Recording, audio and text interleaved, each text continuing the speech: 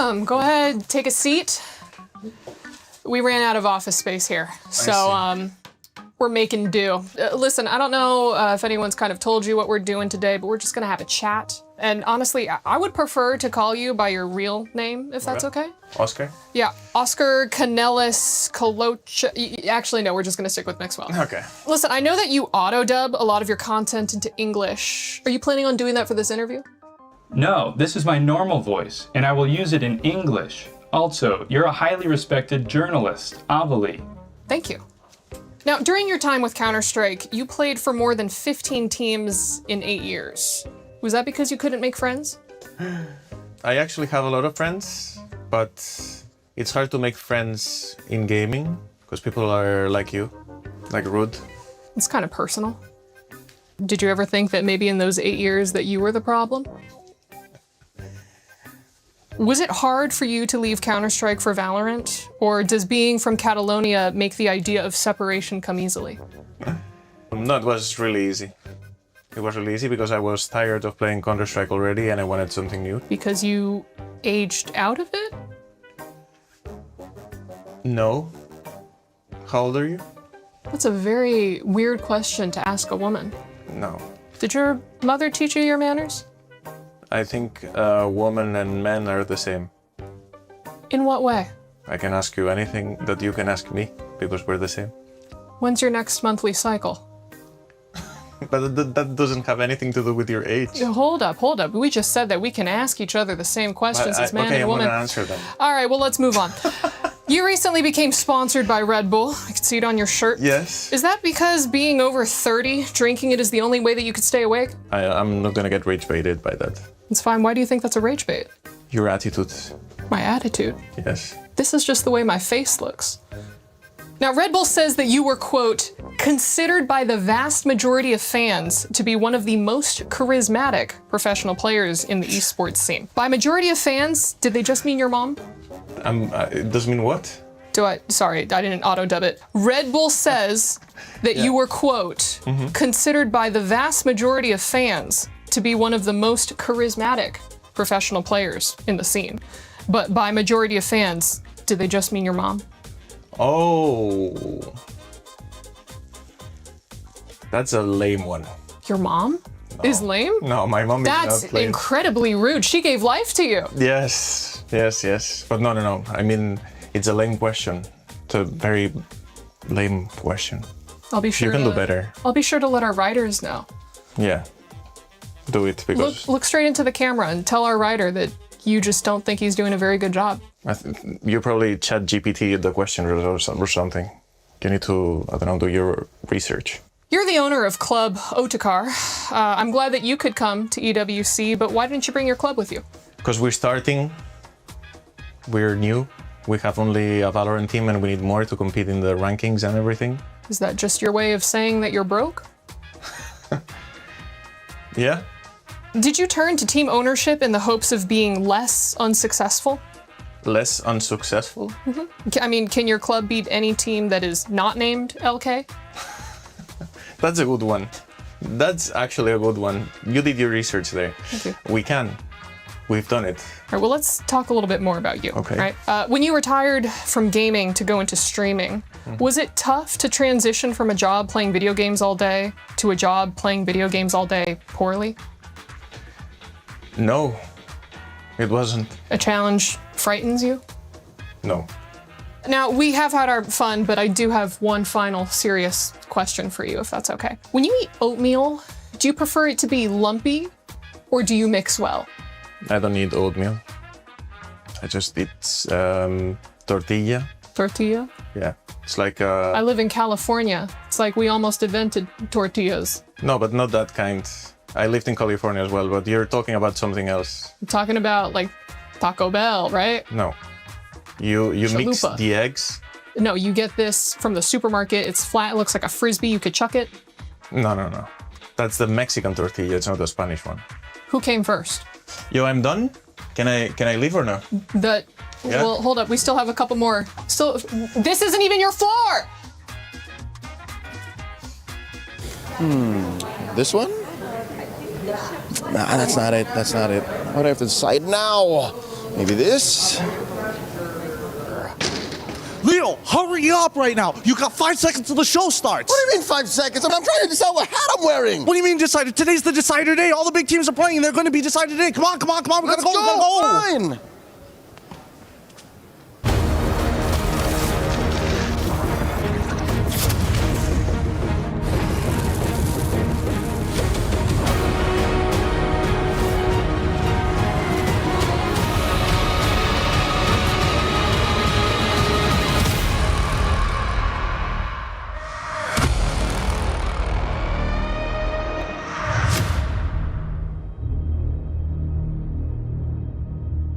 Welcome, ladies and gentlemen, to the Esports World Cup. Today is day 2 of the MWI. Day 2 is something else. Who'd have thunk that the ladies had it in them to bring out these kinds of moments? Gen G versus Vitality. One moment stuck out. Ashley came in for a kick. It was almost perfect. And then she, weirdly enough, dashed a different direction when it was supposed to be a finish this way. Another moment, I think, that's cool is Galaxy Phoenix versus Falcons Vega Mena. It was an almost perfect Fanny entrance, but I think what made that extra cool was the counterplay, where Ling caught a mid-air Fanny with the shifting skies. It's perfect, right? Shifting skies, and then the Sora came in and served up so many kills to... So we're finally up to day 3. 4 more slots in the knockout stage. I'm definitely excited for Na'Vi versus Gen G. This is a dream match. Also, I'm looking forward to Virtus Pro versus Zeta, because Zeta opened strong. So something tells me there's something more to this team. Day 3 is a must-watch, because we're going to be giving the final 4 slots in the knockout stage to those who earn it.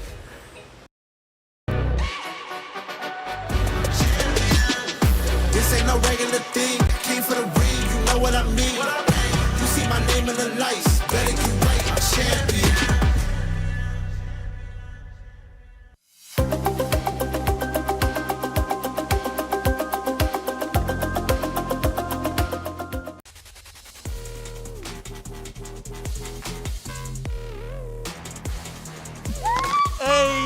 Come on, brother. That's how we do. Let's go.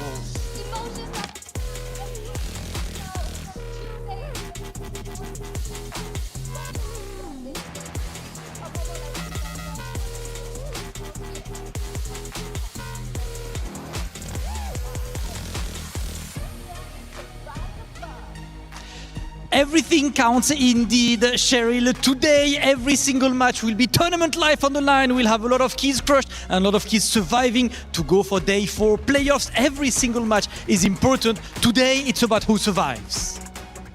The stakes have never been higher, ladies and gentlemen. Of course, you have seen the highest level of play possible here at MWI, and it's only going to get better at this point. $500,000 are up for grabs, and we are about to see eventually who walks away as our EWC26 champion. Ladies and gentlemen, let's get started with day 3 of MWI.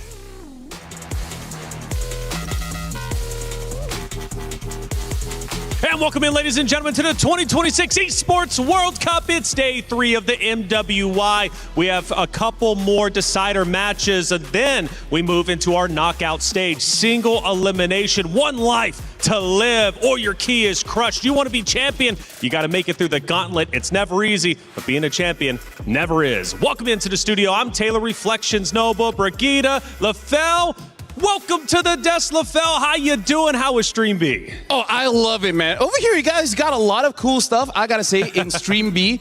Especially yesterday, it was amazing because the ladies played with a lot of heart as well as trust, because every single game went the distance. It went over 20 minutes. Yeah, absolutely. Especially as you consider Stream B to stand for B as the better stream. You started that day 1. I remember that. Day 1, what was up with that, man? Hey, either way, we're now on the same desk. We're bringing it together as a team, and we just watched them, I guess, playing a match over there with the stage host.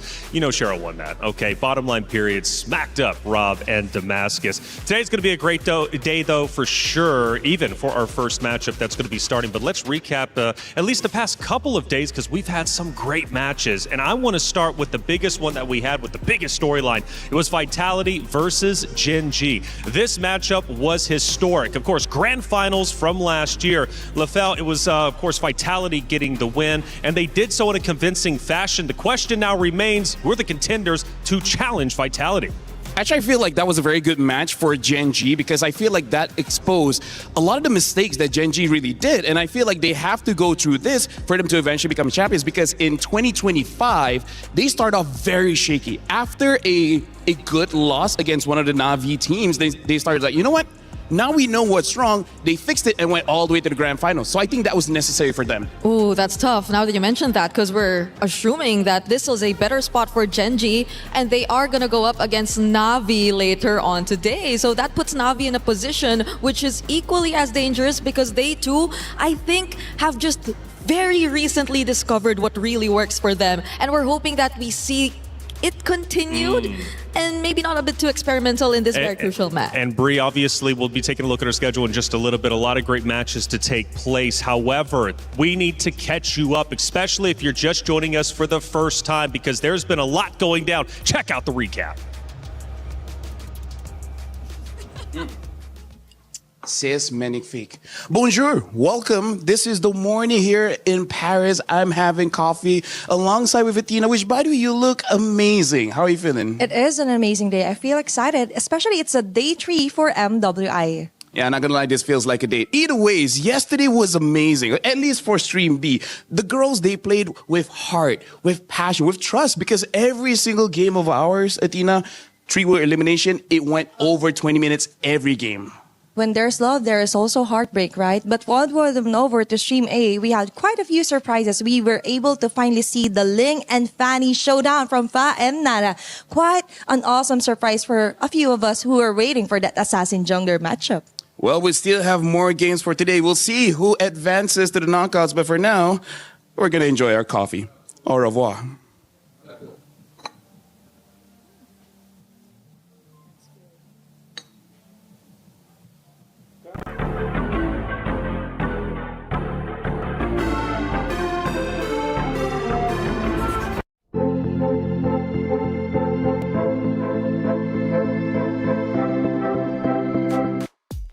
Think you had something on your lip after drinking that coffee. I'm jealous you guys got some coffee. Hopefully, I'll be able to get some in just a little bit. But the energy behind me is getting me lit up regardless. Let's take a look at our schedule. We've got a lot of great matches. Bree, you kind of alluded to it, but these are going to be the first two, and you're specifically interested in Gen G versus Na'Vi. Yep, we still have 2 decider matches, at least on Stream A, because we will have 2 other more also happening simultaneously on Stream B. But for now, it's going to be Twisted Minds alongside Falcons Vega ID and Gen G versus Na'Vi to close it out here on Stream A. Ooh, and Seda returns against VP. Team Falcons Meta versus Foot Esports. There was a lot of hype around Seda and how they were going to be developing the meta. Let's see if they can continue to live. Why do they want to? Well, because there's a lot of money on the line, right? We're talking $500,000 up for grabs, $150,000 going to first place. That money can be highly useful in whatever you would like to spend it on. $500,000, LaFell. MWI is awesome. That is life-changing money. Basically, every single time we've seen champions came out of EWC, a lot has changed for them, but it's all for the positive. They basically reinvest into themselves just to make sure that they can keep qualifying to EWC every single year. Yep, and on top of that, I feel like even finals MVP awards too and prize money is another topic that we aren't really sure who to expect will eventually get that title anyway, because based on the matches so far, I know we've had a day 1 full of 2-0s. Yesterday, we had some of them too, but it was much closer than we thought, especially on Stream B, when there's tournament life that's on the line. Well, Na'Vi, they're going to be playing today, but they also had a chance to play a mini game called True or False. MWI at EWC26 is what you're watching, and now I got 2 special guests with me. I got Ira and Not Ayanami. We're going to be playing a very fun game, True or False. Let's start with our first statement. Chip is Angela's adoptive sibling. 1, 2, 3. False. Ooh, you guys guessed wrong. It's actually true. Freya is known as the Battle Maiden. 1, 2, 3.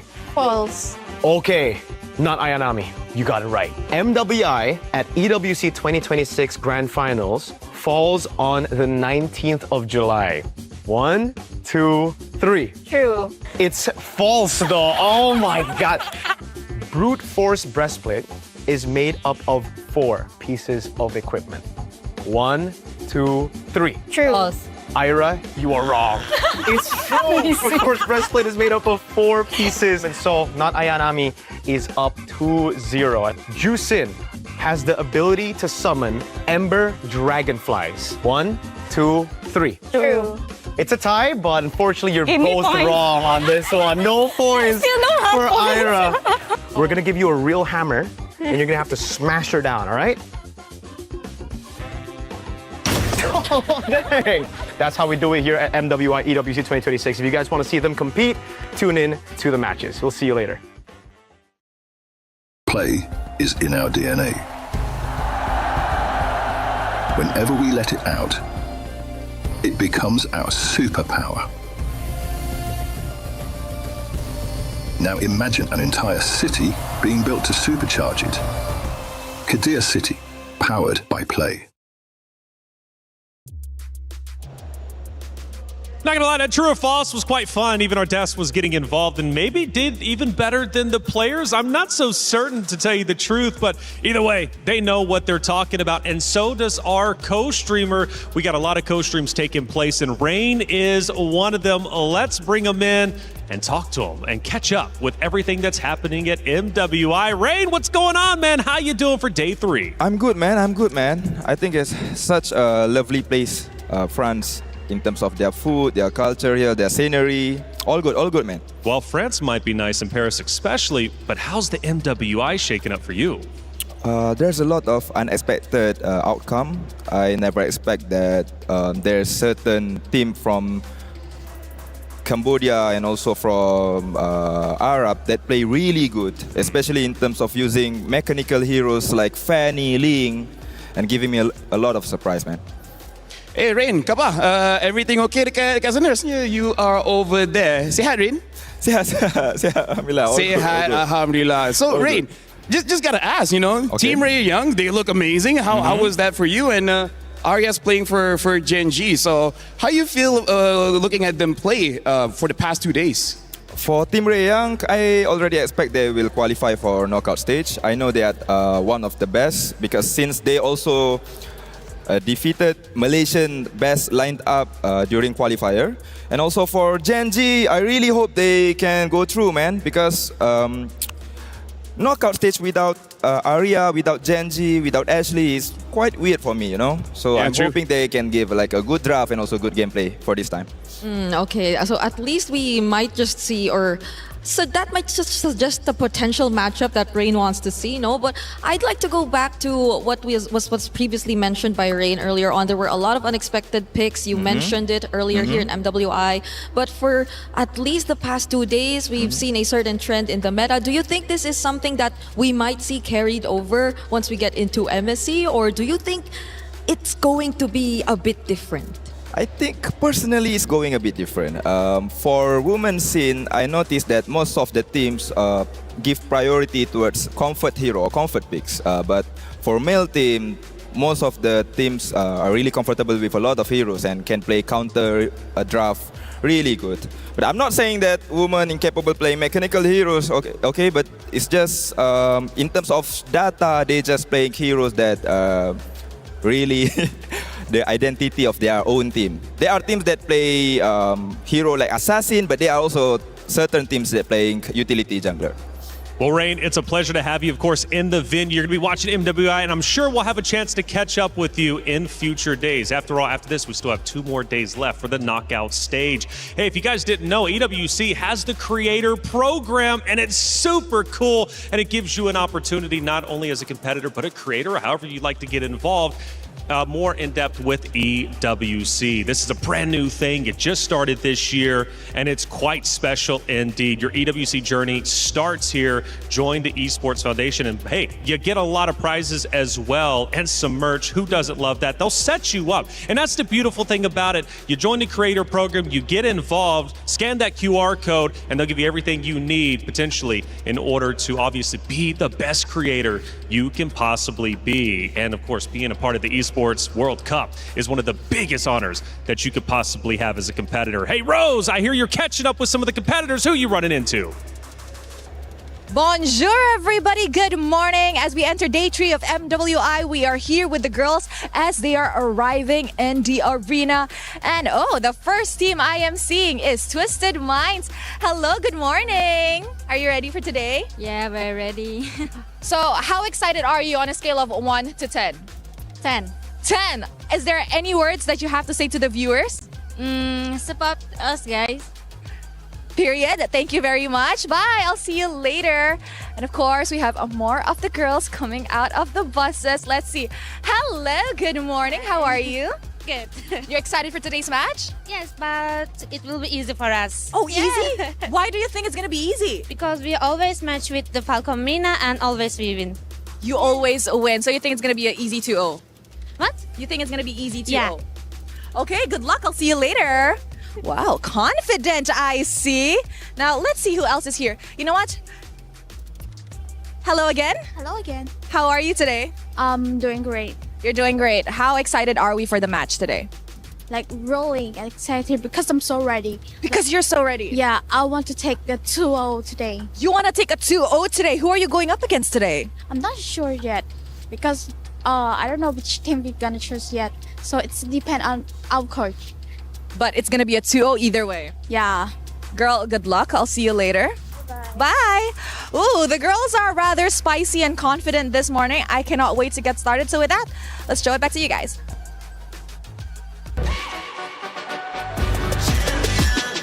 This ain't no regular thing. I came for the ring, you know what I mean. You see my name in the lights, better get right, I'm champion.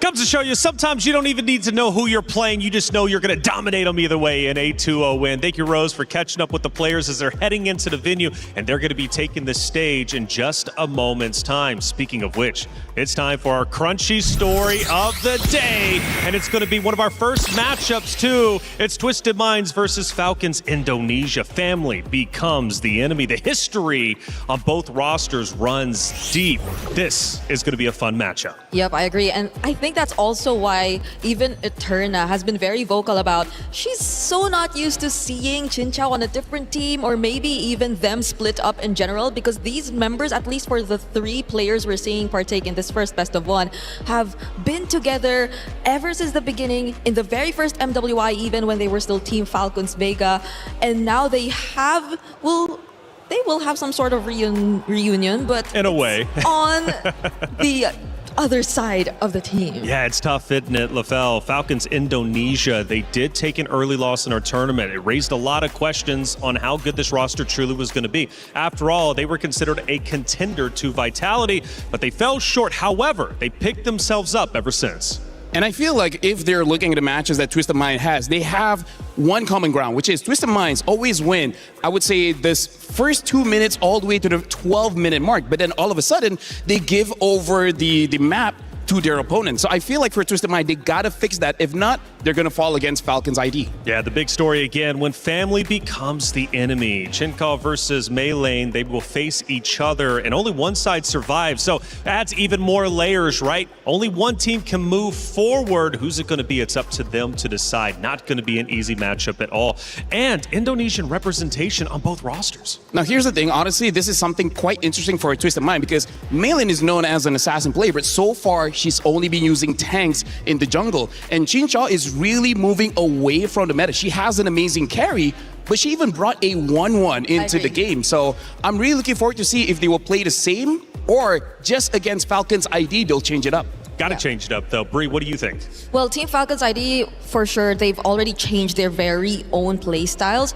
I think in the first day, we got to see them be, I think, a bit more confident with the more high skill ceiling or demanding lineups in terms of execution. But when we saw them come into their second series and simplify things a lot more, that's when execution seemed a lot better for them. That's when they were able to play the better early to mid game. And that's where maybe we see some of the contrast, because if Twisted Minds tend to be shakier towards the mid to late portions of the game, then Twisted Minds or Team Falcons ID, I think, are a team that you should watch out for when it comes to the late game when they get their snowball. And I'm going to add some more layers to that in just a second. But for all of you guys out there, hey, it's Rhino Day. Brand new interactive effect for Rhino Day is available now. Check it out and join the celebration. Get involved. Hey, we got some great stuff coming your way, especially for you MLBB players out there.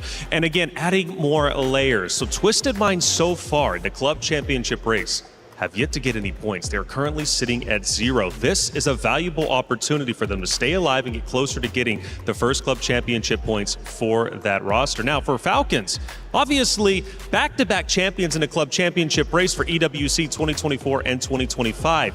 But they're a little bit far down than they probably want to be. So for the club championship race, LaFell, this matchup matters.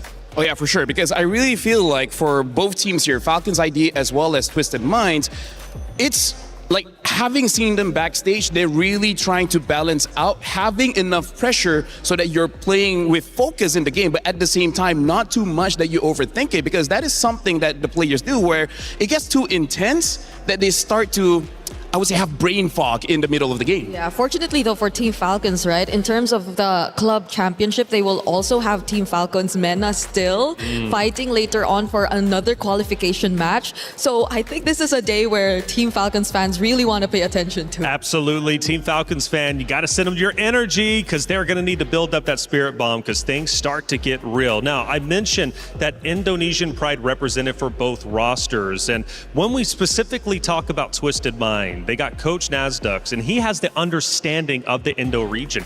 Do you think this is going to be a big buff for Twisted Minds?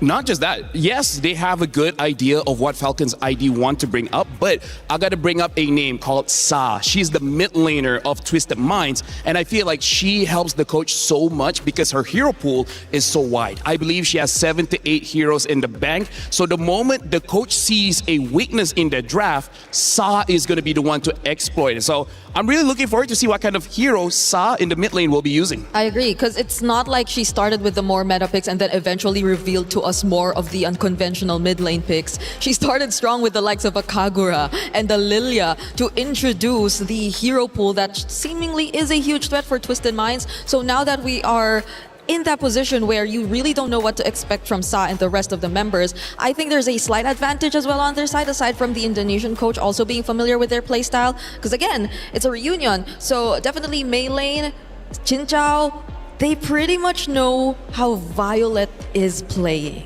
So if Saw's so good, I believe on the opposite side for mid for Falcons will be Livy, if I'm not mistaken. So how does Livy counter Saw? How does Livy pull herself up and outperform Saw in Twisted Minds? Personally, for me, you got to ignore Sa because Sa will try to catch you, but your target should be someone else. I feel like if Livy is able to take out Chincha, that would be a great help for the team because yesterday at the second turtle, usually the gold lane don't join, but Chincha did, and she immediately almost wiped out her opponent. So you got to look for someone else. Don't look for Sa. Sa is going to be too difficult to handle. What about our jungle battle, though? You got Melon going against Zev. It's past versus present, and it is a little bit deeper than just, okay, I'm going to play my opposite jungle competitor. No, because of the history they both have, I feel they're going to give 150%. Yeah, that's the thing. That's why we're interested to see if they're sticking with the heroes that they've used in their previous matches, because if then so, it's going to be a utility versus assassin matchup that's pretty much going to happen. Only unless the Hirara gets open, because I think it's only the Hirara that Mei Lane has considered in the jungle apart from the tanks. But that's also where we have to talk about the stats here because interestingly enough, Hirara after 2 days have only 1 victory. And funny enough, Hanabi is a marksman that rarely gets picked, but so far, at least in Stream B, only has 1 loss. Overall, I think the Hanabi is on a 40% win rate, which is not as bad as you would expect because in context of a tournament, it's really tough to like stack on those win rates in general as a hero. But I think we've seen multiple approaches to how it's being used as well. Like be it an AG Sanabi, just going up against a Harley and making sure that the Aegis keeps you alive from the deadly magic. There are multiple approaches to this, and I think we have yet to explore its full potential. LaFell, this is the most personal matchup we have had yet. Of course, we mentioned Vitality Gen G, granted grand finals last year, but in terms of friendships, pride, formal allegiances, they now clash into this one decider match. How do you prioritize that as a competitor? How do you put that to the wayside and simply focus on the game? That's an amazing question. I got to talk about Chincha because Chincha has been playing since 2021. Now it's 2026. Multiple times she tried to get onto the EWC stage, but was stopped short by Team Vitality. So right now, I really feel like she wants that revenge, and one step at a time, she got to win against Team Falcons. For now, looks like Falcons ID will be first pick, Twisted Minds on the second pick, Dangerous Grass will be the map. Matilda as well as Esmeralda immediately banned out, which I do like. Now the Marcel as well as the Hirara. So this does show that perhaps they just want to fight against a jungler that doesn't want to fight a little bit too early.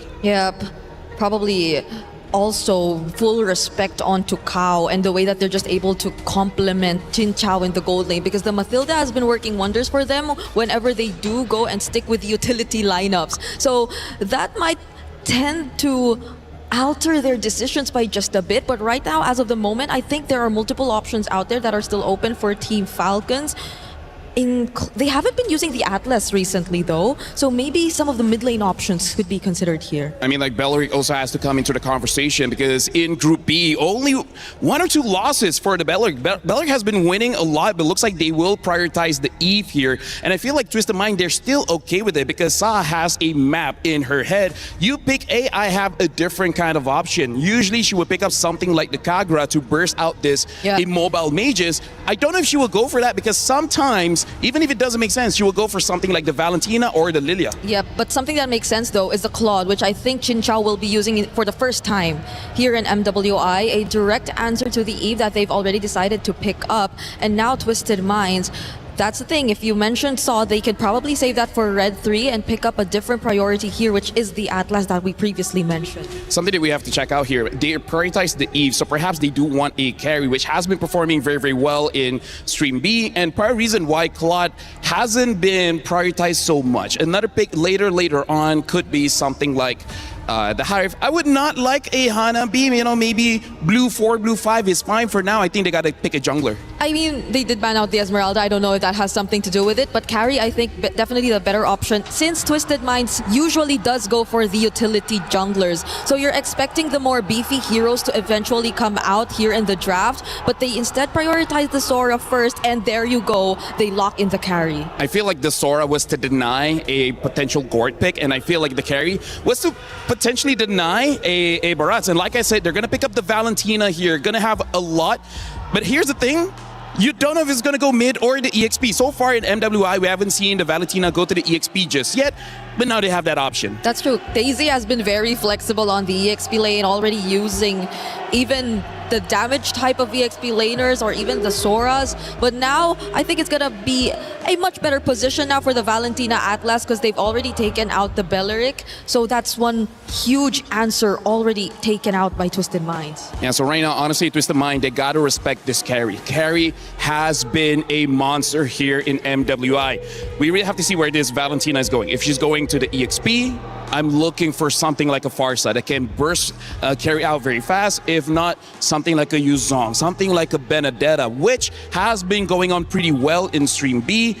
I die, sure, but as long as I take you with me, I'm good with that trade. Yeah, I'm wondering if Twisted Minds are feeling that this is gonna go mid or EXP, and if they want to force it on a specific role, because they're taking their time thinking of what they want to ban here in the second phase. But they're going to focus on the jungle instead.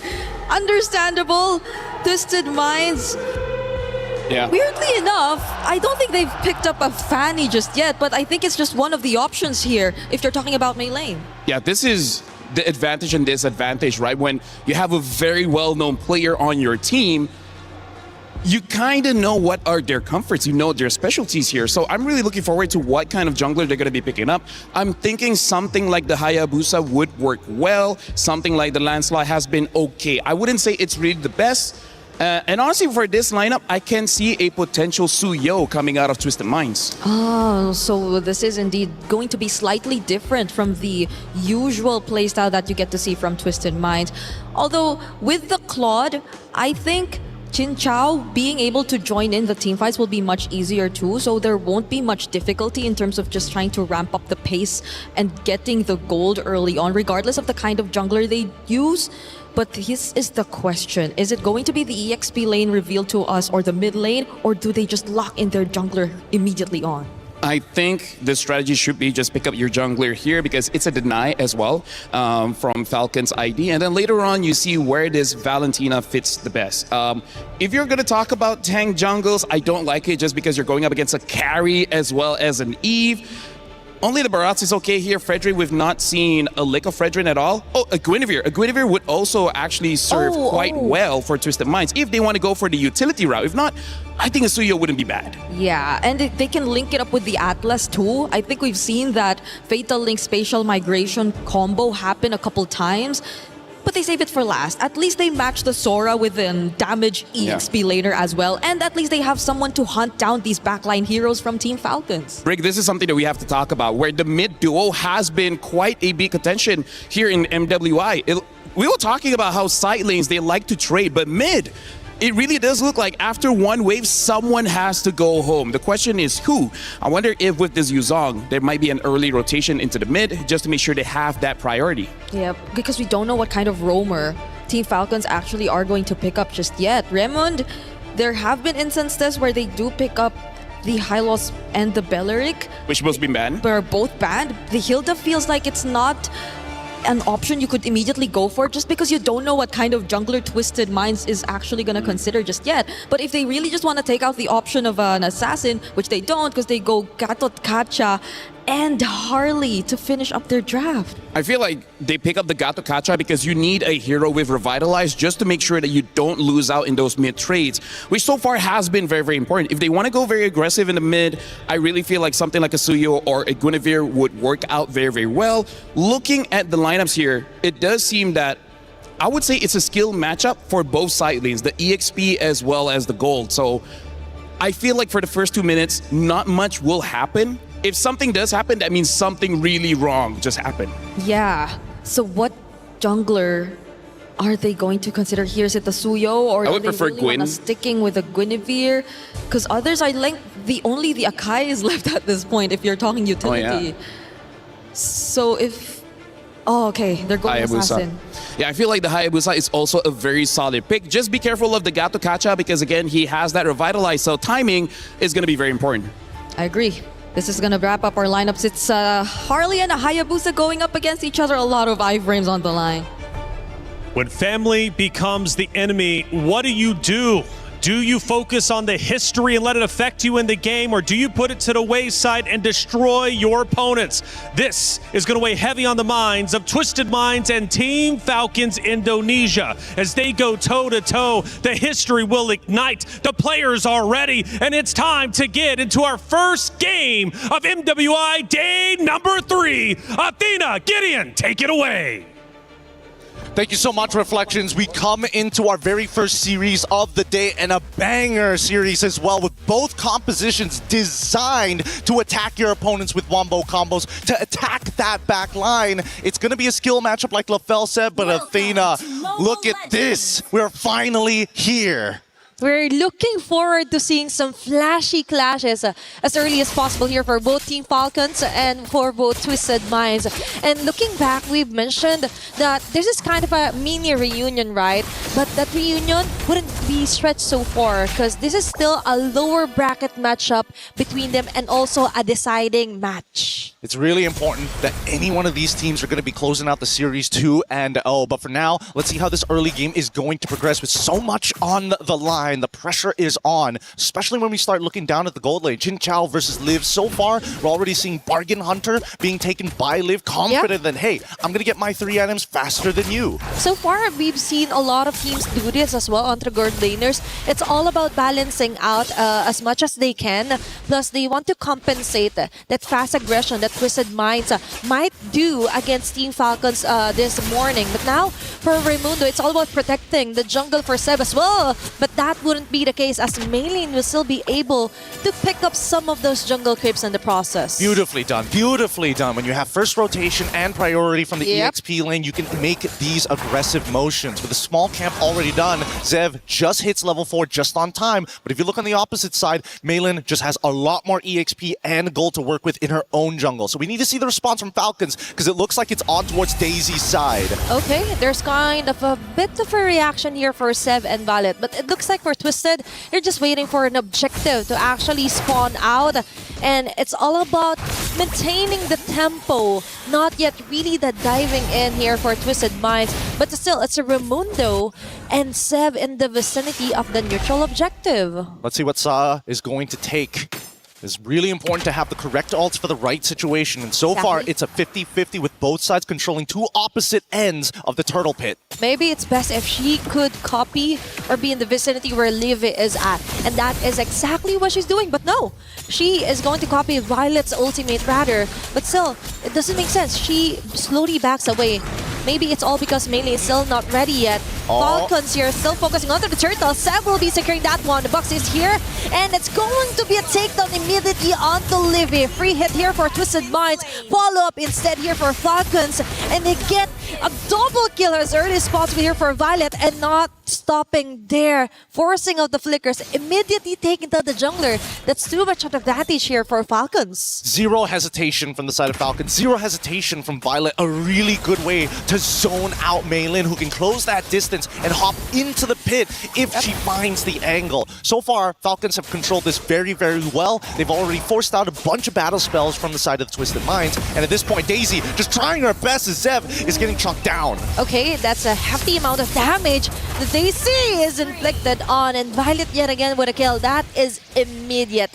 That is immediate annihilation here for Team Falcons, and it's quite looking good. They're preventing the snowball. They're preventing Maylin to actually get those numbers rolling as fast as possible. Now, there are bigger things happening in play. All these early game deaths coming in from Daisy, it's going to start affecting the mid and later stages of the game. Daisy is not going to be so strong enough to be able to one-shot some of the backliners. Zev is probably the only one, but even then, you're going to need that Petrify, which is coming up in 2 seconds. For now, another kill should be happening here. Fatal links into the next, but again, out of position and no control over the goal to support. Okay, that is kind of tricky here for Twisted Minds. There are a lot of mishaps happening around the map. Even AOG committed here for Raimundo. Jin Chao definitely will survive, but at what cost? She is kind of delayed in terms of the XP right now, and even the gold shields has already been kind of staggered over here for Team Falcons. Now, we also have to take notice that Twisted Minds really doesn't have the capability to assert their dominance yet, all because of what Daisy has gone through in terms of the aggression here for Raimundo and as well as Violet. But now they try and level things up here onto the mid lane. How?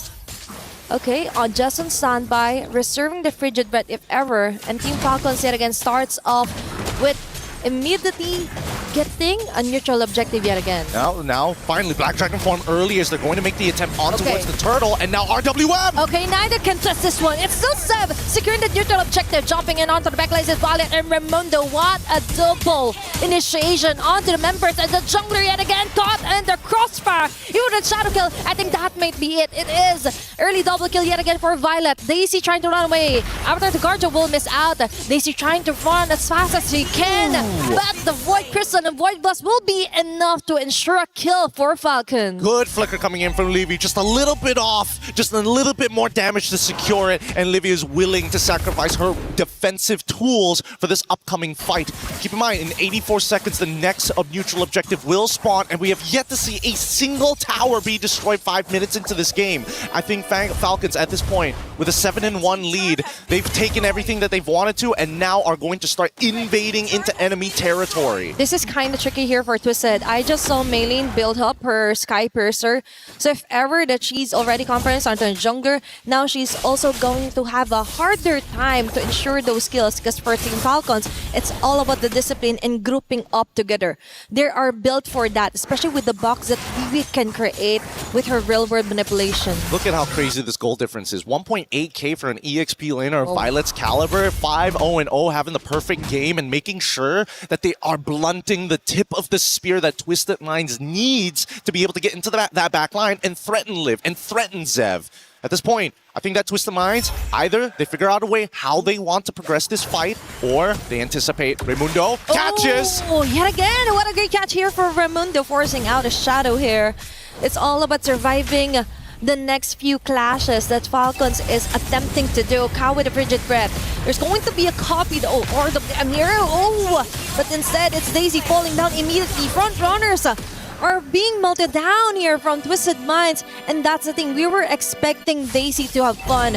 We were expecting her to get access to the back laners for Falcons, but instead, it's Falcons getting easy access to her. Oh! Besides here for Violet, it's Sad trying to run away with a copied version, and instead, it's a turret being taken down. It's Falcons getting most of those advantages. They know. Oh, and Jin Chao gets caught by this. Unfortunately, not enough damage. Really good timing from Jin Chao. So far, out of all the members of Twisted Minds, it seems that Daisy is the most jumpy in these types of situations. Everybody else is just a little bit calmer. I think that's stuck in one more auto attack after that cloud shift. She can almost guarantee herself a double kill underneath that tier 2. But for now, Twisted Minds, they've made 2 back-to-back mistakes here, and so far the pressure is surmounting as Falcons now creating a mountain of gold. 5.9k hovering around that area as Jin Chao cannot deal with just the raw economy of Zev. If earlier it was just a mountain, now it's the Mount Everest they're up against here on the Falcons. He beat a takedown, and all of that fell onto the hands of Zev. That's a 107 onto Hardy. Meanwhile, on the top lane, it's Liv and Raimundo versus 2 members. AOG here just to save her, ensuring a kill as well. A kill is pretty early for Liv with the free hits. Main lane may not be safe anymore. It's Raimundo following up with the taunts. There's going to be the fatal links committed here by Cow, but no, it's Twisted Minds failing to do a trade against Falcons, plus a quick transition and conversion of a kill onto a turret as well. Outplayed by just 2 members, a 3v2 scenario, and somehow it is still in Liv's favor. Getting hit by the Petrify, getting hit by the full combo coming in from Daisy, but not enough to trigger the Shao residue to guarantee the kill. Either ways, Twisted Minds are in very dangerous territory. If we were talking about, well, I would say it's more of a K2 situation rather than a Mount Everest. Once we get to 10k, that's when it's Mount Everest. People are gonna die going on the way to the peak. And that's the thing. Daisy is dying out here, all because of that early double or back-to-back takedowns onto the early phasing of her game. Now, I do believe that even though they got this skills or skits that they could contest this Lord, it will be better if they just leave things be and prevent the next casualty from happening. But Zev won't relax at all. Cow on the other hand with a clutch frigid breath. BMI, Zev is attempting to isolate the members of her Twisted Minds. A chase down in a Petrify play out to Zev. She will be able to escape. Okay, there's going to be a deadly magic here. Okay, she's trying to run away. Zev's out. Violet's gonna cover as well. Oh, wow! It's the escape of a lifetime. The magic trick works, and now the whole team is out of position as they're looking to crack open inhibitors. That worked wonders here for Zev. And that is how you caught their attention here. What a great move here. Very seamless transition for Violet as well.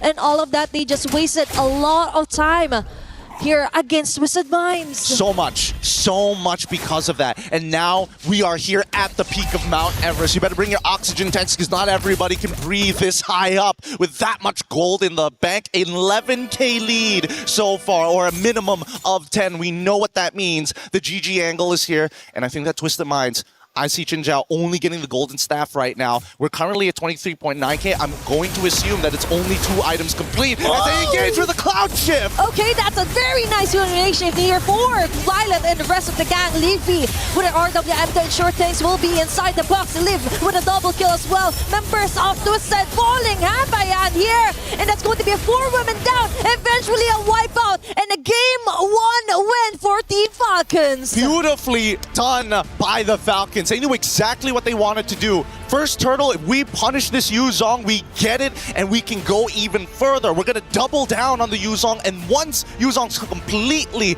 out of relevancy, we move down and slow down the Claude. That is how you slowly choke out your opponents.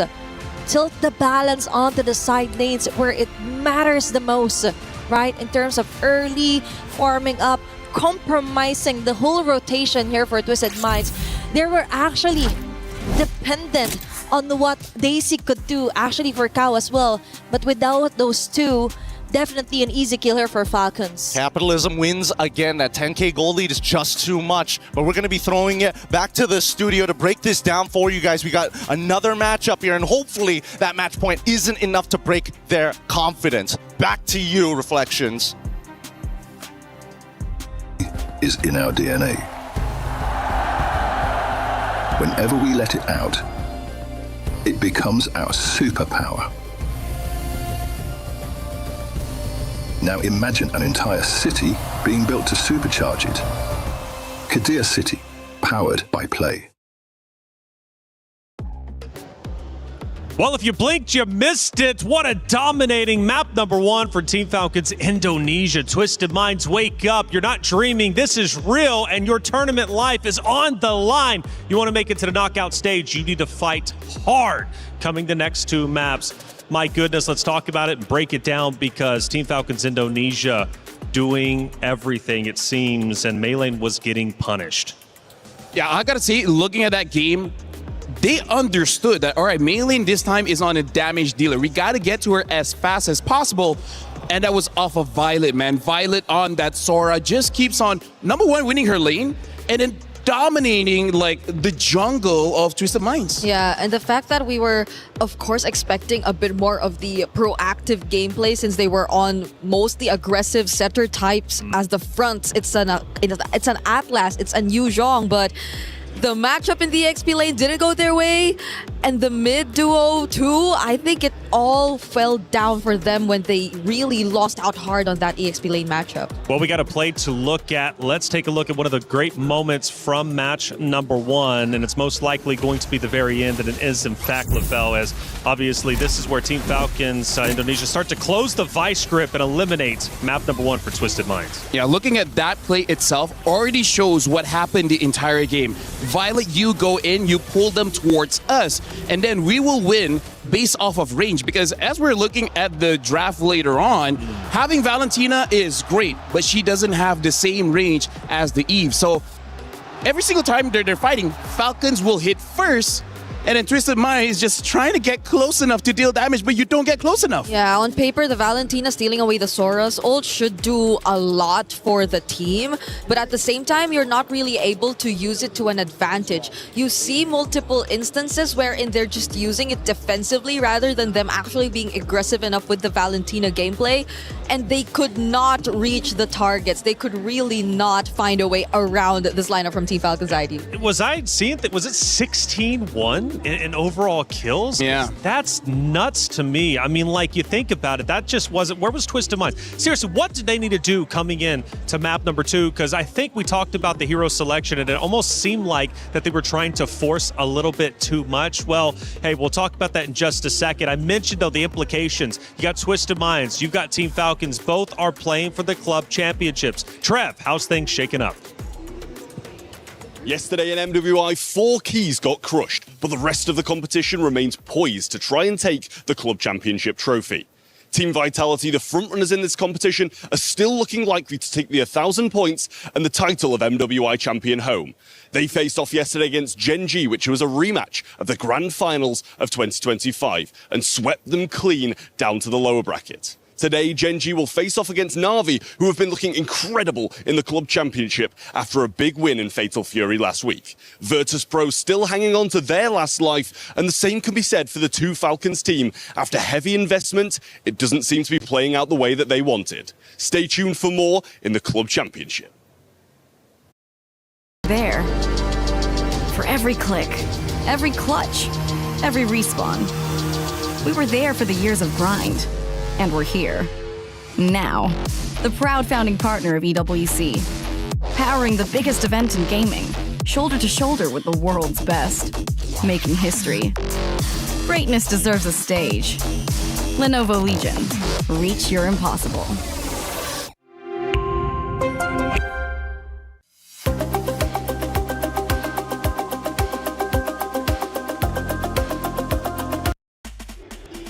Well, Trev mentioned it. For some of these orgs, it's a heavy investment into the games that their competitors are playing. This is no different, right? Twisted Minds, Team Falcons, both tried to gain the club championship points. And for Twisted Minds, again, they currently sit at 0. Twisted Minds need to stay alive here for the hopes of a Twisted Minds club championship race moving forward. It's only week 2, it's early, but you fall too far behind, you'll just simply never catch up. Now, going back to the hero discussion, you mentioned something that I found quite interesting. For some of the hero picks, you mentioned it was an expression of skill. Yes, honestly, coming in from both teams, this is one of those high-risk, high-rewards kind of draft where if you die 2 times, that's it. That's the end of the game, because this is a very punishing meta now that the jungle gives more gold. Because what happened in that game was Falcons ID won so much that Twisted Minds could not farm up so that they didn't have the item. So it was like trying to chop down a tree with nail clippers. You will never have enough damage to do anything against Falcons ID. That will take some time if you do it with nail clippers. But that's, I think, also on top of the fact that we felt a bit more of an adjustment from Twisted Minds, because we're more used to seeing them play the utility type of approach. But I think Falcons ID just did their homework so well too. The Mathilda ban hurt them so much in a sense that it kind of made them hesitant to just prioritize their utility jungler overall. And at the same time, them picking it for last, resorting to an assassin, and having to also pay attention to Chin Chao, I think they had to do some certain significant adjustments from their end.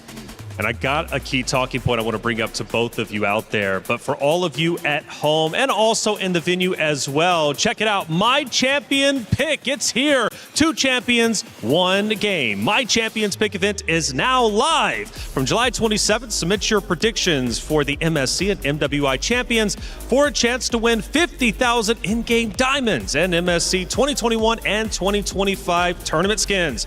Don't forget to leave your picks under at MLBB Esports for even more chances to win. Lock in your champions now and cheer for your favorite teams. My Champion Pick now live. Get involved. It's some good stuff coming your way. Now, again, going back to the hero selection, again, it was a bit drastic.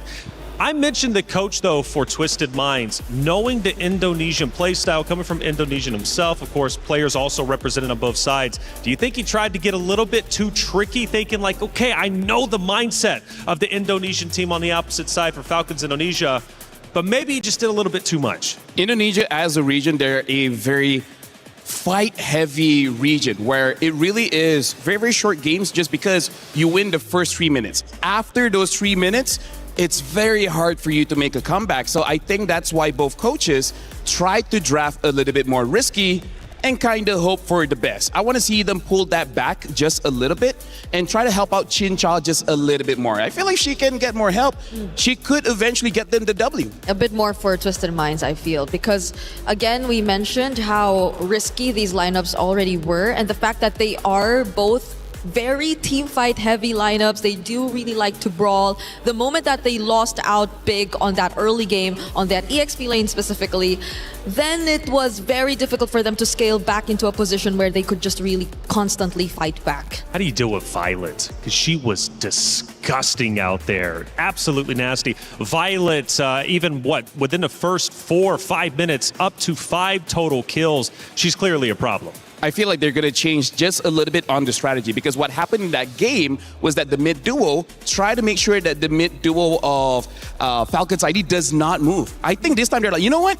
let's help out the EXP lane. How about 3 people go there? How about 4 people go there? If they can shut down Violet early, maybe the game would have looked different. Yeah, maybe give the more Sa type of heroes that would just really catch them off guard. Have more range and have more range, movement around the map, because with the Valentina, range given, it's not so good as the other mid lane picks out there, but I think also movement really restricted because she really wasn't able to get the advantage in the mid lane up against the counterpart, up against the Eve. My biggest concern though for Twisted Minds, they lost that so quickly.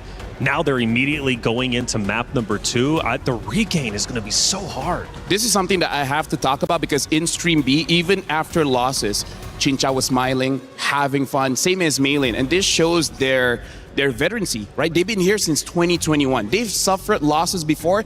They know how to recover. And looks like part of that recovery is banning out that Sora. So quite unorthodox. We haven't seen a Sora ban for quite a while. Speaking of, Twisted Mind is going to be the first pick, and then Falcons ID on the second one. They're playing Flying Clouds for this one. Sora as well as Atlas banned out. But you know, Sora was also used by Daisy on Twisted Minds, and she had a phenomenal job with it. So wouldn't you think maybe, even though banning it out is a bit risky, why not try to risk the fact that you might be able to get Sora yourself? I doubt that they'd prioritize it for first pick though, so there will be a greater chance that Team Falcons ID will get their hands on it all over again if they don't take it out here, because they prioritize it the same even knowing that the Valentina's open in game number 1. The other possible answer might be this time, maybe Daisy has to go for a tank, like a proper tank, so that you can actually have an assassin in the jungle. Because again, the EXP needed farm, right? The mid needed farm, jungle needed farm, gold needed farm. So losing 1,000 gold kind of feels like losing 10,000 gold. And because they went with an Atlas, which is a setter type, which is more like a bruiser rather than someone who could... Less of a bruiser rather than someone who could just keep standing in front of your way. He doesn't slow down their rotation. No, if he tries, he'll die. Yeah, so that's why I think there has to be some adjustments, because the EXP and the Roamer definitely are the anchors of the team if they just really want to spread out the gold that way. And by the way, you mentioned over on Stream B, they were smiling after a loss. I just saw a smile there. So Twisted Minds is coming back into this. They're feeling good. They are not fazed by that early loss. Because I feel like they understood why they lost, right? Like that's part of the reason why they're still okay. It's like, it's something you can solve. It's not something that they're too strong. It was just our mistake. Yeah. So now the Marcel gets open. Oh, Marcel. Okay. This is gonna change things quite a bit because we barely see it open here in Stream A. But the fact that Falcons ID have already secured the carry yet again, I feel like this is gonna be a staple in their lineup up against Twisted Minds. And now you might want to think twice about what the option in the jungle is going to be again. Brigitte, I really feel like carry is going to be a big priority in MWI, maybe even MSC, because carry counters so many meta picks right now in the EXP as well in the jungle, where before this, we hope for Gord to be that tank killer. Now the job goes back to carry, which, you know, is why she was designed the way she was designed. Yep. Oh, the Paquito gets picked up. So Twisted Minds are still going for a... This is going to be Esme. Okay, this is going to be Esmeralda fighting against Paquito, wins the lane, as well as the counter is not there anymore. I don't see why not pick up an Esmeralda here. Yeah, at least for Twisted Minds, though, they revert to something that's more common to them. It's the utility lineup and a damage EXP. So maybe, just maybe, Daisy gets a bit more comfortable here. But again, the presence and possibility of a direct counter to her lane. That's what we have to watch out for here in Red 3. Does Falcons ID do finally pick it up? Or do they just really want to play confident and show us something else? Yeah, I feel like the correct answer is going to be Esmeralda, but hey, like you said, maybe they want to go for a very different direction because maybe they want to pick up the jungler now before it gets banned out. So yes, they do pick up the Esmeralda. So now let's talk about what Twisted Minds really need. They have burst, they have crowd control, now they need consistent amount of damage. Something that Chinchao used before was the 1-1, but I do not think that will be a very good pick here. Yeah, I think on paper you would want to go for the Claude since you already have to answer the Eve, not directly winning against the carry, but that's pretty much a given considering the way the meta works right now. And you need a bit more of shred and DPS, as you mentioned, because you have an Esmeralda on the other side. Yeah, and now look at this. They're batting out the shred. They're batting out the Gord. So this Esmeralda will eventually become a very big problem because even though the Claude builds Demon Hunter Sword, it's going to take some time for you to take out the shields of Esmeralda, especially because you have a Paquito, you have an Akai. They're going to give shields over to this. In fact, even a Marcel, right? Every member of Twisted Mind has a shield that Esmeralda can absorb. So the likes of a Claude might not have enough damage to even break the shield. How deep can Sa's hero pool go to? Because we've seen like attempts to even use a Lunox to answer against these kinds of tanky heroes, but does she have it in her pool, and will she be comfortable enough to play it? Arguably so, though. I think she will have enough space. She's paired up with a Marcel. They also have the Akai on their side. She will have the brilliance to temporarily keep herself safe. But range might be another issue for Twisted Minds if they do decide to go for the Lunox route. I've seen a Lunox in Group B, but that's from Foot Esports playing it in the gold lane. Sorry, not Foot. MIB are lost. Oh, yeah. Yeah, so now, are they going to fully commit on banning out catch heroes like the Cho as well? Oh. The Kimi gets banned. I was thinking of the Kimi as well. Not an amazing pick against the Eve, but if you commit to maybe second item Sky Piercer after 3 stacks, you should have enough damage to deal with the Esmeralda. But I wonder if the Kaja was banned out here because we're already assuming it's an Akai jungle. Part of the strength of Kaja. Remember how game number 1, Falcons completely control the jungle? Yeah. Kaja is amazing at that. You know, the passive as well as the basic attack can steal many camps away. Oh, yeah. And again, there's a carry. Cho is a good partner with carry, same as Kalia, same as Kaja. Anyone that can catch, carry's happy with them. That's true. That's why they probably took a bunch of the pick-off-centric roamers out. They don't reveal to us the roamer just yet, though. They go ahead with the Harley. That's a lot of magic damage we're starting to see from Falcon's ID. I feel like Harif will have enough burst, actually, and ironically enough, to deal with Esme, but again, it's so risky. But that's the problem right now. Every single pick for Twisted Mind is pretty risky, so they still go with the Claude. They're going to try to roll with this again. The mid is going to be the most important one. You need some kind of burst so that your early game is not as difficult compared to game number 1, because again, this is tournament life. Yeah. Lose here, you're gonna go home. Someone who's not as easily caught, someone who can probably also kite because you're expected to run around a lot of times. It's a Harley, it's an Esmeralda in your face, apart from the fact that you have to deal with the range from the Eve. So Sa is really taking her time thinking about this, but she will default back into her Kagura. Because I asked her in an interview, your Kagura was amazing. Do you feel anyone else will use the Kagura? And she's like, maybe, but I'm the best. I'm the best Kagura. So I feel like this is do or die. This is her telling her coach, I don't care if it's not good on paper, I want to use my best hero. Yeah, and maybe just be very specific with your targets too, because the Kagura, once it's actually farmed up, can deal decent amounts of damage, especially to the likes of the Harley and the carry altogether. So maybe they will just really try to focus fire majority of their burst damage onto one. We also don't know what the Paquito is actually going to try to build from this point onwards. So that can be another layer to the burst damage that we're expecting from Twisted Minds. But Falcon's ID, the roamer, is it a Cho? I feel like a glue will be fine here. They don't have the damage profile to take down a glue. But looks like they're going to go for the Hilda. So the Hilda is just to match the Marcel. We're going to have a woman-on-woman defense, making sure that the Marcel is always marked. I got to say, Brigida, looking at Twisted Mind, they're drafting like their life depended on it. And now Falcon's ID, they're trying their best to counter every single pick of Twisted Minds. But will it pay off? That's the question. For Team Falcons Indonesia, they struck hard in map number 1, and Twisted Minds are forced to come back to protect their heart in the tournament. The key, will it get crushed after this map, or will we go the distance to a map number 3? It's up to them to decide. Athena, Gideon, let's get it started. Thanks so much, Reflections. Also, big ups to both of Fel as well, breaking it down perfectly. So far, this game is really going to boil down to how those first couple of minutes is going to go. Because, man, Team Falcons with a draft like that, trying to cover every single position is kind of wild. It looked like a chess match, actually. Answering each and every move. that we've seen Twisted Mind try and take.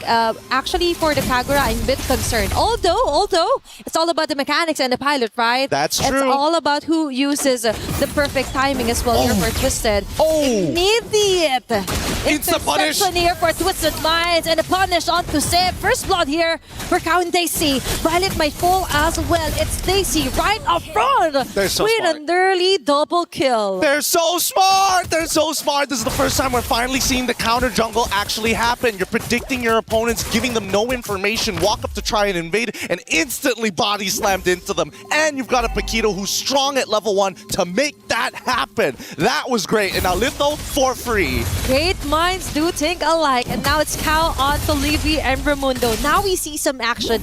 Now we see the countermeasure that Twisted Minds change from game 1, now reflecting heavily onto game 2. So good. So very, very good. This is the best start possible that we can see from Twisted Minds' side. However, it's not over just yet. Just because First Blood was given over doesn't necessarily mean that the entire game is over. It's just going to be a little tough for Zev to come back into it. And I think Violet, unfortunately, just does not have the base stats to contest with Paquito until first items are purchased. Yeah, and it's actually one of the analyses earlier onto giving Daisy a hero that could actually withstand and do some action. And now it's up to main lane to actually try and bear some of the responsibility to setting up bigger and better team fights here for Twisted Minds. And now onto the top lane is going to be Chin Chow yet again being targeted. There's Sev onto the side lanes. Very nice BMI out here just to disengage. Yeah, they didn't see the BMI, unfortunately. They could have waited just a little bit longer just in case it times out and see whether the mistake was going to be made. But with the Deadly Magic already gone and information on where Zev is, this should be a pretty free turtle as Raimundo opens up the map to see Kao. Okay, Violet is there as well. They're still waiting for that big square, that big RWM that TV might do, but instead they just focus on trying to level things up here for Twisted, not giving them any more kills than necessary. Oh man, the turtle already slain and Zev in position to try to make another attack and another attempt on that top side. Mid gets attacked instead as Twisted Minds are sending the reinforcements. Okay, now they react. It's Chin Chow yet again being left defenseless. Even the Deadly Magic committed. BMI just enough of a shield to get back and survive. And now it's Cow living some of those frame moments with a chucking shot, but all is still good. No kills yet, just yet here for Team Falcons. Yep, and now they're going to take their time as Twisted Minds know that they have enough of a lead to start stealing away some spare change from Falcons. In this case, one of the small camps, Zev just has to watch. Okay, it's all about maintaining their tempo as well. Main lane committing the heavy spin. Raimundo will be falling down. What a smooth transition for game 2 here for Twisted. Yeah, Raimundo, a little should be careful here because at this point, Twisted Minds, they don't mind just ripping the ult. They don't mind just finding even more picks. They already have the lead. They're not going to play from behind. They're showing that they have enough dominance to play ahead. Can Zev steal this away in time? Zev does not have retribution just yet. Okay, she's just rushing through everything. And it looks like it's still main lane here. Possible punish? Me. Okay, onto the top lane. They go for the counter punish. Raimundo onto the back, targeting Cow. It's it again, going in with the golden orb, but no one is caught here onto the side of Team Falcons. But yet again, what a great answer. Trying to push back a little against Twisted. A slight adaptation. Oh, the ENG overturn connects, and now the Blazing Duet in the back line! Chin Chow does a great job to committing a damage, but still isn't enough to actually turn it into a kill. Now, across the map, there was also an attempt here for Team Falcons, but unfortunately, though, it doesn't succeed. It doesn't still equate onto any kills. 4 minutes into the game, and they still haven't found the right rhythm yet. Maybe here under the turtle, they will. It's all about adaptation. Now Violet trying to maintain as much pressure as possible to create that space. Sa needs to clear that midway before they get it, and now the fight starts to begin! Oh, now it's Raimundo forcing out Daisy. Misposition here for Twisted Mind. Still, it's Sa follow up closely with the Thrasho and Samey umbrellas being thrown all over the bush. Neutral objective still up. They might not reset this one as Twisted continues their dominance here onto the top lane. Raimundo and the rest of Team Falcons will disengage and not contest the turtle anymore. Sa, and again with Yin yung overturn, Liv trying to run away. Golden Aura as well, looking for the side steps just to try and survive. And she will not, even with the flying clouds, still isn't enough time to actually help her. Very nicely played. So far, Twisted Minds are coming out of this with 0 deaths. The kill score is 4-0. Falcons have yet to find something against them. However, the lead isn't running away just yet. Yep. Despite what happened in the early game, Zev is still trying to make plays across the map. Now getting caught. Is this going to be a death? Okay, it's going to be the magic trick here. Trying to run away, but it looks like there is no way out but to go down here for Sev. I mean, they made the attempt, right? Try to clear up the wave really, really fast so that Violet has a little bit of time to kind of maintain control, or could have gone to roam had that wave been completely destroyed. But at this point, Zev is getting targeted hard by Twisted Minds. They are not letting this transition into the mid game go to waste like in game 1. Okay, now they're finally maximizing what their composition is made for, right? Immediate turnarounds. And it's all about delaying things up here for Team Falcons. Now they're trying to find a way. Does Hamo let Liv farm up as much as he can? But for Twisted Minds, they just did a really great job until finally getting an answer back for Daisy here, especially for that the wonderful whip. And so far, it's been doing wonders. Oh, another Yin reaction with a Sky Piercer on top of it. Sa finds the pick of a lifetime, and Zev continues to get punished. That is just messy here for Team Falcons. An early 0-3 onto your jungler, and now it's Twisted Minds written all over the map. Even Liv will have a hard time trying to find the right lanes to stay and farm up as much as he can. Yeah, the worst possible outcomes have already come true. Jin Xiao just needs to scale because Sa and Daisy are strong enough to take out Zev and Liv if they are exposed to the enemy. Now, Twisted Minds going to take their time with this. I think they want to extend this lead even further. They didn't bother invading the orange buff, but they just want the turtle first. It seems like they're not going to overextend. They're playing it by the book. Very textbook plays. Okay, it's all about maintaining composure here also for Twisted Minds. And we do like that they don't do this flashy, unnecessary movements across the map unless it's really necessary. All about clearing up the lanes, not letting any lane turret being destroyed here for Team Falcons. And Daisy, she is confident enough that she could hold over on the 2 members, even forcing out some of the poker tricks here for Sev. And for Twisted Minds, if ever they committed, they were ready for any rumble. They were ready for battle immediately. It's a gradual climb at this point. 4.5 is starting to come into dangerous territory for the Falcons. They have yet to find anything. Not a single kill on this game. Not a single turret on the map. Yet they understand one thing. We can scale. We just need to hit our item power spikes. How do we stop the bleeding as they now try to intercept this dive? Okay, now they put some pressure onto Ramundo. Heavy spin will miss out most of the heroes here for Team Falcons. But now Livy is trying to find a way to alleviate some of those pressure. But it's going to be at cost of her own life. Jin Xiao and the rest of the members of Twisted Minds still got a better trade onto that one. And now they continue. They try to press the advantage here. Falcons tried. They finally get a kill back. Unfortunately for Livy, it did cost her absolutely everything. Last tier 1 turret here on the bottom side finally destroyed. Mid needs to be cracked wide open before Twisted Minds can accelerate this game any further. They're just limited by the structures that Falcon continuously tried to defend. And also because of Twisted Minds, the change and the momentum they're facing as well. And Sa finally getting her hands on the hero she's most comfortable with, right? She's doing a great job onto checking each and every bush, preventing what happened onto game number 1 with Sev just targeting all over again onto their core damage dealers. Vision is everything here for Twisted Minds. It is, and right now Daisy holding a very powerful position, but Violet's going to expose it first. I see a Genius Wand being purchased. Pretty greedy here, considering everything that's already happened in the early stages of the game. And I would have imagined, at least with the composition that they have, shredding that MR is vital for Violet and Livy. At this point of time, there should be an attack from the Falcons, but it seems like they don't have enough manpower or the resources. They will find one in Kao as the Lord goes into the hands of Twisted Minds. It's all about the baby steps here for Team Falcons. Taking those small steps might matter later on as long as they don't get full-on annihilated here by Twisted Minds. And somehow, Sev is still doing a great job onto somehow balancing out the longer lanes here against Twisted Minds and preventing that macro falling onto the hands here for Chinchao and the rest of the gang. Lord will be marching onto the top lane. Twisted Minds trying to find another person to actually take down here. But for Falcons, it's all about clearing up, making it safer, and Sa being inflicted a lot of damage here, but still will survive. Still survives, and now we see the Falcons again maintaining these waves really, really well. Twisted Minds really lost a lot of confidence once Kao ended up going down. They didn't have their dedicated man, person, woman to walk into these bushes and absorb that kind of deadly damage that we're expecting from the Falcons side. Actually, let's pull up the item list before. Zev should not die here.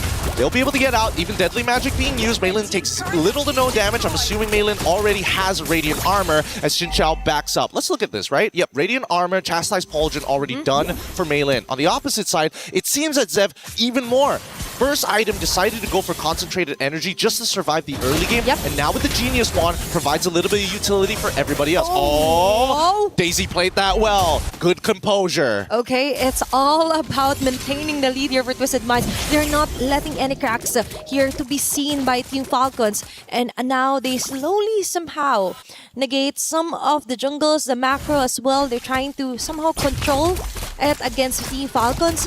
But for now, it's still Sev focusing onto the small things here onto the map, trying to and get a single person out of Twisted Minds. Raimundo for the follow-up! Immediate shutdown onto Daisy. They've got a plenty bounty right there here for Team Falcons. Now it's next on line. Flicker as well committed just to try and escape that one. But no, it's Livy with a shutdown kill. Haven't seen here for main lane. Trying to corner out Livy, and they will do so with Chinchao with a double kill. It's 2 on to 3, and Sev will get those numbers as well. And Team Falcons kindly get a very beautiful play here. Chinchao forced out onto her Flicker. Now we see some action happening here on the map. Really, really tough for Chinchao especially because again, you're coming to the point of the game where you already have your Trinity items. It's just maintaining the Art of Thievery stacks on top of the Golden Staff stacks. Daisy nearly one-shotting Zev, but the counterplay is just too much. Just like predicted by our studio, Violet on this Esme is a problem. Just let her cook, right? And she ate well enough to actually absorb some of those shields. Not some, most of the shields here from Twisted Minds. And now for Team Falcons, they were just waiting to pounce on their prey. And now finally we see the tables have been turned. Now they got the chance to take down an objective. And then top of that, a possible takedown yet again. Ramona onto Sa. They're forcing out Twisted out of their position. Chinchao goes in with a blazing do it. Immediate shutdown onto Sev. And they go in and take the Lord as well in the process. Liv and the rest of the gang tries to go in with a trade-off just enough to finally get an advantage. Shutdown immediately on the Chinchao. They continue here on the purple buff side. And it looks like for Twisted Mind, they got a Lord, but at the sacrifice of 2 members. Yeah, not 100% sure how that was going to start playing out here. Fortunately, if Chinchao survived, I think there was definitely an opportunity for Twisted Minds to take this back. But look at the gold lead, despite getting the Lord, despite doing everything correctly, minimizing the damage, Falcons still walk away positive despite that. That was a very smart move actually here for Team Falcons, just waiting. And then Raimundo focusing solely onto Sa, preventing the burst from ever happening. She was just so far. And even though Chinchao was has managed to actually reach Sev and the rest, but one thing's for sure, the rest of the gang, they were willing to take the risk and they took it. That is a high reward play here for Team Falcons. And now it's Violet being targeted. Even if Rattery was committed on her, but they were not successful. That is huge info here for Team Falcons. Just not, unfortunately, just needed a couple more attacks coming in from Chinchao, which is the main win condition so far for Twisted Minds. If you look at the items and already max builds are starting to come. One last item to complete the full set. A Winter Crown coming in from Chinchao. We're expecting Twisted Minds for the upcoming fight to try to get Falcons to gather together to get a maximized Blazing Duet, and hopefully that's going to be enough to bait out everything from the Falcons. That's the thing. Now we have to solely focus onto when and where Chinchao could possibly come from, because she is the most crucial piece alongside with Saa. And Raimundo is just doing a great job onto spotting out those two critical members here for Twisted Minds. And looking at the Dabidat ranking, she is the key to all the fights that Twisted Minds would be able to win onto this clash. They're really struggling. Again, only Chin Chao can technically do relevant damage to this Esme, but now they're trying to defend themselves as the conceal comes out. All this for a tier 2. You can see how the tables have shifted from a dominating early game from the side of Twisted Minds into the mid game, where Falcons use their experience to hold on to the economy and stop the bleeding. This is a really great showing of veterancy, not only by the Falcons, but creative adaptive plays from Twisted Minds, because now they've hit the second roadblock. The first one was preset from game number 1. Coming into this one, we need to see them do it on the fly without the help of their coach. It's all about maintaining the pressure to stop the bleeding, right? And that is exactly what Falcons did. They didn't let it really roll over here onto Twisted Minds. Instead, they still continued onto their day jobs, which is to farm up Sev as much as they can. Let Liv take most of the farms as well when it comes to the minion waves, and now they focus onto getting Daisy out of position. That was a really close call here for Sev. Now they come back. There's a positive position here for Team Falcons, and they could attempt another gank if ever, but Twisted Minds, they're just not letting things go walk by. This is so good. Falcons know how to get the attention of Twisted. They show that Harley in the mid lane. Yep. Twisted continue to respond to it. They gotta play this slow, and now Raimundo might just be in some trouble. Okay, she's getting a lot of attention here for Twisted Minds. Immortality being popped off. Cow eliminating Sev at the most crucial timing. Living with real world manipulation is Chin Chao with a Winter Crown play here. Beautiful blazing duet, but Liv is still alive and will be able to take down the burst damager here for Twisted Minds. Stacy, on the other hand, will get the trade off, but now it's main lane locking in closely here on the members of Team Falcons, and Violet is the only woman remaining, and Twisted Minds one onto the clash and will be able to secure a Lord. One simple mistake. Liv just needed to buffer the flicker as soon as that heavy spin connected the very first time before she gets pinned against that wall. You gotta be a little fast on that one, and Liv right now needs to do so much work, because for the rest of the team to peel for her, they have to put their bodies on the line. Liv tried to be the peeler with the RWM, and guess what? Chin Chao already one step ahead with the Winter Crown. And now they're looking to somehow compromise some of the jungles here for Team Falcons. What you've mentioned, that was beautiful played out here also for Twisted Minds. Very smart targeting for Mei lane, and Cow directly assassinating Sev started everything, and it all fell onto the hands of Twisted Minds. Now the Lord will be marching onto the bottom side. Now this is where it's going to get a little difficult here, because Twisted Minds don't exactly have the greatest ways to zone their players off without having to commit really big ultimates. And in this case, it's that heavy spin, unless we see Daisy flicker, which isn't up for another 36 seconds. Yep. But they're making it worth it, right? For Raimundo. Oh my god. She is just suffering, bro. She's just suffering onto what Chin Chao and Cow is doing. It's Daisy yet again finding Sev across the map, across the jungle, and now they're left to defend. It's only going to be 4 members here onto the top lane, and main lane and the Ross will be slowly disengaging. That was an immediate answer for Team Falcons, but that was a close call, by the way, for Sev. Oh, can they save the turret? No! The inhibitor turret gets broken down. Even if it survives at 1 HP, at least it would have prevented the ever-constant flowing wave from Twisted Minds' side, and a long wave, the long lane of which Falcons must consistently deal with. Look, Lord is spawning 75 seconds away on the bottom side. It's so far away to deal with, and they really need Violet to open up that map, because nobody else can do it, not even Raimundo anymore. She isn't, right? She is not really enjoying her time right now, because for Team Falcons, that's halfway across the map, and you wouldn't want to waste a time for Violet to just clear off the waves. You want her to be present when it comes to crucial team fights. Now we see her purchasing the Winter Crown as well. Wait, we're seeing a movement from Twisted Minds. It looks like they want to invade on the top side to maybe try and go for an intercept onto Violet, but they've already spotted this out, right? Raimundo, great positioning here to give the information necessary. Falcons ready for the counterattack. Okay, Raimundo still is baiting her ourselves here.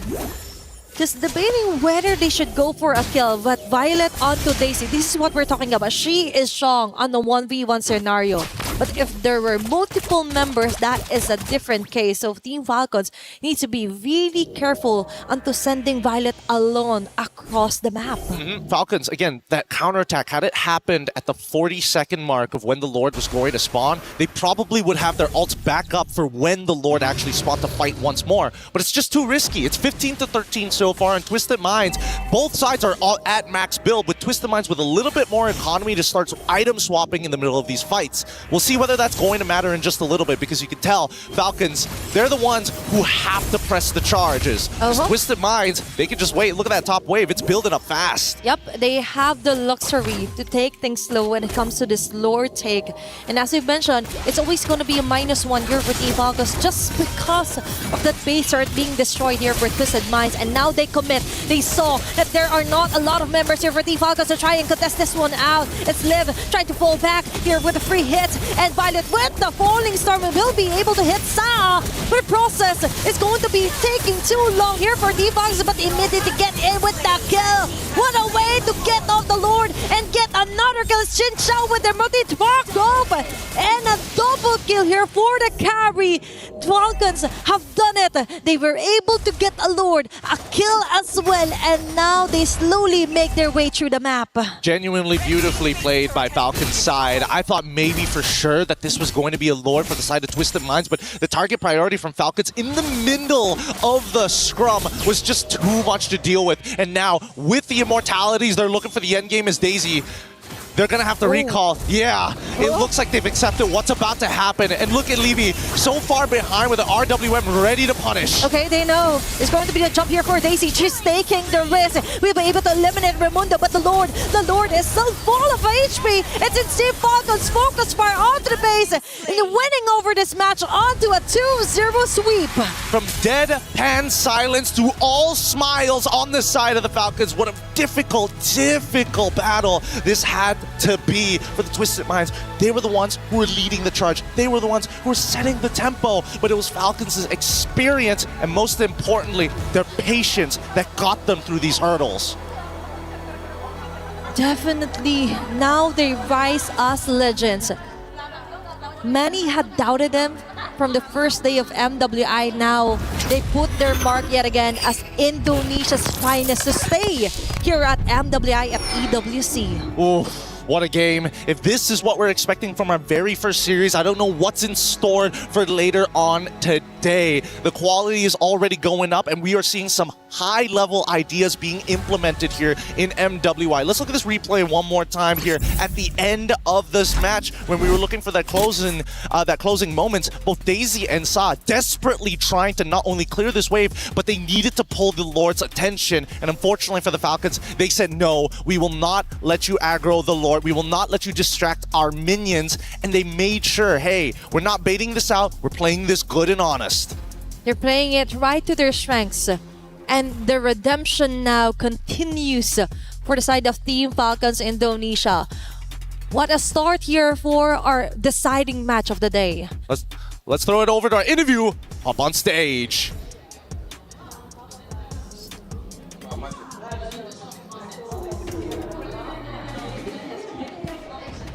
From your former teammates? Well, this is my first time to holding the key, so I'm so excited. But then I feel bad for my teammate also because Ika is from Indonesia also, but she tried her best already. Yes, Xin Chao, you did your best. Thank you so much for your valiant effort. Your journey ends here. Thank you. And of course, anything you would like to say to all of the Indonesian fans who are supporting you back home? I know for the first day, it's a little bit bad for us, for our perform, but I think from yesterday until today, we bounced back, and then I think maybe we can rematch with Vitality. Yes, and with this win, congratulations, you have made it to the knockout stage and extending your tournament life. Falcons Indonesia.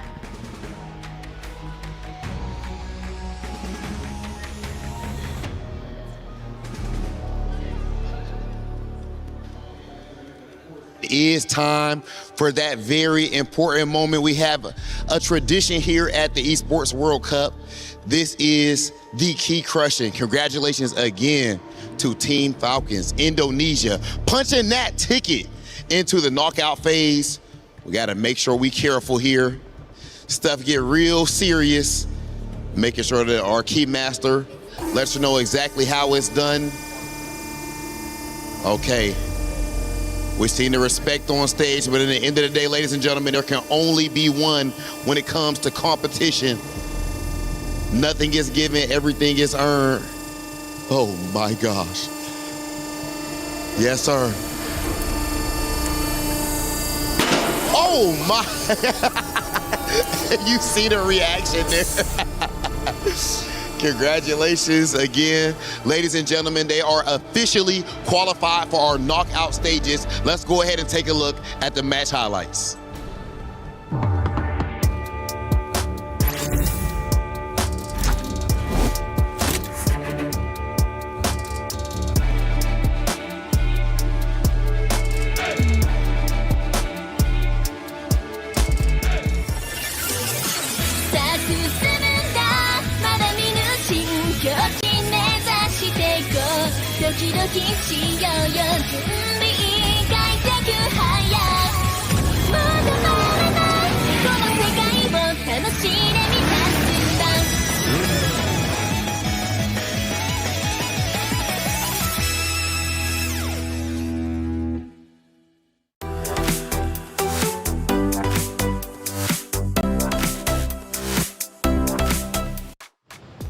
Well, the first key on day 3 has been crushed, and let me tell you, that key put up a fight. It was loud indeed, but at the end of the day, it's the reality of EWC. Twisted Minds, unfortunately, will not be progressing to the knockout stage, but for Team Falcons Indonesia, a clean sweep of 2-0 puts them in an excellent spot.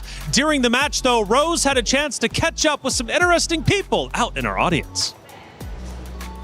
We're having fun here in Paris, but I do have a few questions because it is an interesting match right now. We know that Falcons ID is going up against Twisted Mind. Now, I'm pretty sure Funi is split because if you guys remember, Funi used to play in Falcons ID, but her sister is in Twisted Mind. So how are we feeling about this matchup? Actually, right now, I'm very nervous. I'm trembling nonstop. Oh my God, I almost cried. Oh my God. Okay. Yeah, I can feel you're nervous. Yeah, but yeah, Funi, does this match makes you feel sentimental? Yeah, I mean, on one side, it's my sister, and on the other side, it's my ex-teammate. So, of course, I feel a bit sad. Yeah, either Twisted or Team Falcons lose, I will end up crying. Pretty sure. Oh no, please don't cry. Please don't cry, girl. Now, of course, we also want to ask Sabila. Now, Sabila, as the Indonesian reporter here on ground, I want to ask you, how do you think, or what do you think is happening with the Indonesian representatives here in MWI? Okay, it's a hard question because you know what? As we see from the Falcon ID, their play on their first match is not that good. They lose 0-2 from Seita, but now we can see their step up from yesterday until today. I'm sorry, Funi, because as we know in the first game, we saw Falcon ID playing so good, playing so well, but on the second game, we don't know. But Falcon ID, you have to reset. You have to do your best because this is your last chance to go at the knockout stage. You know what? I feel the Indo pride really strong right here. Sabila, I know you have a question for Funi, right? Yes, Funi. Is there anything you want to say to Chinchao, your sister? Good luck. I love you. Whatever happens, either you're winning or you're losing, you're still the best gold laner for me. Oh, she's tearing up. Oh my God, so sentimental. Thank you so much, girl. Sabila, anything for the Indonesian viewers? Of course. Can I say in Bahasa, right? Yeah, go ahead. Alright. Teman-teman semua, satukan dukungan kalian untuk tim ataupun player Indonesia yang sedang berjuang di MWI at EWC 2026. Thank you very much, girls. That's it from us, and we'll see you guys next time. Play is in our DNA. Whenever we let it out, it becomes our superpower. Now imagine an entire city being built to supercharge it. Kadir City, powered by play. Thank you, Rose and Sevilla, for catching up with some of the players out there in the audience. Funi, what a tough spot to be in.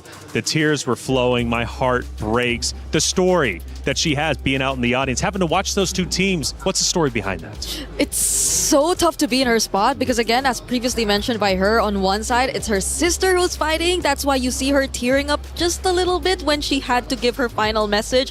But on the other side, she had former teammates. So she's very much familiar with the competitive scene. She's been playing in Indonesia for a while now. She knows for a fact how competitive it can be and how much of an achievement it is to be here in MWI at EWC. So I can only imagine how she feels for her sister because she's already made it to this point where you only need to win one series to make it to knockouts, but you have to witness her lose it out in such an unfortunate manner after dominating the game for so long. That's why we framed it family versus the enemy. It's tough. It is for some of these matchups. I mean, it goes deep, especially with the history between certain rosters and teams, and maybe even some people on our desk with some upcoming matchups. Let's talk about some actions throughout, though. Game number 2. Man, it was tough to watch. It really was, because Twisted Minds, at least at the start, were at the 4-minute mark, LaFell, and I felt like Twisted Minds were off to an excellent start. It was perfect. And honestly, Taylor, that's why it hurts. Imagine playing perfectly for 19 minutes.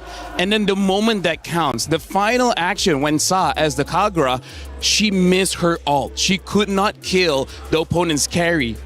That's at the point of the game, you're like, I made a mistake. We cut our losses. Let's live to fight another day. Yeah. But the mistake was they committed. They're like, no, we have to win now. They all died. And that was the end of the game. That's how crucial one mistake is at 20 minutes. Absolutely brutal. We take a look at our second moments, and I believe we get deeper into game number 2.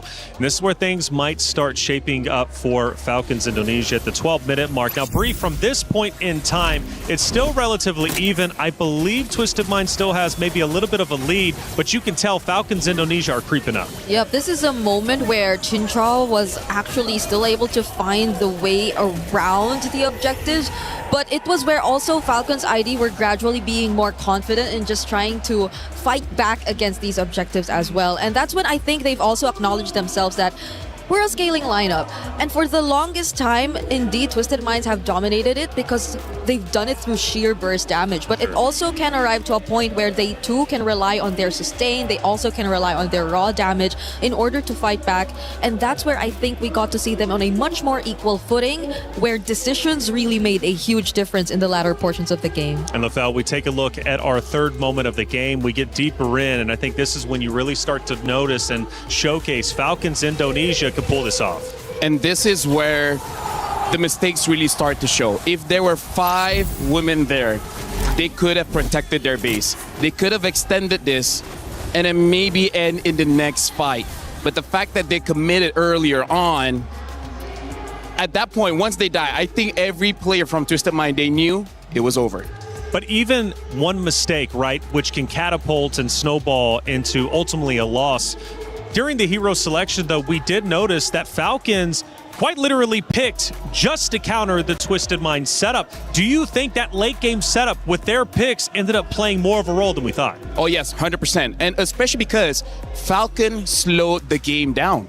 Because Twisted Mind, they had a good advantage to just end the game early, but Falcon denied that. Eventually, Falcons got the items needed to finally fight back against Twisted Mind. So yes, Twisted Mind made a mistake, but we gotta give credit where credit is due. Falcons slowed it down so much, they came back. They did not be as reactive to what Twisted Minds were already doing across the map, and that's despite the Paquito leading up or actually having such a great time, even despite the matchup against an Esmeralda. That's why it also feels so frustrating for Daisy, because I believe it was unfavorable setup for her. She had a But perfect game. It was a perfect game for her nonetheless. Yeah, well, I got to say, it is heartbreaking for Twisted Minds, but that's how these tournaments go. Again, like I always love to say, making it to this stage is a massive accomplishment in its own right. Shout out to Twisted Minds for being one of the best teams out there when it comes to the MWI. Now, the question is, how do you be cool? I actually don't know. And Damascus, from what I'm hearing, you're going to teach me? What do you got? Au revoir, gentlemen. I heard that today you guys have been a banger, so I'm going to teach you how to be cool in MLBB. So make sure you guys get this correct. Y'all ready? Y'all ready? How you feeling? I'm feeling phenomenal. I don't care how you're feeling. All right. This is the first question. Vengeance. What's a vengeance? A vengeance? Revenge? No, it's when you get killed at the beginning and then you just kill them back. Bro, what are you talking about? No, it's a skill. It's a skill. You know. Oh, like a flicker. Exactly. It's flicker. Stop. He pretends he knows words. He does not. You don't know what a flicker is. Bro, I know MLB. Bro, what are you talking about? I'm gonna forgive you. I'm gonna forgive you this. Okay, what's an inspire? It's easy. What's an inspire? An inspire? Yeah. Martin Luther King. You're not wrong. See what I'm saying? Yeah. It's a character's trait. Like there are tanks and there are inspired characters. They inspire the others. You know what? You're the They kind give of people buffs. that make my mom cry. All Oh right? my- This is not being sorry, cool. Mom. Okay, you know what? Last one. You guys have to get this because you guys have been hosts, right? Yeah. After a passionate game, you see the players standing up and then shouting to the opponents. What do they say? Bang, bang.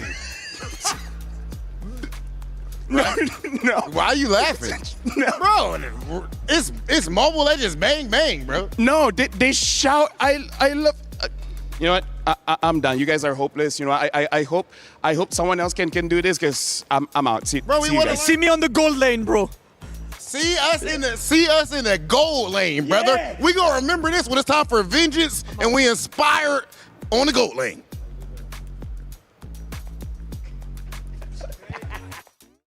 Play is in our DNA. Whenever we let it out, it becomes our superpower. Now imagine an entire city being built to supercharge it. Kadir City, powered by play. LaFell, I'm not going to lie. At one point, I got pretty scared. I thought you were going to take them both down. Dude, they were hopeless, man. I tried my best. Hearts out to them. You know what? Briggs, maybe you have more patience. Maybe you could have made them more cool. I don't know how else to explain vengeance and inspire, though. Like, I think you're the best teacher to do that.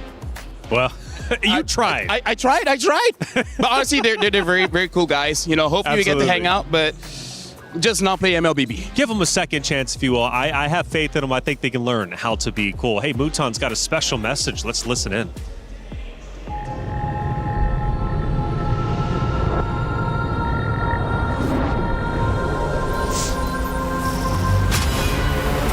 In the past, we were always in Asia. This year, we came to Paris. What stories are still left untold? Kami sudah membuktikannya. Tapi ini baru permulaan.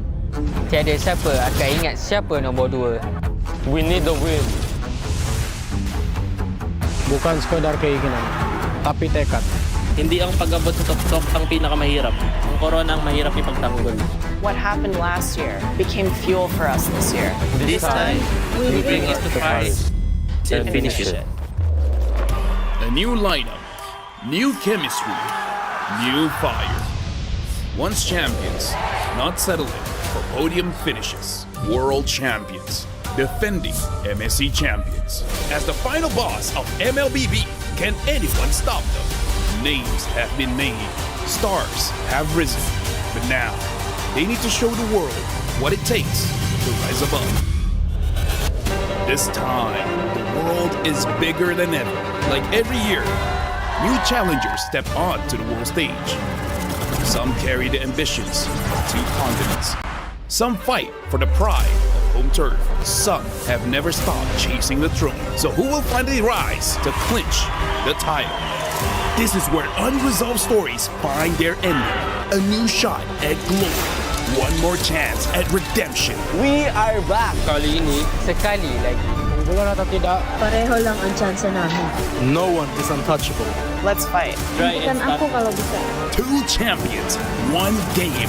Paris breaks through limitless possibilities.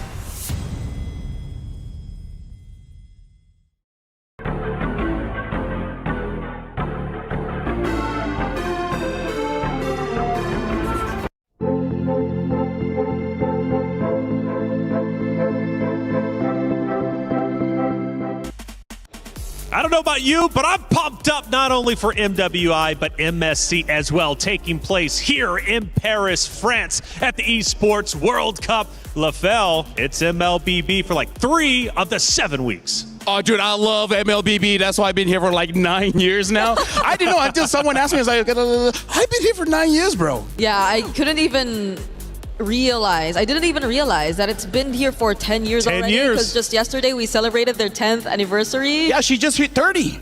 Hey. Oh, whoa. I am far from. By the way, she's like literally like 22. Okay, now me, I'm 34. I'm the old man on the I'll take desk. LaFell, I don't know how old you are. I'm 32. 32? Yeah.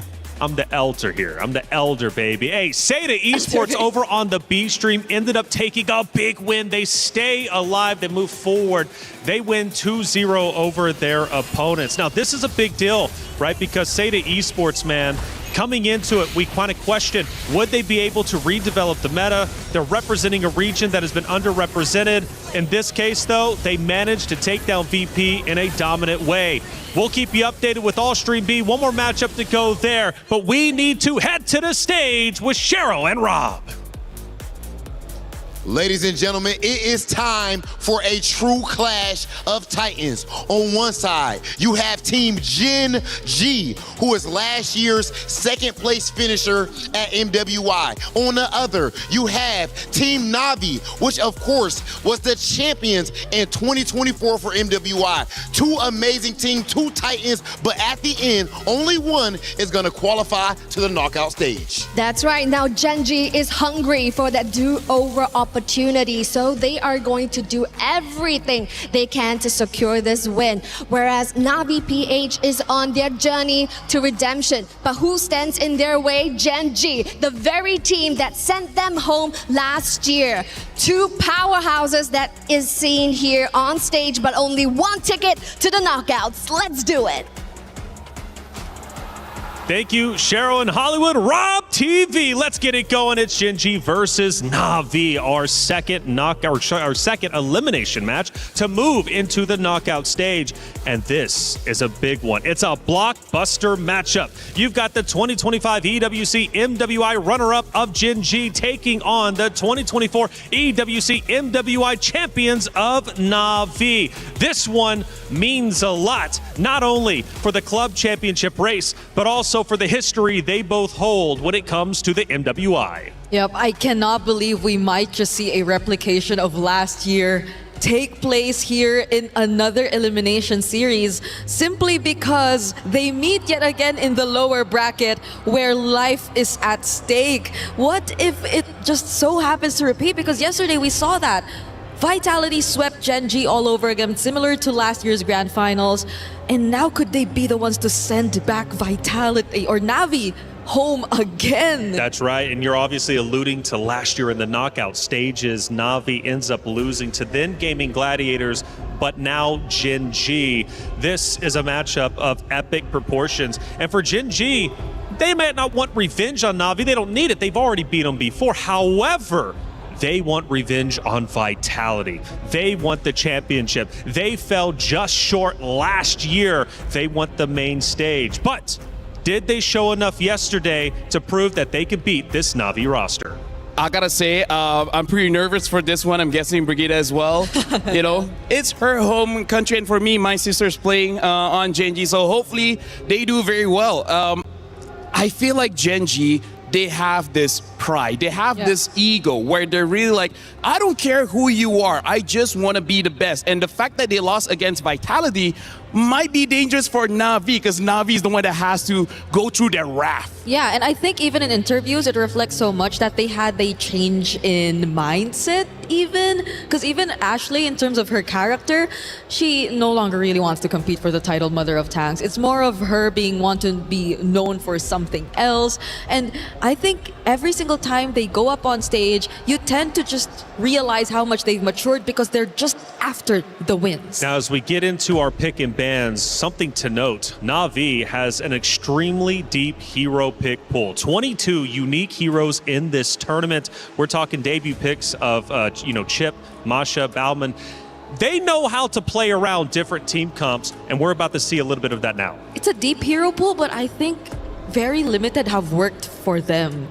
There seem to have been more strategies that fit best of one type of situations rather than best of threes. Honestly, like their hero pool is deep, honestly, because of that. They could not figure out what works. So they tried this, didn't work out. Now they try something else, didn't work out.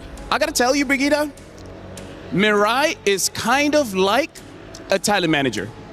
Right? Because we want to get into the studio, right? Imagine if we didn't have our tags, right? She has to be the one showing her tags so that we can all go in. A lot of teams have defeated Na'Vi by taking Mirai out first. So without her, no one from Na'Vi could advance forward. So I wonder if Gen G will use this information to take her out. I believe that's one of the reasons why they pick up the Belleric first. Because with the Belleric, Na'Vi won their very first game yesterday. And now, I gotta say, Bricks, this is already an anti-tank meta, anti-tank lineup coming in from Gen G. Bring out the Lilia as well as the carry. Yep, and it's great ways to punish. If ever Na'Vi do overextend or put themselves in positions that are not favorable for them, but could they be playing it differently this time? It's a Freya XP and a Granger that might just want to be a bit more safe because you have distance, you have range, but the Granger isn't the most meta of gold laners currently.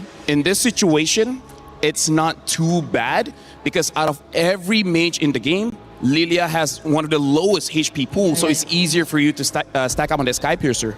Yeah, and it seems like they just want a different route in the gold lane matchup. I'm not so sure the route is okay or not. Let me be very clear because Na'Vi, every single game they play, they change the strategy. They play global ban without playing global ban. Yeah, this is why I think even a lot of us are really searching for that identity of what does really comprise of Na'Vi. What does Na'Vi I have the answer. establish in terms of their identity? Honestly, their identity is number one, help out the mid duo first. That's step number one. They need to survive. Mirai is such a playmaker. And then number two, get not Ayanami on a hero like a Masha, like a Benedetta, like an Esmeralda, someone that can dive all the way deep into enemy territories and take down their damage dealer. She might die. Honestly, she might die. Okay. But the team is okay with that. So it's more of a glass cannon situation for Kamikaze all the way. All right. Because I think a lot of times too, whenever we see Na'Vi on the defense, it's not like their gold laner or mid laner really goes down. It's just that they're forced to play from behind because their frontliners are always being punished or taken out every single time, which in this scenario hopefully is not just Mirai, because Keishi did pick up the Baksha anyway. Yep, let's look at the bans here, by the way. Genji already banned out 2 EXP laners, ban out the Paquito as well as the Phovius, and then 2 roamers here with the Atlas as well as the Matilda. Na'Vi finish out their bans, Marcel, Hirara, Esmeralda, Akai, as well as the Sora. So they're really targeting Arya as well as potentially a tank jungle from Rui, bringing in that Akai. I think that's a very good idea, kind of forcing out Gen G to use a damage dealer in the jungle, which I gotta tell you, it doesn't look like a very good assassin jungle matchup here. If they have a Bellman, Gen G might survive this draft. Yeah. And at least so far, Gen G and their mid duo have been also picking up some of the more unconventional mid duos, I'd say, because yesterday I think we already got to see the Selena from them as well. But you might not really want to consider that if Na'Vi just really want to go all in. You do have the Belleric, yes, and the Lilia, but at the same time, backline access showing that the Granger might just be a very vulnerable target could also be one of the considerations for Gen G in this draft. Right now, when it comes to elimination, I want teams to draft simple, right? Make a composition that has very little room for error. Even if you make a mistake, it's not that big of a deal. So I'm just worried on the EXP pick here. And now Na'Vi, they committed onto this Eve. If they want a tank, something like an Alice might still be able to work out. Heck, maybe even a Uranus. Maybe not the best because you're going up against the Baxia, but that is one of the comforts of Genji. Yep. So the Alice and potentially an assassin, which is still open to this point, but you already have to go up against an Eve. Maybe the Suyo would be tough to play in this game. But very tough. Even the likes of the Frederick, I think we already have to put that away now. So that's good. Honestly, a Bellman is probably one of the better picks. It's just that, have they practiced it, right? Have they practiced it or not? Na'Vi did yesterday. And they won. Yeah. They won. They were able to shred all the tanks. Their Bowman look amazing. Now 4 seconds in. This is going to be the final pick here. Guinevere as well as Ling. Now this is very unorthodox here. Ling, I think it's okay. We did say backline, yes, But if Na'Vi picks up a catch type roamer, it's going to be tough. I'm looking at picks like the Cho here. I have not seen a lot of Chos here in MWI. No, there's still a Cho, there's still a Kaja even, if they really want to go hard on lockdown. But is this a Guinevere EXP? This should be the EXP, right? The Beleric is going to go in Rome, so...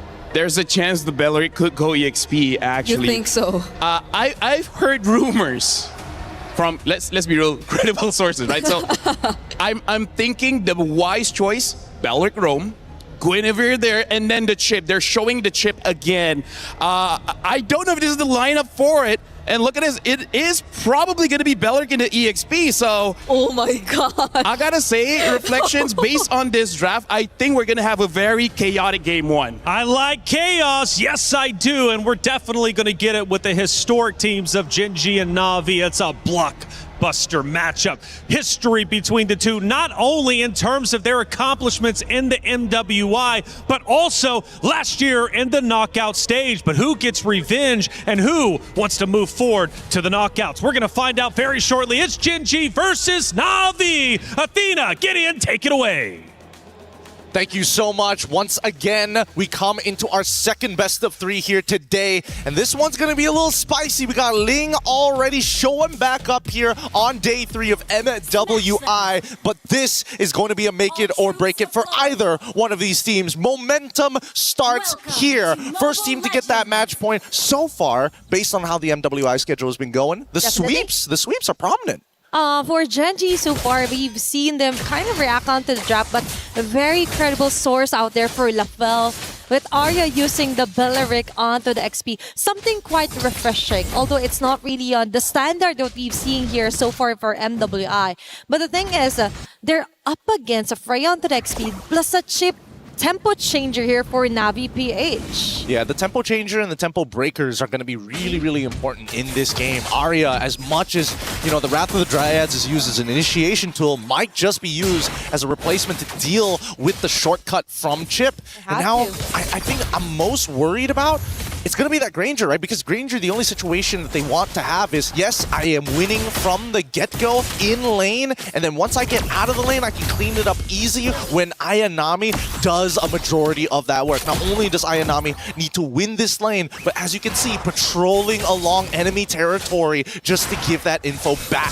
It's all about Ayanami's move for this game to actually kind of compensate onto what others will be missing out on. You've mentioned the vision. Looking closer.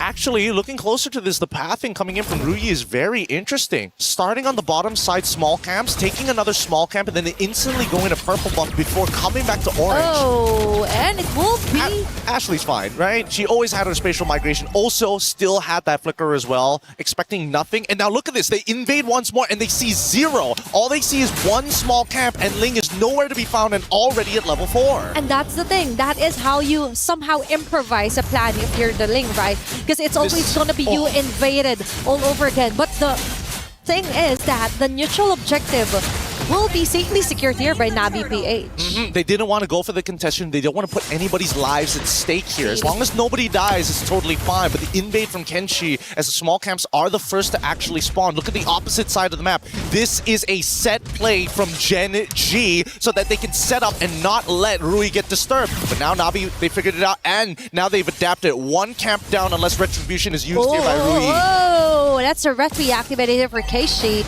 We're trying to run away, but as you've mentioned, it's all about navigating the jungle safely for now, right? For Gen G. It's preventing Mirai from finding the right target, which is actually Rui. And right on cue, it's going to be shortcut activated.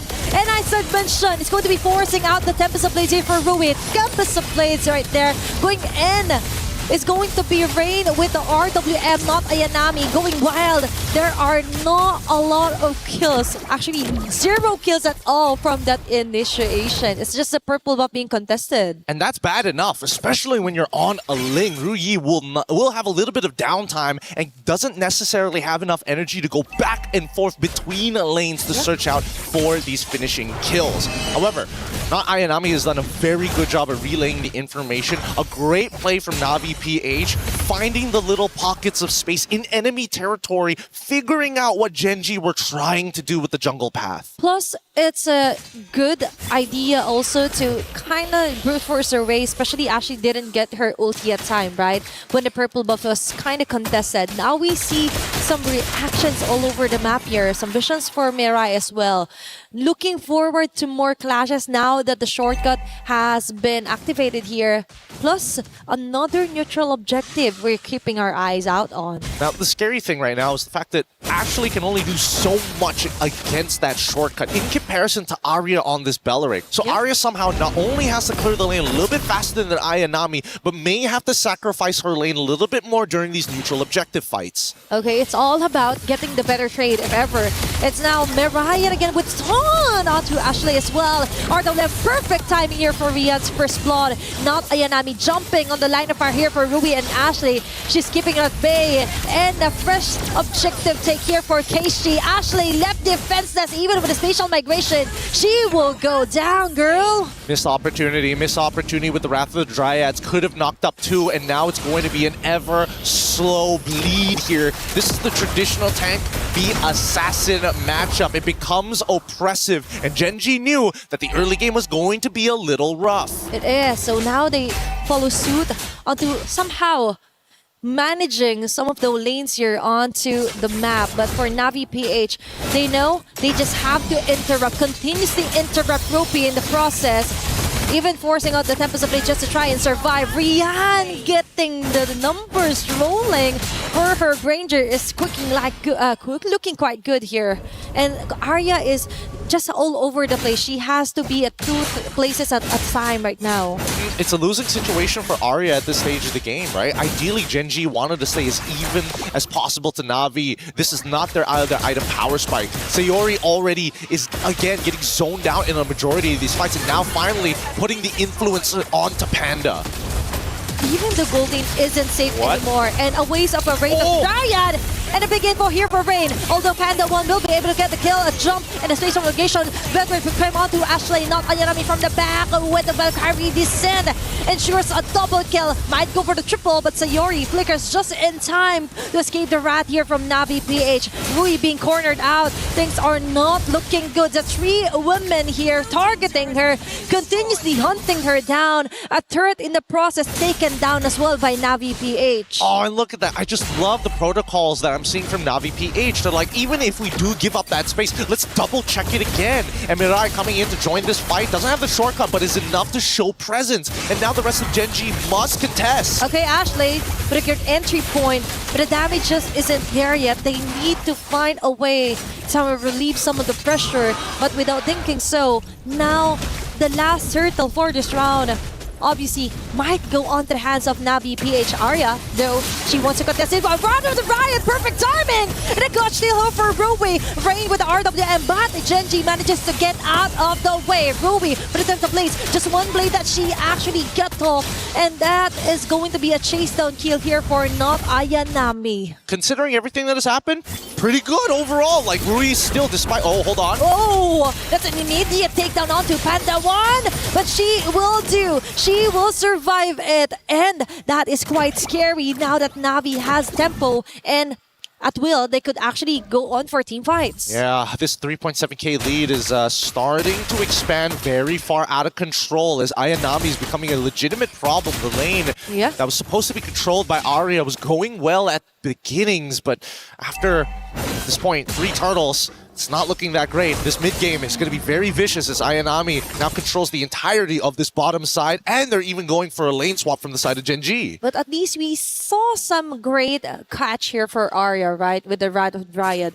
But the thing is, you mentioned the gold lead was quite onto the side of Navi PH. So with that said, they have to be really careful onto where they will be sending at Panda. And right at you, he just purchased her a golden staff together with the corrosion side. Now we kinda get some action or a little bits of damages coming in from Genji if ever, but still it's a never-ending deny and somehow vision here onto the purple buff. But now Rui finally gets the purple buff, but in the process, it's not Ayanami doing their job, taking down turret after turret. Again, Navi PH, they come in, they say, you know what, let's give them a forked option. In chess terms, is putting 2 pieces under threat at the same time. And unfortunately for Genji, they must only pick one. They chose the purple buff, they sacrificed their T2 because of that, and Ayanami is having the time of her life. Panda on the opposite side. The last hope here for the late game for Genji. They're going to need a lot of time for Panda to get to where they need to be because of how much pressure and most importantly, the shortening of the laning phase. It's all about stretching out the game here for Genji, just enough to try and give enough time here for Panda 1. A failed attempt there for Ashley. It's like a go here for Mirai, going in with a shortcut. It's only not Ayanami being called in. Very nice action though for Genji here. Just try and negate, cut their losses as early as possible, but no, it's Arya taking the risk again. A Rain with the early RWM, and Wrath of Dryad will be catching up 3 members, but not long enough for Arya to stay alive. Not Ayanami out to Ashley, focus fire. Panda 1 with the free hits, now they finally do it, but at what cost? It's too expensive of a mistake to overstay their welcome there as Navi PH slowly backs away. It's going to be a catch onto not Ayanami and Keishi. 2-4-2 trade-off there, right on cue onto the Lord jungle. Oh my goodness, Ryu honestly could have maybe cleaned up the rest of this. I think got the Haas Claw in time. Unfortunately, just didn't want to give another Sky Piercer stack over to Riance. They need to find this shutdown onto Riance somehow. If they can, that extends the game for them and it doesn't allow them to actually snowball out of control, and they can focus all of their attention back onto Ayanami, who so far has been the big chunker. Even with Arya flickering in with the Wrath of the Dryads, bringing some members to a quarter depending on lifesteal or spell vamp, some of the squishier targets, man, even Rain taking a good chunk of damage. It's all about not Ayanami and Mirai doing a hell of a job here for game number 1. And as we mentioned, this is the kind of scenario that she really wanted, right? To give her a hero that could deal a lot of damage plus sustain the hell out of Genji. Now, we're noticing that Panda 1 actually has some of the items that she needed. Now, it's all about positioning. And the position here on the Lord is actually more so onto the side of Navi PH, but for Genji, they're not letting go of this long push onto the mid lane. Nope, they don't have to do much. They're gonna try and threaten the T1, but Navi is still trying to set up this fork. Getting a good push on the long lane is gonna force Rui, the fastest rotator they have on that team, to go and respond. And that's going to be quite a sacrifice here, because Navi now knows that it will be possible to try and catch a member here for Genji. Nice touch onto Ashley, but not Ayanami again with a chase down. Ashley's down, KG with a follow-up. Panda 1 already taken down. Rio with those bullets hitting on the right target. 3 women down immediately for Genji. And that was so worth it on the side of Navi PH and not yet finished. Sayori will fall down as well. It's only Rui left here to try and get the Lord, but no, it's too risky as Mirai will also call for backups.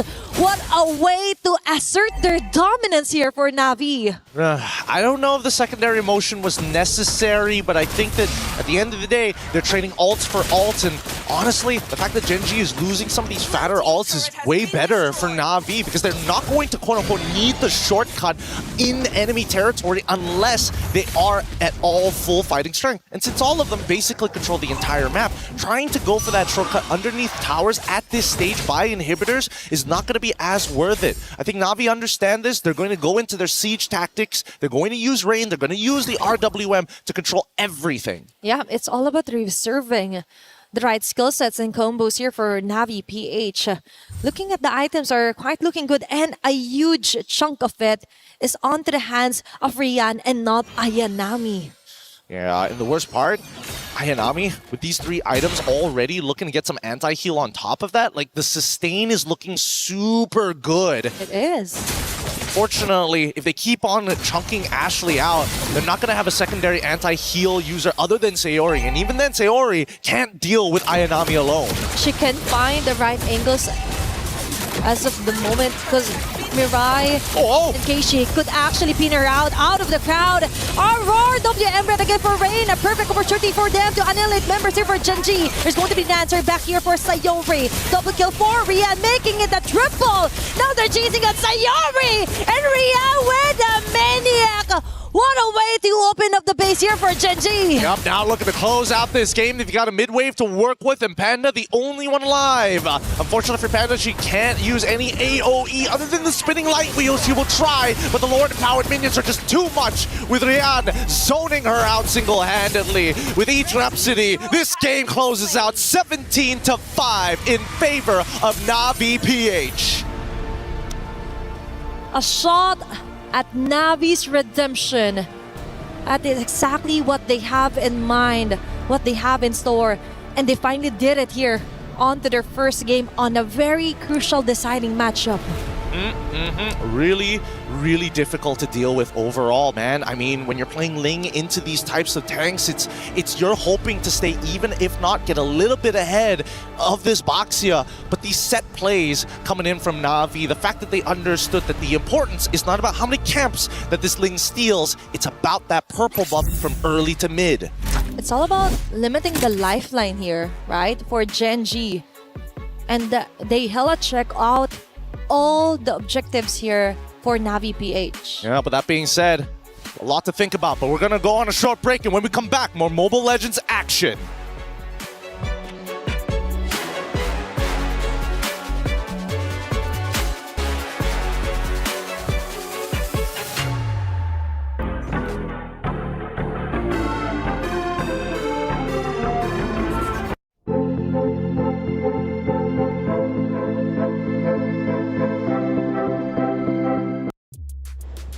Na'Vi takes map number 1 to put Gen G at risk of having their key crushed. But Gen G, they've been here before. They know what it is to have the pressure elevated. Let's see if they can come back. Hey, welcome back into our studio. I'm Taylor Reflections Noble, joined by, of course, Brigitte Lefel. Good to see you two once again. First off, to open up the section, Beleric and EXP for Gen G. It was a risk, right? We knew it was. If it pays off, excellent play, but it didn't pay off. Yeah, but the question is, why didn't it work out, right? Because here's the thing, Beleric is a great hero, but he is slow, right? So that was a mismatch, because that is a situation where you're on a racetrack where not Ayanami was a sprinter and Arya was a strongman. It was not close when it comes to what they're supposed to do. Yeah, because even for the composition of Gen G in terms of the engage, it's mostly on maybe landing a spatial migration or two onto specific targets of Na'Vi, but the ultimate that you expect from a Beleric seems like it's more of a means to just respond to what Na'Vi might do. It's more of catch to the dives, and we saw it happen multiple times, but in the first few moments that we did, during those crucial times, Arya wasn't really able to be present because, as you mentioned, it's a pretty slow EXP laner if you're expecting a response from. And we have a couple of big moments from that map number 1. We take a look at least at our first one. Now, one of the things, Lefel, you were educating me on, Gen G, early game. Right now, they just want to stall. They want to get into that late game because of the hero composition. Yeah, here's the thing. If we're looking at the heroes, once Rui gets around 4 items, once Panda gets 3 items, they should be able to deal enough damage to take down Na'Vi. But that's part of the problem, right? You're playing a waiting game. You don't want to wait when you're going up against previous champions. You need to be a bit more proactive. So I feel like this is a very ambitious draft, trying to hope previous champions play the game a little bit slower. Yeah. Great synergy, by the way, in that clip. You could really tell that obviously Na'Vi was firing on all cylinders. We take a look at our second action of the game, and I think we get towards the end because that was about the 13-minute mark. We now start to push through. This is where Na'Vi says enough is enough. Yeah, it was a conceal from Ashley, a combination of a spatial migration and a flicker, but at that moment, I'm not even sure who the target looked like. It was Keishi who was trying to like roll around the area, but even then, I don't think catching Keishi would be the best priority. So maybe they could have attempted to go for the likes of Rian or even Rain, but these two seemed like targets that you just could not reach. And that's on top of the fact that Rian actually had Purify. She barely had to use it during the entire game. And you know what? That's a problem. Clearly, at this point, I did bring up with you, Ashley. Last year, she didn't have as deep of a hero selection. This year, she's switching things up. She's trying quite a bit. She does go with the squishier hero. She tried that against Vitality yesterday. It didn't end up working out. This day, though, she goes for it again, and it doesn't pay off. Yeah, this is one of those things where a lot of professional players go through, where they're mastering 1 or 2 heroes, but the meta just keeps on shifting is not enough. Right now, Ashley's at a problem where she's a jack of all trades, master of none. And now going up against previous champions, you need that 1 or 2 hero that you know you're going to win. So does she go back to default, Bree? Is it time to give up the squish, go back to the tank? I understand she doesn't want to go with the moniker of Mother of Tanks. She doesn't want that battle. But if it worked before, it didn't get a championship, but it at least got them to grand finals. Yeah, but what does work for them? Because their only wins have been on a Minotaur. The moments she tried a Cho or a Selena, more single target type of roamers, it didn't really work out. So is it really the tanky tank that maybe they have to default back to? I feel like if they want to play a safer game, then maybe they can try to opt for that. Because if we're keeping things simple, then that might just be the way to go. Yeah. Hey, check it out. Esports World Cup is a lot. We're talking 7 weeks, 24 different games, and you all need to keep up with the EWC app. Thinks he can come in here and play my game. Let's go. He knows nothing. Let's go! Tyler won. You're done. This is my ladder. You can't climb it. That's an L airline. Somebody better hold me. Okay, yeah. Do something then. Raw energy. House for far, blow the house down.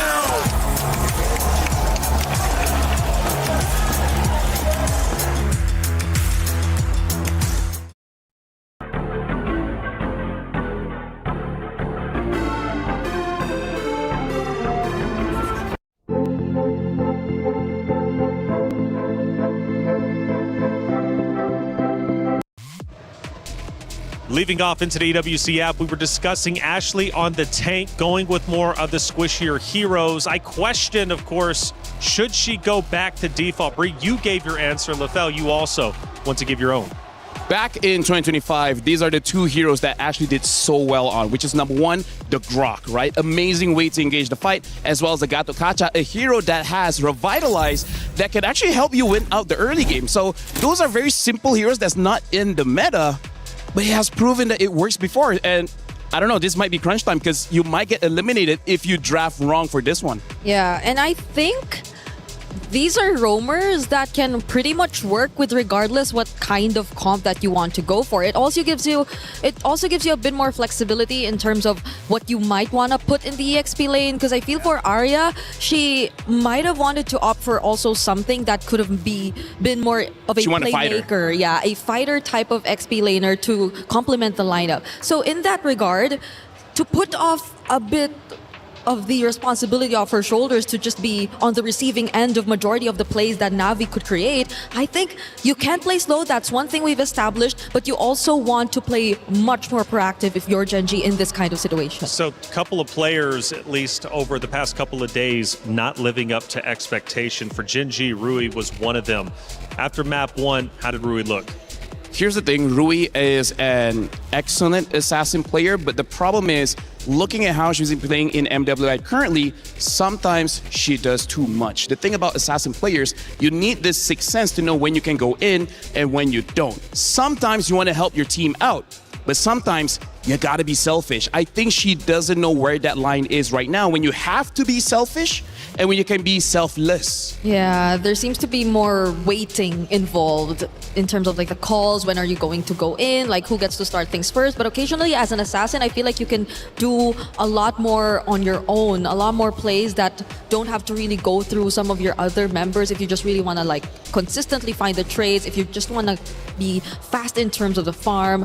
But let's see if they actually try to address that issue heading into game number 2. They're going to have to. I mean, you got 5 players, and sometimes you need a dedicated IGL or a vocal figurehead to let you know when it's time to get aggressive or pull back. And in this case, Rui could clearly benefit from that. Who is the IGL for Gen G, and who should be the shot caller and truly be leading the charge here? Because Ashley gets a lot of attention, but who else could be vocal? Usually it's Arya, because Arya, she is honestly she did the job of Ashley before. She's a roamer, and even on the national team when playing SEA Games, she got the gold medal as a roamer, as a tank main. So part of the reason why she used Bellic on the EXP. So if Ashley is not having a good time, the weight goes over to Arya's shoulders as the one making the calls, making the decisions. Yep. We saw that in game number 1 too. I think there were a couple instances where Arya just decided to go in, try to find a setup with a flicker, Wrath of Dryad on the Belleric, but the question remains of whether or not Gen G were already equipped enough to actually deal the damage, or even have the right amount of ability to just follow up and be there in that moment as well. What does it mean for Na'Vi right now? They're up 1-0. They're about to potentially defeat the very team that knocked them out of MWI last year. Na'Vi hasn't been in the winner's circle since 2024. To now be at the precipice of righting their wrongs, defeating their boogeyman, they got to lock in. I think it means a lot for them, because based on what they've been able to show us in the first 2 days, you could say have not been meeting as much expectations. They have been playing a relatively slower game to what you expect from former champions of the first ever MWI, and they had some changes, yes, but I don't think we're able to see the full potential of these roster changes just yet. I'm gonna dive just a bit more deeper, and I feel like this means so much more specifically to not Ayanami, right? She's been in this roster for the longest time. Back in 24, honestly, she was one of my MVP candidates for that tournament, MWI. And here, starting off this year, she had a very bad start, right? Yeah. She played the tank in the EXP. She could not do anything. The moment she changed back into the fighter, she found her groove. She found her identity. She found the win. So I feel like as much as there's a lot of emotional weight on Na'Vi, I gotta say, not Ayanami, I feel like she feels it the most. We felt it too, not Ayanami. We felt it in that Freya game. The way she just constantly went for the chase against members she just spotted out. Against Ashley, I think, to be exact. That she never let her off whenever she did find her. And I think it's also an upgrade in some way. The way you see that she's not just really dying, even though she just constantly commits to the chase. On the side station for Stream B, it's currently underway. Another elimination match. In fact, these are going to be the last 2 played out before we head out into our knockout stage.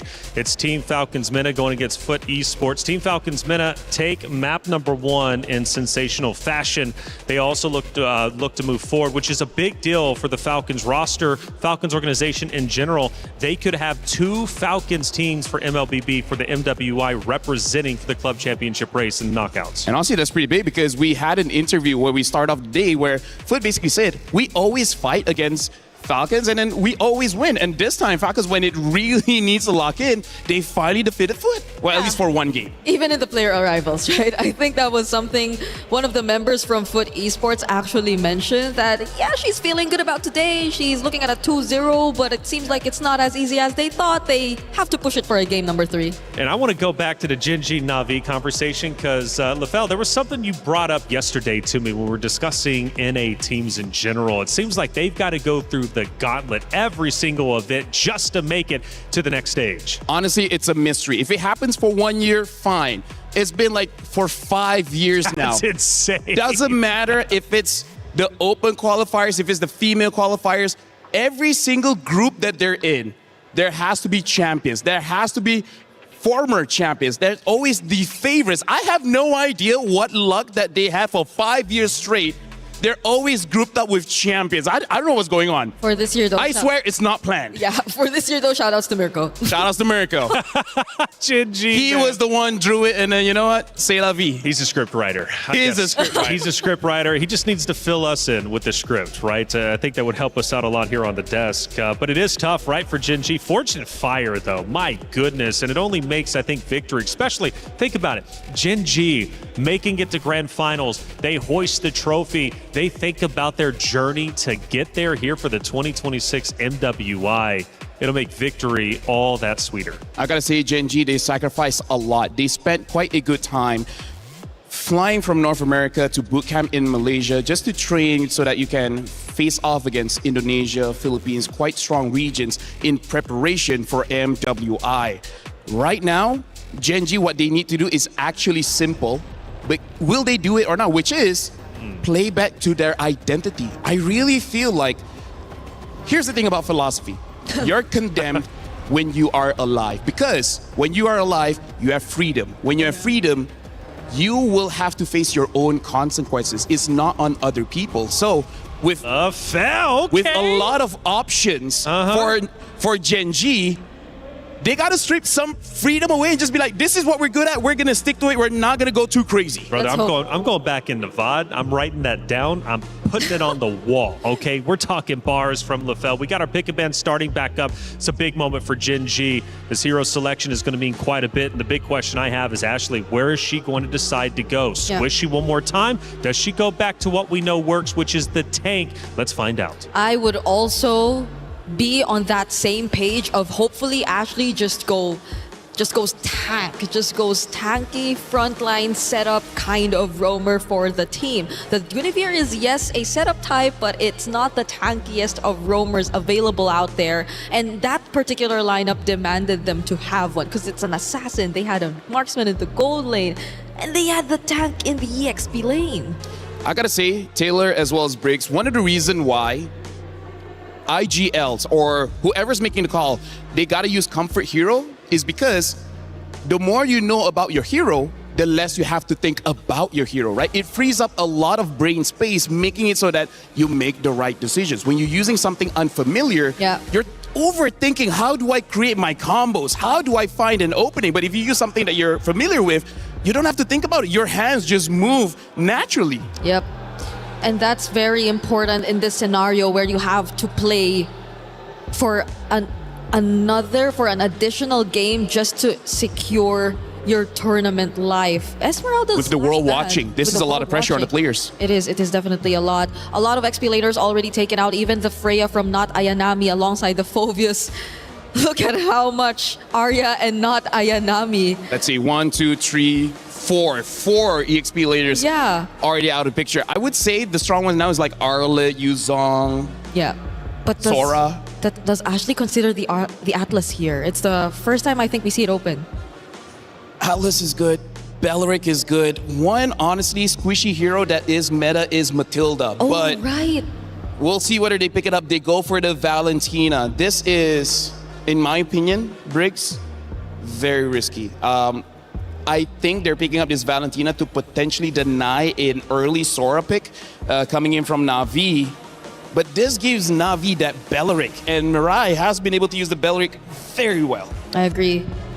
At least they get a Wrath of Dryad of their own if ever it does end up that way, but I guess it's a matter of comfort. Them also resorting back to that idea, if we want to ask it from Ashley, might as well do it for Sayori as well, because Sayori has been phenomenal on the Valentina either way, so maybe they're just sticking with that because it's indeed such a crucial match. But the Claude gets picked up, they secure it for the team. So the carry option is still going to be open for Gen G. They already also see the glue on the other side if they want to match that. Personally, for me, I would go Baxia carry. Yeah. I feel like that's a good steal from Na'Vi and Yeah. already a good matchup against Claude as well as Blue. Yeah, Baksha carry. I think keep it simple. Maybe Rui on the Assassins is something we do want to see. But if they're still trying to figure out how the playstyle will be between an Assassin jungler and a utility type, then maybe it's best to just resort to the utility. Because honestly, if you have Valentina, Yeah. you're kind of showing that you want to fight very early, right? Yep. Valentina has a lot of bursts. What she doesn't have is that range. So you need gap closers. But instead, they want to go with comfort. They're picking up the Minotaur. As you say, they only really won with that one, and now showing the Uranus as well. Keeping the jungle as well as the gold lane open, I think actually might be pretty scary because we could potentially see a carry ban, but maybe Panda will go back to her signature on the qualifiers to get here into the MWI, which is that Harif. Yeah. Even recently, she's also been playing a bit more of the Granger. So we're not entirely sure if that's going to be the option, but I might want a bit more damage Yeah, to come 100%. in from Gen G because it's really just mostly the Valentina at this point. And again, the carry is likely to be taken out by Na'Vi from this point onwards. This is one of those games, because there's a glue, Yeah. it's not bad for a Lancelot. Because even if the glue was able to get on top of you, you have many dashes, you'll be fine either way. Because now that Arya is using a tank in the EXP, it means there's going to be a damage dealer. The real question is what? And I want an assassin that can fight at level 4, not at level 15. Yeah, and I don't know if they're considering it, but I've seen like MWI teams play a Hanabi into the glue too. It works because, It works, just right? extra bounce. Yeah. And hey, you can't... Stream B, we only have one loss. Okay. I don't know about Stream A, but Stream B, we only have one loss. So it's a viable pick. Carry gets banned out here because Briggs, the only problem I have is they don't have the damage profile for the glue. That's it. This glue can make or break Gen G here. And now even the Bruno gets banned out. So they're really, what they're showing here, Claude wants to win the lane. They want to make sure that all the counters are out of the picture. You still have one, actually you have two, which is the Leslie as well as the Clint. Yeah. Which, because they have a Minotaur, maybe not be a bad idea. Yeah, maybe not, but it's just the spread of damage I feel that could be a problem. Nice ban. That was a perfect ban. Oof. So much XP laner is taken out. But I feel like a CC is going to come for Na'Vi. She did use it recently. She did use it, yes. Yeah, she can. And it was also against the Uranus, if I'm not mistaken. I could be wrong, but she definitely has a CC in her pocket. Yeah, because she has a lot of like XP laners brought out. The Masha, but that was last paired with a chip, so maybe not, because you see the glue instead this time. So it's up to not Ayanami as well as their mid laner Rain to pick up their heroes at this point. Honestly, if they want, Izushi would be not bad. There you go. Izushi is picked up. It's a good counter towards the Minotaur as well as the Uranus. And it's an okay ult for the Valentina to steal, but not the most game-changing. It's not. So the question remains, do they want to go Leslie Clint and more linear type of damage for EXP or for gold lane here and Panda? Or do they consider some of the more unorthodox? Because this Uranus Minotaur, just by looking at them, feels like you're meant to be safe, right? Gen G has a lineup that says we will live forever. Yeah. Right? It will take us 1 week to die. Yeah. Right? They have a lot of heal. They're going to build Flash of the Oasis. If they haven't Hanabi, actually it makes a lot of sense. It makes a lot of sense, right? Makes a lot of sense. But the same as the Clint, same as the Leslie, heck, maybe even the Moskov. So they pick up a Suyo here.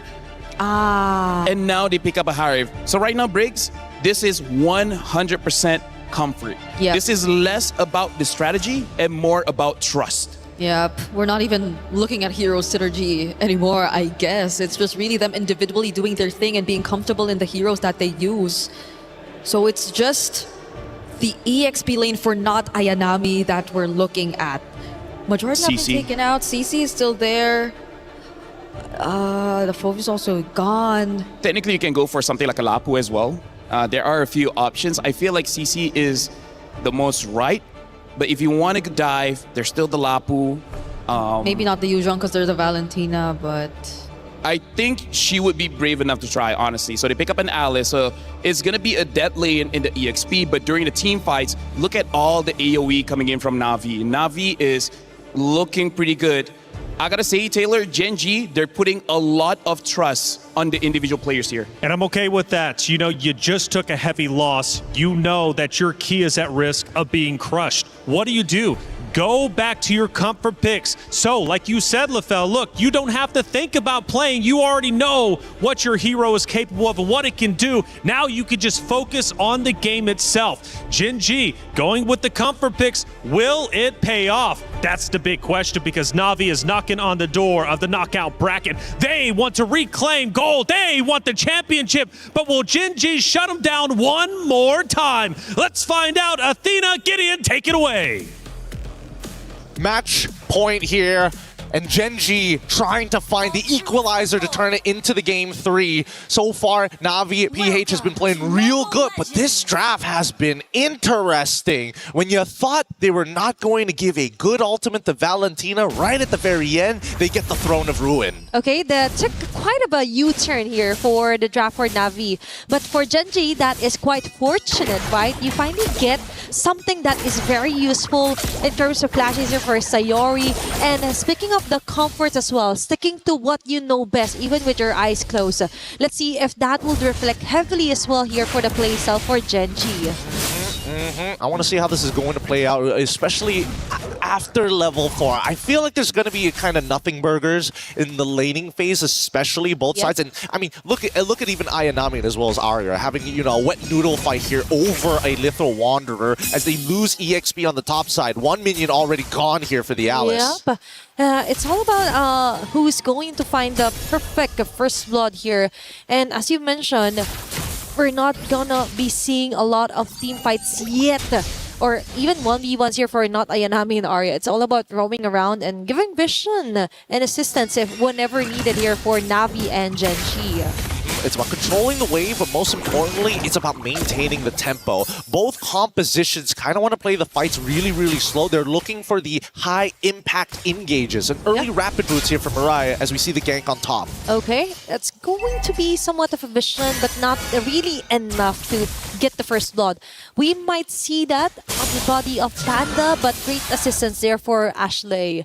Now, in a few seconds, it's going to be the turtle up in the mix, and it's Mirai finding her way already here to try and predict things on where members of Gen G will be focusing their lots for. They did lose a little bit of tempo off of this. Mirai had to reposition as they are looking for the right targets. And in this case, it's going to be Rui. Mirai did this the last time, right? Made Rui's life really, really difficult. But now that Rain is level 4, look at the positions. Okay, it's Arya onto the backside. That took too much. And it gave Keishi the perfect first blood. Rain with a force crimson beacon. And assistance with a not Ayanami, resulting onto a kill. That's 2 members down. XP and room immediate takedown for Gen G. The chain CC was just a little too good. Arya couldn't even get her ult off in time. And now you see Rain down on the bottom side, getting hit by the gank. Okay, Rui, go for the follow-up. Rian dashes out right in time. Now it's 4 members chasing them down. It's Rui being cornered out. What a commitment here for Na'Vi. And even with a slam down spread and a grab, it all interconnects and results onto a kill for Na'Vi. They weren't able to find the trade. This is great for Mirai. Again, the battle spell difference creating this tempo, and now the dive. Okay, they're forcing out a way to shut down Panda 1 as fast as they can. It's Mirai. Even tanking up most of the turret damages. Oh boy, the shield from downtown right at max distance as well, and Sayori finally gets the Throne of Ruin as Arya looks to maintain control over that top side, but there's an interception about to happen. Keishi could punish this, and that concentration isn't going to be enough. Look, the anti-heal, Arya cannot tank the damage. Oh my gosh. This is kind of heartbreaking, especially for Arya. To be punished like this onto the early parts of the game. Could you imagine that? She still survived though. She played it as well as she possibly could. Waited till the very last second, waited for Ayanami to try and commit to the Throne of Ruin before committing to her mobility skill, knowing that at any point Keishi could try to go for another shield unity. Either way is played perfectly well despite the scenario. It's all about surviving first. Then we see a plan formulating for Gen G. And as you mentioned, it's all about the mechanics too on what Arya could maximize with a hero such as Uranus. This is quite different with what we're used to seeing for her. But let's see, for now, for Navi PH, also taking their time before the turtle responds, and Arya just goes in with a cut, same as Not Ayanami. Now, they slowly make their way downwards towards where the turtle will be respawning. Look at this. The rest of Gen G now looking to kind of set this up, but Rui has been completely zoned off as Mirai. Nobody can really stop Mirai from zoning him out. Okay. And once he gets his ult on him, even worse. And now I think that Gen G just has to back away. Okay, there's going to be another turn of ruin here for Not Ayanami. 2 members caught in the crossfire, actually falling down. Immediate response onto Arya. She will go down. Double kill for Not Ayanami and a turtle for Navi. This is starting to look a little unwinnable here. Mirai gets to do literally anything she wants. Walk in, pull out a target, still not die, tank the damage and still be relevant. She's everywhere all at once. She's super glue at this point. She is a great provider as well. Like if Navi PH points to anyone, Mirai could get that. Mirai will give that to them. And even onto their own purple buffs for Gen G, they're not even able to even get that. They're gonna have to pray here a little bit. The Navi makes the mistake, and unfortunately, it's just too tough. Rui even has to commit the retribution as well. They're unable to peel it off. I think that at this point, Ruyin as well as Sayori need to kind of work together to give that opportunity to kind of set the pace, right? Make sure that Mirai is CC'd enough so that Rui can actually get in on these fights to get the damage down. But still, it's such a big floodgate to get over. Okay, it's all about changing or spicing things up here for Gen G. Because remember, it's still the early game-ish here for both Navi and Gen G. Although technically speaking, there is a lot of advantages. 6 minutes in, turret destroyed, multiple objectives secured, plus the jungle camp being invaded is just too much for Gen G to handle. Although there's still a sliver of HP, as you mentioned, in the body of Sayori and Rui going hand in hand. But that is if they're not continuously being hunted down by Mirai or even Not Ayanami. Yeah, they're gonna get dived under this tier 1. Whatever happens will happen. And it's actually moving forward. Not Ayanami again! With a perfect flicker, Sword of Ruin, and Mirai from the back. Just soaking up loads of damage that Gen G is trying to show over here onto Navi. Padawan was able to let her Zaman Force build in, but not enough to equate onto a kill. It's still Navi getting a great team fight center here against Gen G. The mechanics are starting to deteriorate. Sayori, unfortunately, just didn't flicker forward. Used the Throne of Ruins. I guess they gave up on the fight before they made the call, and now the Zaman Force out onto Not Ayanami. Okay, she will technically still survive, but no, it's going to be a chase down here for Sayori. A quick start here, and trying to regroup things up, freshen things up here for Gen G. A start is still a start, but now that they finally get a purple bomb, it is the turtle that's going to be traded for here for Navi and Arya. Arya wants to buy some enough time, but no. It's Navi just securing the objective clean and square. Yeah, they just have to scale Panda up. Everybody else has lost their relevance in this game. They are giving their bodies up, and luckily, I think that unless they find a huge shutdown, and even then, it's on right now, the majority of the lead is actually onto Kenshi and Mirai. Yes, Mirai will give you just a little bit of oh wait, actually Mirai is overscaling here, making a little too much money, in a matter of fact. Now the lowest gold overall is going to be Rain, so no more passive gold for Mirai. No, because Mirai actually noticed, hey, I could be anywhere and everywhere. That's actually 100% KP for her, a 205. Like imagine that. She's doing the right marks on the right targets as well. Compromising so much of Rui's jungle. Like onto the level comparisons here, Rui is also being kind of locked down here against Keishi. And now we see a more proactive play with the Conceal even under the turret. They're going a bit too greedy here for Navi, but Rain as well, committing even a Crimson Beacon just to try and make things harder here for Rui with the dash Blade Surge. There's going to be another dash out, trying to survive. Not Ayanami and the rest of the gang will just focus their marks here onto Sayori and Ashley. They'll take whatever they can and they will get it onto the hands of Sayori. Oh, they can't cleanly walk away. They can't really open up the map, especially with this glue. They've lost pretty much every potential out here. this is just a slow and painful death from this point onwards. And Mirai can use the ult again if she wanted to, but really there's no need to. The discipline coming out from Na'Vi PH right now is looking great. Earlier on the draft, we were kind of concerned that they didn't ban out the Harriet. They kind of took a U-turn onto picking up the Alice as well. Now we do understand, even though Sayori has a wonderful ulti that she could copy, but she has to technically go in the front lines, find not Ayanami on this sort of a mess, and then commit to go for a setup. But that's not happening at all, because the moment that they're being shown on the map, that's an immediate kill here for Navi and an immediate takedown of an objective as well. They're going to take their time with this now. The next fight is about to begin as Mirai has already initiated. Oh, now Ayanami with a catch here on the 3 members. Panda one with the Salmon Force, but it's backwards all over again here for Gen G. And it's Ashley right now trying to find a way to escape, and she will. Mirai might be the sacrifice, and Ree finally gets a kill onto her hands. Now that was a quite bit of a messy impact here for Navi PH, and Gen G got 1 out of the 5. At least they were able to get 1, and honestly, that's a pretty big win for Gen G at the very least. At this stage of the game, 10 minutes and we still have some Holy Shieldings to work with. So at least for Gen G, if they can just minimize the damage and protect this long lane, they might have a chance. Okay, it's all about Arya right now, doing a lot of the heavy lifting here against Navi PH. The Holy Shields just might pop off. It's going to be a risk here for Gen G.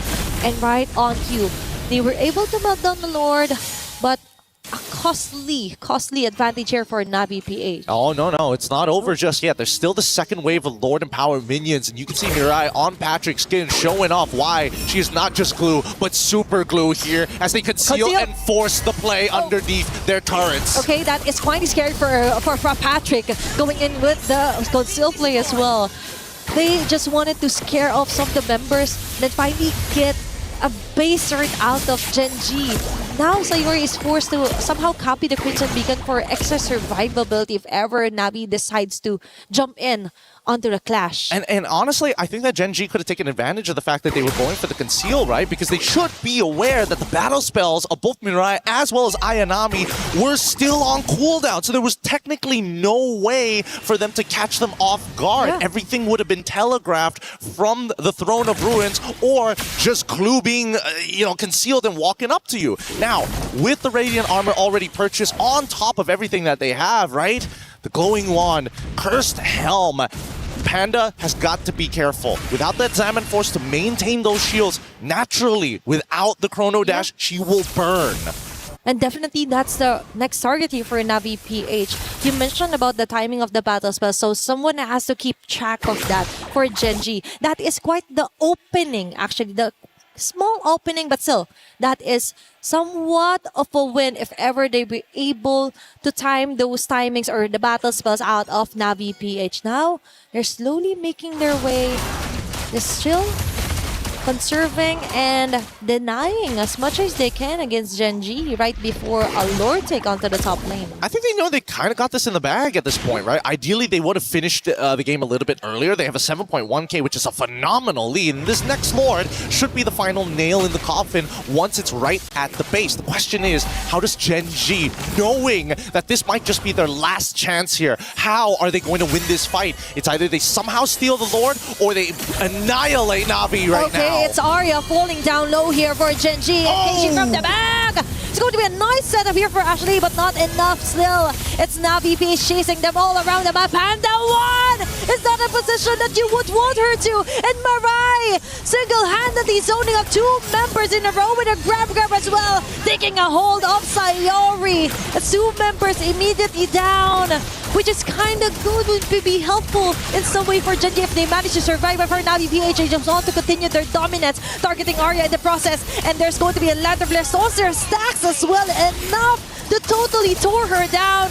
Rui and Ashley are left to defend for their base, but I think this might be it as Navi PH goes in for the kill, goes in for the wipeout, and eventually taking the win against Genji. Spirit's broken here, but it's going to be Navi who moves on to that next stage. A beautiful game, so tactical, so slow, but most importantly, no way for the enemy team to breathe. Congratulations to Navi. We're going to be soon having a talk with one of these players up on the stage, and I gotta know what is going on through their minds, especially after a well, I wouldn't say the worst, but for some, a very dangerous day one, and just the upward trajectory from day two onwards. Imagine starting off your day on the verge of elimination, right? But now, they could finally exhale some of the nervousness or pressure. But so far, quite a sad day here for Genji fans out there. But let's take a look back here onto our STC replay on what happened onto that final moment where Navi PH totally ended that round. Well, let's go straight to our stage here. We gotta see how these players are gonna go, because again, this is a devastating moment. Let's go up onto the stage for the crushing.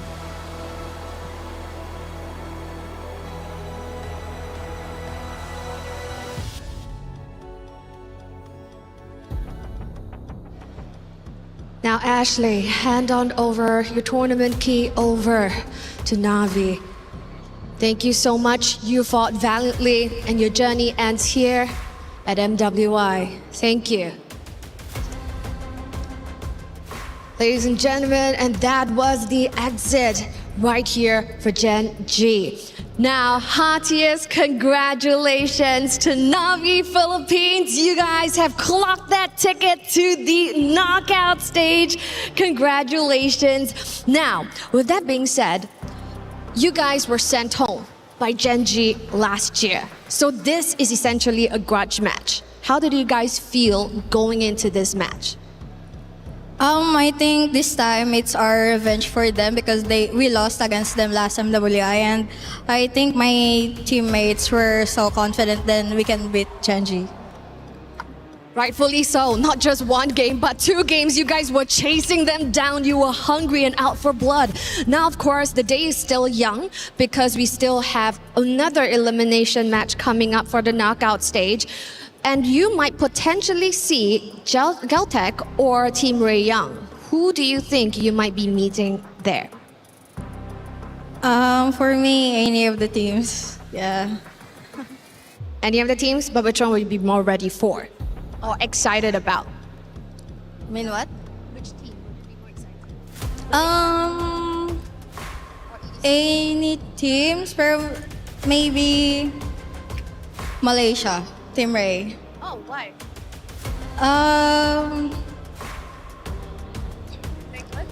I think we play good against them. All right, so we're excited to see how that pans out later. But take your walk of victory and please claim your prize of this key that's about to be crushed. Take your walk of victory. Last year's runner-up key is about to be crushed as Navi took the run back and ran away with it. It is time for another key-crushing moment as the dreams of the NA region are getting shattered and evaporated. As always, you know the drill. Or can I call this a drill if it's not a crushing moment itself? It is time for the key to be set and to be absolutely destroyed. Unfortunate for last year's runner-up, but Genji out of the tournament in the hands of Navi. It is time to go for the security check as always, as the key is now ready to be absolutely punched up. 1 key less in this tournament as we're getting close to our knockout rounds. Ooh, this actually sends shreds left, right and center. Another team out of the tournament, and of course once again congratulations to Team Navi. You guys will be back later in the tournament. We wish you the best of luck, and of course after a brilliant victory it's time for you guys to celebrate, take a rest and be back after with hopefully another shattered key between your hands. Without further ado, let's take a look at the highlights.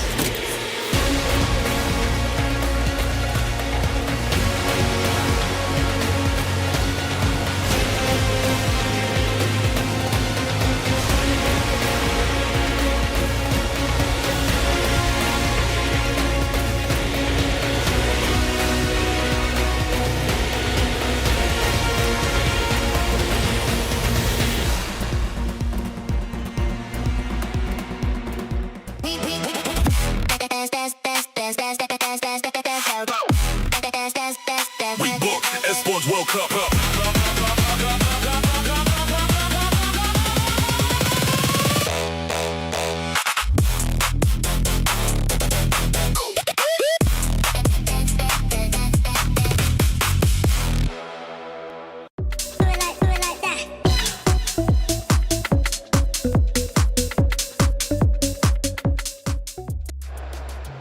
The hope of NA has fallen. Gen G, unfortunately, will no longer have a chance to go back into grand finals and reclaim what they narrowly lost last year to Vitality, which opens up a spot in grand finals. Who's it going to be?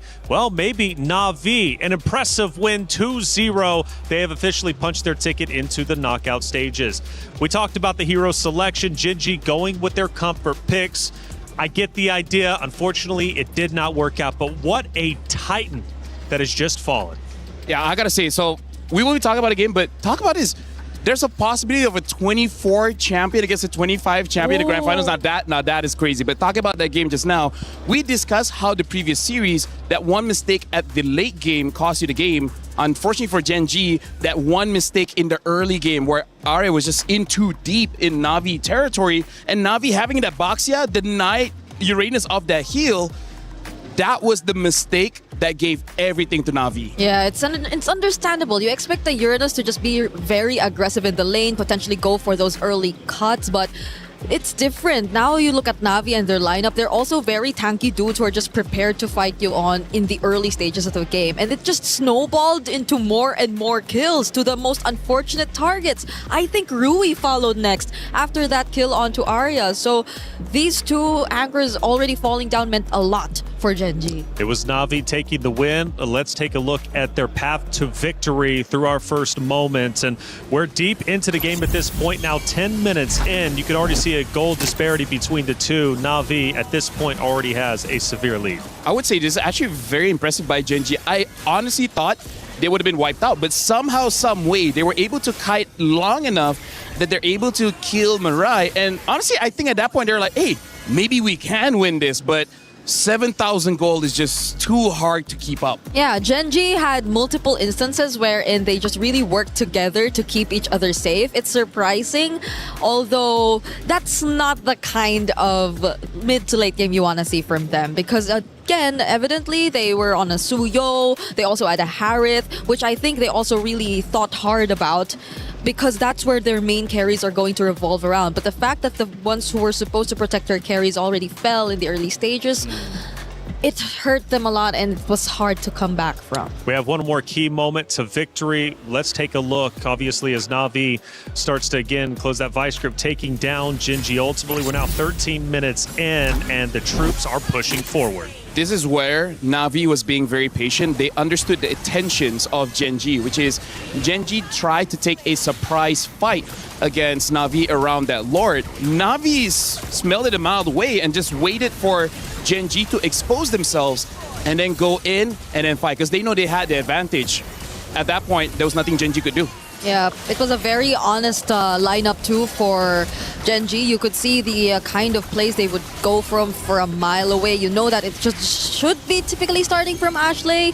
Sayori, most of the time, did get the Throne of Ruin a couple times, but it was just mostly just keep her teammates safe. And we didn't really get to see her play the aggressive type of Valentina that she successfully did in Dame #1. It was a blockbuster matchup for sure. Long-standing history between the two, not only in MWI, but also here, or excuse me, last year, whenever it comes to the knockout stages. And it is the revenge arc now for Na'Vi.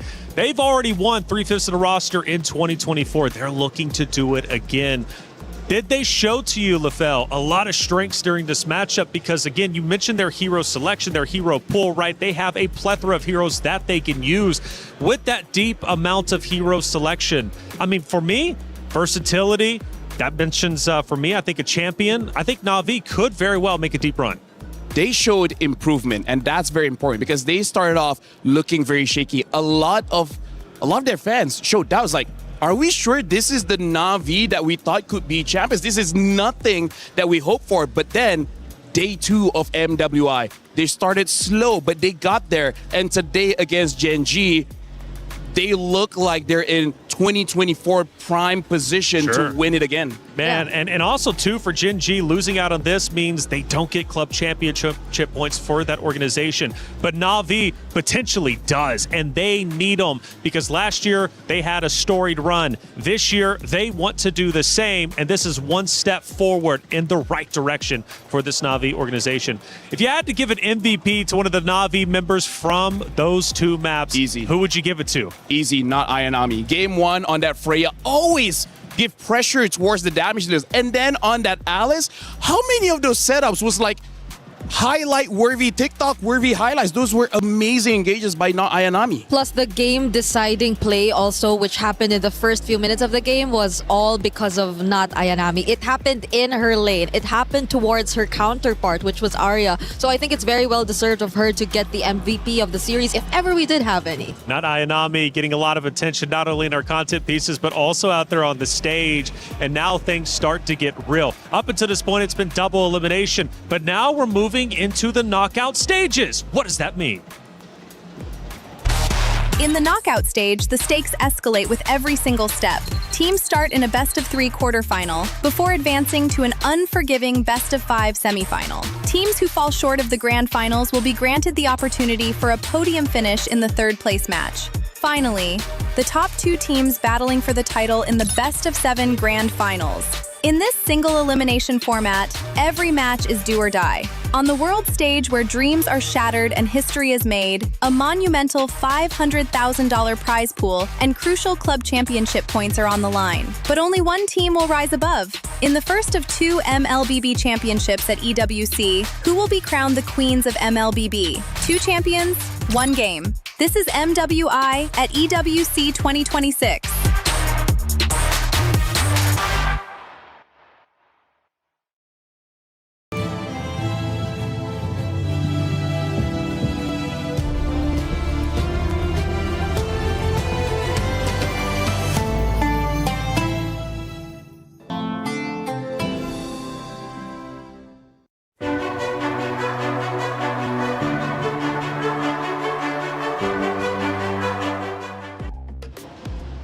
Again, Na'Vi getting a big win over Gen G. For Stream B, that match also comes to a conclusion. It was Team Falcons Mena going against Foot Esports. Team Falcons Mena with a 2-0 win. Again, massive for the Falcons organization, who went back-to-back into club championship. Now they've got 2 teams represented, and they're trying to catch up the first place, which is tied with 3 teams, one of those being 100 Thieves.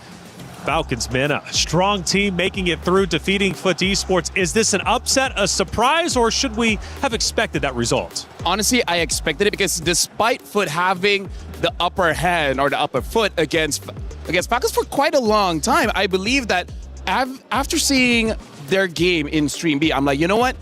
They're kind of like Na'Vi. They started off slow. They were trying to figure out their identity, but once they figure it out, it's game over. There's nothing you can do to stop them. I was supposed to say it's very similar, not because of just the slow starts, but also because of the veterancy, which I think took a bit of download time before they eventually were able to flesh it out and really guide the other members of the team. Because again, if you would remember, in Team Falcons Mena, they are really very experienced players when it comes to the international competitive scene. Absolutely. Well, Falcons Mena get that big win, which means our knockout bracket is about to be at least drawn up. But until then, we have Rose with an interview with one of the players from Na'Vi.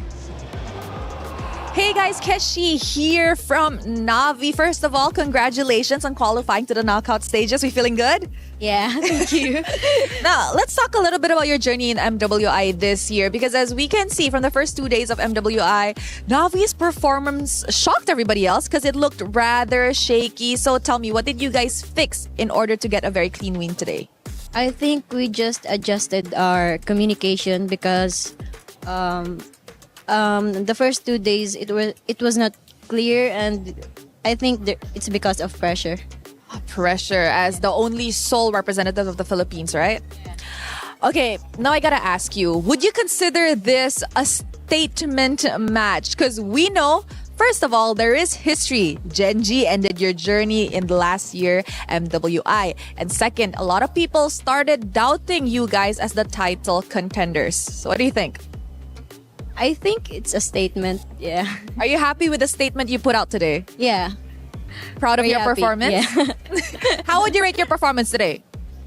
I think 10 out of 10, but there's still a game later, so we'll see. All right, we'll see. And you know what, Keshi, since the Filipinos are in the knockout stages, is there perhaps anything you'd like to say to the Filipino supporters back at home? Thank you for supporting us and continue supporting us for our game later. Thank you, Keshi.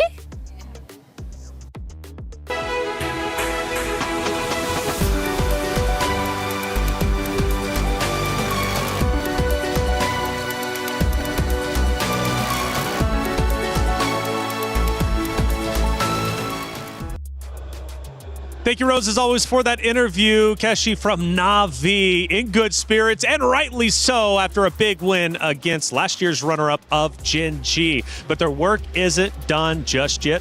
They've got more to do in the knockout stages, which is going to be coming up very shortly. But for our elimination matches, they are done at least for the group play. But as knockouts start to come in, there's a lot to talk about because there's some potential big matchups at play here. We take a look at our Group A bracket, how it ended up unfolding. And LaFell, obviously, yesterday we started with Team Falcons Indonesia, 2 days ago now, Team Falcons Indonesia versus Seda Esports. And Seda impressed us all with a big win. The Falcons Indonesia, they weren't done just yet, taking down not only Twisted Minds, but also moving forward to potentially having a chance in the knockout stage to make history. I gotta say, Group A is looking absolutely amazing. Team Ray Young as well as Galte looks so good. Seda, that was a surprise. I'm really looking forward to see how they will perform in the knockout stage. And Bree, this bracket, this Group B bracket is insane. We had 3 Titans come in. Unfortunately, one of them would be eliminated. Yep, it's been perfect records for at least Team Vitality and Galaxy Phoenix as they secured their tickets to the knockout stage. But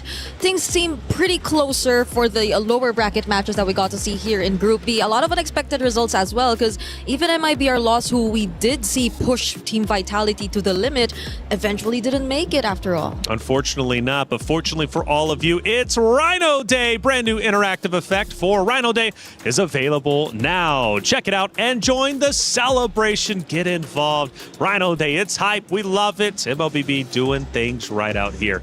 Man, coming up, though, is going to be the knockout bracket. Super excited for this one, and it's unique and fun because the competitors themselves will be choosing who they want to play. And for whoever's not chosen, well, they unfortunately will have to play whoever the other ones do not pick. So starting off, it's going to be Galaxy Phoenix choosing first. They ended up being the #1 seed because, well, throughout our brackets, all of our teams in the upper bracket finished 2-0. We needed a decider to figure out who would be seated higher, and it came down to time finish, which Vitality now probably scratching their heads thinking, well, we wish we probably would have known that. I don't know if they did, because they went, 26 minutes? They could have had first pick. Yeah, I feel like they're a bit upset with JG. JG also made their game win a little bit slower. And this, honestly, right now for Galaxy Phoenix, they're choosing for themselves as well as Vitality. Like, I feel like for the teams in Group A, they're like, please choose us. We don't want to fight against Vitality, which,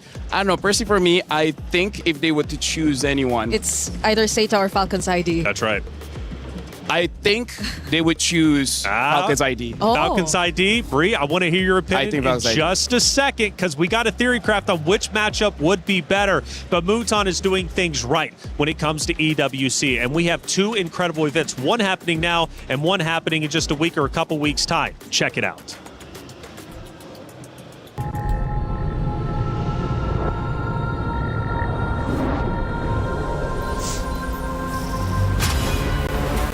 In the past, we were always in Asia.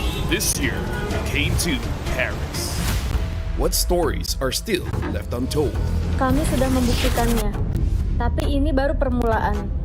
Tiada siapa akan ingat siapa nombor 2. We need the win. Bukan sekadar keinginan, tapi tekad. Hindi ang pag-abot sa top ang pinakamahirap. Ang corona ang mahirap ipagtanggol. What happened last year became fuel for us this year.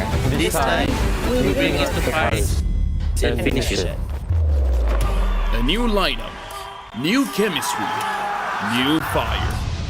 Once champions, not settling for podium finishes. World champions, defending MSC champions. champions. As the final boss of MLBB, can anyone stop them? Names have been made, stars have risen, but now they need to show the world what it takes to rise above. This time, the world is bigger than ever. Like every year, new challengers step on to the world stage. Some carry the ambitions of 2 continents.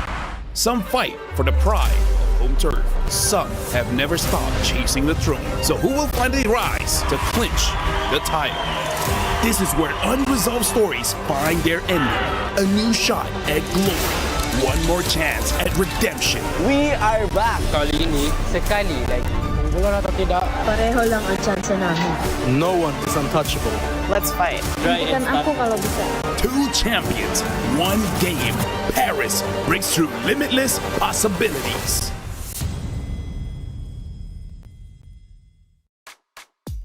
It's MLBB for the next 3 weeks, and we love it, and I know you at home love it as well.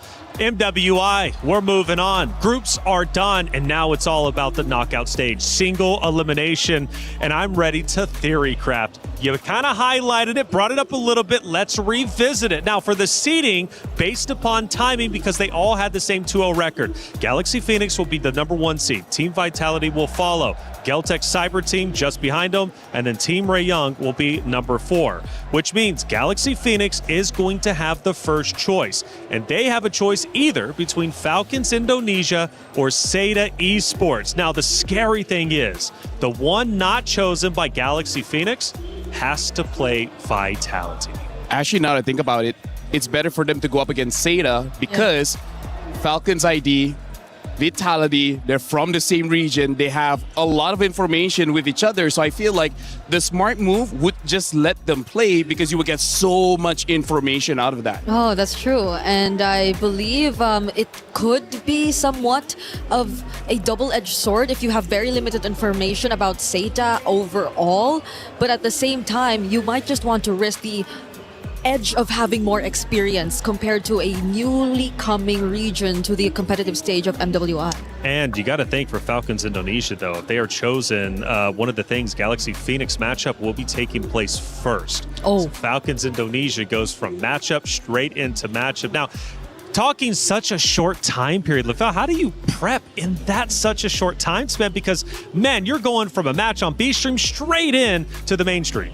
Honestly, it's quite weird, but some players actually prefer it just for one simple fact, which is you got your warm-up. Because some players, if they play and then 2 hours, 3 hours of doing nothing, they just start to slow down. So some players is like, yes, we are good now, let's just go now. And instead of thinking about what your opponent is doing, just focus on what you're doing. And then after game 1, hopefully your coach can figure out what to do game number 2. Yeah, at first it does not seem as favorable. It comes along with being in the lower bracket and having to survive through all those elimination matches. But at the same time, especially if it happens in the same day, might as well just keep the ball rolling because you've already started playing anyway.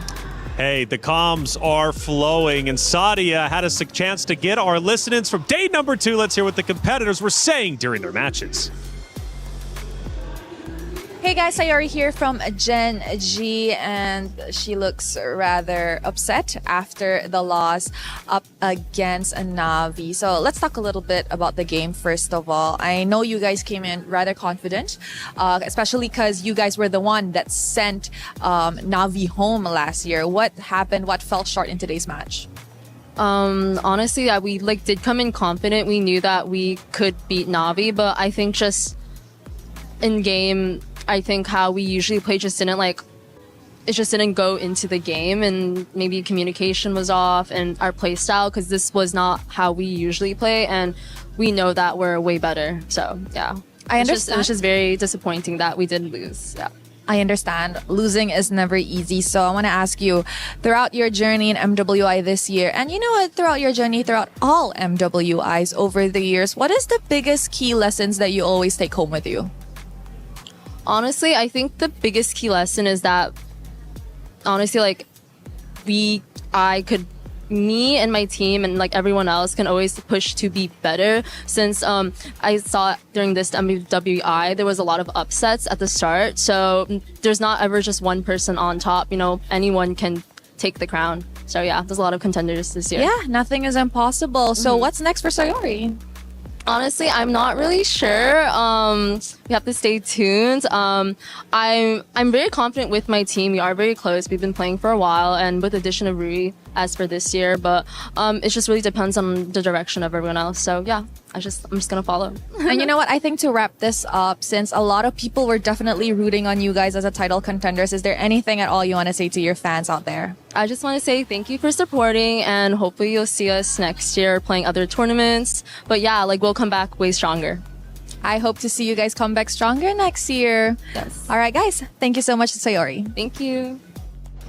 Thank you, Rose, as always, for the great interviews, getting the coverage out there with the players where they matter most. Gen G on their exit interview, still in high spirits, it seems. They want to come back even stronger next year. Yeah, I always feel sad when I see teams have to exit without them playing their best game or without them being able to play the kind of play style that you know they're used to playing. And it's unfortunate it happened to Gen G, but I'm glad to hear that they're just looking to come back stronger the next time we see them. Yeah, we don't want to lose them, right? We definitely want to see them come back. NA needs a solid representation, and Gen G is that good representation. Hey, like I said, throughout day 2, there was a lot of great comms, and Sadia had a chance to listen in. Main carry guys, nice. Carry no flick. Satu Jod. Dadah guys. Jessica. Aku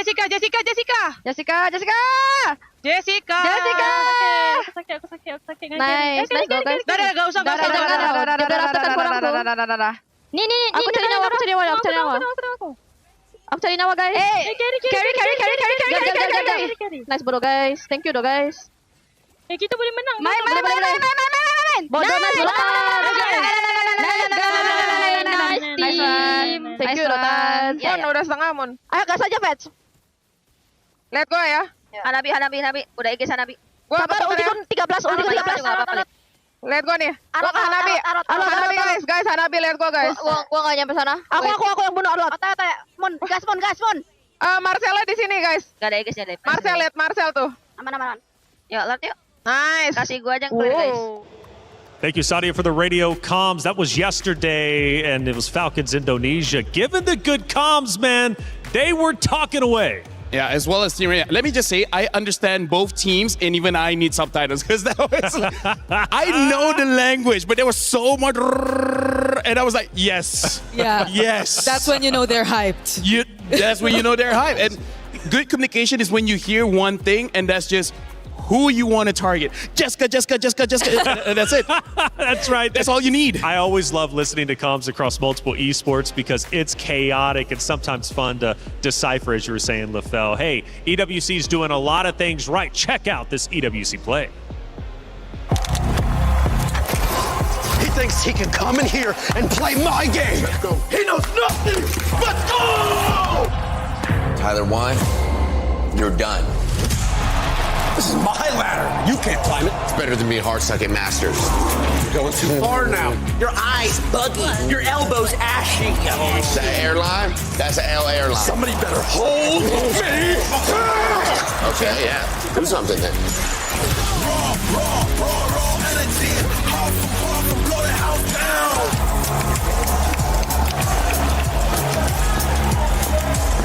You look nervous. You look short. Everything's good? Fight.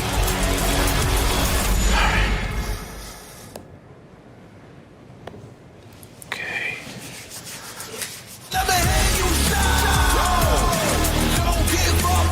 Do you really need the wraps? Yeah, that feels like overkill to me. Body was built to move. Not trapped at a desk in one singular posture for 12 hours a day. It's time your chair evolved. This is Secret Lab Titan Evo. Ergonomically engineered for you. Gamers, hybrid workers, artists. Backing your every move. The knockout stage draft is just minutes away from taking place, where the opponents get to choose their opponents. It's going to be a lot of fun, and the stare downs are going to be entertaining for sure. Still, though, we need to discuss the other side of the bracket. We talked about Galaxy Phoenix, whether they play against Falcon Indonesia or Seda Esports. They have that choice. The other gets to play Vitality. But on the other hand, Geltec Cyber Team comes in. They were the number 3 seed, but because of where they were in the groups, they get the first pick. Falcons Mina or Na'Vi. Those are the two choices. I know, Bree, you look like you're in pain. I'm going to give you a second to maybe think it out a little bit. How about you go first? For me, it's easy. So how about you go first? I am having a hard time. I can For see you that. It's easy. I am having a hard time. Like, I do not know if I want Na'Vi to be up against Geltec or if I want them to go up against Team Ray. Oh, okay, that's actually a good point, Right? because honestly, for Geltec, I know the best choice for them is Falcons Mena Vega, because their playstyle of KOE playing those assassins is better against Falcons, where they sometimes put yourself in a situation where you can punish. Compared to Na'Vi, Na'Vi doesn't really make a mistake that gives the map to the opponent. So if I was Geltec, I know who I want to go up against. Yeah, but that's not good for Na'Vi either. It is what is it, you know? Yeah, because they're going up against Team Ray if ever that does happen. And Team Ray were the recent, or not them, but their region has been recent champions of SEA Games as well. They've been performing really well. And it's just like a rivalry between MY, PH, ID all over again. Who would Team Ray Young want to play, though? Like, if they obviously don't have a choice here, but if one had to be thrown their way, would it be Falcons Mina? Would it be Na'Vi? I'm going to be honest with you. Both of them just come off a hot win. Na'Vi just looked incredibly strong, taking down Gen G. I don't want to play Na'Vi under any circumstance. Although I do have to say, Team Ray Young, I would say their strategy for this MWI is quite flexible against both, because one of the underrated players coming in from Team Ray Young is Miko, their mid laner, where she is very good at winning the lanes, but also punishing the jungler. So if they're going up against Na'Vi, Na'Vi goes with a tank jungle, I feel like she can punish that. And then if they're going up against, again, either tank or assassin, I feel like they got the answer for both, because Chi-Boy likes to fight against assassins. So it's kind of interesting at the mid duo, they can deal with both. It's going to be interesting to see Geltec and Na'Vi up against each other, though, if ever that does happen, because they've been the more unorthodox teams, you know? Like, Kyoe on the likes of an Aulus even. That was cool. That was cool. They were able to win with that. But Na'Vi, though, when I say that they've also been unorthodox, it's not the same when you look at Geltec, who've been able to make it work. So I guess that's the only maybe problem that can happen if they do go up against each other. I do have to say though, Geltec on that game with the Aulus, it was a 24-minute game, and they won 5 minutes of that game. And if I'm not mistaken, they got a triple kill early. That's why they won the first 2 minutes. And then lost for 19 minutes and only won the last 3 minutes. So it's a good pick, but they lost for a long time. Okay, so you're never really sure, but regardless, I think them picking their matchups will all be equally as interesting. And they do get that choice, which is super unique, by the way, in like the format tournaments. You got to think about it. You're walking up there, you're looking at your opponents. You've got 2 keys to select. Which one do you want to crush the most? Because it is single elimination. Oh, yeah. I feel like for all the teams, they want to crush Vitality and Na'Vi if possible. Of course. Of course. But honestly, like, we got to go back to Rose's interview with Sayuri. Even Sayuri said for this MWI, a lot of upsets happened in day number 1. So even if you think you made the right choice by choosing your opponents, that might not be true, right? Because everyone here is stepping up. Everyone has their own identity. So you might make a mistake and you would never know until the game ends. Yeah, honestly, if I was a player, I'm not even sure if I'd rather do this or just have... I would just let my coach decide. Randomly decided as well, Because, when we did do the draw, well, not us, Mirko did the draw. You were already put up in this certain setup. You had to see like a group of death emerge eventually, but at the same time, you just had to adapt and adjust to what was already presented to you. But this is something you can make your own choice with. So whatever happens, if it doesn't go your way, who else to blame? That's right. And see, I was about to bring that up, Bree, and that's such a good point because it's scary. When last week I was on this very stage watching a different title and a player from Na'Vi chose their opponent, he wanted the smoke, but he got it in the form of a loss, right? So you never know. You might be picking your opponent thinking you're picking the right choice because you can beat them only for you to lose. And like Bree said, you can only blame yourself. Well, enough deliberation. We now need to see action. The opponents are on stage ready to pick who they want to play in the knockout stage. Stage host, take it away. Ladies and gentlemen, it is time for the EWC knockout reveal. We have our teams ready for the knockout stages, and we need to see exactly who is going to be facing who. Damascus, how does this work? Very simple. Whoever made it out on the upper bracket will have a chance at picking their opponent, but that's only since everyone is tied. And as Taylor explained earlier, the ones who had the fastest game time, which means that on one side you have Galaxy Phoenix making it out on the upper side on Group B, who will be able to choose from the people who made it out of Group A lower, which is Falcons Indonesia or Seda. And then on the other side, it is Geltec Cyber Team that will be able to choose between Na'Vi and Falcons MENA. 2 Falcons still in there, but the question is, who are we picking? Okay, that got me hyped up. Explanations, everybody, ladies and gentlemen, we actually understand how it goes. We need to bring out our 2 representatives. Please bring forward our players.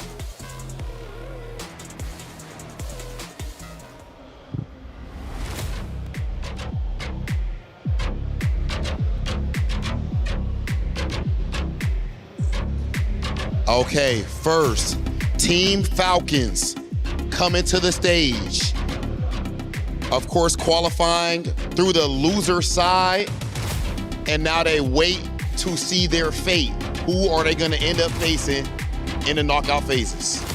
And that is the question, and of course, they are coming next to another team, a team that they faced earlier, a team that made a surprise at the beginning, representing the regions of China, Team Seda pulling up. And of course, they will be there to witness who is going to get picked live on that stage. Yo, Seda already threw down a gauntlet earlier, as you said, showed us the big time upset, or so people felt like. People thought it was an upset. Seda is working at this point to show everyone, nah, it's no upset, you're just late to the party. We've been here. Absolutely godlike squad right there, standing next to Falcons. That said, I believe we do have our next team ready. Next team ready, of course, it is the other Falcons, the MENA representatives. Of course, we said it, there are 2 Team Falcons moving forward, and Falcons and MENA being represented. They are on the other group, so they won't be a Falcons versus Falcons match just yet. But the question is, are we getting picked, Rob, as always?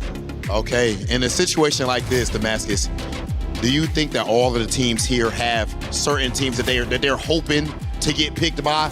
Or is it like, hey, it doesn't matter who it is, I'm ready to cook? I mean, Vitality is not picking. I don't think anyone want to face. This is very true. I don't think anyone want to face the Queens right now. Speaking of Vitality, we do know, that, of course, that Vitality is our last year's champion, but back in 2024, this next team was the one to win it all.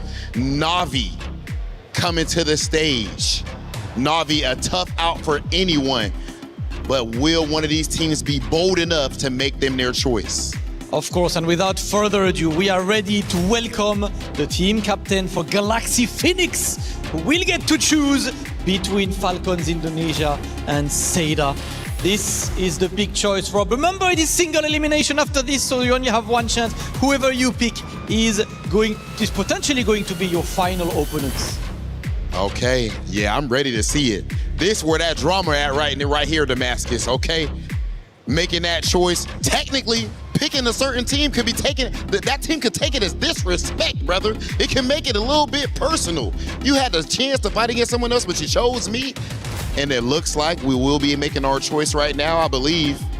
All right, it is time.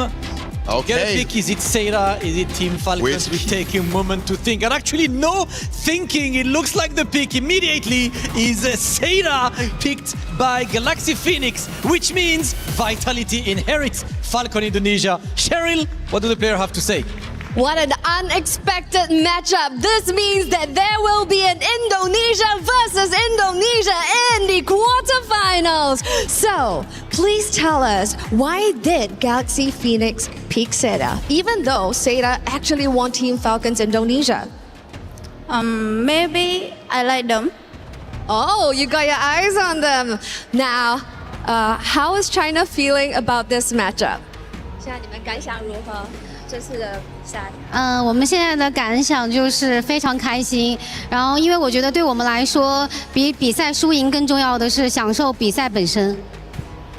They're very happy about this pick, but win or lose, they are very happy to be here for the competition, to experience as an experience. So yes, this is your first matchup for the quarterfinals of the knockout stage. We have Galaxy Phoenix going up with Seda. Oh, that's a banger.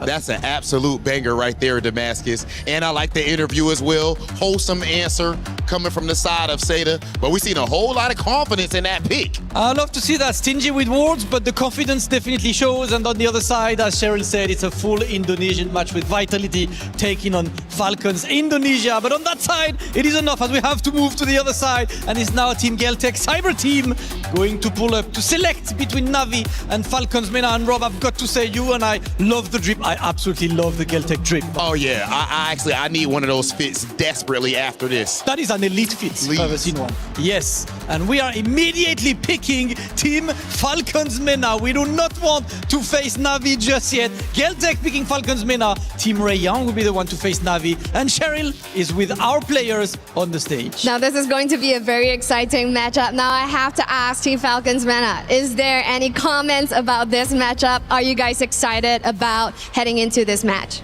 Yeah, of course we are excited and good luck for you guys. Anything you want to say to them? Nana. Nana, okay. Fist bump, and we will lay it all over at the Land of Dawn. Fist bump. And let's go. Our next team for the knockout stage of quarterfinals. We have a Geltech Cyber Team going up against Team Falcons Mena.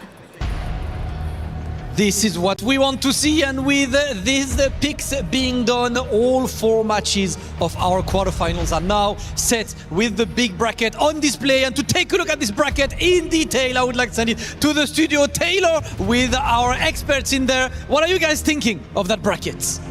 Ooh, it's looking spicy. Hollywood Rob TV, Damascus, Cheryl, thank you so much for settling the score with the competitors. Now we know what our knockout stage looks like officially.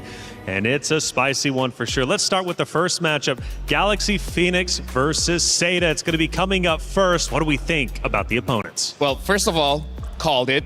Yeah. Second of all, it's like, wow, we're so surprised this happened. But yeah, I really feel like this is good on both ends because Seda also showed quite a lot, and I believe Galaxy Phoenix have gotten enough information to know what kind of draft they want to use against Seda, but also because they force Vitality as well as Falcons ID to fight against each other, they need all that information to know potentially when they mid what they're gonna do.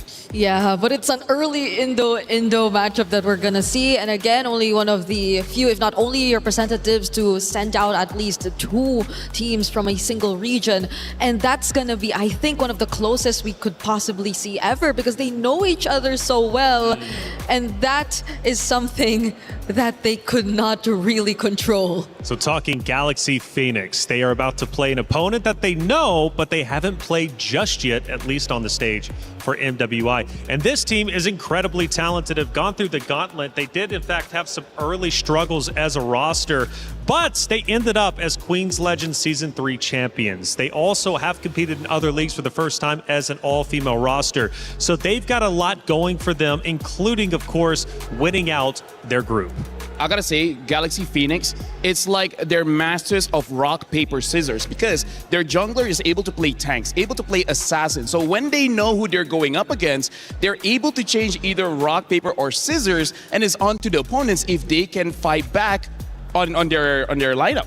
Yeah, they have so much heroes too that not necessarily are out of the meta. So I think that's one really good strength that you can look at when you talk about Galaxy Phoenix is the fact that they have such great mastery over the heroes that are actually relevant in our current time. But strength versus strength in this matchup, because let's not forget, Seda Esports was developed specifically for the MWI stage, which means they've done their research. So when you talk about a deep hero pool for the side of Galaxy Phoenix, Seda equally also has the same.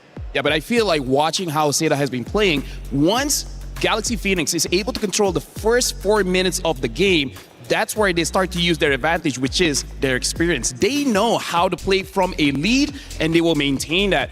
Compared to Seda doesn't always look that well when they're losing by 1,500 gold, 2,000 gold. So if they can get onto that first win condition, they're already looking pretty good. You know who Galaxy Phoenix has, though, that Seda Esports doesn't have? Is Fa. And we were screaming her name. Fa was going off just a couple days ago. She's incredible, and Seda's got to deal with her. Yep, Seda, especially as mentioned here by Lavelle, may not seem the cleanest in terms of the executions when we get into the mid portions of the game. So I think it's crucial that in this matchup against a team like Galaxy Phoenix, they're always remind themselves of housekeeping. Like, they cannot let go of the most basic fundamentals when it comes to the game. Let me just say, Fa is a mercenary. She is precision as a person, because going up against Na'Vi, she only targeted Mirai until there's nothing Na'Vi could do. So as long as they know who's the right target for Seda, I will feel bad for whoever that is,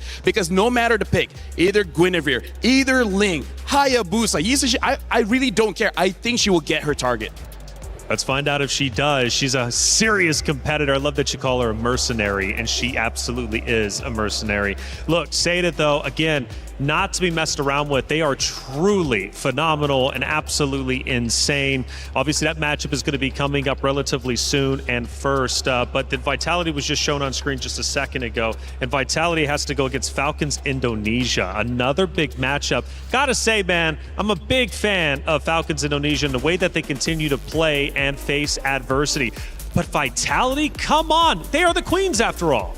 I mean, like, not only are they great mechanically, but they can get into the heads of Falcons ID. Yeah, and if I'm not mistaken, I think the revenge storyline continues, because Falcons ID in the recent qualifiers that they had for MWI 2026, I think barely got to get a game against Team Vitality. They went up against each other in the upper bracket semifinals, only to get dropped down to the lower. But the moment they meet again in the grand finals, they got the exact same result. You know, I'm so encouraged, though, from Falcons Indonesia to improve from day one. When I was watching them as a contender, we set them up as the top dogs, and well, they finished 0-2 defeat. I was like, well, that's not what I was expecting, but they've come back stronger than ever.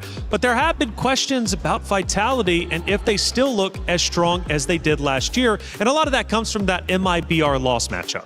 I gotta say, even though I saw that matchup, but Team Vitality is like the final boss that when they die, they get resurrected, and then they have more layers of HP, and then after they die again, they go to the next phase, and then you're like, when is this going to be done? And then you're trying to get a health potion, and then they just take it away. They just evolve. And Bree, speaking of evolving, Geltech Cyber Team, they chose their opponents, and it's Falcons Mena they've got to go against. Now, Falcons Mena just came off a big win, so they're feeling confident going into their matchup. Later on today, mind you, we've got 4 of them. We're starting off with quarterfinals. We will finish them all here on this very stream.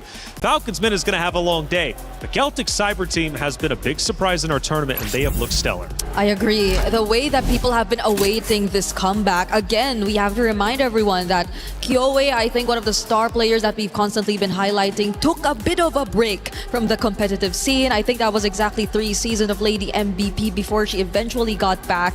And it took her exactly 3 seasons as well to get back here to the MWI stage. But that showed significant growth from these players. I gotta say, Kyoe's Hero Pool is amazing, but this is where I want to talk about their coach, Osprey, because Osprey has been in the MLBB scene for both the men's division as well as the women's division for a very long time. If there's a Mount Rushmore in ECA, he's gonna be there.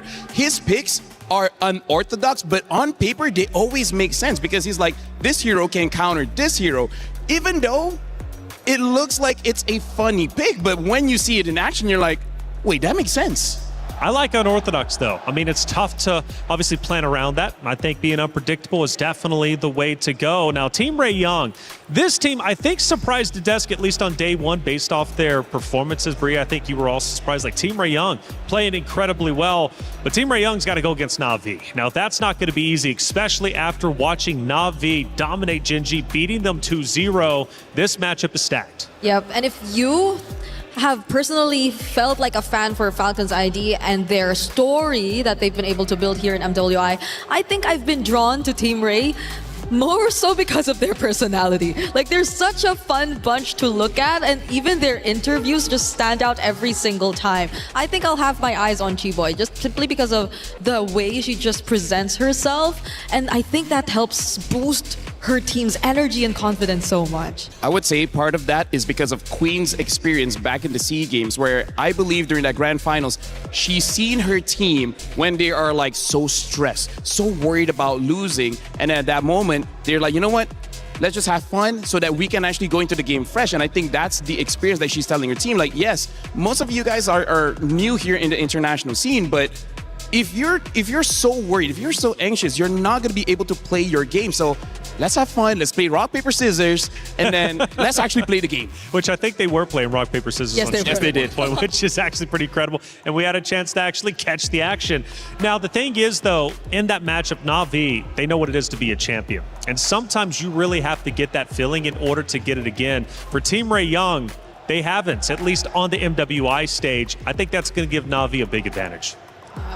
Na'Vi hopefully get to really carry over what we get to see from, or what we got to see from them in this recent match that they just did up against Gen G. And arguably so, of course, Gen G too wasn't able to show their best, but it was still a very dominant performance nonetheless. Here comes the knockout brackets though. So I'm wondering which goes first. Yes. All right. Well, first off, we know it's going to be Galaxy, Phoenix, Seda Esports happening first on main stage. But I'm looking at the future for semifinals. LaFell, I'm looking at potentially Na'Vi. Let's say if they continue to play well, we could have a Na'Vi Vitality Grand Finals. Actually, hold on. Looking at this, there's a chance that Na'Vi could go up against Galaxy, Phoenix, actually. And if that's the case, I think Na'Vi really wanted that one because Galaxy Phoenix had their number, and I feel like that matchup is going to be very personal. It's like you made it look humiliating day one. I want that revenge. Oh, more and more revenge storylines happening here, and we might just see one that will eventually replace one of the biggest revenge storylines that we actually had last year, because the underdogs then, Gaming Gladiators, no longer part of the tournament, just recently eliminated by Na'Vi. So now who is next to actually possibly be that seeker of revenge? That's a great question. Ashley, she has been a big conversation. Unfortunately, her team was eliminated. However, her knowledge is still incredibly valuable, and she teaches you how to be a roamer. Hi guys, I'm Ashley, team captain and roamer for Gen G. And for those who don't know me, we're about to find out. I'm here to dissect some of our qualifier games. Taking you to our second game in the finals against RQ Shira. So if you take a look at what's going on the screen right now, we have control of the H bush on the bottom side area, which we're winning, by the way. If you take a look at our lanes, both mid and bot are winning. The Claude is segregated from the rest of the team, and you're about to see the Hilda walk up with no support from her whatsoever. And our comp has a lot of poke, a lot of freezes, and a lot of rolling. So here we were able to burn the Hilda's flicker, and that was going to be useful for us since the Lord is coming up in 4 seconds. And what we're doing is we're clearing the mid lane, we're clearing top lane, and we see the Claude still bottom lane. This is good for us. You know, if they decide to come in, we can also just punish the Hilda. Knowing this, we're just zoning them out. We got vision of the Fredrin. As soon as we saw the Hilda coming up from the H bush, since we cleared it, and alongside the Claude, my Herth was able to just keep poking him along with the Lilia, no flicker, and immediately she goes down, right? So once the Hilda goes down, I knew that this positioning was to our advantage since they're coming from the red side. Our comp specializes in just bunching everyone together. We have a spatial isolation from me that can just freeze everyone in and outside of the circle. So right here, Arya is getting into position to cloud ult everyone. She's literally screaming, let me ult, and I'm like, okay, this is perfect. I make a spatial isolation to predict the Eve's ult since we're already in a box. I knew Eve was gonna ult from the back line, and since I had my teammates frozen and them frozen, I went to just go be annoying to make a separation from the front line and the back line, which was favorable for us, and that is how we dominated this game. But you know, the funny thing about that game is like, it's more or less me saying that they messed up. It wasn't even that we were doing the right thing. That wraps up our dissection for my games, and if you guys would like to see some more gameplay, please tune in to our MWI matches. Play is in our DNA. Whenever we let it out, it becomes our superpower. Now imagine an entire city being built to supercharge it. Kadir City, powered by Play. It's still day 3 of MWI, but now we move into a new iteration, our knockout stages. The competitors chose their opponents. Did they choose an easy route to semifinals, or did they choose their undoing? We're about to find all that out and more as we head to the stage with Damascus, Hollywood Rob TV, and Cheryl. Ladies and gentlemen, it is showtime here at the Esports World Cup as we are about to get rolling with our knockout stages. Right now, we are about to find out who is going to step one step closer to lifting up that trophy and being the best MLBB women's team in the world. Yes, sir, Rob, it's time to be excited because it is the knockout stage right now. Every single match means tournament life on the line. So without further ado, let's welcome our first team onto the stage. They made their way through the upper bracket. Make some noise for Team Galaxy Phoenix! Galaxy Phoenix does not know the taste of defeat. This team has come here in their first international event, but yet they have not just looked like contenders, they have played like one of the favorites, of course, fighting out of Cambodia, and they are trying to make history here at MWI. Now, I do have a few questions for you guys before we head into the match. Now, this is an incredible showing right here, being the first time on the international stage. How are you guys feeling? Right now, I'm feeling so proud. So proud. Yeah. And anything you would like to say to your fans back home so that they can cheer for you, you can say it in your language.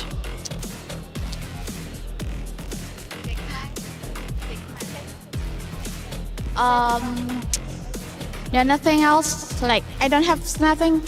Like, I don't have a lot to say, but I'll try to fight for the nation. National pride is on the line. Is there anything you would like to say to your opponents before we head on over to the battle station? I just want to say that good luck with your match. All right, good luck, and we will have another exciting match. So please head on over to your battle stations. Thank you. Okay, ladies and gentlemen, now please welcome to the stage their opponents, Saito! The team representing China, the new project, they entered the stage in an incredible way by the big upset, sending Falcons Indonesia straight to the lower bracket, fell to Team Ray Young, and then redeemed themselves against Virtus Pro. This team has been ridiculous, and when they win, it's always a 2-0. China's proud representative stepping up to the stage. 恭喜中国来到 knockout stage， 有什么想要对你的对手说的呢？ Is there anything you guys would like to say to your opponents? 我没有什么想对对手说的，我想跟我的队友说，我永远爱我的队友，我们是最强的队伍。 They said that they have nothing to say to the opponents, but she just want to say something to her teammates, and that is, you know, they're the best and they can do it. All right, so thank you, and please head on over to your battle stations. Now, this is a curveball that we did not see coming. immediately after selecting their draws, they are going to play the match. This means that both teams are going in essentially blind, and this is what it takes to be the champion right here at MWI, because to be the creme de la creme means you have to go in prepared as always, and this is match 1 of the knockout stages. Over to you. Cheryl, Hollywood Rob TV, Damascus, thank you for setting the stage and as well for the interviews. The players are ready to go and they're about to get it underway. It's Galaxy Phoenix versus Seda for our first best of 5 matchup. It is single elimination. You only have 1 life. You lose, your key is crushed. You move forward, the championship is that much closer. We've already talked about these 2 wonderful teams. Let's break them down just a little bit more. Now, overall for Seda, biggest surprise we had, looking at the roster, Miss was supposed to be there, but Miss hasn't been there to my knowledge. It's been Fanwa who's been the sub. However, a sub that has led Seda to where they currently are. What do you think about that, Bree? It's a very explosive sub at that. I think her being the roamer and being one of the main leads in the team has really helped a lot. The way that they've actually been confident enough to even debut the likes of a Tigreal in their first series and be able to do so in a very dominant fashion, that means they're very versatile in terms of their gameplay, because even when you think that they are actually more on the unorthodox end of their picks, they actually can show you some of the more meta ones as well. They also have a really decent usage and mastery of the Belleric, as seen in their recent qualification match, in order to make it here to the knockout stage. I do wonder though, now that you're in the knockout stage, is the wild card play to bring Miss back in? We don't know why, of course, Miss was benched. Maybe it was a strategy play, maybe something else was going on, but it has led to a pretty fun conversation. I mean, like, because of the meta change, perhaps her hero pool just didn't suit the current meta. Good point. And by the way, can we just say this might be the start of a legacy coming in from both organizations, because they haven't really had much success so far in MLBB, but now they're in the knockout stage. Winning this one, every single win each organization has after this just cements their position in MLBB lore. That's an excellent point. I mean, for both, right? Really the first time showcasing what they're made of as an org, as well as players here on the international stage. And this is a big moment, and I love that you set the stage with that very statement, because that's what the MWI is all about. And in fact, what the Esports World Cup is about in its entirety. It's about making history. It's about cementing your name, not only in the history books for the Esports World Cup, but the history books of esports as a whole. And Galaxy Phoenix and Seda could very well do that. This is just one of those road stops that they have to get through to the grand finals. Now, for Galaxy Phoenix, again, with those early struggles, one of the first things that I noticed is they've been working on their play style for years. Going into this matchup, that play style being worked on for years is going to pay dividends. I gotta say, looking at their games, they have a very unique way where their jungler as well as the roamer is the one moving the map, where everyone else is just focusing on getting enough money to actually get the items and then eventually help everyone out. So they have a way of play that the speed is just something that people cannot get used to. Yeah, you get to take so much of the opponent's attention with just these movements from their XP and their jungle. Whereas I think their gold lane has been very stable for the entire tournament. It's only been the claw that Winnie's ever used throughout all of their matches, and you really don't get to pay as much attention to it. It's just a very stable lane. She just really pretty much gets the job done, but majority of the action just comes from the other sides and the way that they move around the map. Going to the EXP lane now from gold, Jessica for Seda has been on fire this event, opposite of that of Ling. A power matchup for sure. Jessica, I mean, talk to me about her, LaFell. She has brought so much to this competition for the side of Seda, not only from the hero selection, but just from the slayability. Honestly, I gotta say, like, yes, we want to talk about the players, but this entire day, Taylor, whoever loses that EXP lane is super punishing, because you get immediate access into the jungle. And if I'm gonna compare between the both of them, I kind of feel like Jessica might have a hard time. Of course, it depends on the heroes, but I don't know. I'm actually leaning towards Galaxy Phoenix for this one. Their EXP lane is so strong. Yep, because they're pretty. Ling is amazing. Their hero pools are pretty similar, if it's just that. Like, they both use the Alice, they both use the likes of the No, it's actually just the Alice, I think, that they use both. It's their shared hero pool. But other than that, we see more flexibility from Ling in terms of how they're able to utilize it. Because if there's one observation we got to see from Jessica yesterday when they lost, it's the fact that she probably does shine a bit more on playmaking or heroes that just play for the team. There tend to be more miscalculations whenever you give her those less flashy kinds of EXP lanes. It's 5 players per team. All of them have to work together to win. But Fa is an absolute powerhouse. We mentioned her earlier. And from what I'm hearing, Lefelt, she might be just one of the strongest junglers in our entire MWI event. Honestly, I'm willing to put money on that one because honestly, Fa is an absolute mercenary. It's one thing when you're good at one hero. It's another when you're the master of each element, right? If you want someone to be the front line, she can be that. If you want someone to dive to the back line, she can be that. If you want her to use a selfless hero where she doesn't need to farm, everything else can go over to the goat lane, she can do that. Like, I would say that's one of the kind of players that each organization after MWI might start emailing her. It's like, hey, are you willing to relocate? That's true, that's true. It's also because she's just very firm on these heroes that either the Guinevere, either the Ling, whichever she uses, it just feels like the mastery is on point because I think we've observed that, especially from teams like, let's say, Twisted Minds earlier on. When you try to change a bit of what you're used to seeing in the jungle, then the dimensions of your gameplay, there are a lot of things that tend to shift. But when it comes to Galaxy Phoenix, it's just really them dictating majority of it through the EXP and the jungle. One thing I do have to say before the draft starts, something about Galaxy Phoenix, they make it look easy. Yeah. And that's pure talent. It's not, well, actually, it's incredibly hard to make it look easy, funny enough. You would think going in there and just making it look easy is easy. It's not. It's one of the most difficult things to do. And Guy, speaking of difficulties, Guy from Seda, even through defeat, she finds a way to still perform well. She's the anchor, if you will, for this Seda roster.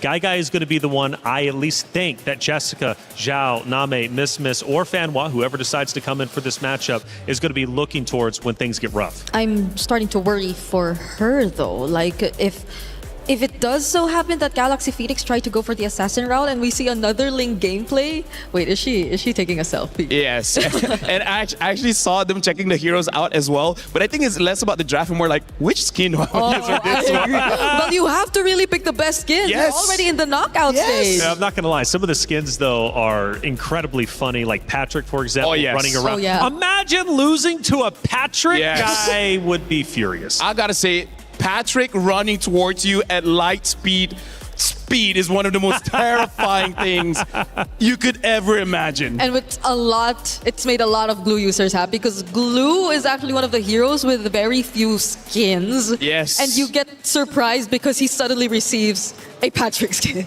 Yeah, I can't remember if it was Vivian, I think, from Vitality uses Patrick's skin, which is like she already talks her trash and she's beating you with the Patrick. Just so disrespectful on so many different Only levels. in MLBB can you see Sasuke being afraid of Patrick. That's only in MLBB. The logic is a bit different here. Even AOT characters like Eren Yeager, I'm pretty sure he doesn't want to face against Patrick. I know. It's not like we get to see the Yin also played as much in competitive gameplay, but it's weird here looking at Patrick just dominating over everyone. But that's just MLBB, isn't it? It gives flexibility and the opportunity for you at home to pick your favorite skins and play the game how you want to play. Regional pride was mentioned during the interview with Cheryl and the Galaxy Phoenix ladies. Regional pride so incredibly important here. And, one of the players from Galaxy Phoenix saying during that interview, like, I'm just so proud to represent my nation, to be on this stage. I know it's not enough for her. She wants to be a champion, obviously, but making it to the knockout stages, representing your nation, Lefel, that is such a big accomplishment. Because if you ask any player here, their motivation for playing, their motivation to become champions, there's many different layers. You have layers on, they want to change their family situation back at home. They want to make a name for themselves in their own country, in this game. They want to help out their friends.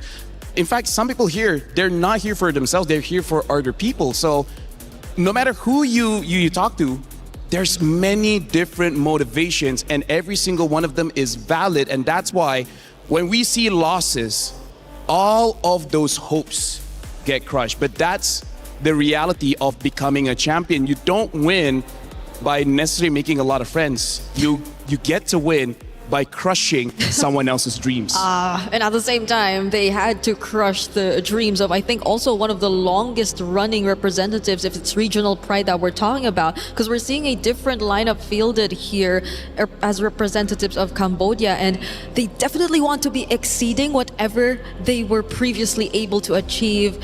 It hasn't been a significant finish in any of their previous MWI records, but now they're so close to exceeding all of that. Building a home, helping your family out, $500,000 goes a long way, and $150,000 for first place. That's what is up for grabs. We start our first matchup, our first pick and ban between Galaxy Phoenix and Seda Esports. Yeah, right now, honestly, this is a very interesting start here, break, where Seda is first pick, and yet they're banning out the Marcel. Yeah. That's kind of not a great ban, because you would want your opponents, Galaxy Phoenix, to ban that out. And now this is already a very big tell. They're banning out this carry. So expect a lot of front lines. I really feel like they're already building the draft just so that Link can have a good time in lane. Oh, but Seda too. This is a smart ban. Yeah, 100% smart ban. Respecting so much of what Galaxy Phoenix have already previously shown us too. I think the Guinevere is just a bit too flexible of a jungler to hand over to GXP at this point. I was watching that game where Galaxy Phoenix went up against Na'Vi. That kind of experience makes you uninstall the game. Let me just say that. It was so devastating. Yeah. Do not let Fa on that Gwyn anymore. Yeah, because it's like sort of in between the Ling or either the utility type. She first builds the concentrated energy so she can 1v1 and she can also play for her team. Right. That's why I say she can be selfish and she can be selfless. Yeah, there are only very few times we see the Gwyn really punished. I think it's mostly when it's also in Rome.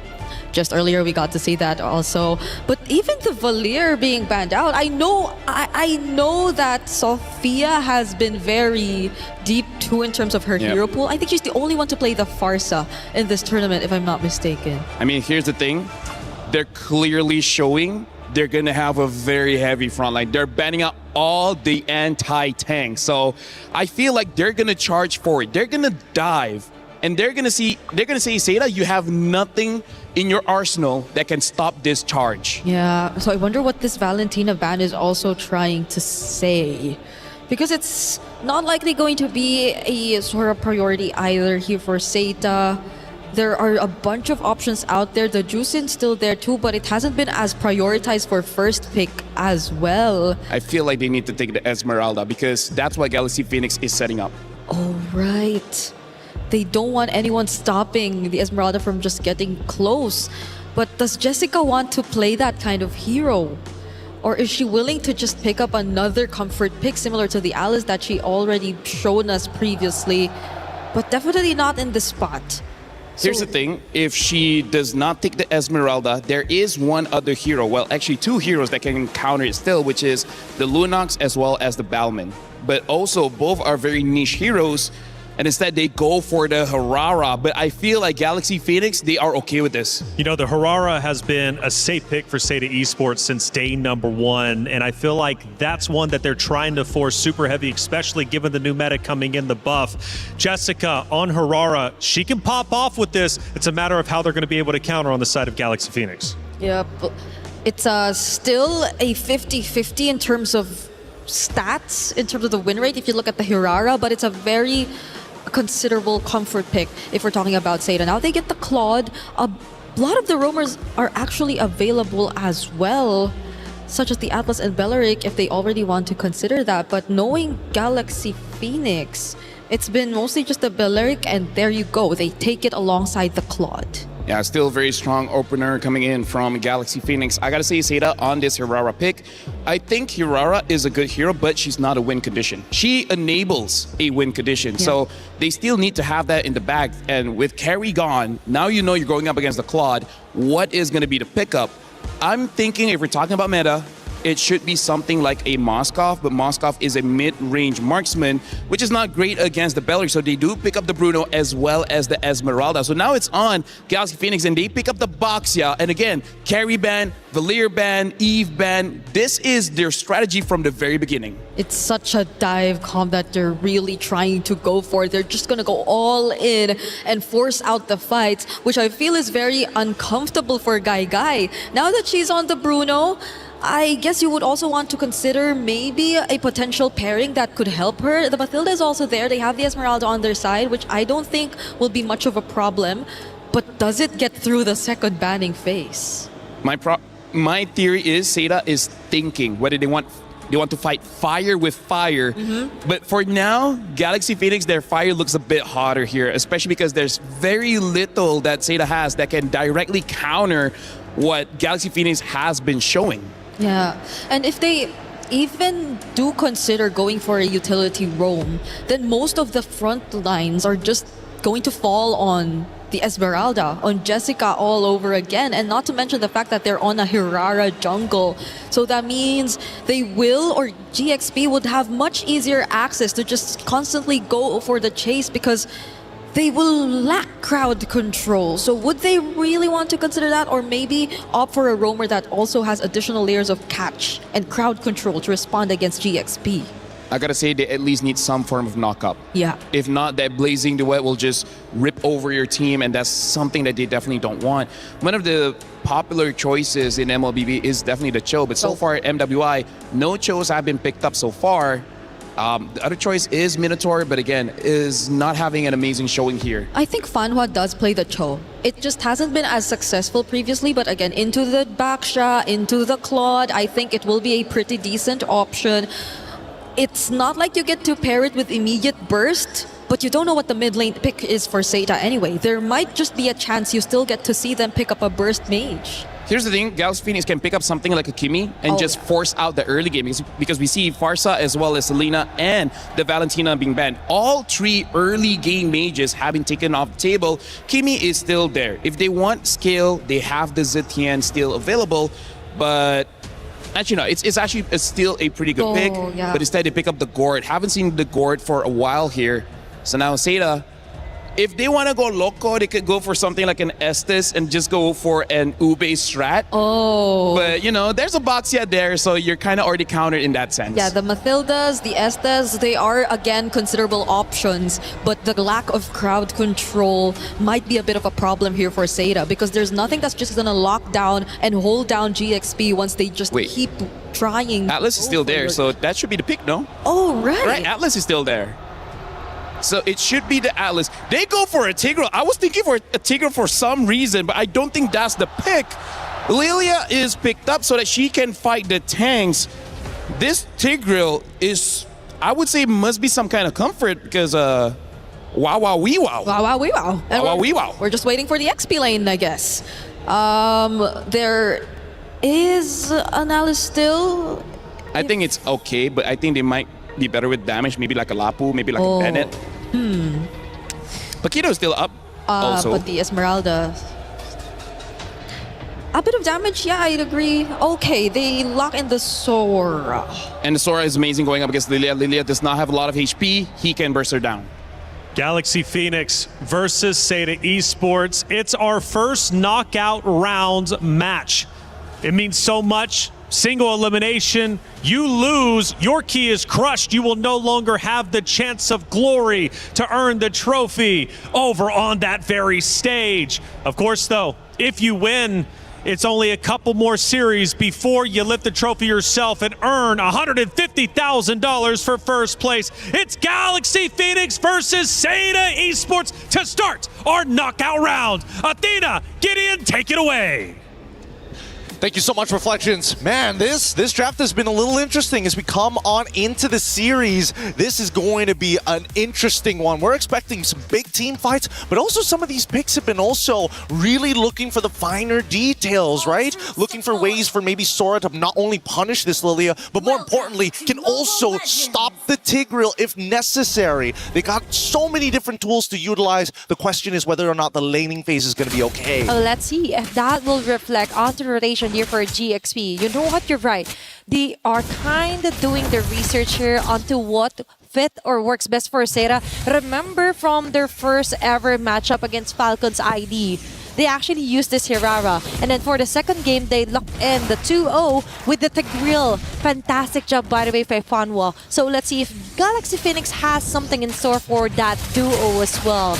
Now, considering that we are also locking in the Bruno for Gaiga, which is somewhat new today for today's meta. We have seen a couple of teams actually, banning it out, but this might be first blood here as Fanwa forced the flicker away, losing an important battle spell prior to the very first turtle of this game. But coming back to the marksmans here, it's interesting because even Winnie recognizes, Gaiga is currently on a lane bully. Not only do I need to get the hybrid defense, oh my goodness, but also the tenacity. Even so finding first blood is already great here. Okay, that's a great start. So Sarita is actually starting off things with another rolling around kill here for Joe. And for GXP, it's all about the timings as well. Remember for the Balearic, there are certain conditions that has to be met before you actually go in with the Wrath of Dryad. And all of that will be possible as well if Ling is able to back up right before a turtle take. And which in this case is going to be cornered or circled around by Zeta Division. And Joe is still keeps on farming and relaxes their stance. No asserted dominance yet or no clashes being initiated yet here for Galaxy Phoenix. And it's very understandable. After finding that first blood, they know for a fact that Fa is unfortunately not at level 4 at the right time. So this is pretty uncontestable, assuming Soul is able to find just a couple more camps to get to level 5. Even so, we're already seeing the first few movements and Cloud Chip's out. Okay, Ling is risking it all. It's Fanboy yet again being targeted, and this time it's Galaxy Phoenix taking in the kill. Joe with a counter setup kill here, but Ling when you take it down. Meanwhile, that's too messy. Jessica was beautiful somewhere onto the back lanes. They just have different targets here for Zeta. Sophia, beautiful three-point shot with a Mystic Projectile over the wall to not only make Fa's job easier, but now this is a winning position. They just need to deal with Jessica. Okay, now they're hovering over here onto the turtle. It's Fanwa yet again with the position. She doesn't have her ultimate yet, so it's going to be GXP cornering most of the members here for Zeta, and Jessica with a jump will hit no one, but instead it's Ling hitting in the face here for Joe with a double kill, plus a perfect Mystic Gush to top things off here for GXP. They might as well just grab the turtle while they're at it. Yeah, you can tell that GXP is kind of nervous, and even Zeta, both of them are playing very anxious this game. The turtle contest was also a little weird. It was a little 50-50, and honestly, I think it's technically in Zoe's favor in the earlier stages of the game, having so many abilities and high base damages, out base damaging, unfortunately, the Boxia. It's 600 to 800, and now we're going to see Name in trouble. Okay, that's a forced black shoes onto Name. GXP knows there's no pure fight yet. Meanwhile, for Zeta, the plan B in motion right now. Just let Guy play her lane. But it's Fanboy yet again. It's a continuous harassment onto her that makes Zeta Division, Zeta rather, had a hard time to actually initiate some of those fights. But look at this, both sides are not wasting too much time. So made this similar invasion early on, netting them first blood. She's back here again just to slow down Fa even further. Okay, now for Galaxy Phoenix, all they have to do is somehow continue this kind of dominance into the map. And speaking of which, it's going to be Jessica26 being targeted here. That's two women onto her. And Fa will get the last hit. Even one of the backbone here for Zeta is having a hardest time against GXP. Yep, this is the beautiful plays coming out from GXP. Very high level, showing presence down by the bottom side, already assuming after mentioning and also seeing Zoe on that top side. It's still a bit of a mistake and an overextension from Jessica. Even so, Ling is coming up big time. 3-1-2, gonna get plenty of money off of this. In terms of the side lanes and who's doing really, really well, it's Guy with plenty of money. It's Winnie with the EXP lead, but it's Ling really leading the charge. She is the master here onto the XP. Meanwhile, that is not going to look good here for Jessica26, and now Sophia initiates with the Mystic Gush. Lemas will with a follow-up right of Dry. There's going to be the taunt. Joe trying to run away with iframes. It will be enough, but sadly though, onto the top lane. They won't be able to try and contest their positions here onto the neutral objective. And Beautifully played. oh, okay. Really, really well played for GXP's side. Seda tried an attempt here, but they don't. I think they need to understand that GXP's combination is very plug and play. It doesn't matter what order it comes out in, as long as you get CC'd, you are going to die to the gush. Simultaneously happening here onto the map. There's going to be a kill. Solo kill here. Still laying on top of everyone else. They're really transitioning quite well here for Galaxy Phoenix. Getting a turret, getting a kill, you already have the turtle as well. So now we totally see the importance of what it does to our XP laners when you're kind of bullied early facing into this game. I mean, when you make back-to-back mistakes, unfortunately, in that laning phase, that's when it gets really, really rough. Especially when you go over to these neutral objectives and not find some kind of gold back for all of your contributions. Even so, GXP not going to completely let them go. Look at that, 1.6 to 700. But if we look at Guy's side, Guy, unfortunately, only 71. Not enough of a lead to become lethal just yet. Yep, and that full responsibility of the damage will fall onto her shoulders later on.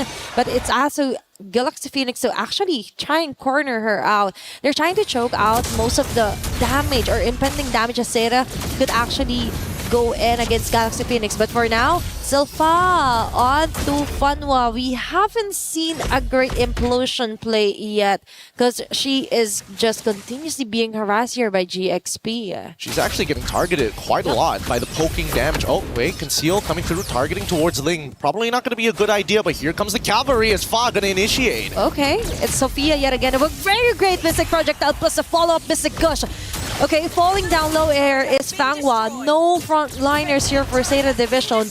Both are kept busy here by GXP. Meanwhile for Zhou, going in for another plan in action, which is to somehow push off some of the lanes against GXP. Overall, it's still a winning matchup here, but GXP, they got to be careful. Seda, they already found their set play as they look for the second kill. Okay, Flicker was exhausted here by Sophia, but still, for Seda Division, that might have been quite an opening or a small window that they could totally maximize before they try and contest this big objective. But it looks like Ling already has it covered. It's Fanwo yet again that she sees Jessica from the back. Will they be patient enough to wait for the perfect timing? Conceal play. But meanwhile, it's Ling taking down Guy. And now GXP finally gets the chance to actually shut down most of the damage dealers are supposed to be. It's going to be 3 members down. Chase down onto Jessica 6-6. Meanwhile, it's Fa and Ling jumping onto Name. They're gonna triple kill. Will he go for the Maniac? Yeah, indeed. That's going to be a Maniac kill for Ling. It's a queen for this game.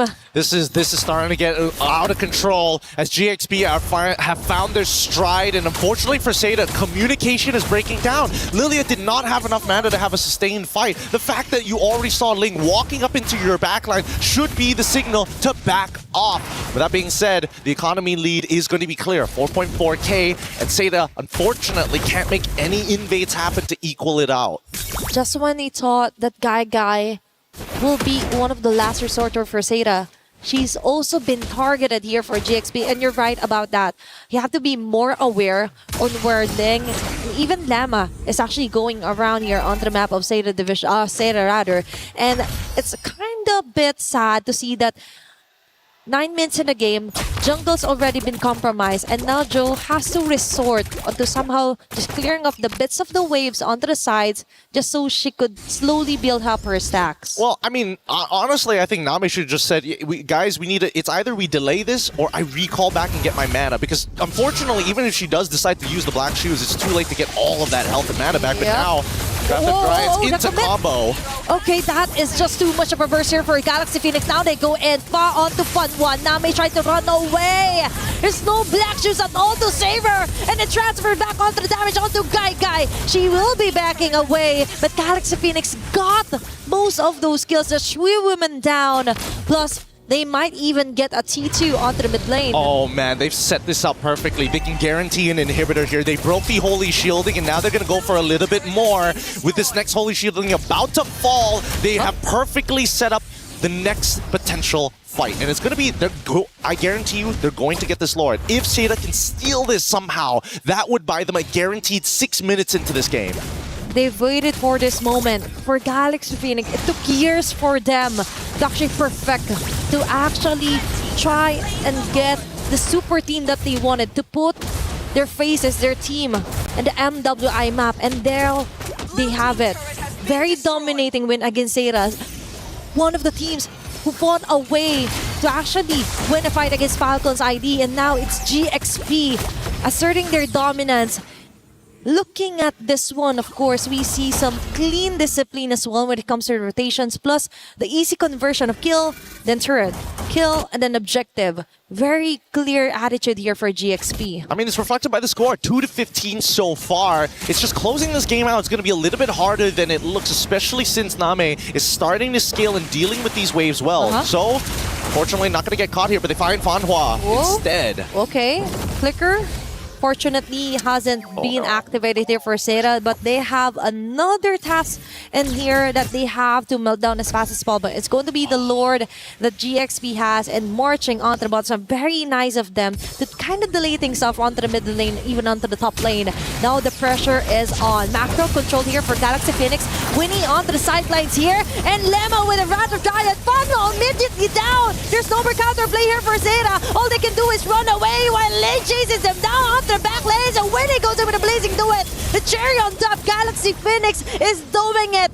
Complete members marching in towards the base. It's Seda trying to fight for their life here. Jessica and Joe Guy will manage to do that, but still, they're on the brink of losing here for game number 1. So close, but still, they can definitely still survive for a few minutes or so against GXP. Yeah, unfortunately, they're not able to cut through absolutely everyone just yet, and the spawn timers is going to allow the rest to actually come back into this fight. GXP could have forced the end there, but decided to take the safe route. This could be a potential mistake if Seda is able to find a turnover fight, a complete wipeout against GXP to close out the game. I would say closer towards the 14 to 16 minute where the death timers are long enough for them to crush through 2 to 3 towers in one go.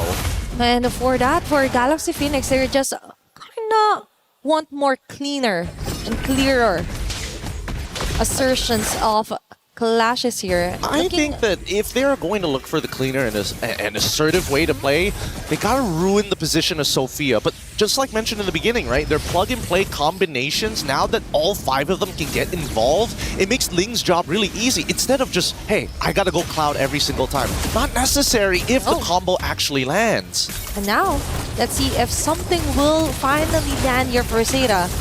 But one thing's for sure, those bullets are gonna land onto the last bit of base hurt onto the top lane here for Seda. This is making it harder for them to go outside and try to somehow farm, even contest the Lord that will be spawning right on cue. All right, now they're going to have first position here. This should be a pretty free Lord for the side of GXP. Seda, unfortunately, must play the defense. As soon as they start walking out, but more importantly, since their jungler is about to get revealed on the top side thanks to that top wave, GXP have nothing to fear. Now, Seda, how do we play defensive in a composition that just has so much counter-engage?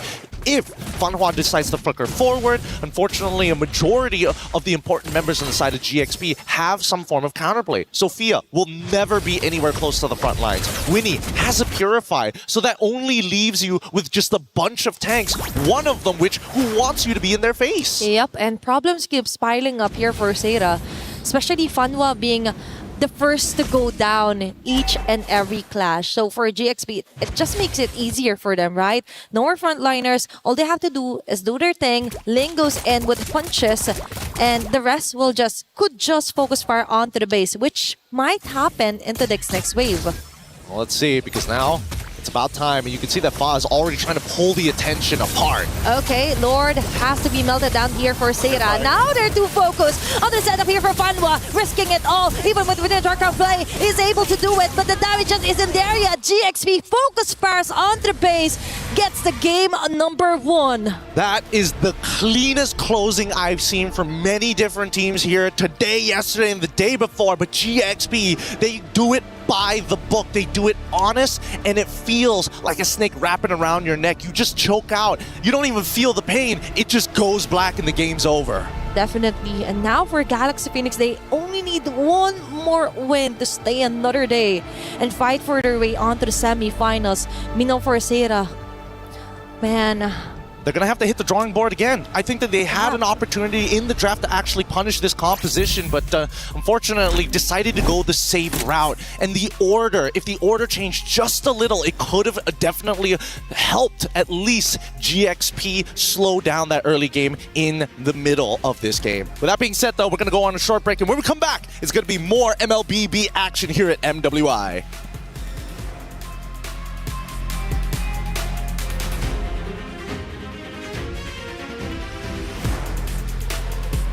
A quick round indeed. We might get a 3-0. I'm kind of feeling it, but then again, Seda Esports has been known to come back and fight viciously in the future rounds after taking a loss. Hey, welcome back into our studio. I'm Taylor Reflections, Noble, LaFell, Brigida. Let's break it down because from what I'm seeing and from what I'm hearing, LaFell, it's Sora Day.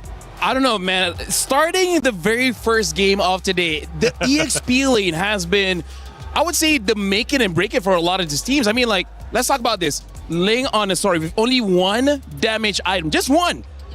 Just one, and she got a Maniac. She won a 1v1 against Gagai, against Jessica. Whoever's in front of Ling, they die. Yeah, I even thought it might have just been a Series 1 thing because these were two Sora specialists. That was Team Falcon's ID and Twisted Minds, but it just really keeps happening over and over again. And that's on top of the fact that there was barely anyone to stop her from just going in. I notice it's all smiles on the side of Galaxy Phoenix. For the side of Seda, as we look in, it almost looks like misery and disappointment from that game number one. Nothing seemed to have went well for them. Nothing went right. They did have a moment in time towards the very end before the final push onto the base where they managed to at least stop Galaxy Phoenix at the 1 yard line. However, it only extended the time just a little bit longer.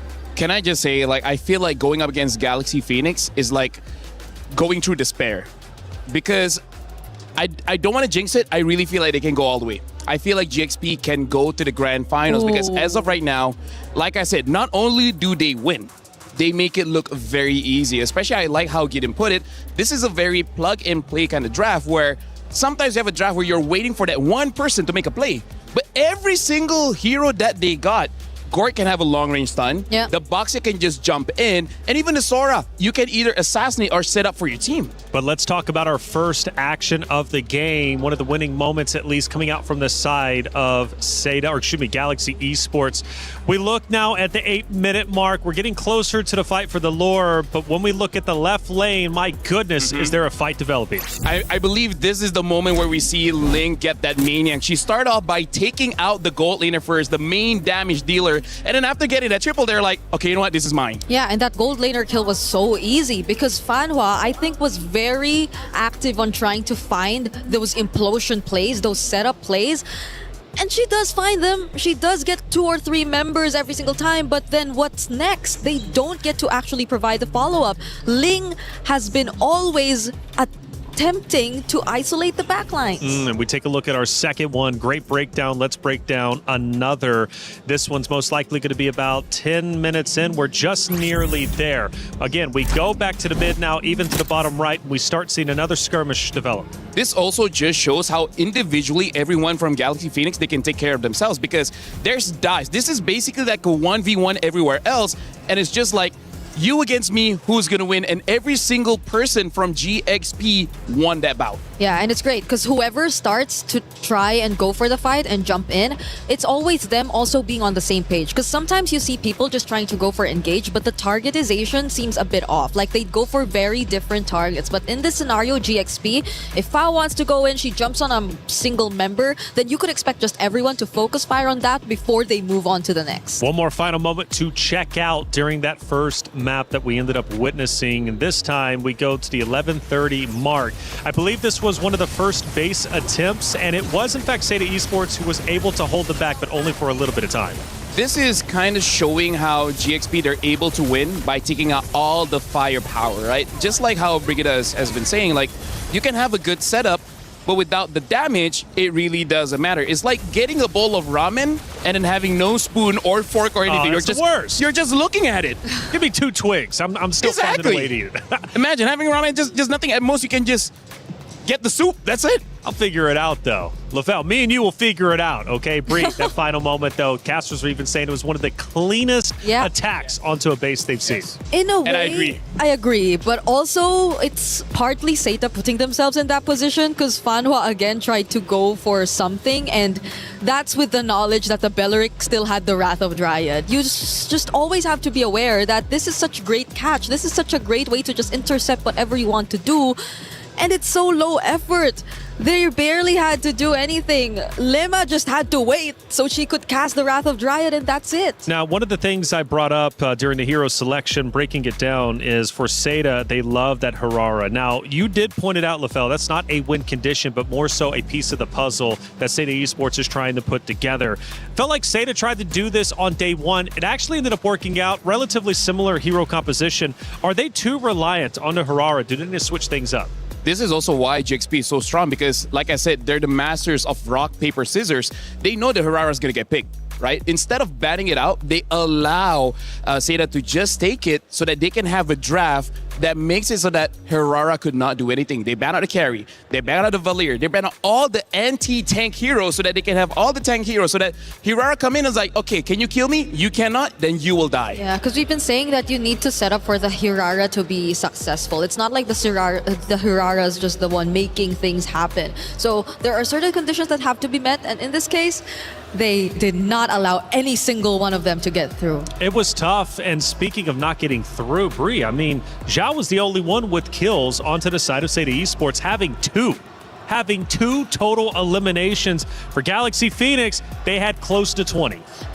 But those all happened in the early game, and that was about it. One and the late one, when she got the clot, right? Yeah, that too, but most of it just really was when they could really take the Hirara and take advantage of how mobility is reliable, how the burst is slightly reliable, but everything else after that was just countered out here. It was tough. It really was tough to watch, to say the least. Seta Esports, I know, has so much more potential than what they just showed. I know for a fact they can play better than that.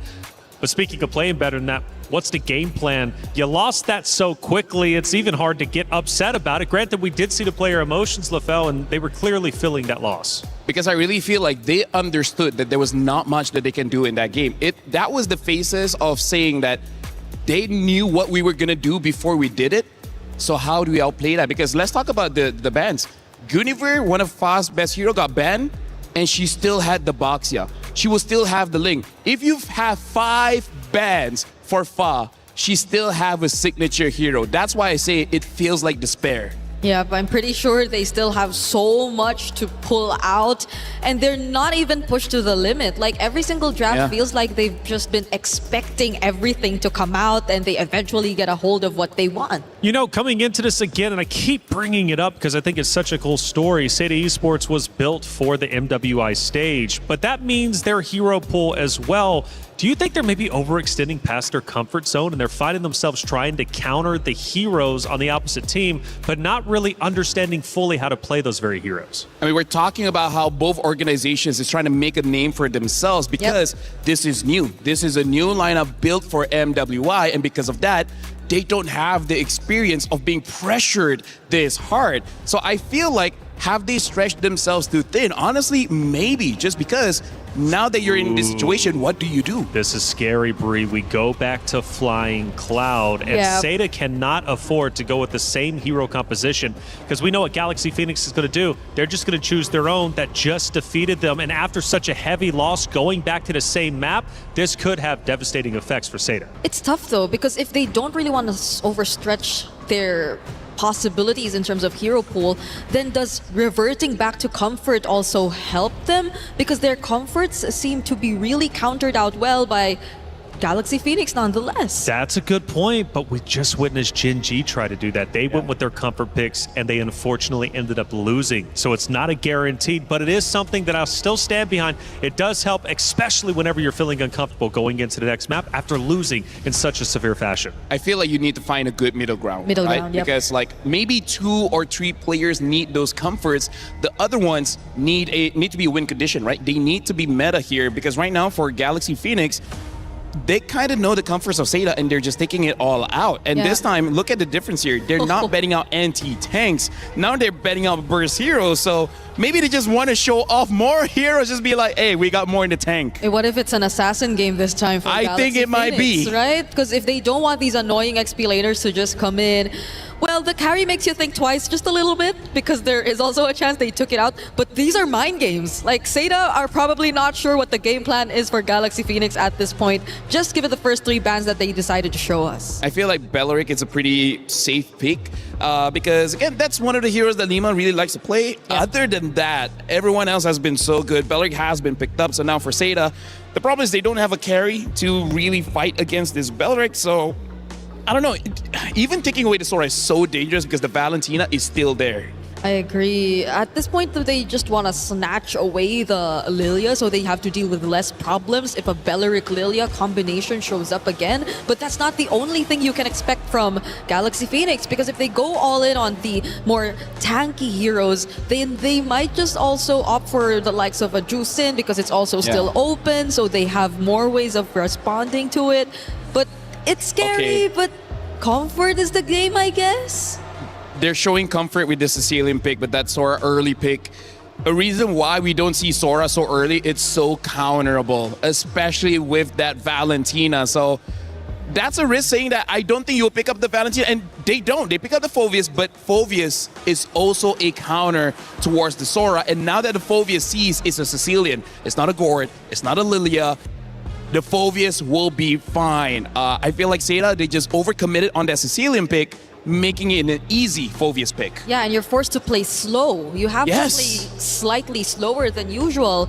You do have a Sora, but the fact that it's already countered out, then you have much limited movement across the map. And now they get the next best option, I guess, which is also the Claude. So not even the Sicilian's safe. You'd have to be worried about sudden entries from the Blazing Duet. The way that the draft has been shaping up, they even got the combo Carmilla as well as Cecilia. The way it's been shaping up is like Seda is running in one direction, and then Galaxy Phoenix is taking brick by brick, making a wall, making sure that you're gonna run into that wall. Because as of right now, Seda said, you know what?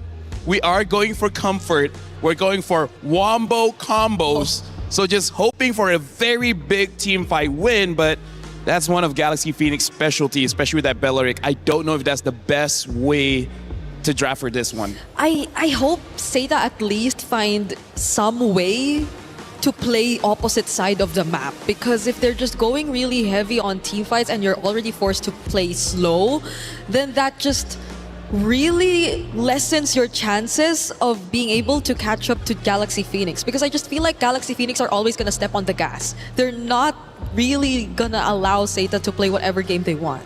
At this point, Galaxy Phoenix is riding an electric vehicle. It's so instant. You just can't stop it, right? After the game, they'll charge it up. But during the game, it's all speed. Seda now banning out the Boxia. Very good ban, because as of right now, it seems like a different kind of dive comp coming in from Galaxy Phoenix. And Seda, I guess the flex here is Carmilla, I guess. We've seen it in the jungle. It could be Roam. What I think Seda needs is wave clear. If they have wave clear, they can slow the game. Exactly. No minions, no turrets destroyed. But what other good wave clearers is there? Right? They already showed their mid. They kind of showed their EXP.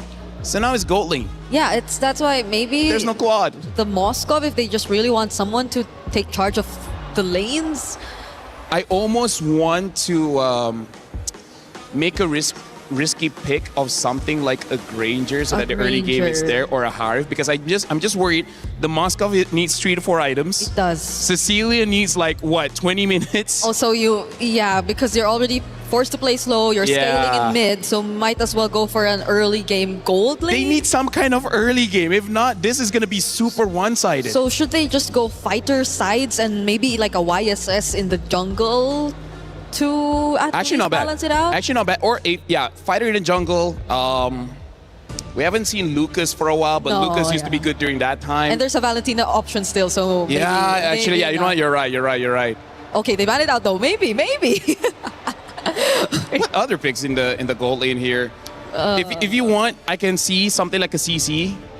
a CC goal. Wait, hold on. Wait, the Freya is actually still open. What the heck? I was looking, like, wait, something's missing here. Freya's still open. Okay. Which is not bad if Seda wants it. It's not bad.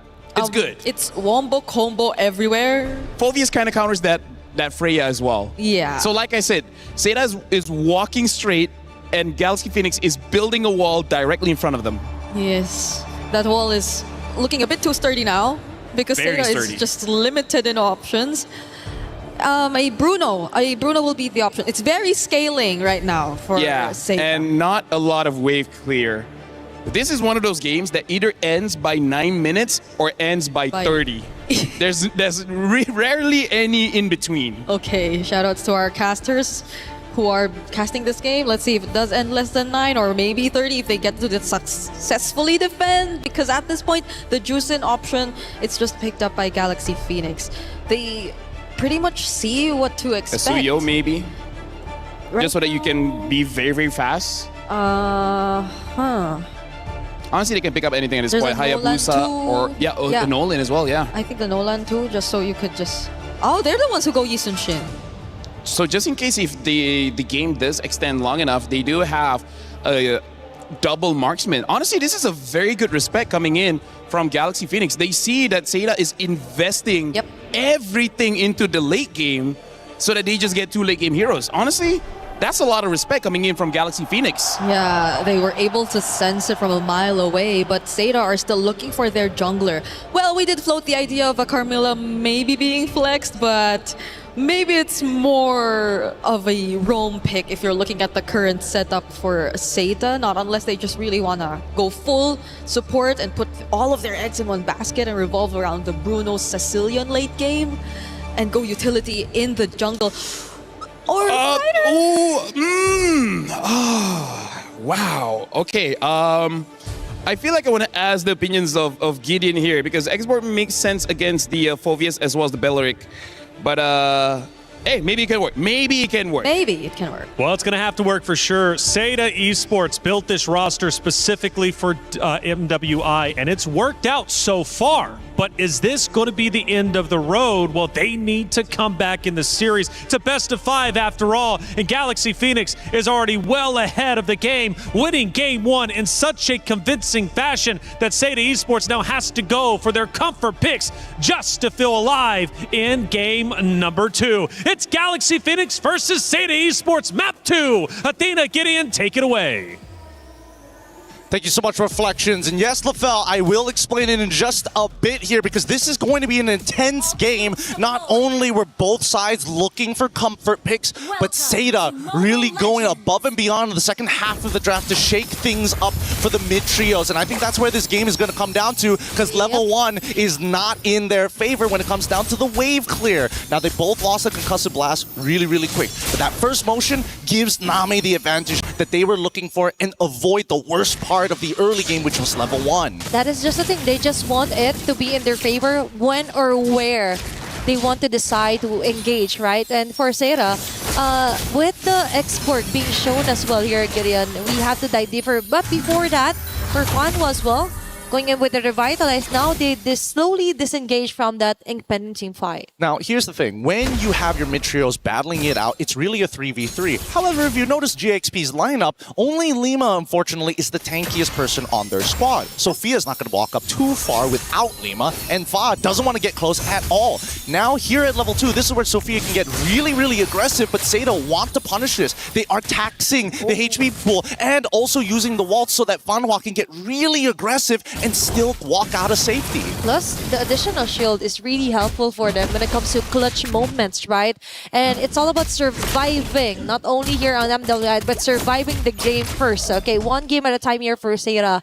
And now we also have to somehow look at a closer look on how will Jessica fare well against the Phoveus of Ling later on. Now she got this huge advantage with the setups with the Cloud4 and current term, plus now she actually has damages she could inflict upon GXP whenever needed. And right on cue, it's not going to be, or it's might be going to be onto the objective here, which is a turtle that spawned right on cue. I think step one for either one of these teams, they may want to go for this neutral objective, but they don't necessarily have to take it. Wait, turtle ball hits! Okay, they're turning it into the bait. Name almost falling low. It's going to be a Ferrag armor being pop up here for the last Insanity. So with the first blood, it's Ling being the first blood against of all people. Now Sarah semi-standard hard here, but surprisingly, they let go of the turtle. They just focus on to getting that huge first blood kill for Joe. That was actually a pretty insane fight there. Like, Jessica saved the day. Name was meant to die, and Jessica saved 2 lives with a single flicker and cloud shift. Now, we see Fanhua getting aggressive, but at the same time, they notice it. They don't mind if she dies, only because Kai is going to be their late game insurance policy next to Name. Yep. At this stage of the game, I would say that Seda, again, they're going to contest basically everything, but there's no real commitment to it. Maybe for now, because Sarah just has to be really careful. It's all about digging in onto the lane and going for the free hits. Is going to be Name. Perfect bat speeds there, getting a kill onto Sophia. Now the numbers are quite rolling and going onto the side of Name and Fanhua. And this is exactly what you want to see. Some sacrifices from the side lanes that isn't in your late game scalers. Yep. The Phovius knows that later in the game, he's going to be a lot less relevant. So at this point of time, you see that Jessica is going to take advantage of that. You know what? I'll miss out one wave, but if I can set up 2 beautiful kills for Name and speed her up, this game will be free. Who says that you have to play the long game, right, to activate a Sicilian? It's all about making it faster here for Sarah. And now they also have this great vision when it comes to Name with the Sanguine Claws as well. When it comes to checking out each and every bush, if ever or whenever necessary. Now, right now, what's really uncomfortable is that both Jessica and Ling are really good at this Sora. They should understand the mechanics well. But unfortunately for Ling, they need to make sure that Jessica doesn't really get out of this lane. Ling needs to keep Jessica here for as long as possible and tax her life total every single time she walks up to that wave. Oh, but that's the thing. Sometimes Jessica just totally lets go and doesn't even put so much attention onto Ling. She just wants to be there when a fight actually occurs here for Sarah. And that might actually happen in the next few seconds or so. It's Spa getting an advantage here for the Pixel Bush. But there's the Sanguine Claws that we're talking about. Great advantage here for Name. This position here for GXP. They're trying to dance around this neutral objective, and Jessica26 is ready to rumble whenever ready. Foundry Shocker activated as well. It's going to be the blast here for Jessica26, targeting Fa of all people. And Joe freely gets the turtle in hand. The Bats Flaps will be able to land in on those targets. Bats piece activated as well for Name. And Guy will join in the fights, but a little bit too late because Sarah already got objective and a kill, but GXP got a trade in return. Now, already with the Clock of Destiny finish here, I think it's really unlucky because Fanhua just could not find a really good angle to get that Cursed Blood onto multiple targets, and the counter engage from GXP was just a little too good. This comes down to execution, and I think that right now, both lineups to a certain degree is going to be very even towards the later half of the game. My biggest concern is whether or not Va will be able to scale in time, because Fanhua is kind of unstoppable when Name is not too far away from her. They need to find a way to actually like zone out and let Va do her job, which is to actually farm up as much as you can. So if ever that doesn't happen, what they wanted to do is somehow let Winnie do the talking, let Winnie do the damage if ever Fa doesn't get enough of the resources that she wants. And now Sarah, here onto the mid lane, they could actually force out some pickups here, but no, they're playing it safely for now. Personally, I think that Winnie, once she gets 3 items, she's going to look to Blazing Duet Name as soon as they can. And for the meantime, Seda, again, they're not looking to kind of accelerate this game, as you can tell. They're looking to just, hey, match them, match that energy. Don't let the EXP go to waste. Don't let the gold go to waste. It's all about conserving their energy as well, because whatever happens, all they needed is just to wait for enough stacks here for Nami to totally turn the slaps into 1 or 2 hits at most here against GXP. Plus, even though there's a threat of the Claude, Fanhua could actually bypass all frontliners here for GXP just to try and delay things up here. And Sophia might have enough stacks here for the Stone Snare. Land of Flare activated there. Name! Okay, we see that coming.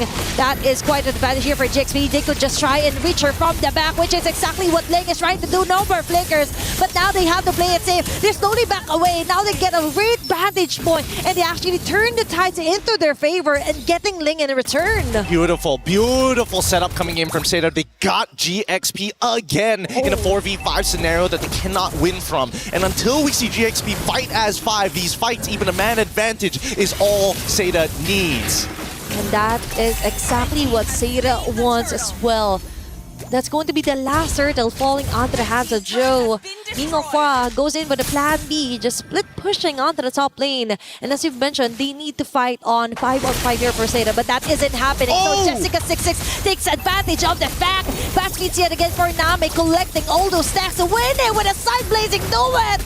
She might actually fall, but no. Luckily, she will be able to get back just in time. But still, it's Ling taken down yet again by Seda. Good teamwork coming in from Seda. They had to make sure that the chain CC was going to be effective. I mean, yes, it broke a little bit, but it was enough to chunk down Ling enough and get Winnie out of there. Oh, that's a Crimson Mirror activated by Sophia. A slap is there, but Last Insanity committed here by Joe just to try and ensure the kill if ever necessary. Name with a bad speed free hit on the win. Finley, of all people, will be taken down. Flicker out here for most of the members of GXP. But still, for Seda, it's all about throwing the body Fanwa to get something more in return for Seda. Yeah, but the thing is, they're not finding any more moments. Now GXP is starting to get into a scaling, starting to scale up into this match. Endless Battle already purchased for Yishin Shin. It will be able to start sustaining and getting in and out of these fights more effectively while still maintaining high bursts. When we look at everybody else, Guy so far already with 2 very valuable items is looking to get that Malefic Gun to extend her range, and then the composition is complete. Yep, it's all about making Guy more dependable as well.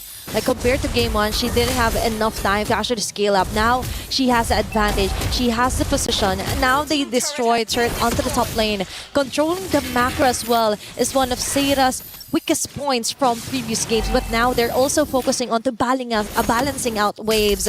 And with Winnie, on the other hand, she just wants to focus or force out reactions from Seda, but no, they have their own plan in mind, and that's to target Sophia. Still no flicker yet. They know that it's just a Crimson Beacon. Now they transition here onto the objective.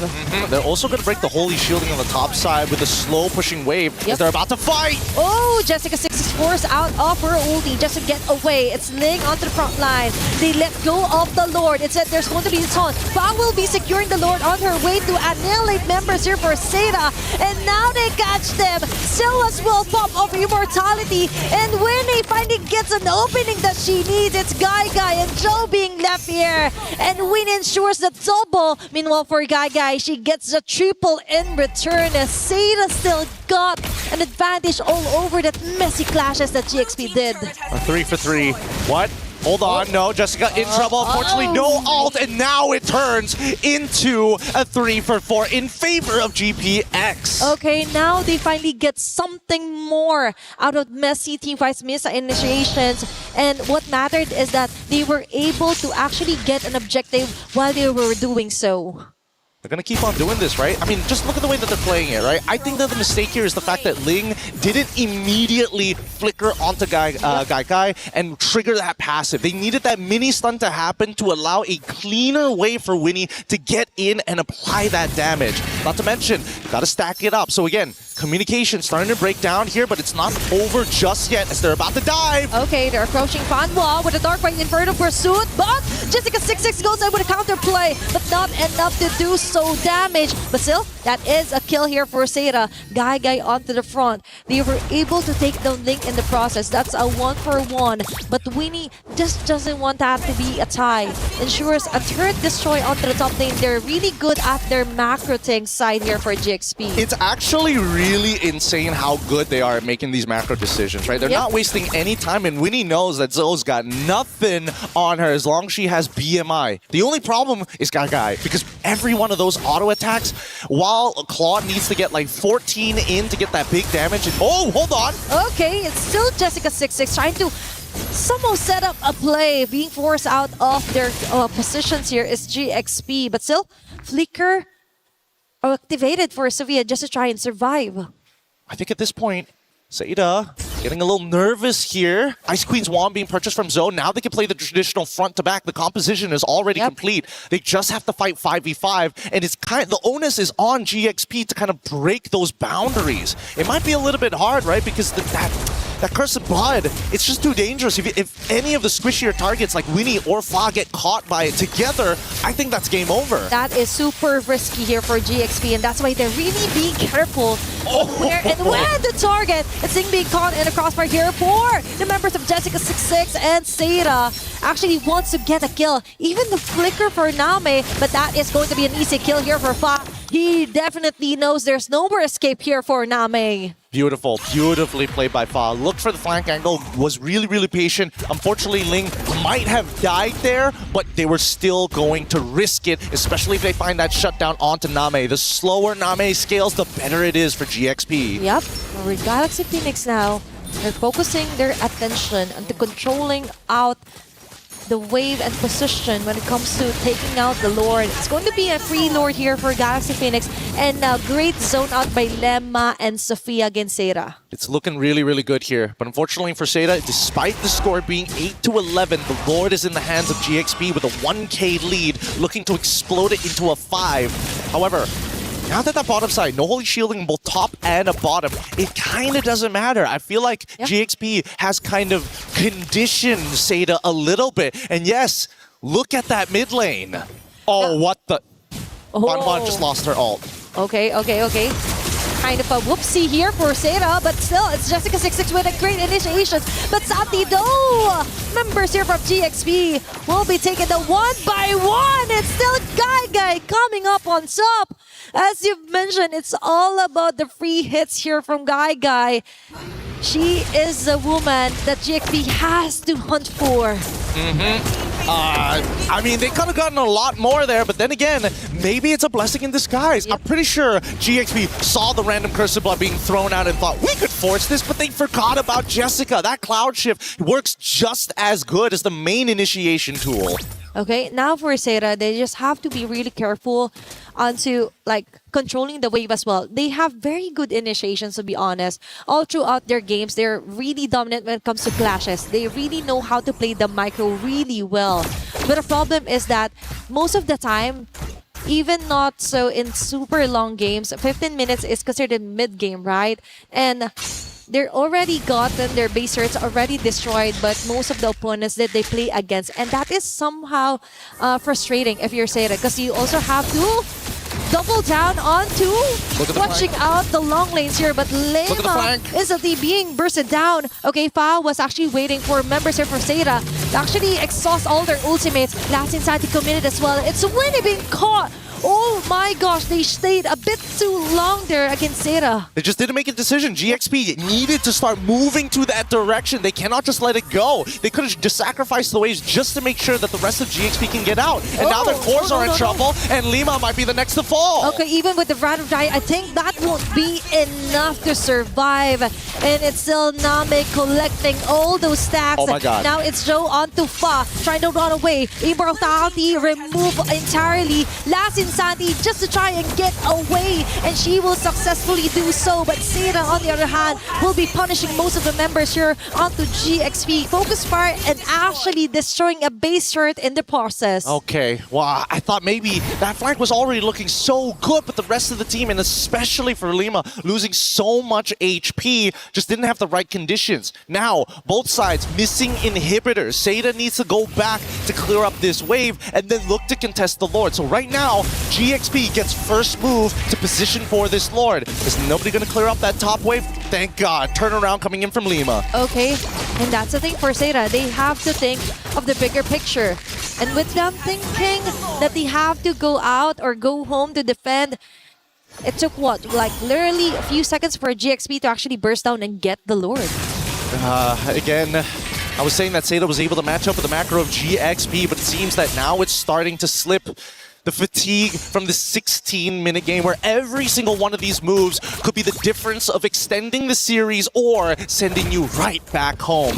And either way, GXP, they're the cool, calm, collected ones, yet we haven't seen a very clean 5v5 just yet. It's always somebody goes down a little too quick. Somebody isn't as committed compared to the others. Once GXP gets on that same page, Seida's going to be in a lot of trouble unless they once again forget about the two big ultimates. Cloud Chip coming in from Jessica26 or the Cursed Blood from Fanhua. Okay, two things to check if you're GXP. And now, they're slowly approaching top lane here. Lema onto Joe. There's going to be lack of flare. Last Insanity just to clear off the minion wave that GXP brought onto the base of Seira. Now, it's going to be a defense, and they're not willing to risk it at all here, Gideon. Why does nobody want to hit the turret? Just somebody, anybody at this point. And now they're pulling. Guy is literally pulling it because the mid-tier 2 didn't break. Okay, now they're talking. Seira just wants to go in for a kill, but Fanhua immediately melts down here onto the hands of GXP. And we have Winnie here with a Blazing Duet going for free hit. Sophia with a double.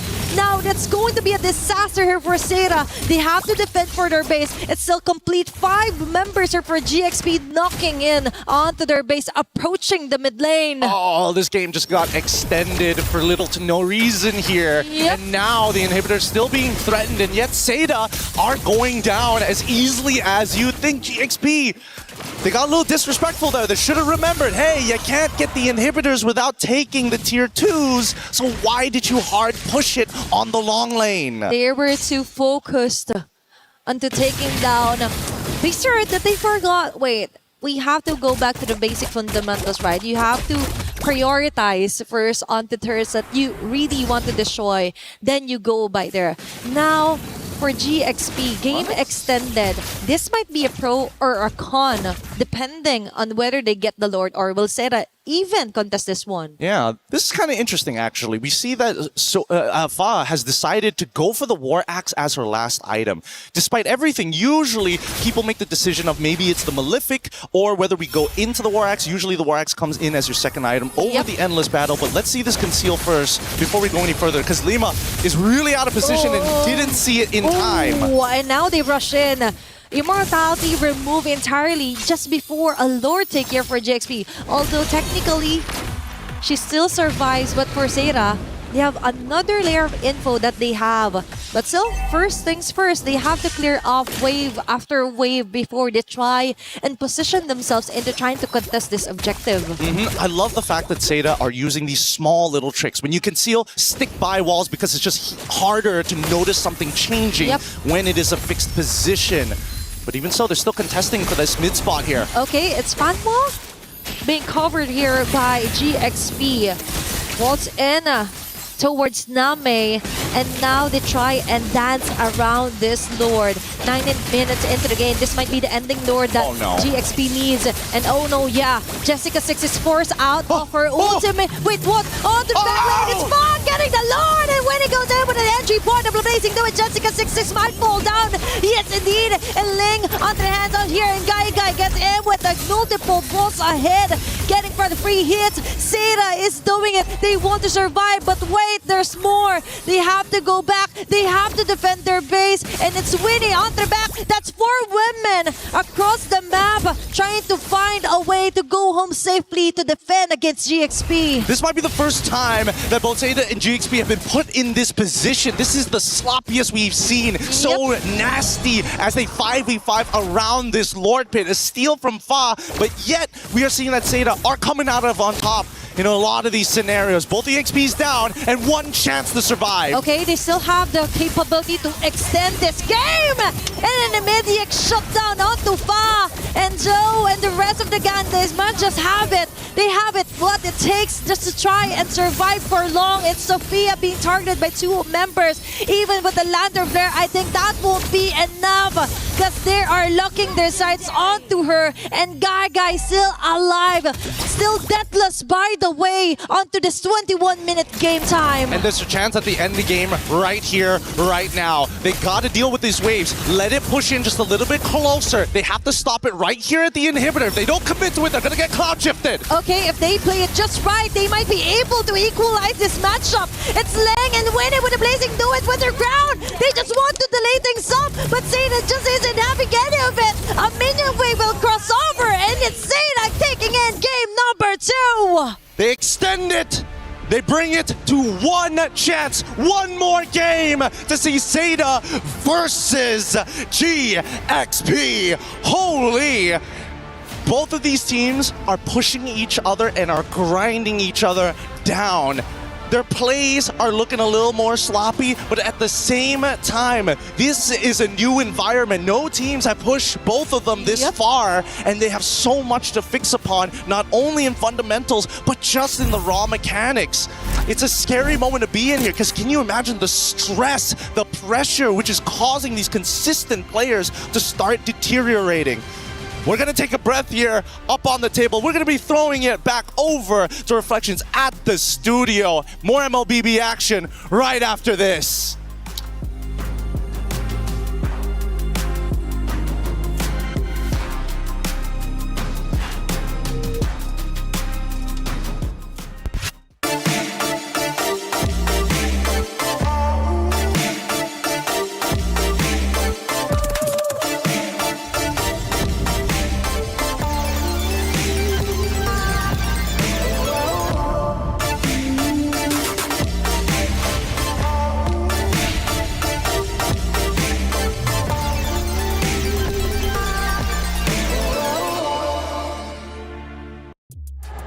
What an unbelievable game with incredible results. It went back and forth for a full 20-plus minutes. In the end, it's Seda tying up the series 1-1.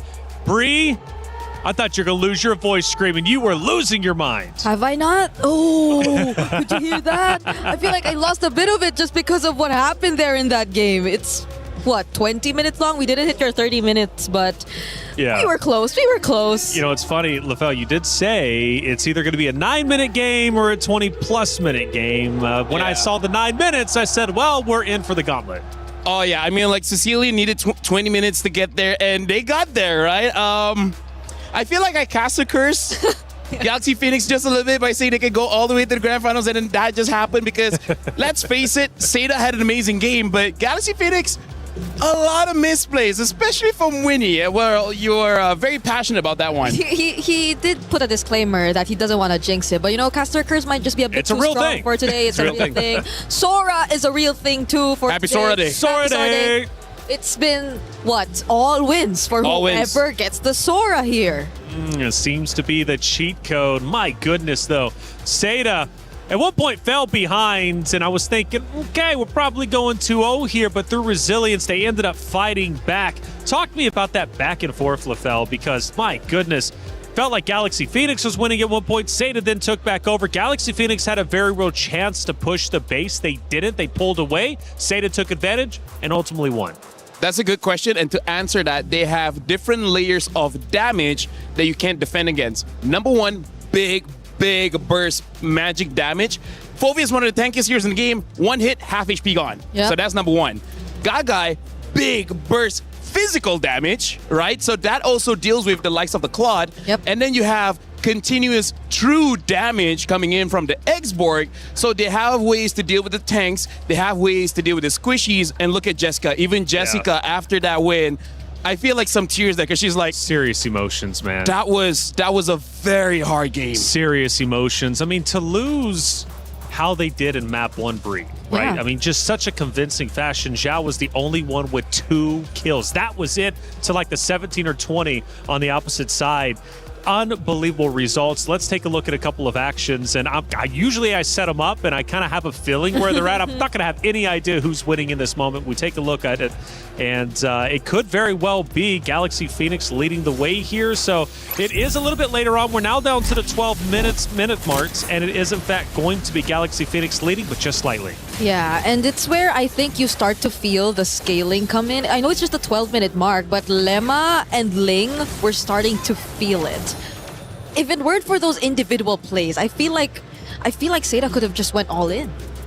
And looking at the second moment, LaFell, we get down towards the end, and I'm hoping they show the base push that ended up failing for the side of Galaxy Phoenix that then forced Seda Esports to come back. We take a look at it, and that was a huge turning point, obviously, throughout this series. Getting now down to the 13-minute mark, we do see a little bit of a middle battle, though, taking place. Yeah, honestly, this is where we start to see the damage coming in from Name, the Sicilian, and that is why when they were about to push for the end, which maybe we'll see later on, I was like, I told the Brigade, I was like, I don't think this game is going to end. Because the way that everyone was positioned, it was a very good defensive position coming in from Seda. And then it turned out to be true. I got to say, sometimes I wish I'm not right. Yeah, because it all looked like it was towards the end, but then you gotta see the burst, you gotta see the damage, you gotta see the defense from this Expo, the Sicilian, and those were their timers.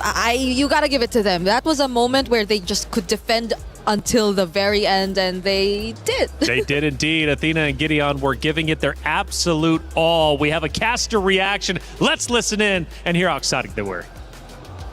The GXP brought onto the base of Seda.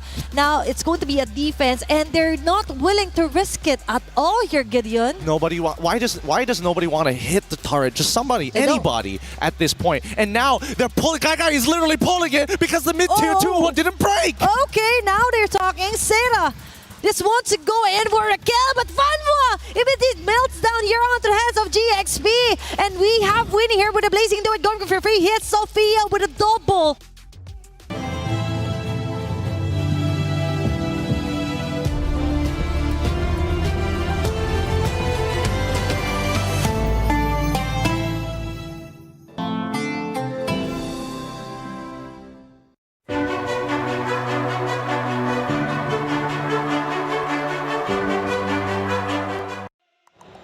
It was Inception for a moment. We're watching the casters react while watching the casters react to the caster react. And Athena, man, she was definitely caught off guard by that one. But you know what? They give it their all. Gideon, let me just say, same. Me and Briggs, like, if there was cams on us, we'd also be like, we're very passionate folks. You know, we love MLBB. Yeah, we love MLBB. And he's put a caster curse in game for 3 times straight in just a single minute. I don't know how that was possible, but everything just went the opposite way of whatever we said. We need an analyst cam, though, on you, especially when you start losing your mind. I didn't know what was going on. I actually went to LaFell. I was like, what is happening? Like, what? Honestly, it looked like she was having a seizure. She never does that. You've never been this passionate. I was screaming, yes. Yes. Galaxy Phoenix, she's backing them up, man, and she was excited to see them come back until it wasn't a comeback. Seda Esports, man, 1-1, all tied up. My goodness, do they look unstoppable. But I have to say, after what we saw from Jessica and her emotions, we might really have to give it to them because they risked it. They risked it so much to go for a Sicilian Carmilla lineup to end or to get in that game. So, like, they went in with, I think, one of the strategies they've been trying to keep, but they were just forced to bring it out because they just desperately wanted to stay alive in this tournament. Look at that damage as well. Gagai did 123,000 damage, while Name did 105,000 damage. Sophia, funny enough, also did 105,000 damage, so that is quite a lot. But this just shows, as strong as the Sicilian was, a lot was on Gagai, on that Bruno. So, and by the way, clever pick for that X-board, because I did not notice there was not a lot of bursts from Galaxy Phoenix to destroy the Faraga armor. So I didn't notice that. So honestly, brilliant drafting coming in from Seda. Yeah, because it seems like you're just so tempted to go for the Juicin. Everyone just seemed like they had to go melee and close towards the opponent so you could just freely use your lantern flares. But we're looking at Ling and Jessica. So much highlight on the EXP lane, at least for today. Whoever gets the Sora has a huge advantage. But in this particular game though, Ling, I think a lot of times Ling was just doing what the Phoveus would definitely do, but Jessica, for some way, found her way around it. If we're looking at the goal distribution, it tells the story of the game here because we see coming in from Jessica, she took no goal from the jungle crease, meaning that she's always around the map, around the river, as well as the lane. Whereas you see Ling have to take some jungle crease, meaning to say that she was losing, right? She needed money somewhere, and one of the options there was the jungle. Well, let's head back to the stage for the two teams now to get ready for the pick and bans. And Galaxy Phoenix, Seda, this is going to be an incredible matchup now, clearly. You know, after map 1, I'm thinking, this might be a hot 3-0. We've only got 2 O's on our stage after all, but not the case this time. In fact, this is a historic moment. It's the first time we've actually had a 1-1 scoreline on our stage in its entirety. So this one could very well go the distance. And Seda finally gets some wind in their sails, and I think much needed after that Game 1 loss. Now, for Galaxy Phoenix, that's a narrow loss, but sometimes those can sting more than a blowout. Honestly, reflections, I feel like Brigitte is so happy because she loves extended series. She hates those 2-0. So finally getting it, you can feel her joy. Yeah, well, we might as well because this is the last day we'll be seeing best of 3s. We're going to best of 5s, right? So we just want to make the most out of the best of 3s. Why are our casters doing this most? No, the casters are looking at us. We're looking at them because here's the thing. We have developed what we call what do you call it? What do you call it? Give me some philosophy. You've been studying philosophy, biology, or anything. Physics. We are in a different reality than most people that we live amongst ourselves. So we share pain, we share joy. I'm looking at Gideon and I'm like, we've been at this together for most of our lives. He loves me, I love him. Oh my. And the world? Yes, we're both married, so it's okay. We can share. Yeah. All right. Well, hey, it's getting deep out here, guys. I don't know if you can feel it or not. We can say that because he can't fight back, so that helps. Find a platform to sit on. It's getting deep out here. Galaxy Phoenix, Seda Esports, all tied up 1-1. As you mentioned, it is a best of 3, so it comes down to this final one.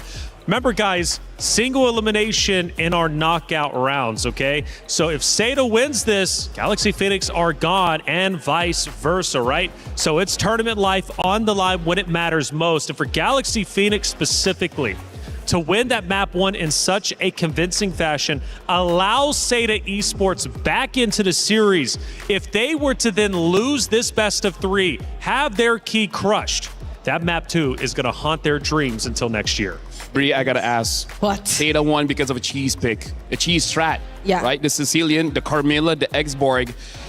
Do you think they can do that again? Because for some teams, you had a winning strategy. Sometimes you just want to go for it again, even if it is not the same circumstances. Now you be the analyst. Okay, for GXP though, I think they'll be more careful of how balanced their composition is definitely this time because the lack of burst earlier definitely hurt them. The lack of range earlier definitely hurt them. They had to scale for both of their carries and they might want to spread it out a bit, but it's another Flying Clouds map. Hey, talk about Sora Day, am I right? Sora Day. I was going to say, dude, we need a Flying Cloud at this point because we're tied up 1-1 on Flying Cloud. We need a tiebreaker. We're going to get exactly that. I'm excited for this one, man. 3 Flying Clouds to determine who moves forward and who goes home. You know, Gideon's favorite hero is Sora. Really? But the one above that is Uranus. Oh. He can't get over that hero. If he can pick it up, he would pick it up. He doesn't care if he has to use Uranus mid lane. He would. Like, he has a shirt saying, I love Uranus. Really? I don't dare lie to you, Briggs. Okay. But I agree with you. For this one, GXP, there needs a little bit more balance. I'm almost even thinking maybe the Yusenshin is too much respect, thinking that, you know, we're going to fight late game to late game, but a Cecilia on late game, I mean, like, that's not okay. Because either way, if they did hand over the Yusenshin and they had a Sicilian and a Claude in their lineup, then just go full out on early game. Then just make sure that you snowball out of their minds just so enough that they couldn't really catch up. Because in a way, they just allowed the Esports to also somehow balance out Seita's lineup a bit more. They allowed for the Carmilla to get a bit of help, for the combo with the Waltz to actually be a problem. So this time heading into this draft, hopefully they both were able to reset and that they get to bring out their fullest potential. Full out. I'm thinking just go Assassins then. Let's get a repeat of that Honestly, one matchup that we had here on Group A. Like, that was incredible. Almost 40 plus eliminations on both sides. It did not disappoint. I'm ready for it, and I hope you guys are at home, because this is really such a tremendous matchup. It comes down to this. One more map to determine it all. For Galaxy Phoenix, their first international LAN, and they are performing sensationally. Now, on the opposite side, for Seda, a team built specifically for MWI. They've had shaky moments, yes, but they continue to persevere and make it through against all odds. And both of these teams could very well be making a grand finals appearance. It's not going to be easy, but nothing ever is if you want to be a champion. We're going to have our hero picks in just a minute. And we've had two diverse hero pools between both rosters for sure.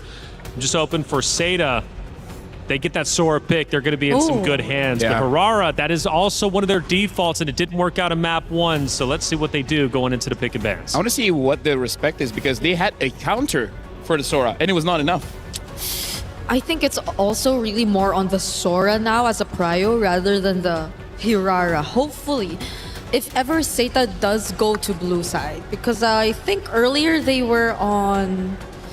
Were they on red earlier? They were on red because it was an red, Xboard red 5 Yeah, pick. so hopefully this time they might as well...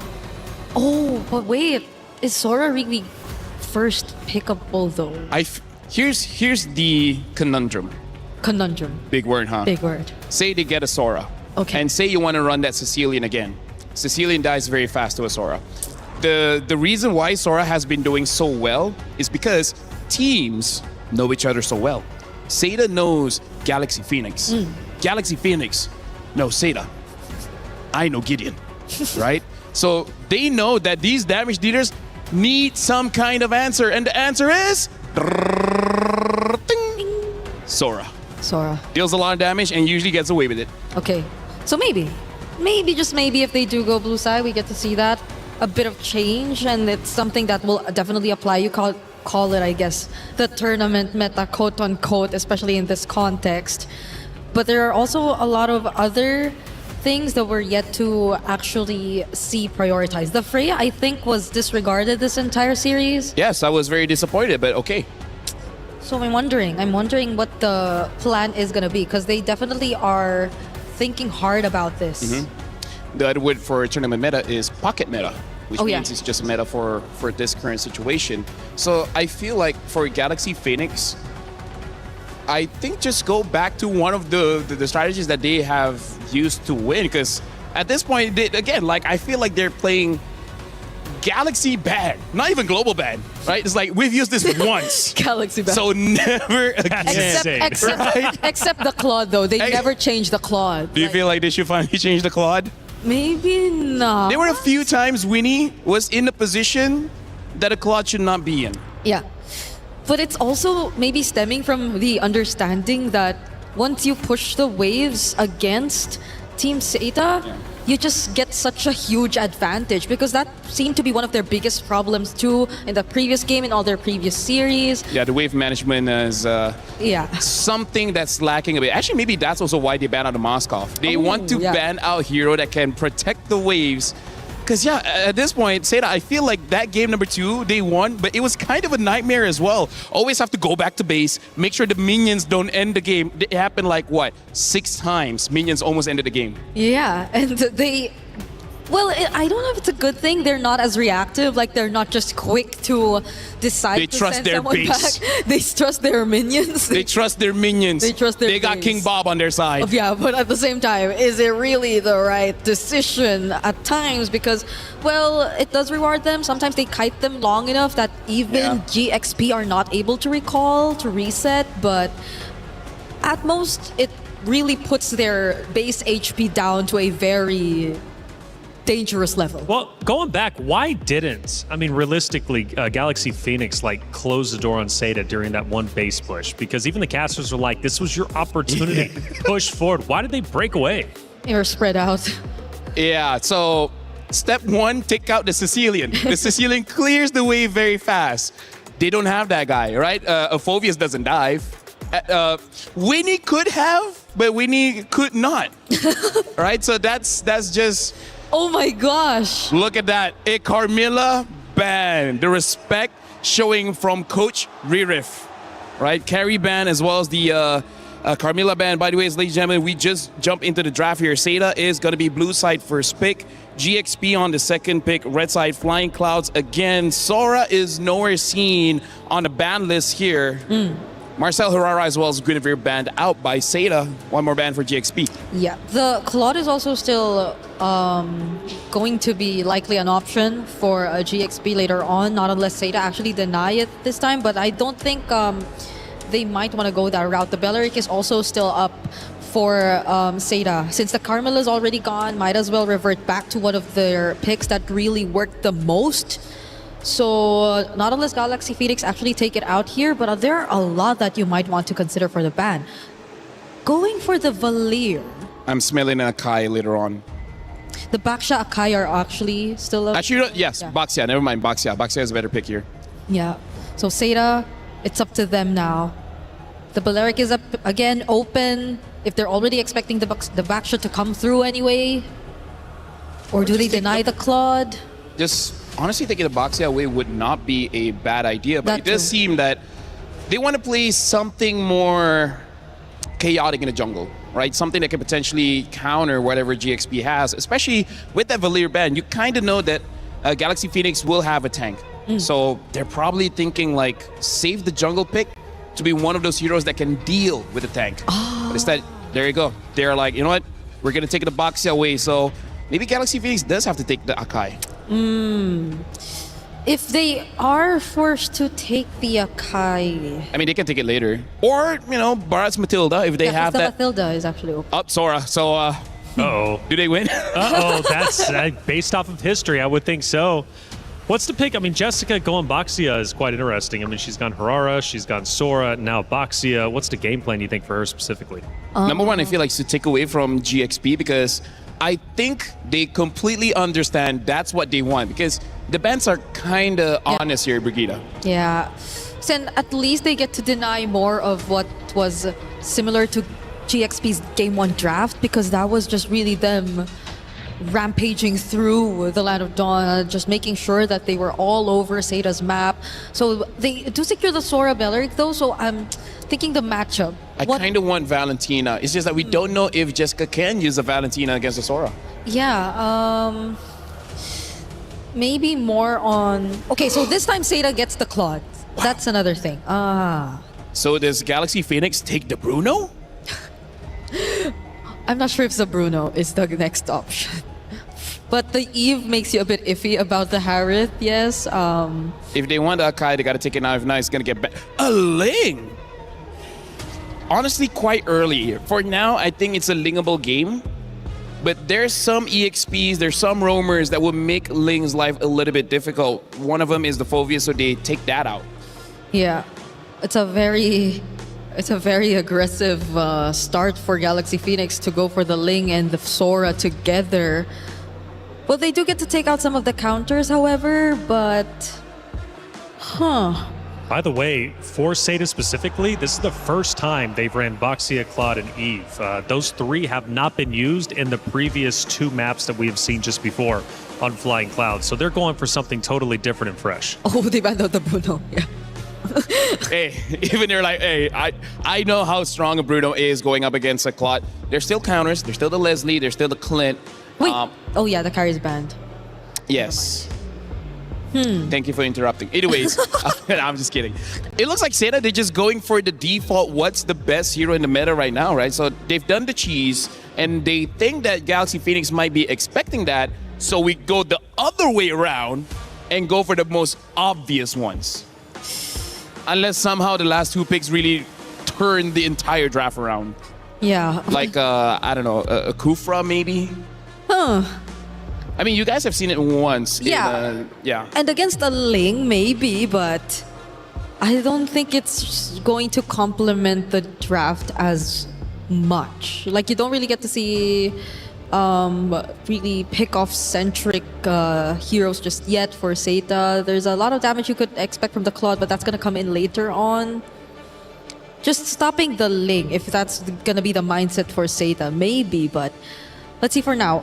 Galaxy Phoenix have to yet pick up their mid lane as well as their gold lane. This is the first time they're not going to be on a Claude. Moskov is not bad, also an option. But if they just want a direct counter, having a burst heavy hero like Clint or Leslie would help. But if that's the option, maybe they'll pick it up later. For now, Brig, I gotta say, in MWI, there's not a lot of lockdown heroes to really deal with picks like the Ling. So maybe they just go for pure tankiness, right? Something like the Rizzler might be okay. And then in terms of the roam, the Atlas is still open. Oh yeah, honestly. I really wanted to see a pushing gold lane for Galaxy Phoenix. However, they stick with the Harith, so they might just want to take on team fight before those, or rather than the likes of the Moskov. Zeta now, again, you mentioned the Atlas. Yes, it is going to be available. Anything that can just really interrupt the Harith from freely using the Zaman Force, and maybe the dashes from the Ling, since the Phobius is also out. The Gatot is actually still there too, but they go for the high loss, a quick stun. Not the kind of idea I would think about lockdown. However, I do have to say the Law and Order is a very easy click stun. So able to stop the Ling long enough if they have the damage, which if 2 items honestly should be enough damage to, if not kill the Ling, make sure the Ling is no longer there. And the Benedetta does get picked up to deal with the Sora, so that's more of a skill matchup if anything. Yeah, so maybe more on the Benedetta actually being the help eventually later on. But mid lane for Galaxy Phoenix, so far it's been a very flexible hero pool for Sophia. But considering this lineup right here... Don't you wish you had a Valier? No, they took it out. Yeah, but that's what I mean. I agree. Valier would have been perfect here. What is it there? There's a Lilia? Honestly, Lilia is probably the best pick. It's just that Eve counters Lilia quite hard because the burst is quite a lot. So they go for the Farsa here. I gotta say, maybe not the very best because Benedetta, Hylos, as well as Claude deals with you. But hey, if you kill people early, then it doesn't matter. Yep, it's a Farsa Ling. It's been a while since we saw this lineup. Really heavy burst damage too. Hopefully they get the early game that they want. And Zeta Esports for the first time goes with an entirely different hero pool for the third and final matchup to determine who moves forward and who goes home. Zeta Esports, Galaxy Phoenix, an elimination matchup here in the knockout bracket. Athena, Gideon, let's get it started. Thank you so much, Reflections. Here at MWI at EWC, things are spicing up as both of these teams are fighting for tournament lives. One singular game could push them even further for not only their own region, but for their organization. Let's jump right into the Land of Dawn here, because this is going to be another Ling game coming up from Galaxy Phoenix. And the last time we saw Ling on Galaxy Phoenix, we were looking at 30 points worth of kills coming up from Fa. And that's exactly what they want to somehow manifest yet again. To get the kills rolling, be dominant as ever if you're Galaxy Phoenix. And you're right about the Reflections that map 2 or game 2 might just be the nightmare if they don't get this last point against Zeta. And now they're taking advantage. Oh, Sophia stole away that one camp. Now Jessica has to give this camp over if they steal it away as well. And deny level 2, that's perfect. Can you get the small camp as well? I managed to share it just enough. And now Zoe is still level 1. Oh no, there's going to be a taunt here by GXP. They're trying to chase down Joe and Midget First Blood. They saw the chance, they took it, and they might go for a double, but nope.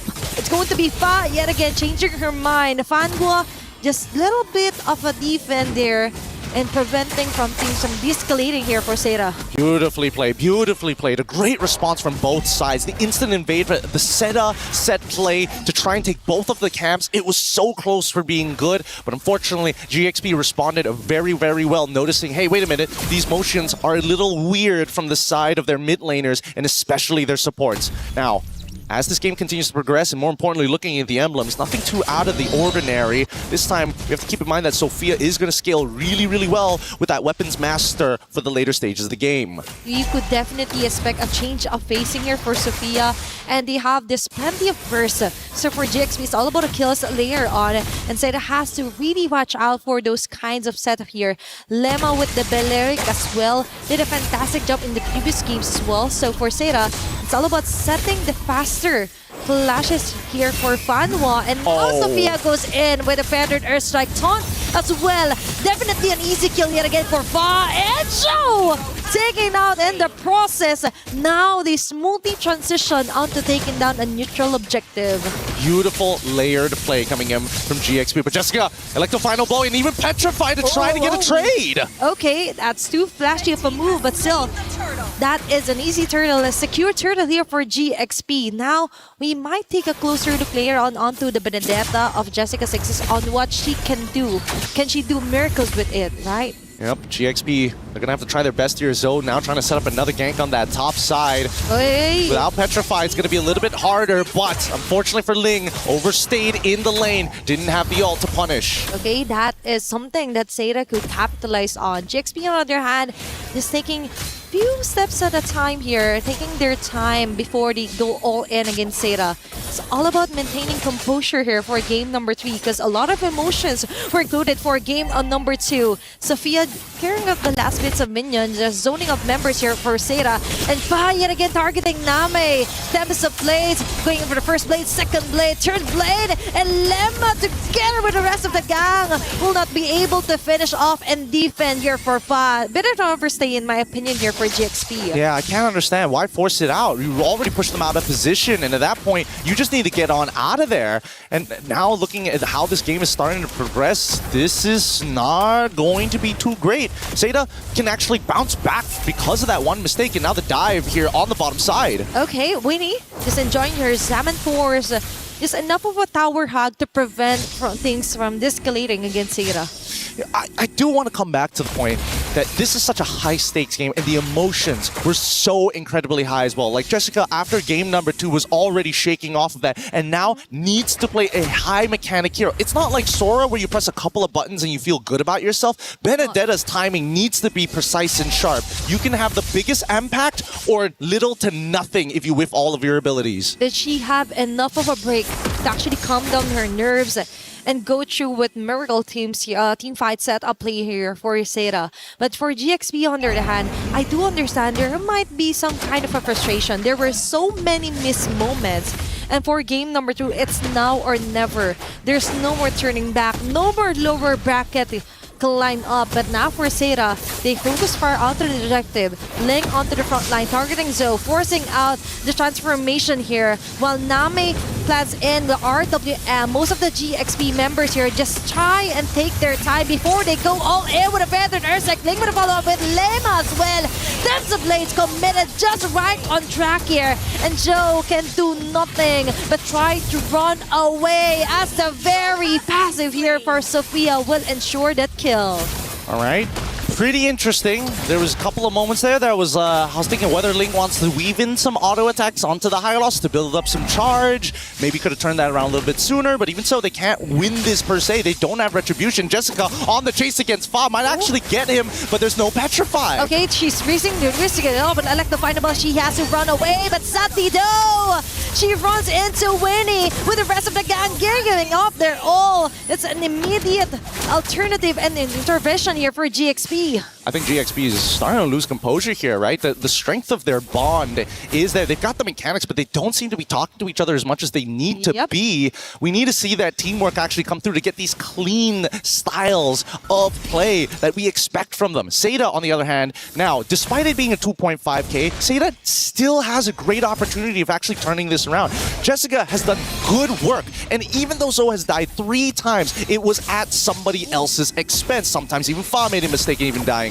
On that top side, at least the waves are being cleared up, but GXP now want to take the initiative. They don't want to be passive. It's all about the skills right now for Seda. And definitely, it's evident that Jessica has that. But now it's all about maintaining and trying to take control of the situation. Plus, also not letting GXP corner them out with the macro yet again. And now it's all about balancing out the waves, and Winnie is winning on the gold day matchup. That's 4 members of GXP targeting Fanwa alone. Doors Pathway just to try and disengage. Now she comes back. There will be quite a stun here, but Ling and the others will just slowly retreat back. Unfortunately, Ling doesn't have her flicker up just yet. I think there was a moment where they were thinking, if maybe I get the dash down, I could maybe flick onto like Name or maybe even Guy and try to trigger something, but didn't have the battle spell, don't have access to it. Fanwa does lose not only her ult, but also the Revitalize, which is pretty important because in the next 20 seconds, the next turtle is going to spawn, and she's going to have to wait another 23 seconds or so to get it back up in the middle of that fight. So unless GXP recognize that timing, they could maybe try and force this, but Zeta want to take first position. Okay, it's all about them trying to capitalize on what Joe can do here with the backshot, right? They have this beautiful setup. They just can't seem to do it right for now. But for GXP, that is somehow... Let's see, if they were able to somehow compose themselves, there were a kind of a bit of a messy initiations from Lemma. And speaking of which, she's going to spot on Fanwa here. It's going in.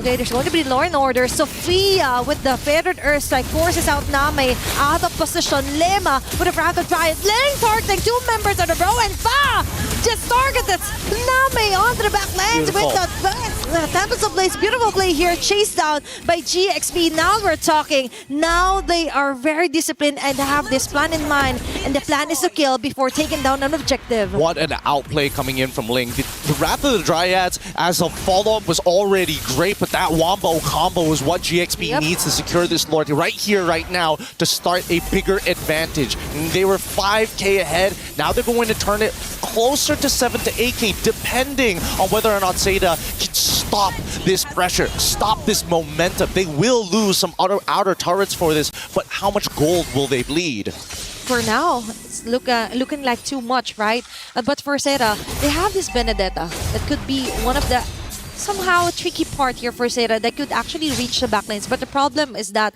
they also have to ensure that someone is ready and willing enough to somehow clear off the last bits of the lane. Yeah, what a build. Hyper burst build. I haven't seen this in a long while, as a matter of fact. Heptacy's on top of the endless battle, making sure that if Jessica does find that backline access and able to close the distance, they might be able to one-shot target. But the ones closing the distance are GXP! With Ling yet again with a miracle setup, Winnie enabled to get those chrono dashes, the synchrovisions in. Now they punch in from the air. Fa goes in with a perfect timing. Tempest of Blades, getting gold of those blades, eliminating 4 members. It's just Jessica 6 is remaining to defend for their base. Holy Shields will be popping off bottom and even onto the mid lane. GXP has their eyes on their prize. Clear the wave. They want to clear off the wave. They want to ensure a victory, and Jessica 66 has the proper kits to actually prevent GXP from actually ending up this game number 3. And that's a good thing about Benedetta actually building a lot of damage. It's moments like this, yes, I can actually deal with the waves more effectively rather than having to wait for my War Axe to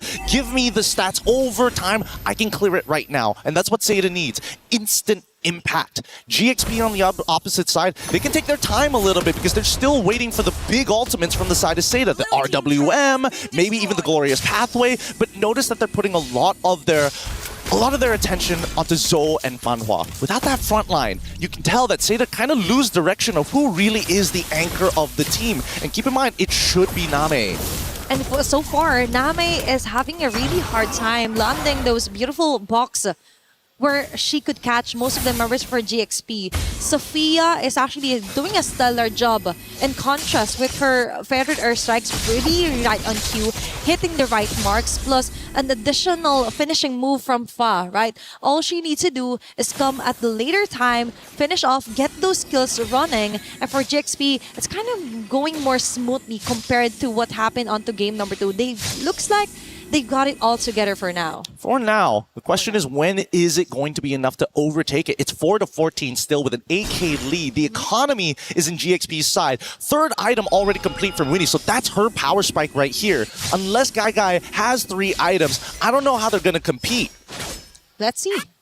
Because for now, the action is or maybe the plan is just to survive for now and just let Guy get last bits of 1 million and try to buy enough time for their items to slowly catch up from GXP. They've managed to do that from game number 2, but for now, it's all up to Jessica26 also to pull off some insane backline maneuvers against GXP to try and shut down most of the damages coming here from Winnie or either Sophia. Oh, this is interesting. Seda wanted to deny information. They end up showing down on bot side, and instantly GXP decide to rush it. Good informational play here from the side of GXP. And I think that Seda, they also recognize that this is not exactly the most contestable position. They don't want to group up against GXP. There's just way too many things going on with their composition. Lots of AoE CC, lots of way to finish them off, lots of way to hurt them before they get into the fight. So it's better, in Seda's mind, hey, GXP, you come to us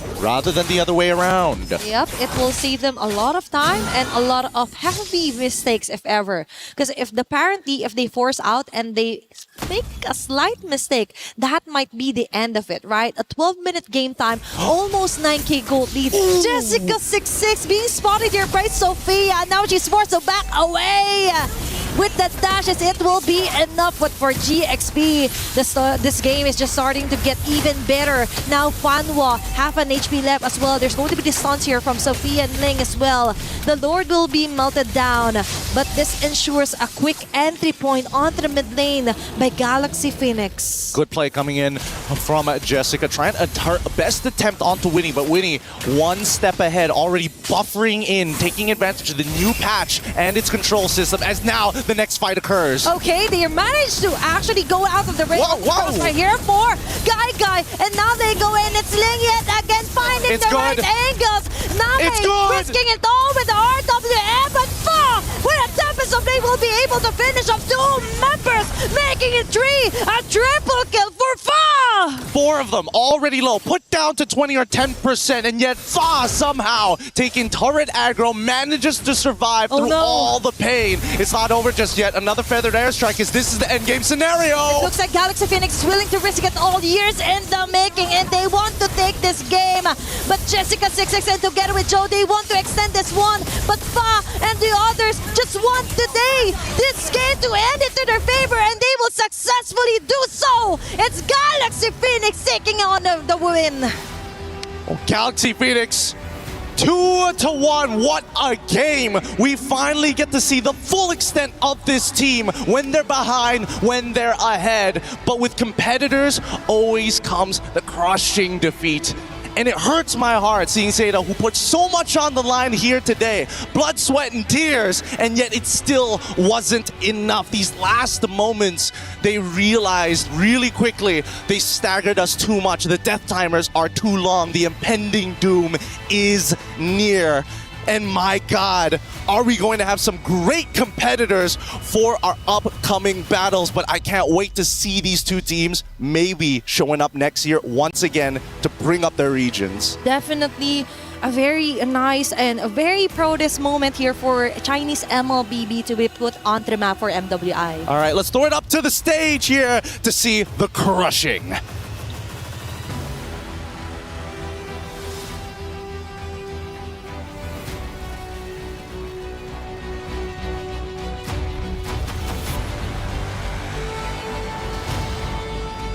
Have our winners of Galaxy Phoenix. Congratulations, and of course Seda. So we will do the key handovers, and thank you so much, Seda. That was an incredible showing. You guys fought valiantly, but your journey ends here.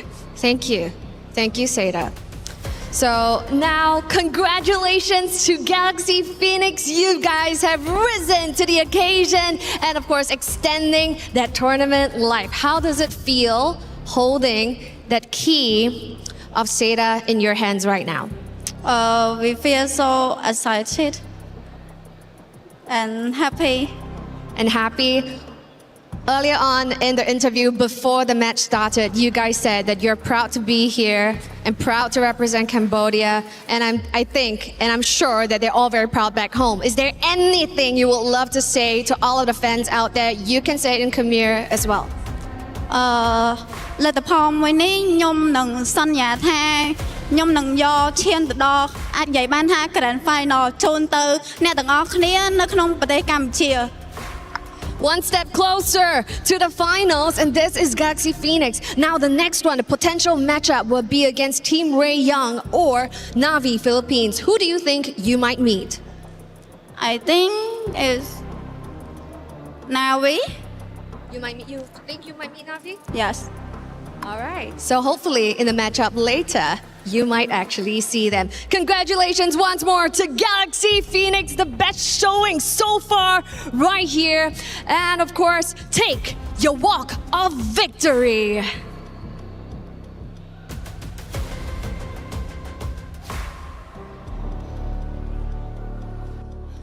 Okay, Galaxy Phoenix, phenomenal performance yet again, their first time at an international event, and this is how they decide to show up.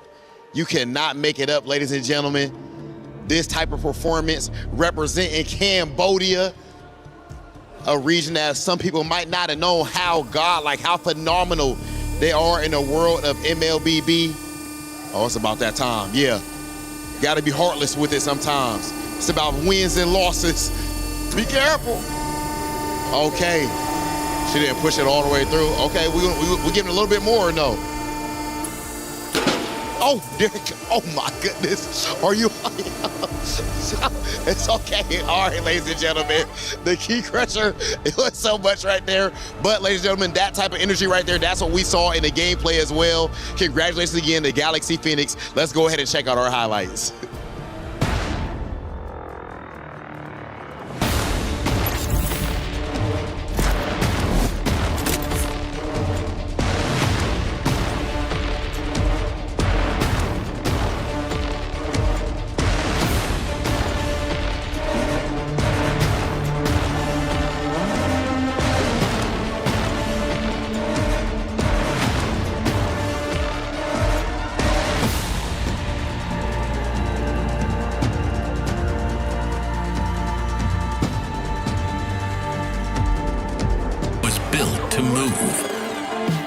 Not trapped at a desk in one singular posture for 12 hours a day.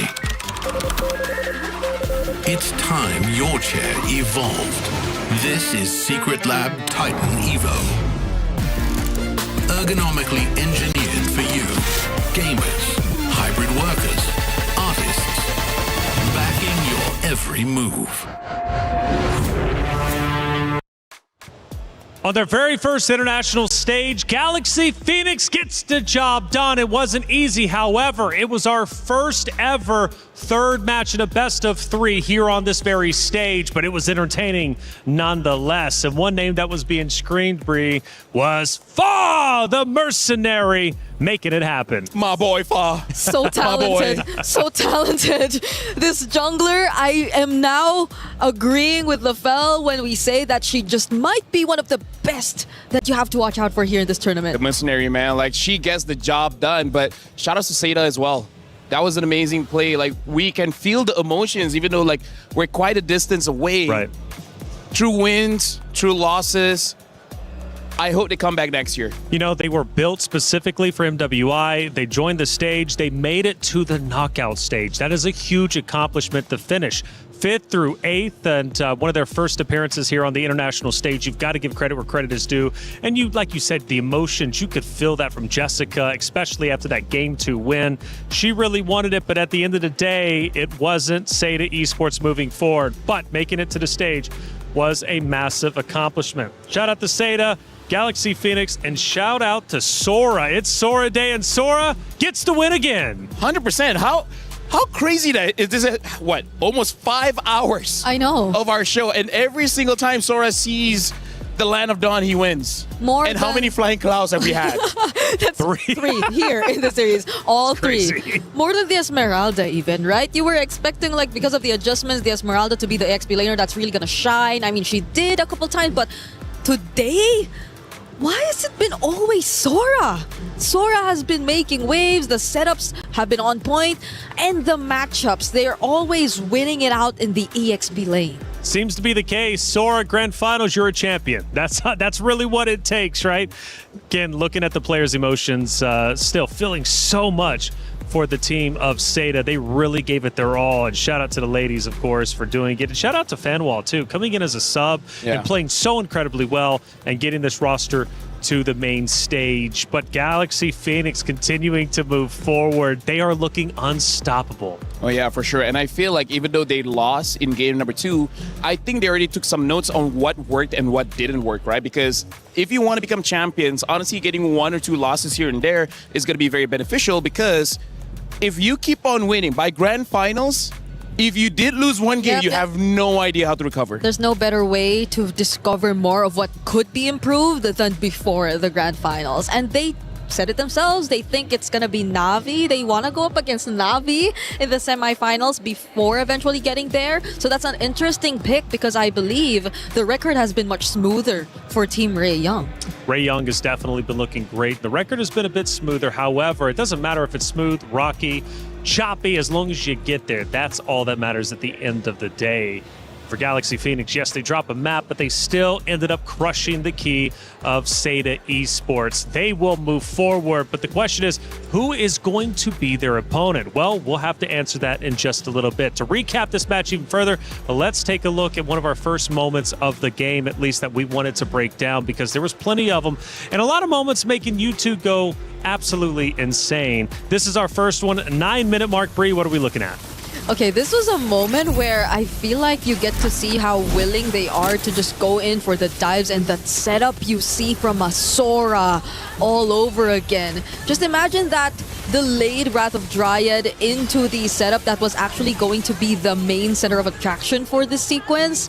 It's just so great to think how GXP mastered the way that they tend to pull out their team fights. Hey, big moves from them. Second moments. Actually, we're going to go, I think, favorite moment for us anyways. We get to watch the commentators once again reacting to that map number 3. Let's see how crazy they were getting.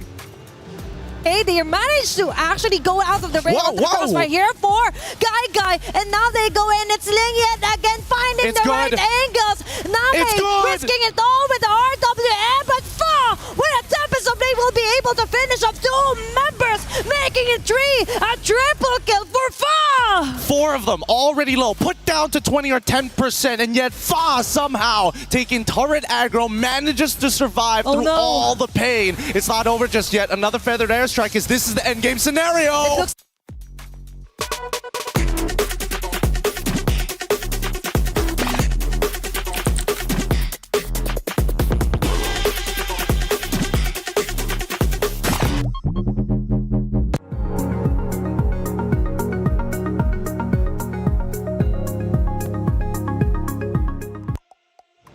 Pure passion, and this time I felt they were ready for the caster count this time around, because notice Athena was standing up. She's like, I'm not getting caught off guard again. I gotta say, Gideon is very expressive. Yeah, that's right. Like, whenever you see him, it's like his thoughts move faster than his brain really can process. Shout outs to Briggs. We don't always get to work together. Yeah, I know. For this MWI. But I miss working with you, man. Yeah, it's been fun. It's been fun. She's my boy. We've been screaming. You see us, you hear us. You guys have been going crazy. You guys have been I think it's not just Gideon who's very expressive. That's right. Yes. That's right. Off cam, we are as expressive as Gideon. Absolutely. And speaking of expressive, Rose ended up grabbing a couple of our players for the post-match interview. Let's listen in.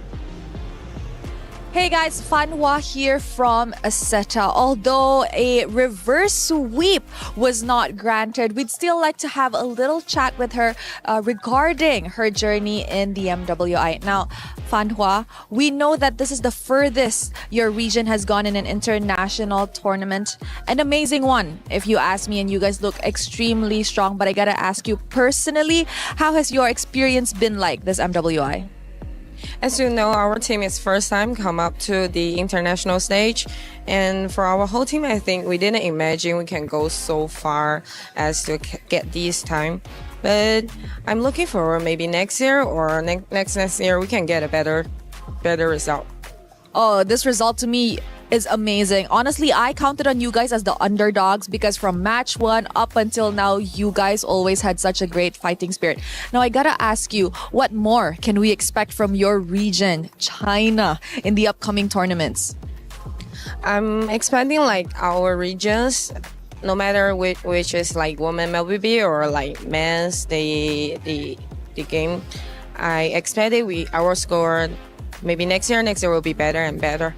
Yeah, we just keep on improving. Now, Fanwa, is there any message that you have to give to the Chinese fans watching back at home? Thank you guys for all the support, and I believe next year we'll do better.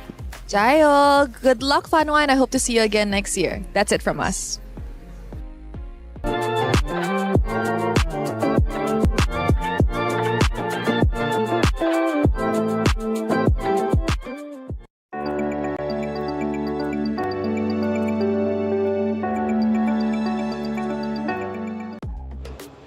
Thank you, Rhodes, as always, for the interview. Staying in high spirits is Seda Esports. They want to come back even stronger. This was just their first appearance. Imagine what they can do next time. I've got full faith in that roster to continue to be able to push forward and pull off incredible feats at the MWI. Hey, we've got a lot of watch parties taking place, a lot of coverage in general, and this next one is going to be special. It's Zay Casting. Let's bring him in because Zay Casting is keeping all the coverage for the MWI out there for everybody involved. And I tell you what, it's been a great time speaking to some of these influencers. Zay, how you feeling? Hey, I'm good, man. I'm good. How are you, man? I'm phenomenal, man. How are you enjoying MWI?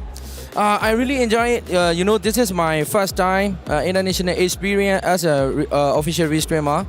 So I really enjoyed it. I'm really thank you so much for this opportunity. Thank you, Mundon. Thank you, EWC. Thank you, man. And thank you, Zay Casting. Let me ask you something. A lot has changed. What do you think about the current meta? Current meta is, they nerf Fredring like Juriba Jungle, Basha. So I think it's nice. I like this meta. They can use like Link. They play Link like Assassin are really good in this meta. I think So I really like it. And Sora also apparently has been tearing it up. Hey, Zay Casting, thank you so much for all your coverage and everything you do. The MWI will continue, but like I said, shout out to you, Zay, for being who you are as an incredible influencer, and thank you for the coverage and the watch party. Hey, check it out. My champion pick is now live. 2 champions, 1 game. My champions pick is now live from July 27th. You can submit your predictions for the MSC and MWI champions for a chance to win 50,000 in-game diamonds and MSC 2021 through 2025 tournament skins. Don't forget to leave your picks under @MLBB Esports post for even more chances to win. Lock in your champions now and cheer for your favorite teams. My champion pick live now. Get involved. I'm hearing Rose is also set up with yet another interview. Rose, who did you get? 2 Indonesians representatives going up against each other in this elimination match. This is Vival and Liv, and we're gonna have a little chat before we head into the game. Hi girls, how are we doing today? I'm good, very good. Yeah, I'm great too. How did you girls react when you found out it was gonna be an Indo-Indo match just now? I'm in shock, really in shock. Actually, it's as expected. Okay, now since an Indo-Indo match is happening very early on, is there anything that we should expect from the game? Is it going to be fun? Is it going to be long? What do you think is going to happen, Vival? I don't think there will be anything special. I think it's going to be pretty much the same showdown like previously, like in Battle of Gamehurst and like the previous meetings that we had. What about for the sides of Falcons ID? Aren't you guys scared? Because you guys played a game today. Are you scared that they will read your strats and everything? Maybe there will be a new draft, but then I'm hoping for a rematch. But I think it's going to be in grand final. But then we come out like now today. But then we'll see on the Line of Dawn. We'll see in the Line of Dawn. It is a very early matchup. So now the question lies on, what do you think the score will be? Let's start with Liv. I'm hoping for 2-1. 2-1. Okay. 2-1. I'm also hoping for that because since we are Indo and Indo are facing each other right now, we want to make this a very fun game for y'all. And yeah. Okay. I think it will be a fun game, definitely one to watch. So any message to each other? Let's have a good match. Yep. Good luck, have fun. Good luck, have fun. Very friendly fire over here. Nothing too extreme. Good luck, girls, on this match. And that's it from us. Throwing it back to you guys at the studio.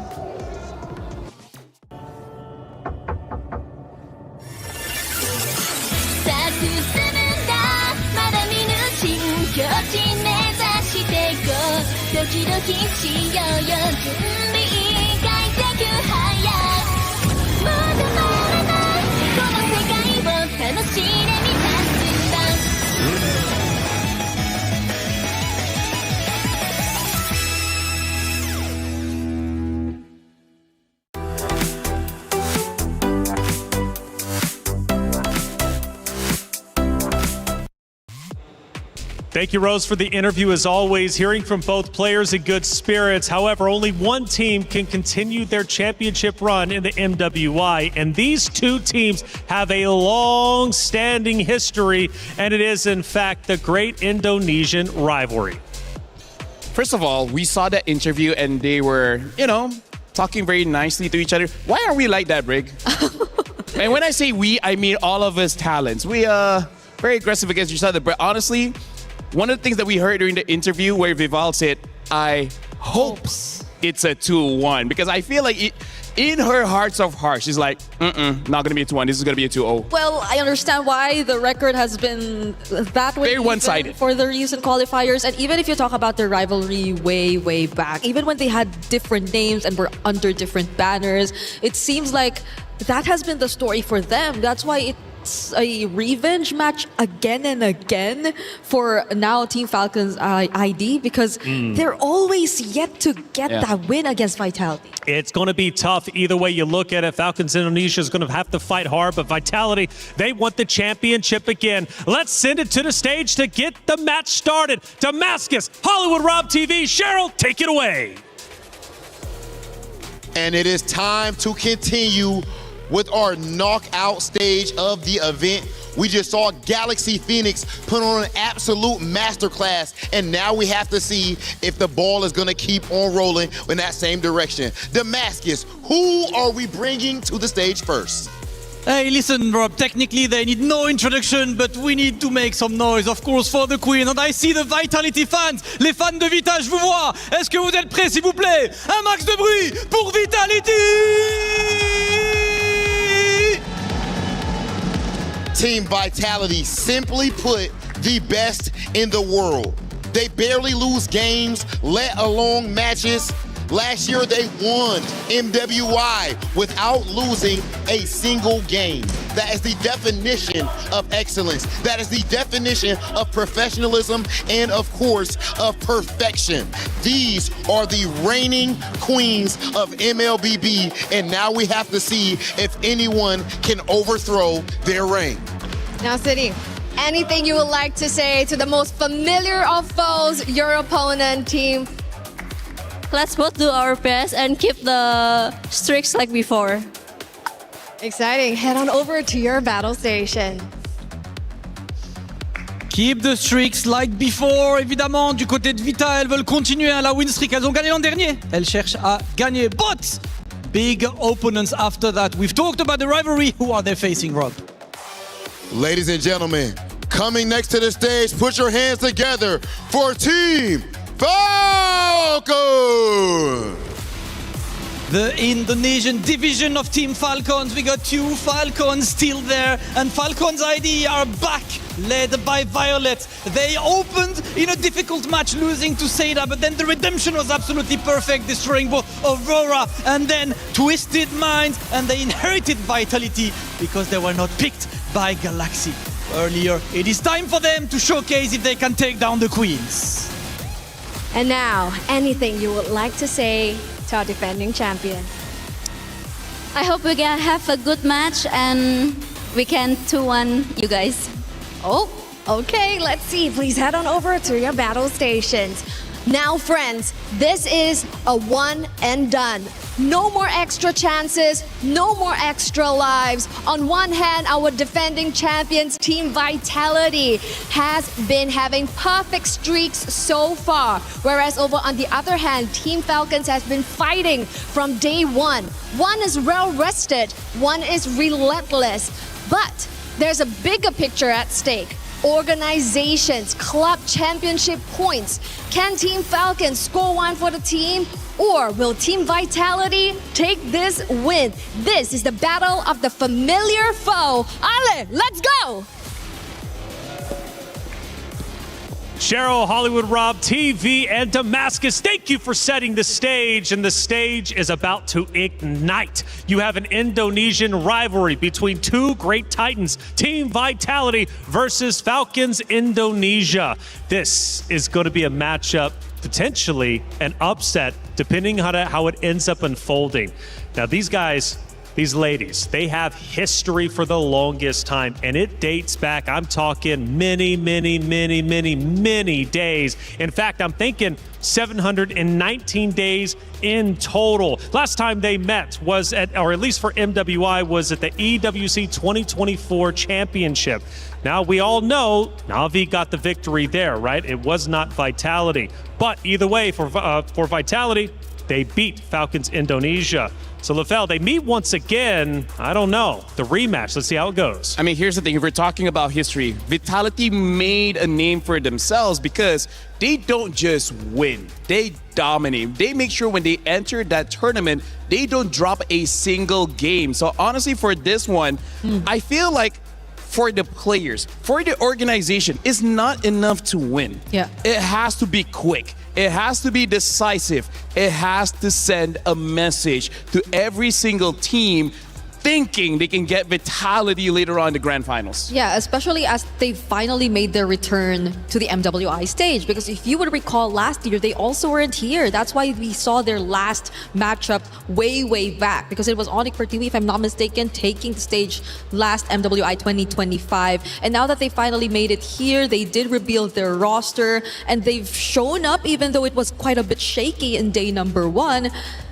I can only hope that the momentum keeps going because they played earlier this morning, and I hope that carries over. What makes Team Vitality so confident? Why did they continually win? It has to transcend just hero picks, just gameplay. The confidence they have is unmatched by any of the ladies competing in MWI. I would say they went through hardships because the way that they train against professional male players. Right? So even in losing matches, they went up in literal the best of the best that any region can really produce. And that's why they have such a big hero pool. And then in terms of gameplay-wise, how they've always been dominating, we got to talk about the Mother of Tanks, man. The way that she sets up fights. Doesn't matter if it's a Cho, a Grok, a Hylos, it really doesn't matter. Vivian makes life easy for everyone in Vitality. And in the last match, I saw Vitality going up against Gen G.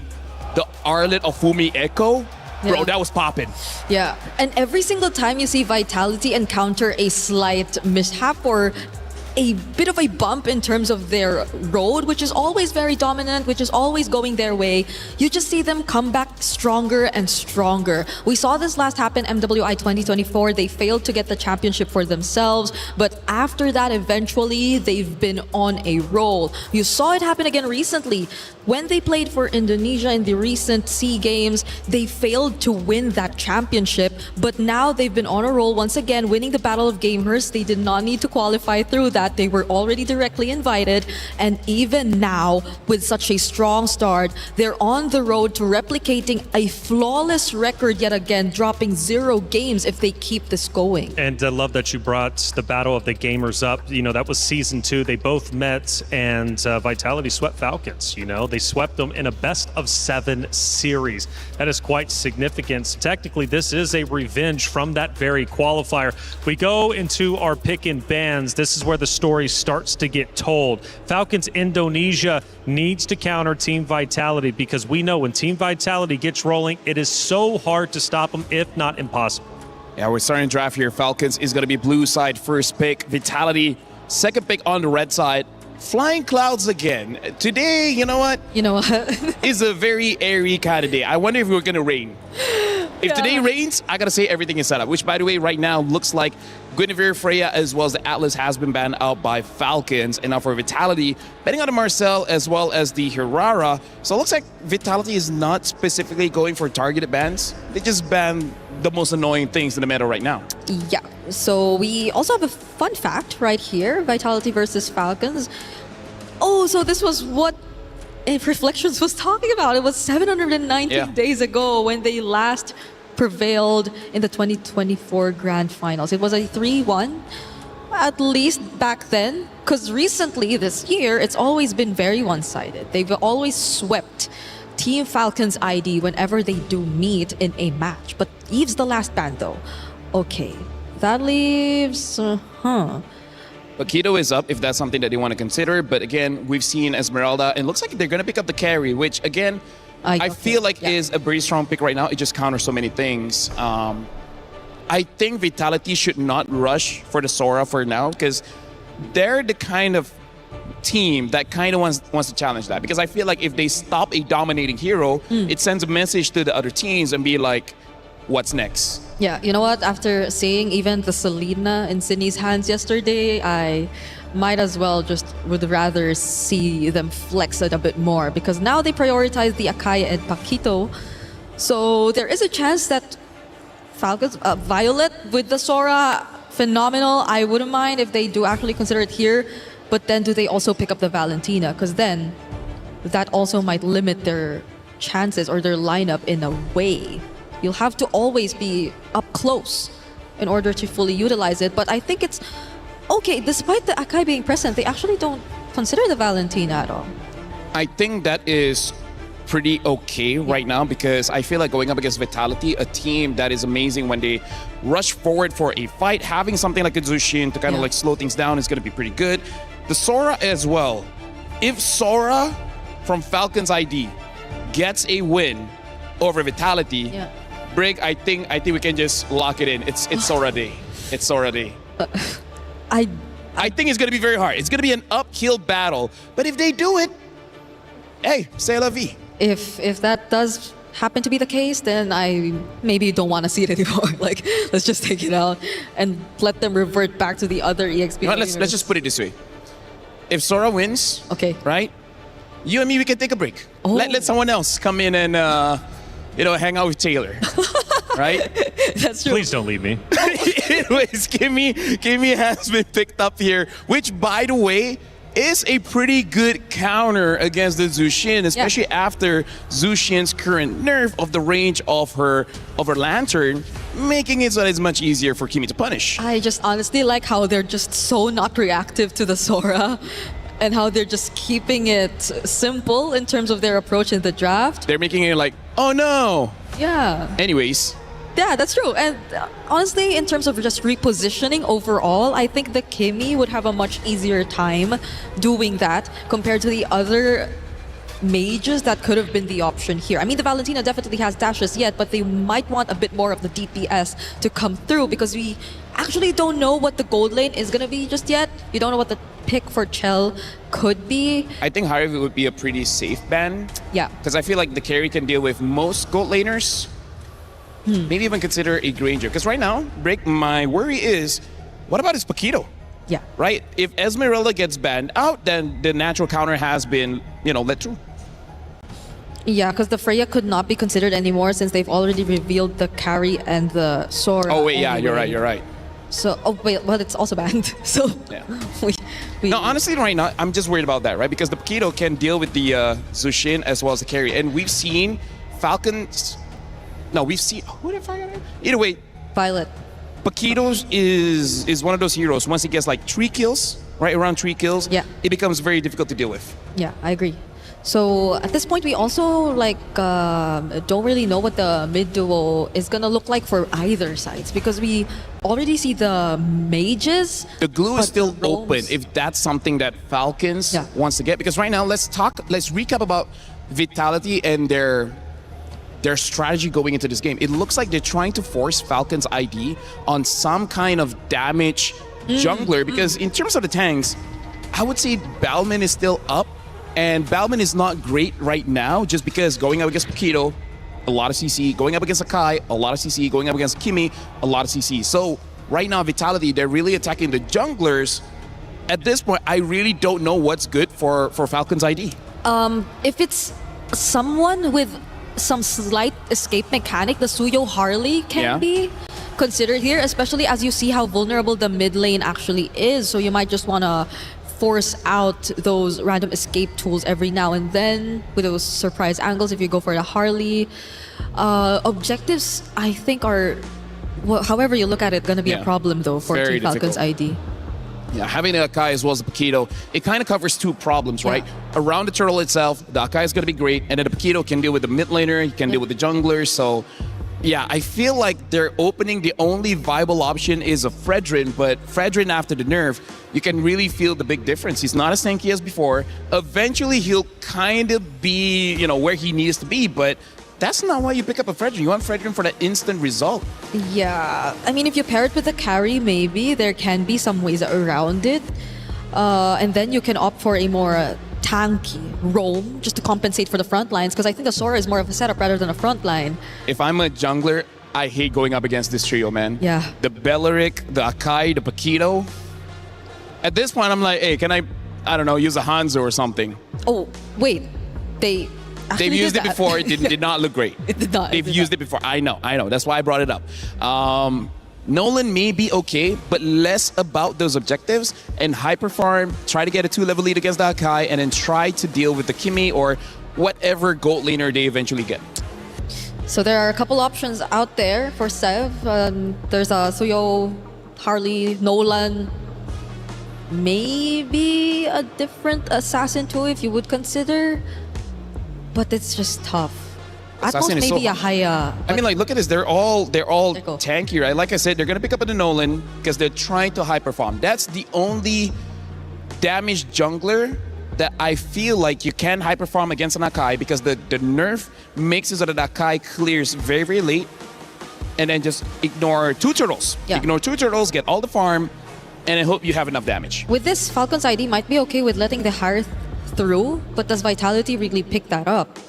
There are other options if they don't want to go that route, because that's also going to be primarily magic damage. I guess Bruno is not bad if they want to, you know, use something that Zeta has used and proven in the game. And we got to talk about Shell as well. Shell can basically use anything.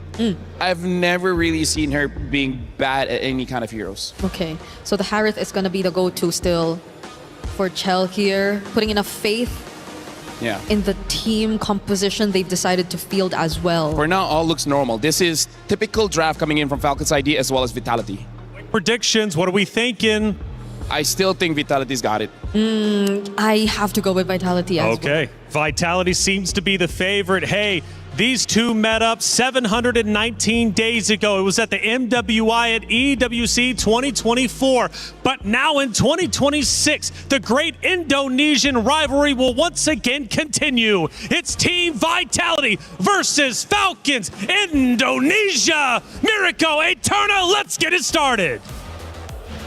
And here we go, ladies and gentlemen. Game number 1 in this ID versus ID matchup. We're heading straight into the Land of Dawn. And the big question is whether or not Team Falcons ID will be able to claim their revenge up against their bitter rivals, Team Vitality, the defending champions. And it's really cool to see as we get into the Land of Dawn. Hold on from Yeko, taking a bit of punishment early on. Great hold on that bush from both Sev and Violet, really learning from the pattern of Vitality in the last few matches we've seen from them. But it's just really cool to see Eterna. The last 2 years, it's been home court advantage for Falcons ID in Saudi Arabia. And now we see home court advantage for Vitality. And I gotta say, it's so surprising, it's so breathtaking as well, because I think last time around, back last year, Vitality was the one that was really under pressure from everyone that was in the venue. And this time around, they've actually rocked up with drums. So even additional support, it's amazing to see. But let's get straight into the game right now. We are seeing an array of different picks. And it's interesting to see that the Nolan actually shows up here. And I feel like it will be quite difficult for the Nolan here come the early game. and the earlier or the later stages of the game, especially with how much CC there is on Team Vitality. Yeah, we've been seeing a lot more of these Nolan just farming out the Storm, clearing it out, trying to get the prio. Bottom lane though, Liv doing a good job in this matchup you'd expect for a win for the carry. Sev down below with a fracture, the Purify, not enough to get Chell out. First blood to Sev. Caster Curse. Caster Curse. Caster Curse. Yep. But I love it. I love it. I love that Falcons are going to be able to get that a little bit ahead. And it looks like they're going to be able to chunk some gold out of that turret as well. So it will help Liv in that particular matchup. The carry will be a monster come the later stages of the game, especially when she gets her items up. You know, this is something very, very interesting as well. Just looking at the matchup, Falcons ID, it's been so weird their run, yeah? They start off losing to Seda in a crazy underdog win, an early upset to the tournament, but then they climbed up and now they're just gonna go straight into playing strong side for the carry. They know they have no shot at the neutral objective. And the back's gonna be the all-in from Violet over to City. Flicker route to safety. Violet chases her down below. Chelsea will survive. Vivol on the turtle, picks up the red tree on it, securing it. Violet gets away with the flicker, and it will just be a 2-0 start, but a neutral objective to Vitality. And I think that's something that we can expect, right? I mean, Falcons came in here, guns blazing, utilizing a Nolan in the jungle. Meanwhile, Vitality took a slower route. They picked up the Akai once again. I think it's one of the comfort heroes that Vivol has utilized over the course of the years, especially last year. And that's something quite notable. And they're just utilizing it to get a little bit more pressure around the neutral objectives, and they've done exactly that. However, it looks like Falcons now are the ones holding on to the gold lead. It's a 1K now for them so far. And it looks like Team Vitality, though, are looking to find something else of their own. They're going in for the invade onto the enemy jungle. Yeah, one thing that they can do, but unfortunately for them, the Nolan can clear really quickly. Seb trying to cut them down. Vivian holding this position. Raimundo with a taunt unbreakable, forces the heavy spin out. The traction pulse locks Violet down. And it will just be to disengage as Fumi Echo on this Paquito. Lethal Ignition will continue to utilize the waves up top. Maybe try to get a few more hits on it. Liv takes the gold crab away from Chell. Forces her back as well. Fumi, though, making quick work out of that turret up top. I haven't seen Shell in this position in quite some time. Wait a second. Viva will be actually able to pick it up. But I mean, Zev, so far, she's been playing the Nolan quite well. Fantastic. She's been clearing it out very, very well. Yes, the turtle went to Vitality, but this is why we expected the Nolans, the Assassins, to come back. It's just that farming speed that you cannot underestimate.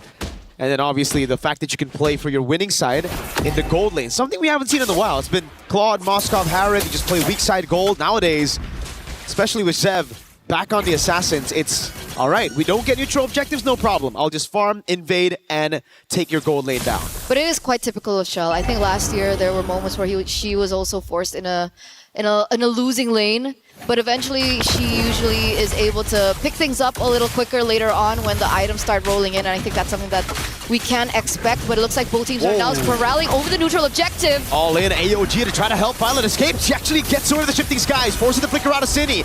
She gets to a safe spot now with the Crimson Beacon utilized. Cine gets knocked back with a Lantern Flare. It's still going to be Violet, shot down from the sky. Shev taken low, taunted up from the Echo. Is right there to capitalize. And it's Vitality who level the playing field, 2-2 on the scoreboard. And there's the mentality, there's the experience flowing through for the defending champions as they are 2 men ahead.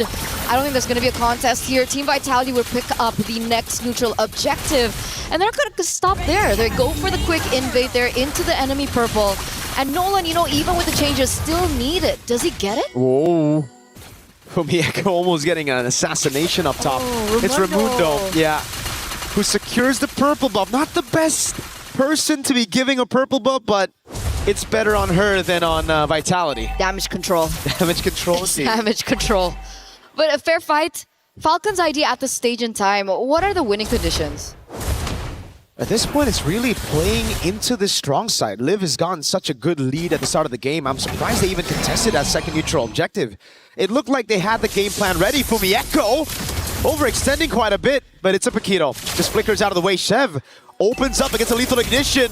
It's a Lethal Ignition battle. Fumieko in that 1v1. It was ticking down, but fortunately for Shev, she's able to escape. Vivian catches Raimundo with the Wrath of the Dryad, and now it's Liv picking up a turret down below, traded by Fumieko up top. Okay, Vival gives information there, but they don't have anyone to kind of back that up. But in return, Team Vitality still pick up the turret on the top side of the map. And that gold lead that Falcons had earlier on, 1K, almost 2K, has now shifted quite slowly in favor of Team Vitality.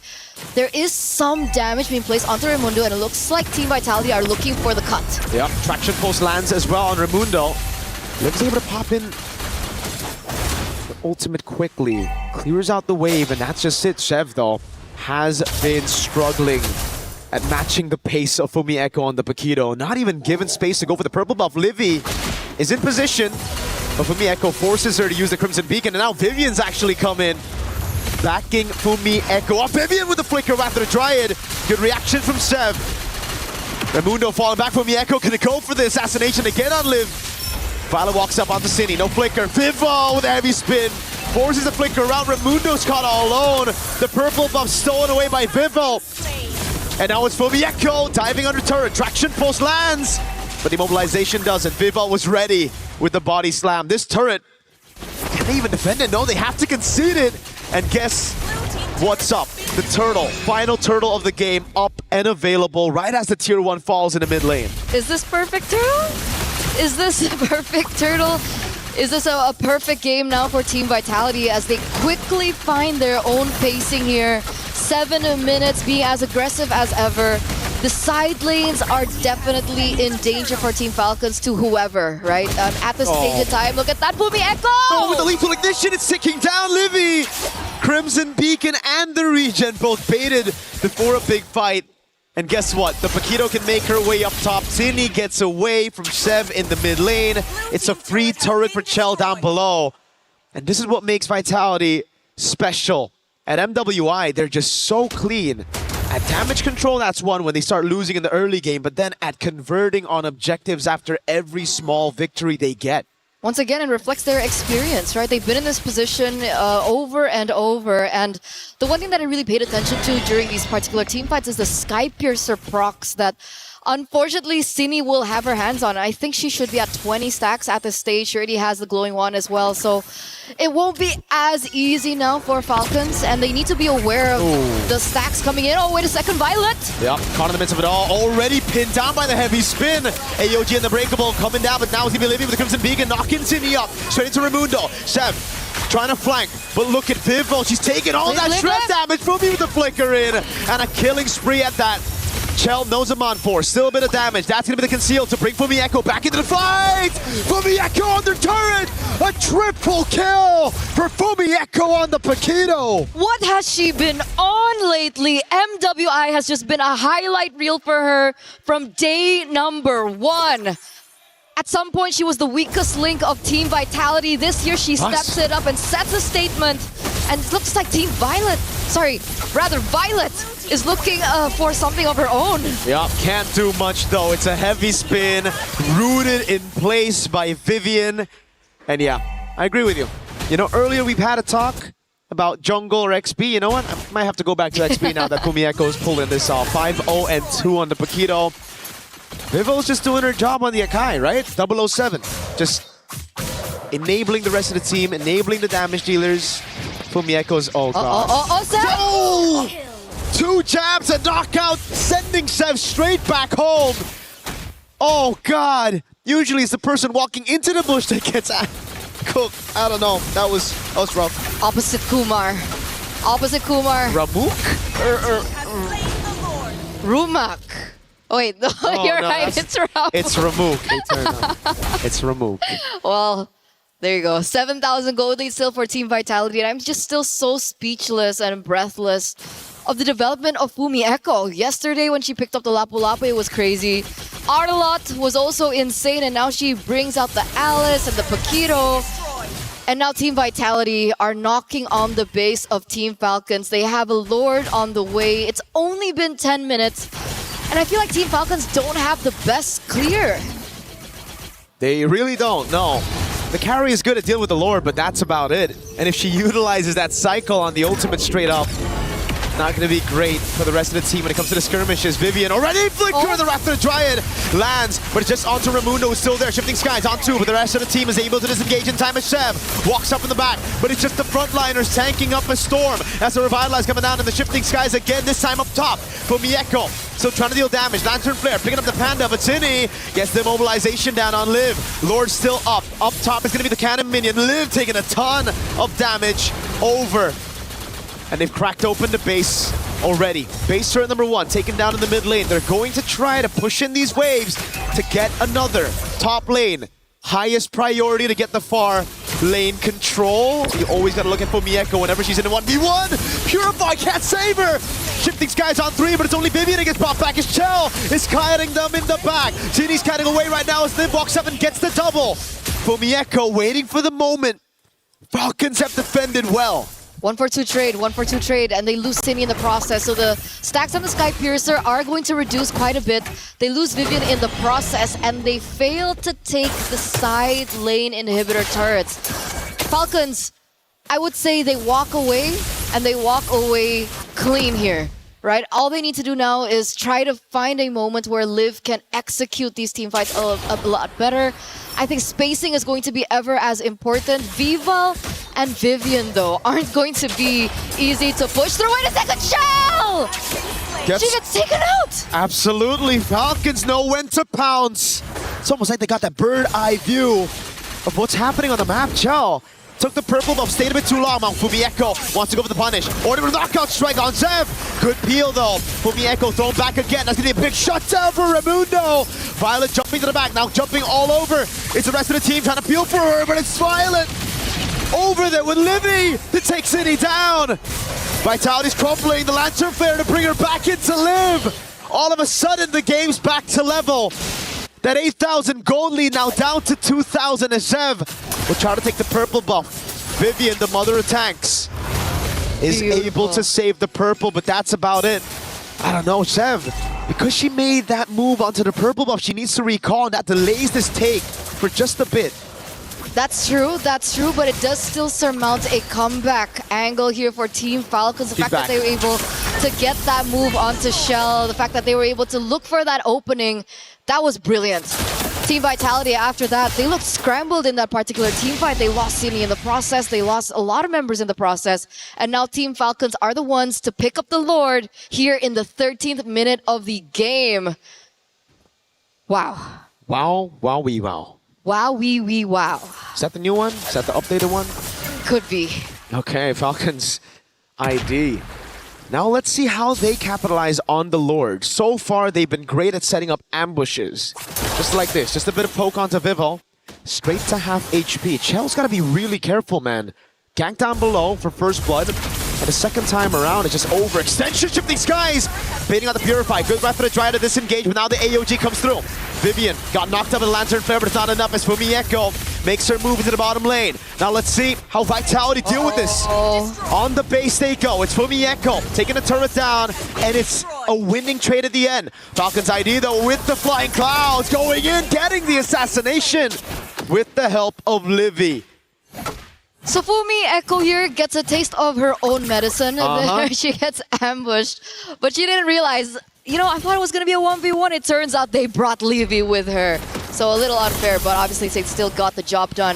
Fumieko, however, despite losing her life, was able to get that inhibitor turret in the bottom side, and that is going to work in favor of Team Vitality come the next Lord. That should spawn in under 90 seconds now. The thing is, the carry has her power spike down too. Wait a second, Violet. Shifting Skies, Zinni has to move away. Wrath of the Dryad taunts Violet just a bit. Zinni goes past the wall right now as Zev is able to cut him down. Raimundo picks up the kill. Vivian has to jump away with the flicker. Immortality already down, and now she's going to be caught. Bursted out by Liv. Vitality down just to play it safe. Falcons ID have taken control of the map. But like you mentioned, Eterna, that is true. When the Lord spawns back again, Vitality will still have that far lane control, and it's up to Falcons ID to try to send someone down below and play it quick. So the big question is, who are they going to send, right? I don't think if they... It has to be Shev. And I don't think Shev can be alone. Nope. Because 1v1 against a Paquito, we saw what happened earlier on in the top side. If they send Shev alone, See, this is the overthinking that is going to happen here for Falcons, and Team Vitality are sure to make way of it. You can see how much damage Fumi Echo is actually building here with everything popped up here, the Malefic Roar, the Hunter Strike. So imagine that first burst of damage from the Pito, the first jab that occurs. That is going to be a problem. They're going to have to send maybe one or more than two people down if they want to try and win that 1v1 against Fumi Echo, because at the stage in time, Fumi Echo is the king of the far lane. There's something that has gone downhill though. The Sky Piercer stacks of Cine, she's just building it up very calm, very steadily, but now it's all gone. So she won't have that execution factor. Chev, this is a very scary position to be holding. Oh my god, Vivel spots her. Chev's gonna have to try to pull off a crazy run right now. She goes for the recall inside of the bush. Vivel's shaking. Goes into the bush. Chev gets read out. Now Fumi Echo with the chase. Chev gets away with a fracture, and that's about it. Great escape. Crazy composure. Now it's Raimundo with a taunt on a no flicker tree. Forces out the Wrath of the Dryad. The rest of the team can't really go and pop in. Flicker up in 10 seconds, but Vivian is already half HP. Has to pop in the region, and now Fumi Echo is gonna collide with Chev again. This time with a knockout strike. Takes away the immortality, baits out the AOG. Raimundo with Revitalize as well. Now Vitality take back control over the Lord with the Paquito. Clearing down bot. Falcons ID gotta make a call. It's either they send Chev down. They can't contest this neutral objective. Team Vitality, what's the call as well? Do they want to go for the burst in? Because Fumi Echo is knocking on the base, and here comes Violet. Shifting skies onto the back right now. They're still trying to gamble it despite having no jungler in the midst of this team fight. Violet buying a bit of time. Vivian getting caught already. Fumi Echo cutting the waves, proxying it all the way so that Falcons ID can't punish. Now it's a cut from Livy, it seems. But no, she just ends up going for the wave. Fumi Echo gets to the bush in time. Vitality have secured the Lord. Just like that. Just like that. It's simple chess at this stage, right? When we go around these Lord fights, it's a chess battle between two minds. They had to make a decision whether to stop pushing down below, sending someone else, or to fight. They made both decisions, but contesting the Lord with no jungle. They could have collapsed bot. Exactly. Like that could have been a decision as well, but the Lord is going to be pushing, and interestingly enough, they're actually not going to push with it, so they don't really get an advantage with the Lord thing anyway. Nope. Falcons ID did a fantastic job dealing with the waves and getting a trade off of that. Remember, it was Vivian taken out in that skirmish, so not much they can do without their main frontliner. So it's back to a stalemate. It's back to building up. And in this endgame, it's all about the far lane. Again, for Vitality, they have the advantage down below, especially with Fumi Echo on the Paquito. 1v1, it ain't gonna work. I think for Falcons ID, they just gotta gamble around neutral objective. I think that's what they're gonna do. Even then, it's hard though, because Fumi Echoes just stand by, looking for that back door down below. But I think that's what they're going for. Look at that rotation coming in from Team Falcons. They're sending literally 3 of their members. I think they want to be able to protect the jungle, give them a little bit more time. I think the buff is spawning very, very soon. There's still 80 seconds left for the next neutral objective to spawn as well. So I want to know the adaptations from Team Falcons. They proved to us yesterday that they can make adaptations in the game. Now, up against the very best, will they be able to pull off something similar? That's a good question. Right now, it looks like they're on track to do it. Liv has all her items. They have enough peel for her, and it comes down to protect Liv. If Liv can live, they can win. I get it. Yeah, nice. Vitality, though, it's really all about controlling the neutral objectives and breaking the box of Falcons ID, right? It's a front-to-back classic up against Vitality, want to attack from different angles. The thing is, though, Falcons ID still have that X-Factor in Chev. She can come in from behind. She can actually look for the assassination on Chell once the Zaman force is down. So it just comes down to execution at this point. It comes down to that macro decision-making as well. And so far, Vitality have looked cleaner on that department. Damage taken, though. The tree is taking a beating. Damn. Violet as well. Not surprising, yeah. Violet's taken so much with Raimundo. Because I feel like every time we look at these team fights between these two teams, it always seems like Violet is the one to initiate first, and then there's like that engage after with the AOG coming. So obviously they're the ones that are absorbing as much damage, and they're just there to kind of just stand there to allow Livy and Liv to do their thing. And so far in these team fights, it's kind of worked. So is it possible for them to force another 5v5? They can force a 5v5, but up top, the minions will take the base turret down, and it'll go straight to the base. Livy shows herself up top. Vitality hold the Lord on the edge of a reset. And they send Fumi Echo down below again. It's the build-up play. It's all about that Lord dance. And Vitality, they have the composure to do it. Falcons ID, they have to make a decision while the wave isn't shoved in. Now it's a bit too late. That's the decision though. They're sending Carry and Gato Kacha on the bottom side of the map. And that gives Vitality the green light to go for this Lord. They're going to try to utilize this Lord as bait though. It's all about baiting Falcons into a 3v4. Fumi Echo into the mid lane, trying to get the prio there. She knows there's going to be an auto build, slow push down below, as long as Vitality are the ones to hold this Lord. And that's the call. Fumi Echo looks like she's rotating back towards the bottom side of the map. Falcons, you gotta think about this housekeeping. There still is a potential backdoor angle that Fumi Echo could do. Oh, scary position to be holding there. Vitality, they know this wave is going to be slow pushing, so they just continuously reset the Lord. Fumi Echo finally shows up, so it's going to be two waves crashing down on Falcons ID. They send Chev down below. This should be it for Vitality. They should just go straight for it. Chev shows up without the reset. Vitality, they see the jungle down below. They're going to go straight for the Lord. No retribution in sight for Falcons ID. I don't think he can get there in time. What? That's a massive pick in the bottom lane. Now they have to go for the burst, but it's an evolved board. Vivo's right there, shifting skies, delaying it already. It's Vivo with a heavy spin. Chev's gonna walk up as well. The knockup comes through. Wow. Chev with the Steel City with there. Knocked up, and now it's Liv tearing up the frontliners. Liv goes godlike. Wave down below is good, but it's an evolved Lord in the 23rd minute of the game for the Falcons. They've done it. They've done the unthinkable. They've outsmarted the defending champions, ladies and gentlemen. Evolved Lord on the way there in the top side of the map. And that was a decisive, quick thinking by Team Falcons, I would say. They bursted down Fumi Echo. Liv's damage is already up there. And now 12 seconds left, 27 seconds left for Vivian and City to come back into the game. This is a bit greedy from Falcons ID. Instead of using the wave up top with the Lord, they're trying to utilize the waves in the bottom lane. They can just jump it in. Shifting skies, baited out. Chell's able to escape with his on force as well. They're going in without the evolved Lord up top. Raimundo is going to get taken very low. They're fighting under a base turret with no minions. They're trying to brute force it, and they've gotten punished for it. Falcons ID, they had a shot, but Vitality survived. They don't even lose a single base turret. That was absolutely botched by Falcons ID. The Lord is still on the way. The Lord is still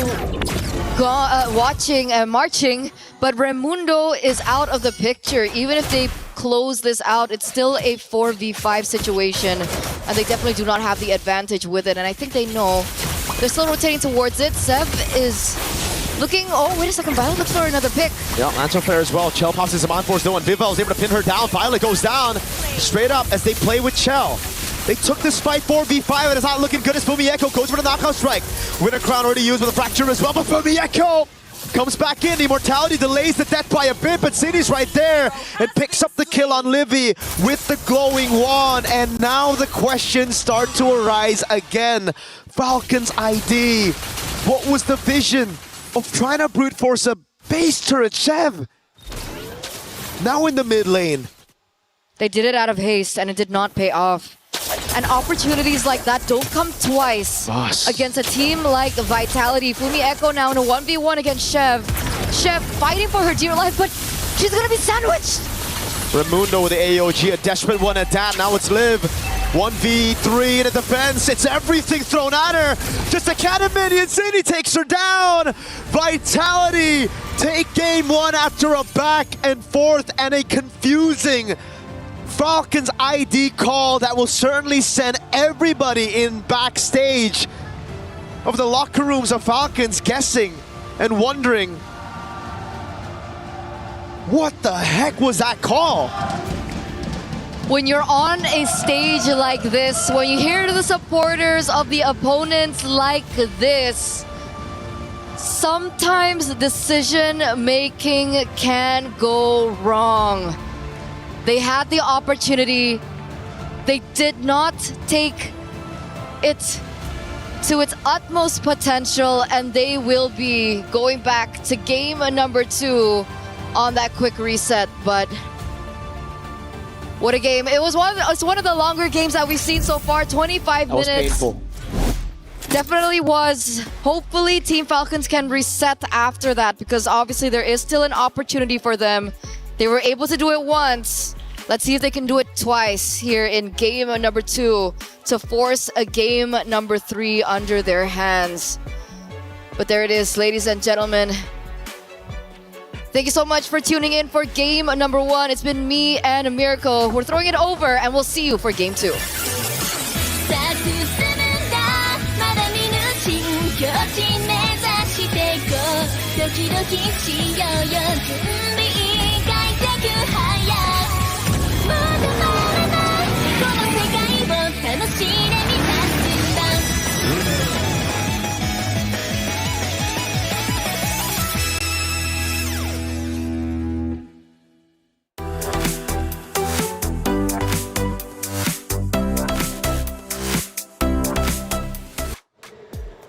The great Indonesian rivalry is well underway. What an incredible matchup, but a matchup full of mistakes and overcommitments. But in the end, it is Vitality standing strong.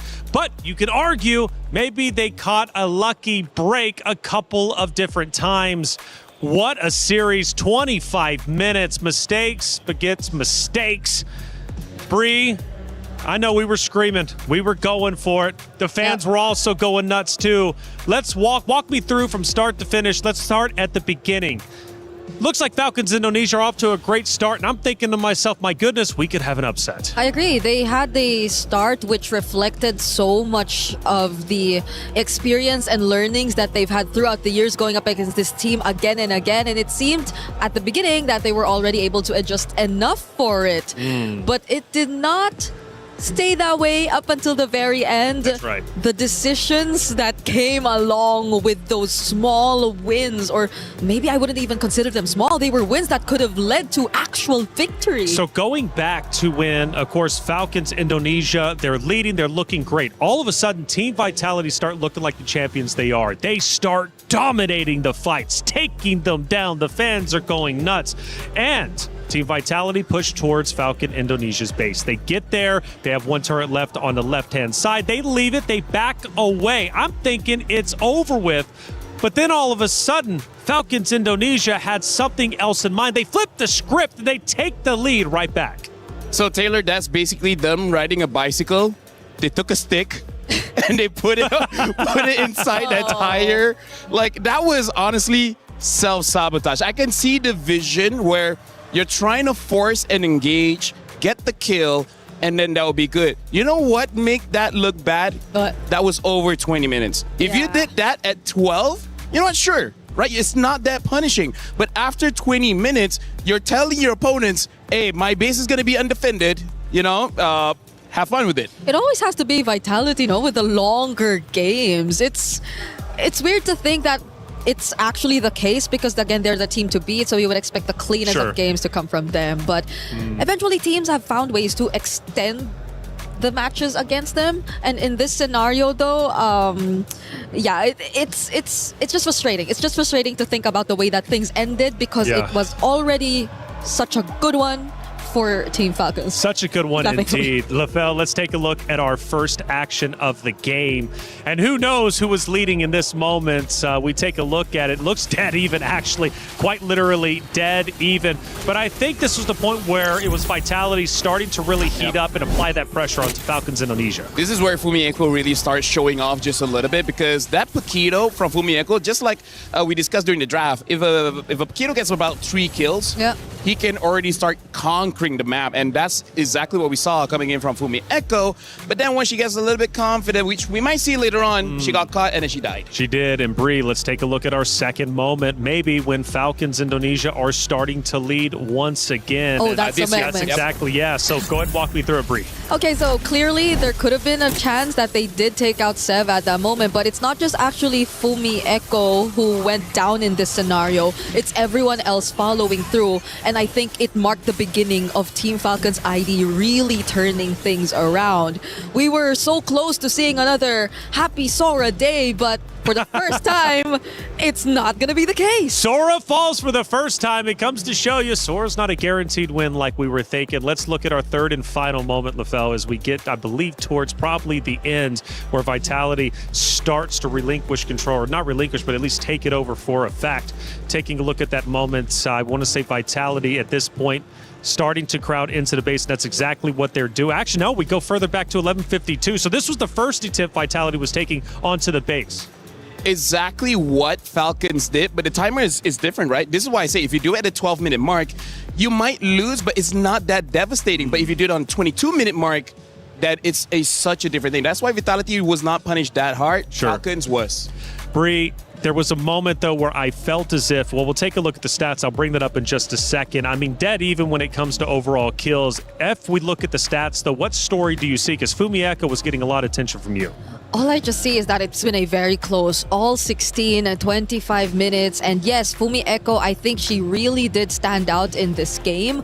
But similar to what we've been saying, there were just moments where it was a bit too much of trying to make the individual plays. But I think every other thing she did across the map somewhat compensated for that. The wave management too, the pressure that they applied towards Falcons, especially during the most crucial objective takes, I think that's also what really mattered throughout this game.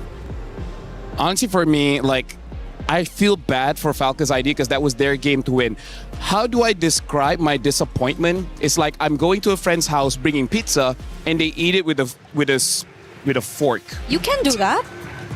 What? Eat pizza with a fork and knife? Would that really disappoint you that greatly where you're like, you're no longer my friends? Yeah. Are you going to end your friendship with them? I'm not Italian, but I'm pretty sure there's going to be a lot of angry Italians seeing you eat with that. But by the way, look at this. The rich guy, Zev, clearly able to get quite a lot of gold. The carry shell on that Harv still dealing quite a lot of damage, around 39,000 per minute. And then Vivian the sandbag. But Livy, the best wingman. Honestly, it's quite weird. We don't see any of the EXP laners here because they played a big role in this game as well. Yeah, it's maybe we don't count them anymore after what we've seen today. You know, like they've always been stealing the show, and they've been taking these. We don't have MVPs, but if we had a choice, like majority of the game MVPs would have been handed over to EXP lanes anyway. Yeah, I want to take a blast to the past, a step into the moment where Falcons Indonesia look as if they are going to win. But walk me through the moment where they get a bit too greedy, because I felt like they shouldn't have overcommitted. They also had the Lord who was behind them. Why not wait for the Lord, pump the brakes a little bit, fill it out, and then push up into the base? They knew that was the right play, but for some reason they didn't make it. Taylor, you're talking like an analyst. You talk like I'm finally made it 3 days in. Like you've casted this game for 2 years, because that's exactly right. Like they had all the opportunities to end the game, just sync up everything, and then just use everything together to end the game. They chose to go in with the disadvantage. Now that's weird, right? It's what kind of analogy do I want to go to? It's like you go into your car knowing that you have no gas, and then still you want to go for 300 kilometers ride. That doesn't make sense. You know what? That was actually much better than the fork and knife. I'll give you that one. That was a redemption arc. We need a 1 so that we can eventually hit a 10. You know, like, we need to ring it up. That's right. Now, Bree, it was wild though, because it's like Falcons Indonesia, pump the brakes. It's okay. Take your time. It had already at this point been 20 plus minutes, and you had Vitality by the throat. Vitality, in my opinion, I feel like they didn't really outright win that. You know, they got lucky for sure. They got lucky for sure, which makes the next map that exciting. However, for Falcons Indonesia, I always like to talk about the mentality. My goodness, they're going to be hurting after that one because they knew they had it. I was about to get to that because that felt like one of the hardest games to get over that kind of loss is the kind of loss that will take a bit of time to recover from. But again, they've been doing this for so long. Hopefully it doesn't get to them, because losing to Vitality, I guess, is something they've constantly tried to get through. And that's the key point there. And it's kind of akin to what I always say about being a champion. To be a champion, it's better to feel what it means to be a champion in the past. It's easier to win championships when you've already been a champion. It's hard to win your first ever championship. In this case, we're not even talking about the championship. We haven't even got there.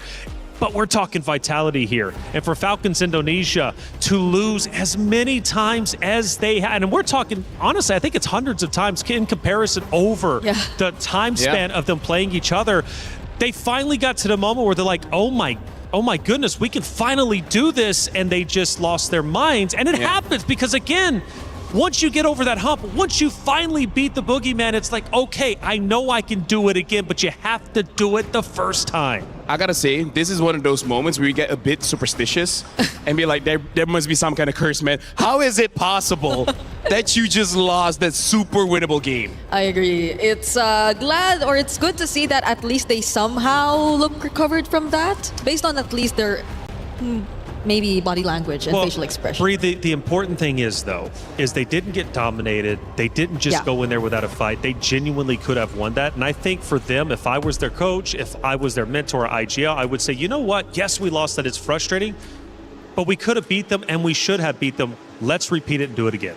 I like the carry ban because that was a problem. Live on that carry just destroyed everyone from Vitality. So now they got to find a different answer. Yeah, Liv had a really good highlight play in that game, and I feel like you don't want to really hand over that pick to her. I would also like to see Reflections life coach. I think that'll be cool. I got you. Based on the way he's been trying to give some advice. Well, I think LaFell too. Me and him should go into business. He's more of a teacher, no? Yeah, but see, he could teach, and then I'll just be like the life coach, and then we'll figure out the prices. We'll let you know if you want to hire us. Yeah, I mean, like, speaking of philosophy, there was a philosopher in the West that said competition is a healthy way of self-development, because you might think they're your opponents, but they're your friends, because without them, you will never get better. You will always be stuck in limbo. It sounded good, but dude just read that like 5 minutes ago on the back of a cereal box or something.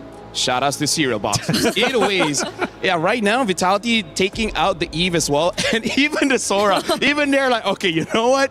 Yes, we won, but let's not take the chance. I thought we weren't expecting to see this, but it comes from the most unexpected team. Look at Coach Casey's face. Even he's like, not taking a chance. No. Not taking a chance. So that was so close. So do we see the Marcel open? Oh yeah, that has to be banned. 100% has to be banned. 100%. 100%. But unless you want like a trade of Freya or something, so just, I don't know, ban a Paquito. Let go to Marcel. Well, yeah, they go for the Paquito, the Freya ban. All right. Marcel. So the Paquito Marcel, yes. Marcel. It's gonna be open. Vivian, does she get her hands on this hero? You know you want it, Vivian. You know you do. Everyone wants Marcel. A good photographer. Who would want that? Yep. Shout out to all the photographers out there. Y'all doing a great job. We have a lot around us here. Some of you aren't great, but the rest of y'all, pretty good. So I guess if they do get the Marcel, the Bellark will also be still there either way. So I'm thinking if they really want to prio Paquito instead? Yeah. Esmeralda is still there as well. Echo was... Oh, well, okay. Esmeralda. Just get the answer. Yeah, because even going up against Marcel gives shields. Esmeralda are like shields. She's like, yes, give me all shields. Especially now that the carry is not there. The viable answer now is something like a Balman, something like a Lunox, which I'm pretty sure Falcons ID have in their back pocket. But I know, girls, your pockets are fake, so I'm not so sure if they can bring that one out. Oh, yeah. What is up with that? It depends. It depends on the style, okay? Sometimes we have functional pockets. I do have one right now. Oh, yeah, you do. Yeah, right? See, it depends on the style. So maybe also one of it would be the Claude if they just really want to... Well, I mean, the Claude Harris trade is still available anyway. So Atlas is the priority alongside the Baksha. I like the Baksha pick, a direct counter towards the Esmeralda, but also picking up the Atlas. I don't know. It's like they're letting go of the Marcel. Are they too worried that the Marcel shield is going to help the Esmeralda too much? Because now there's an opportunity for Vitality to take it. And Esme Marcel, that's... the thing is, they already picked up the Atlas, so it's not like they're going to counter with an eventual Hilda or something, right?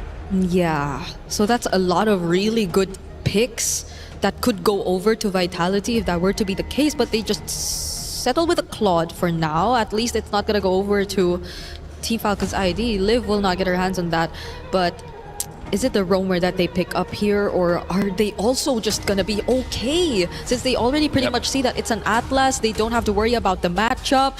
They'll just lock in another Akai for Vival.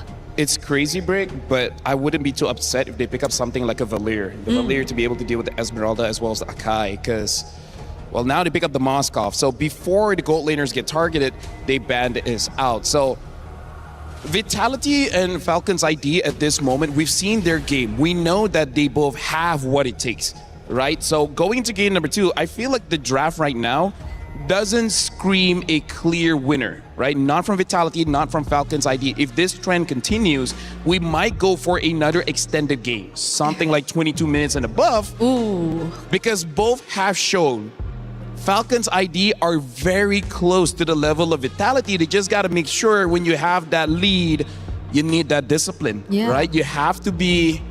I know you're excited, adrenaline is pumping, but bring it down a bit. Yeah, and you also don't know what the mid lane option and pairing is going to be just yet. I believe there are still some very go-to mages that are available. The Gourd even might just be one of the options if we're talking about Shred, because you see how tanky these lineups actually are so far. You have Esmeralda, Akai on the other side, you have an Akai and a Baksha, so you might want to deal with it through additional damage, additional burst and Shred, and Gourd could be one of them, but does it get through? It's Vitality picking first after this banning phase, and so far they've just tried to take out more of Vivian's options through the Matilda. Yeah, the Student Master, either the Valir or the Gourd, both would work pretty well here. They're banning out the Arlet. I would say that's a pretty good ban considering they have quite good amount of crowd control, especially because there's a chance they can pick up the Zushin later. So the Arlet could potentially be dangerous. Now that the Matilda has been banned out, in terms of the other roamers, I think Glue could be respected because looking at their lineup right now, they don't have the kind of damage profile to deal with the Glue. But at the same time, this is Vivian. Vivian has a lot. Maybe even ban out the Marcel just to not deal with that. Or still the Balearic, since it's open. Balearic as well, yeah. They could all just go in and just pop the Wrath of Dryad, so you already have direct answers. Plus, you could layer it pretty well. Again, we still don't know what the mage is gonna be. They're not paying attention to that. Oh, but yeah, Team Falcon's ID would not want that to happen. They take out the Balearic and the Matilda too. So the Glue maybe next option. Unless they want something along the lines of a Gadot Gacha? I'm thinking of Falcons now because they have to pick up the mid here. Yeah. I don't think there's much that really answers the Akai right now because I feel like if they go for a Zushin, I think it will work, right? Win it out with both the Atlas as well as the Baxia. There's a very good mid trio. Yep. The only problem is the Zushin doesn't really help that much against the Claude, doesn't really, maybe eventually help out against the Esmeralda. So yeah, I feel like Gourd or Zushin might be the pick here, but picking up a Gourd is very dangerous when there's a Claude and Esmeralda. Yeah, on top of the Akai that could just keep spinning around and potentially push you away, but there goes the Paquito ban. So even despite them having the Esmeralda, they would just rather not hand it over. Benedetta is still available. But the damage XP laners too are still out there, like the Benedetta. I feel like Bennett should be one of the better choices now against Esme. What else? A CC is there if you want to go simple. Lapo too, if they just want to go for... Oh no, that's an Esmeralda. The matchup is not going to work. I mean, it's okay. Just you know, ignore the Esmeralda. Treat her like an X. Actually, no. Some people still go for their X. Either way, CC, the simpler option, gets picked up. Yeah. Okay. So the mage is just the last pick for Team Falcons at this point. There are a lot of options available. I think for them, if they want the Gourd, I think it's fine. Yeah, it is. Because in terms of the dive coming in from Falcons, there is dive, but not without them probably sacrificing at least one. They have the Akai as well as the Esmeralda. Yeah. Someone is going to get taken down with them. Yeah, and it's pretty much front to back. You kind of see who you really want to target down first.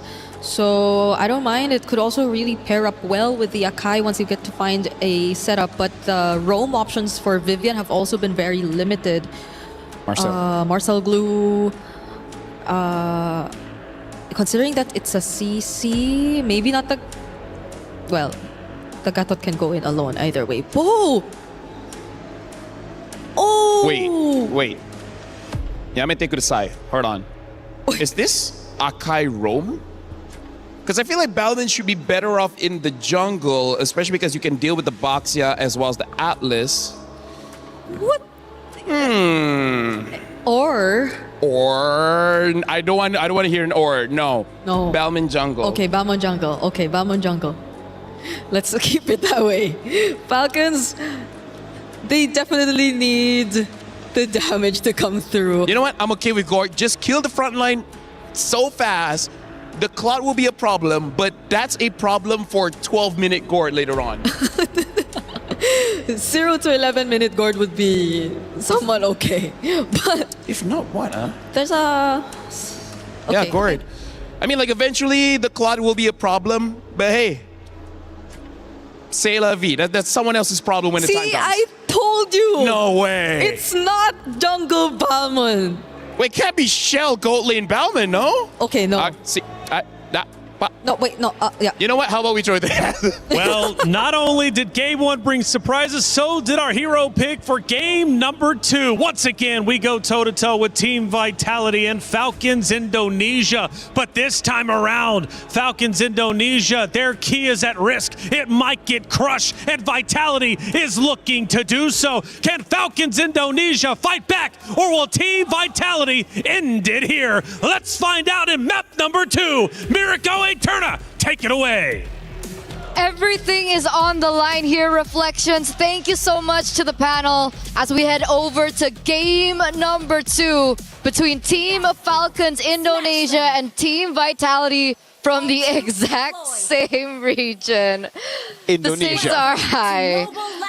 Tensions are at the utmost peak as well. And obviously a very interesting draft coming through as we do see finally the Balmain jungle here on Stream A. And I just gotta say, did they think it was gonna be Balmain Gold? Did Brigadier think it was Balmain Gold? No way, man. That's kind of crazy. Anyways, yeah. Balmain in the jungle. I think we expected this as well, man. We got the crowd going crazy here in Paris for Vitality. And, man, I honestly think this is the composition to do it. It looks like they've covered all grounds. The Valentina to steal the Fatal Links away, and it's a massive threat to everybody up top. Violet, Chev, and Raimundo. Even Livy with a flicker.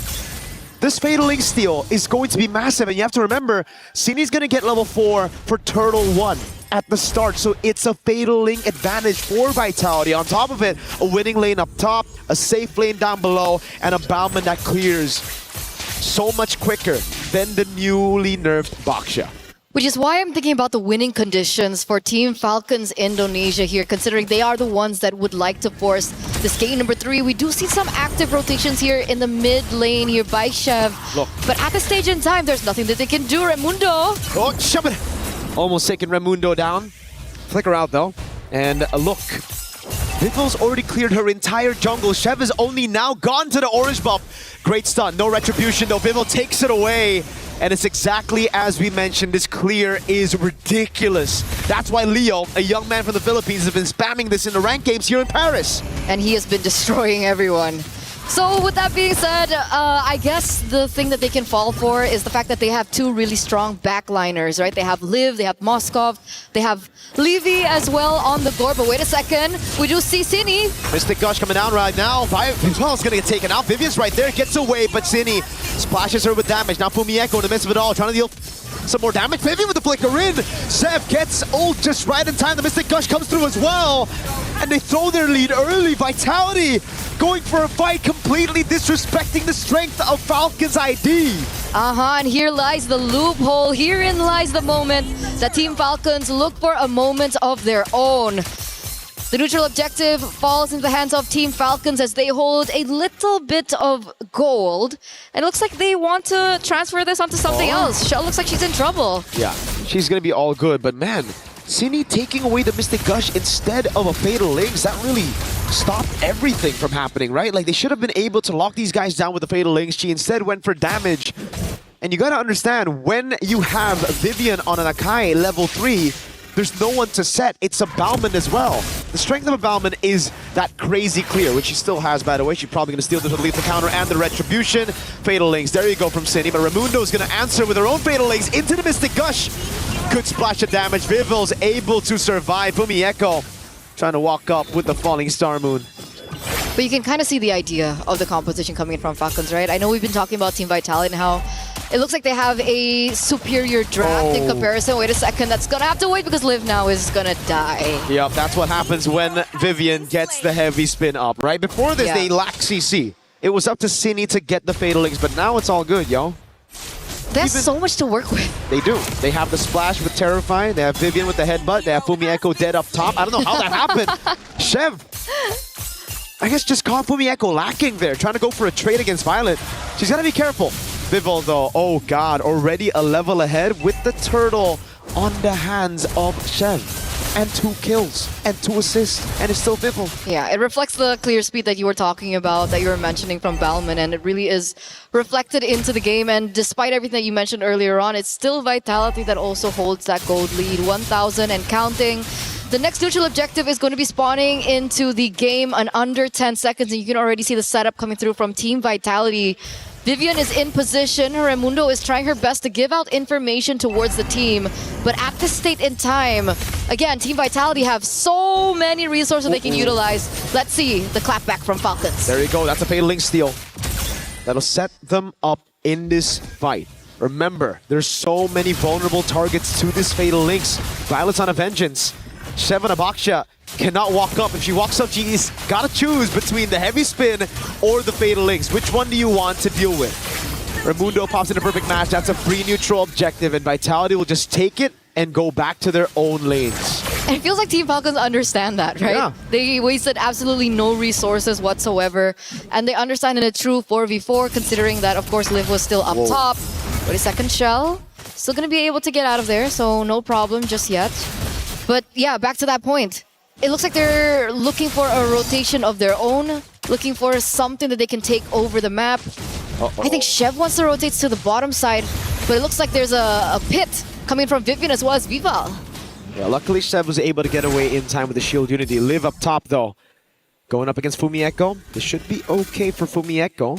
The rest of Falcons are planning something here. They know there's no Purify. Instant Fatal Links coming out with a perfect match and the Mystic Gush, but Fumi just runs out of there with a sprint. No Fatal Links to play for anymore for quite a few seconds, and it does seem like Liv is going to have to respect this. Falling Star Moon, Fumi Echo. Vivol's also coming in to invade the jungle, and Vivian's already helping out down below. Vivol, now that's a lot of damage. No Spirit Misery, lethal counter, forces the flicker. Down below, it's Violet, who has to respect this damage. Purify coming out with a Blazing Duet as well to Violet. So low, SOD lands. Liv takes it. City comes around as well. That's going to be the pincer maneuver by Raimundo to get a pick on Shell. Not bad. Not bad by Team Falcons, right? They looked for a pick in the top side, it didn't work out. They instead rotated towards the bottom side, being unable to pick out Fumi Echo, and they get Shell in the process. One of the winning conditions coming in from Team Vitality, and they have successfully shut her down. And look at them looking for more. Purify out already. The Fatal Links knocks her up. No respect from Cine in the bottom lane, but Vivian's coming over as well. Vivian with a lethal counter. Not enough to take Chev down, but Vivian was on the case. Now it's the jungler down right as the turtle's gonna spawn. Vivol has the river movement to rotate over, and it should just be a free neutral objective. Good timings right now from Team Falcons, as they are going to be able, for Team Vitality rather, as they are going to be able to control this next neutral objective a lot better. Chef should be able to rotate. I don't know if they want to go for the contest, but at this state in time, it doesn't look like it's a good idea.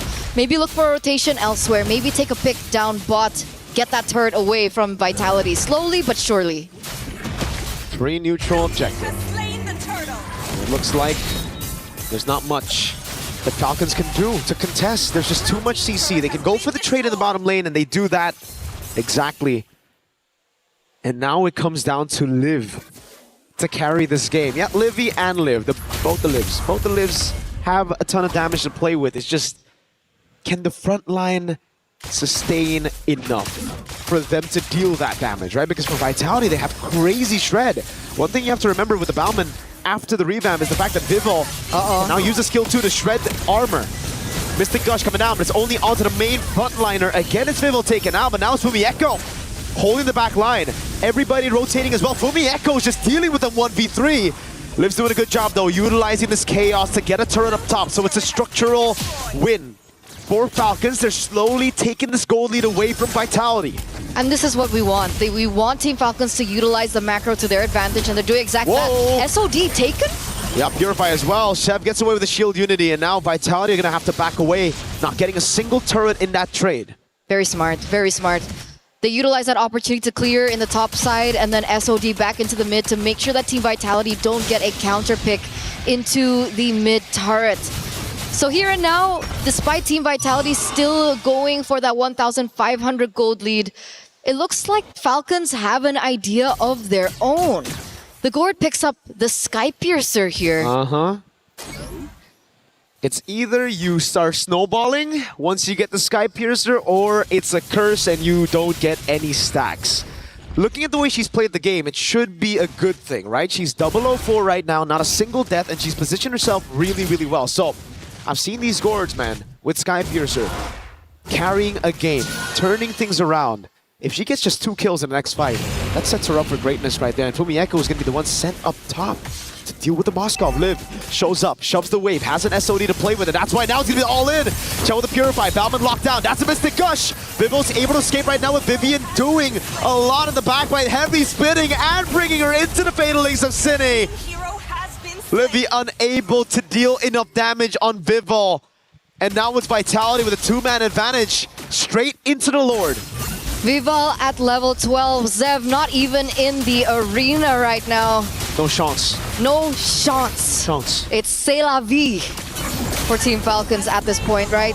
They are going to lose that neutral objective to Team Vitality. A 3,000 gold lead once again. Going to be marching down in the bottom side of the map. Team Falcons, though, they do still have that hope, right? Liv is still catching up to her items. We do see the damage dealt rankings here right now, and it looks like Violet is also on the charts. Yep. But it's the sisters who are topping the chart right now. Violet's doing a lot of damage at Liv again, waiting for that item power spike that should have hit now, right? That should have been that 3rd item power spike for Liv already. So we'll take a look at the item builds later on to confirm whether or not that's the case. It should be, yeah. Been farming up a storm the entire game. That is the 3rd item. So now we'll start seeing Liv deal damage. Good clear onto the Lord right now. They also have a Gord. So now it's up to Vitality to start getting creative. Try to siege this base. Vivian trying to be creative, gets pincered. And the Holy Shield has already been procced. Up top, Tier 2 gonna fall as well. Tier 2 in the mid lane, the final one. Vitality have their sights set on it.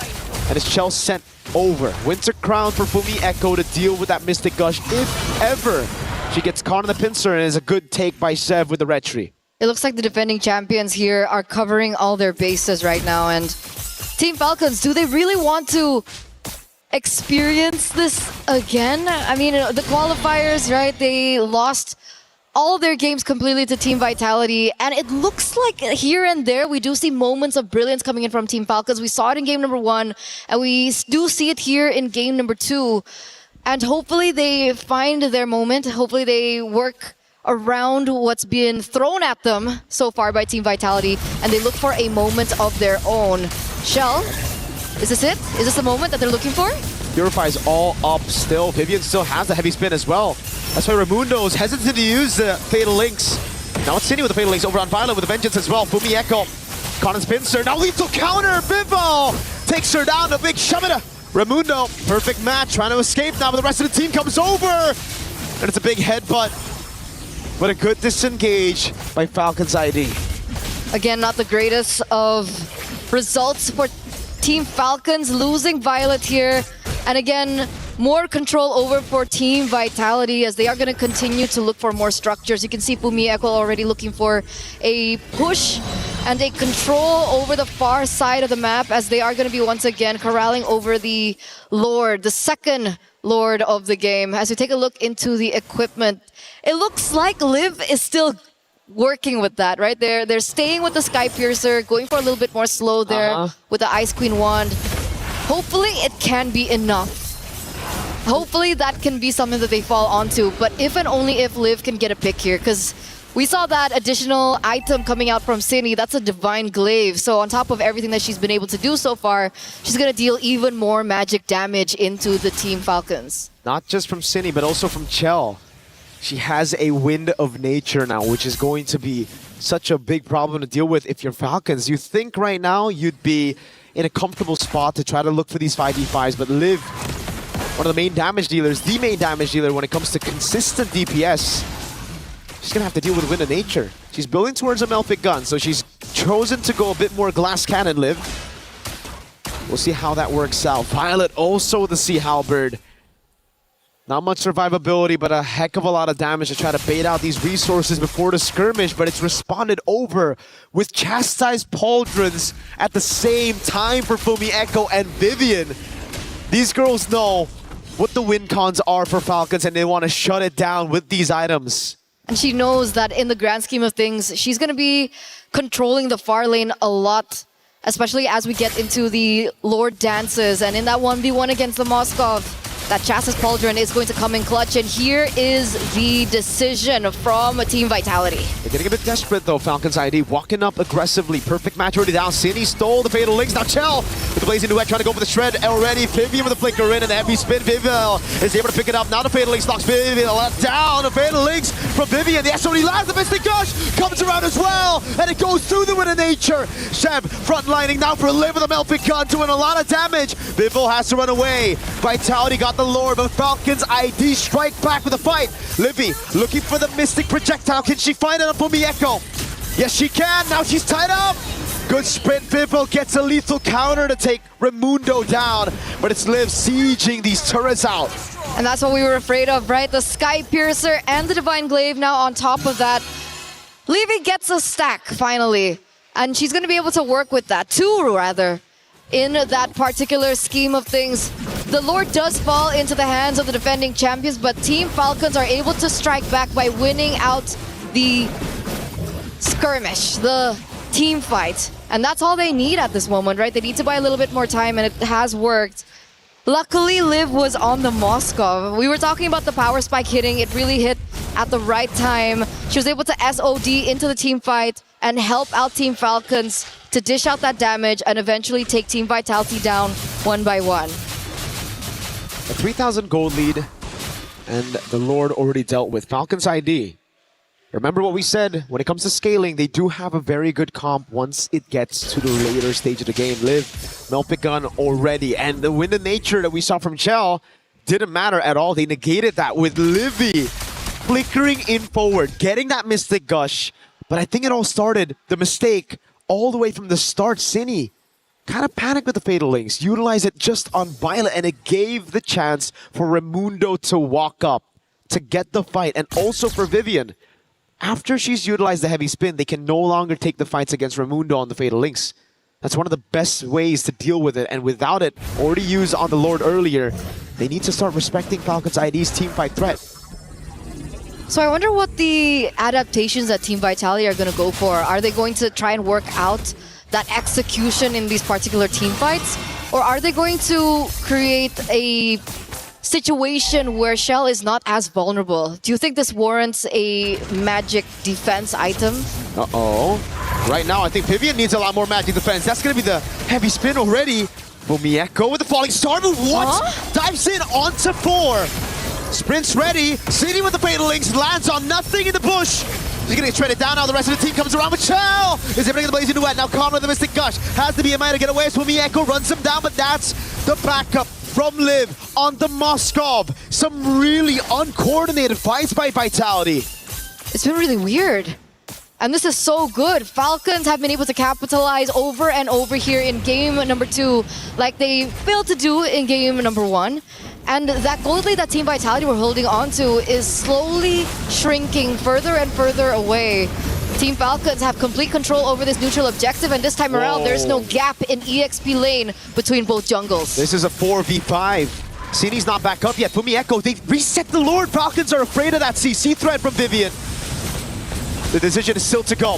Violet's already used the current call. Now he's going to falling star move for Fumi Echo. Vivian with a zone on Chev. But look at the Battleman also zoned away right now. Vivos looking for the angle right now for the goal for it. It's Chell who seals the Lord away. Out of 2 retributions, it's Chell on the Claude. SOD from Liv. They get the fight again. And it's a crazy save of the game from the Claude with the Art of Thievery. That could have been so bad for Team Vitality. They lose 2 members in the process. You can already feel the damage coming out from Liv because of the items that she's already have under her belt. The Malefic Gun as well with additional range to her kit. You could even see Fumi Echo really struggling against the damage of Violet, right? I think the additional item of the anti-regen, the Sea Halberd there, really helped her out in that 1v1 against Fumi. And Fumi Echo's initial power, her strength that she had like in the earlier stage of the game has really been negated. She's so squishy now. Completely neutralized now. She is not... Whoa, Sini stole the SOD. That's an interesting one. Don't know how she'll utilize it. We have seen a lot of pro players do this before. But I don't know how it will work out against Falcons IDs front to back. I don't think as a mage you want to dive into the backline of Falcons ID. Not right now. Hey, you're talking about the finals MVP of BOG? MWI 2025? Maybe she has a 200 IQ play. Maybe she does. Right? That's why, you know, we always gotta give her a bit of the benefit of the doubt right now. So we'll see. But it has been very shaky, Vitality, in the last few minutes. It's been Falcons ID who've controlled the map, who've really been forcing Vitality to make the reactive plays as they proactively regain control of the map very slowly but surely. Again, the perfect match now on Vivian, trying to bait out the heavy spin with the Mystic Projectile as well. Livy doesn't go for the Mystic Gush. It's just the heavy spin baited and there's nothing utilized. Remember, no Fatal Links, no nothing. Falcons ID again, that slow but steady control. Now Vivian gets stunned up again. Not even necessary to go for the Mystic Gush. Vival caught him of it all. Now Fatal Link's coming out as well. Fumi Echo dives to the back line with the Falling Star Moon. It's Vival losing immortality. She gets away in time. Chell with the Blazing Duet into the back line. Goes through it all. A shutdown from Chell. Caught again though by Violet. Pops him in the crowd. Fumi Echo and against Liv. Pops in the Falling Star Moon. And now is caught against 4 members. That's the winner crowd for Fumi Echo. Can she escape? No, she cannot. Violet gets the double. And now it's up to Vitality to defend against Falcons ID 4-man siege. This is an N angle, ladies and gentlemen. 3 members on the side of the defending champions are down. Team Falcons are going in for the engage, and look at that damage. They both clear out the way with Retribution and lethal counter. Violet shuts her down, and it gives Falcon ID the advantage to go for Lord. They didn't get a base trip, but now it should just be free. Sev needs to recall though. She's a bit low, and Vivian's going to be back up in 1 second. It's so hard. These team fights are so hard now that we're entering the 21st minute of the game. Ladies and gentlemen, the power spikes have hit for both cores of Team Falcons, and you can see the damage being so difficult to control. Earlier on in that team fight, we saw that Team Vitality were looking for a way to shut Livy down. They were able to do that, but they did not recognize that Liv was also doing the damage. Meanwhile, Shell, she took one down. She couldn't take the other one down. Sydney was gone. And she's like, I'm gonna die here. What else do I do? What do Team Vitality do when they have to take care of 2 cores of Team Falcons? They gotta break that formation, but they tried it in such a weird way. The heavy spin was already baited, and again they went for a fight 4v5. Vivian was already dealt with. One of those big resources is already gone.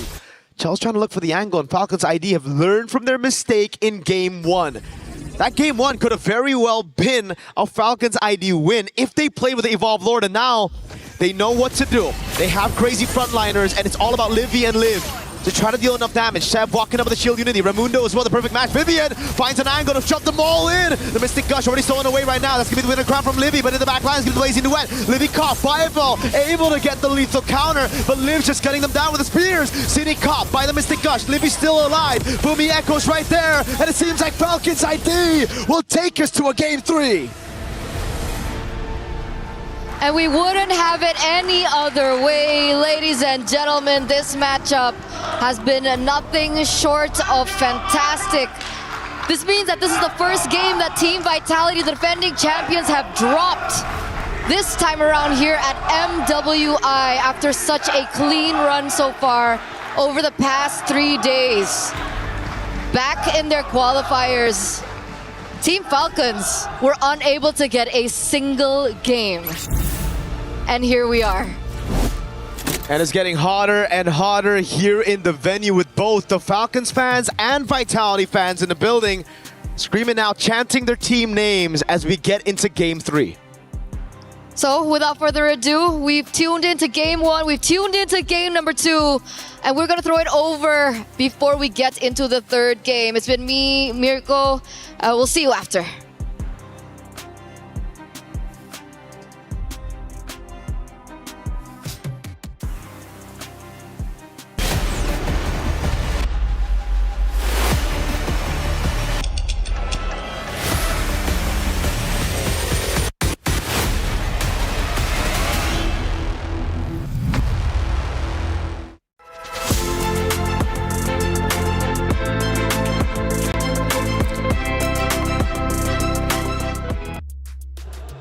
$719 days ago, these two teams ran into each other with Indonesian pride on the line. Now, 719 days later, it is Falcons Indonesia who finally get a map win over the Titans of Team Vitality. Finally, something might be happening, and Vitality is now at risk of having their key crushed and their championship repeat absolutely eliminated. Welcome to the desk. I'm Taylor Reflections Noble. Nice to Leo for the first time today. Leo, first off, how you doing, brother? You all right?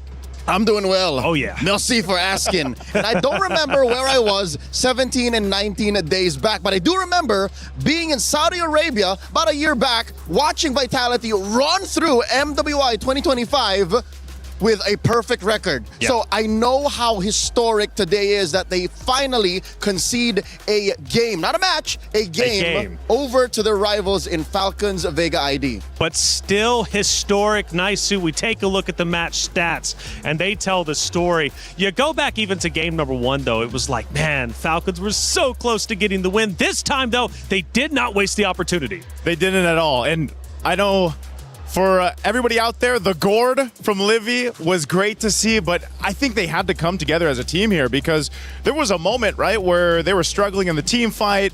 They really had to rely on Raimundo, Liv to come through, but the Sky Piercers from Livy is what I'm talking about, man, with that gourd. The big damn, Leo. Joseph, that's easy for you to say, given the gourd won.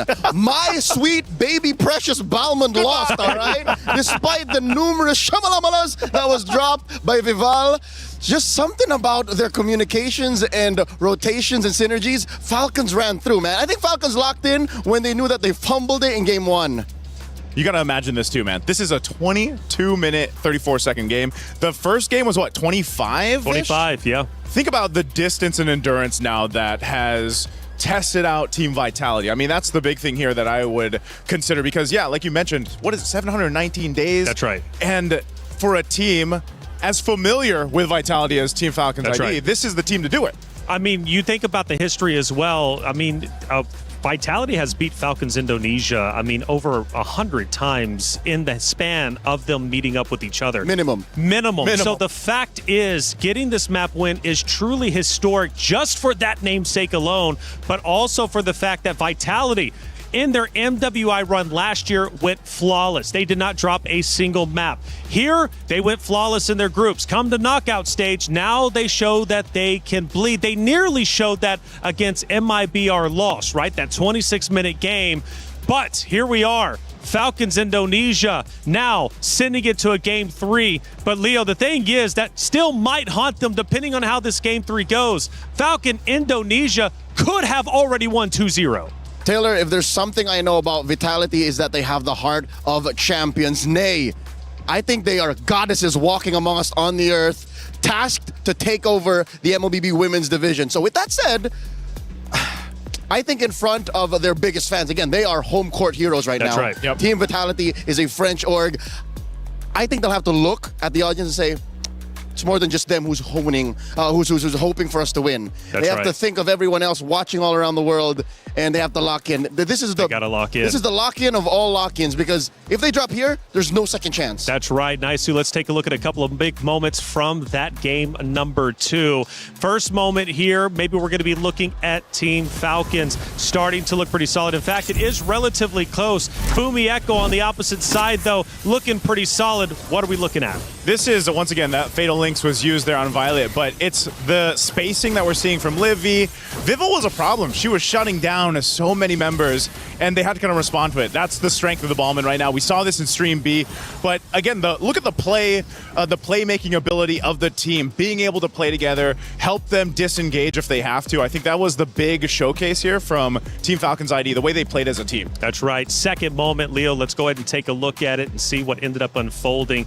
Probably going to be towards the tail end of that map number 2. We're now 17 minutes and 49 seconds in. We have a battle for the Lord, and I think this is the Lord that ends up getting stolen from Team Falcons Indonesia. It's a very good position that Fumi Echo found herself in, but I have to commend how ballsy Shell was, and I think that's what they needed. The fact that they just needed to send one member to be able to at least confirm the Lord, and it was off of a rogue Art of Thievery from McCloud. That doesn't happen, especially since there were 2 junglers still alive. But we take those W's whenever we can get them. Hey, casters, we were watching you the whole time. I know that sounds weird, but it's true. Let's see what the casters were looking like during those clutch moments. There's nothing utilized. Remember, no Fatal Links, no nothing. Falcons ID again, that slow but steady control. Now Vivi gets stunned up again. Not even necessary to go for the Mystic Gush. Viva caught him of it all. Now Fatal Links coming out as well. Fumi Echo dives to the back line with the Pauline Star Moon. It's Viva losing immortality. She gets away in time. Chill with the Blazing Duet. Mirko holding that mic like he's about to whisper sweet nothings into my ear. Sounding great out there with a Eterna. Hey, I like that we got the little caster reactions. We just started that today, and I hope we get more, Leo. I wish we had those on Stream B. Yeah, the physicality of what we were doing. But here it's clear, it's intimate, it's personal, given that Rachel and Frederick are Indonesian. They've seen these ladies just bounce off of each other for years now. They do it now here in France.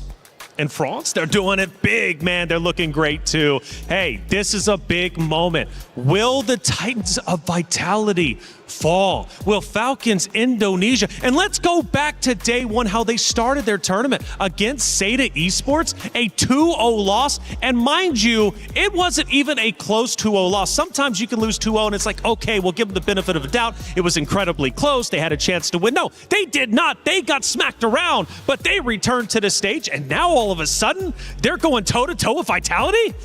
I'll say this, something that has been very apparent throughout MWI this year, 2026, the other teams around the world are catching up to Team Vitality. They've been dominating for so long, and something that you always have to pinpoint is, when you're sitting at the top, eventually everybody wants to take you off that, that hill. On your back. Yeah, and that's what's been happening here. And I think this is also a very apparent of the challenge that's happening for Team Vitality. But they have been very dominant for so long that eventually someone's going to catch up. And right now, it just happens to be on stage in this best-of-3 match with a familiar foe. Well, let's head to the stage. The competitors are getting ready once again to go toe-to-toe with each other. This is the battle for Indonesia. And who will end up ahead? Well, Falcons Indonesia, they want the glory. They want the championship. And if they do beat Vitality, there is a very real conversation that they, in fact, will be the favorites to win the championship. Leo, for Vitality, though, this is the first time. Now, I know they are veterans. I know they have a winning history. But let's think about it. Maybe now they're finally rattled. What was that? We just took a loss. We haven't taken a loss in the past 2 MWIs. What just happened? How can they regain? Taylor, it would be more than just a conversation if Falcons ID drop Team Vitality, it would be a revolution. The world turned upside down. The favorites, the one who everyone swore has already punched their ticket to the grand finals, drops in the quarterfinals. Yep. I'll say this. Team Vitality, their wake-up call happened now, and they had a 5-minute timer to fix it. Team Falcons ID, as you mentioned, it was that Seta sweep. So they had, 48 hours to wake up and get into their playoffs form. Map reveal, dangerous grass. I think this is Team Vitality's chance. Some way, somehow, find an assassin on Vival. Dive a bit deeper. Assassin, why do you think Vitality on dangerous grass is the favorites? The Balmond, as much as I love it, is a very honest hero. It just walks up to you and says, I'm going to stand my ground. It's up to the rest of my team to fix it. That's a 2-step, 3-step plan. In dangerous grass, if you can somehow get, what's the best assassin right now? Nolan? Nolan, Ling? maybe? Ling? One of those, you can shock your opponents into submission. That's my game plan for Team Vitality. I wonder if that's what's going on in Team Falcons ID's mind too. Leo, are you telling me a Ballman can't surprise him from dangerous grass and give him the shell? I'll tell you now, I've tried. This is not the best plan. That's true, that's true. You know, yeah, maybe one of the assassin picks, maybe also the roam, utilizing the dangerous grass map. This says, I'm sure that's not it. The flying clouds are there, but if it is dangerous grass, that's one of the things you can play around. Obviously, the map there, the map space that you have to work on. These bans, though, pretty similar. I mean, the Guinevere has been popping off lately. The Atlas was a utilized tool that Team Falcons actually use in the hands of Raimundo, and she's not going to get that. So what are they planning here for that first pick priority? And by the way, boys, we are in fact playing on Flying Clouds. So we are finishing where we started this best of 3. Okay, that being said, allow me to double back. I was expecting DG, all right? Apparently we're going to FC. Flying Clouds, it's all about fighting. It's not flying, it's fighting. It's fighting. So I'm okay with a fighter. I'm okay with like a Boxia still open. Yep. Belleric, Esmeralda. I take it back. Honesty might actually be the best policy. So maybe there is a room. Honesty is the best policy for this one. First pick is what we're going to find out. The carry being banned out too kind of gives some insight on what Team Vitality might be looking to pick up here. But this is the thing, man. We saw so much variation with first picks over on the teams that competed on Stream B. And over on Stream A, I mean, that's basically what it showed us of the meta. It's very versatile right now. A lot of unique picks, but in this time, again, with 2 opponents who know each other so well, what is the plan? A Moskov early pick. We didn't see this at all in Stream B. It's been months since we've seen a first pick Moskov, and if ever, even in blue. It rarely ever happens, but what this sends over across the red side is, yeah, we're going to play for that mid-game power spike. We want some macro control. We want to split the map if necessary. And we're going to take whatever wins we got from game 1, how we won in game 2, and Vitality, it's up to you to adjust. For Falcons, though, they say, hey, this is our opportunity to strike. If it's been months since we've seen the Moskov, well, it's been years since we've seen Vitality bleed like they are. They're going, they're digging deep, and they want to win this. Goddesses do bleed. I think there's room for a Belleric, Claude, or Esmeralda Claude. No, Vitality are still sticking to their guns. Literally, this is the game 2 draft happening right before our eyes over again. I'm surprised they didn't want to go ahead and take the Belleric, at least for now. Best roamer in the game right now. Best roamer in the game. Esmeralda, best XP laner in the game. Yeah, and they're kind of sitting on those, holding it, because essentially maybe they just want to wait to see what these next 2 picks are from Team Falcons, because again, they could pick up one of the Bellerics if they want to, pick up the XP lane early on. There's so many choices right now. But here's what we don't know: where that Akai is going. Yeah, flexible. It might have been an overcooked or shot over the moon type of situation wherein they forced the Balmond over into the Akai lineup, but now they can repair that. Team Falcons Vega ID pick up the Zushin and the Sora. A lot of good ways to start fights, to disengage, to, again, one of the main strengths of Team Falcons Vega from game 2. You gotta admit, Joseph, they were able to pop that Purify. They popped that Purify. A lot of crowd control, and I think that's what bothered Vitality so much. They did. And in this case, even with the Jushin and the Sora alone, you know you're going to have to be making that decision. Do I bring that Purify? When am I going to go ahead and get that timing correctly? You have to. You have to. The first 3 picks alone are crowd control juggernauts. Yeah, even with a bit of a nerf on Jushin, like it's still valuable. Yes, she's fallen in terms of pick stocks, but she's still there, right? And she's still utilized with the beacon, the lantern, and everything else. The response right now is some crowd control of their own, an Arlott pick. I think Vitality just want to disrupt whatever momentum Team Falcons Vega ID has. So in their attempt to regain footing, to rebuild the path that they're walking to towards the back-to-back, they're saying, hey, let me just... they're kicking Falcons ID on the way there. Kicking the door. And they're going to kick the door with this long spear from Fumieko. Is it a spear that Arlott has? It's one of those weapons. Yeah, it's a spear. But this is a hero that Fumieko also has just made how many highlights on?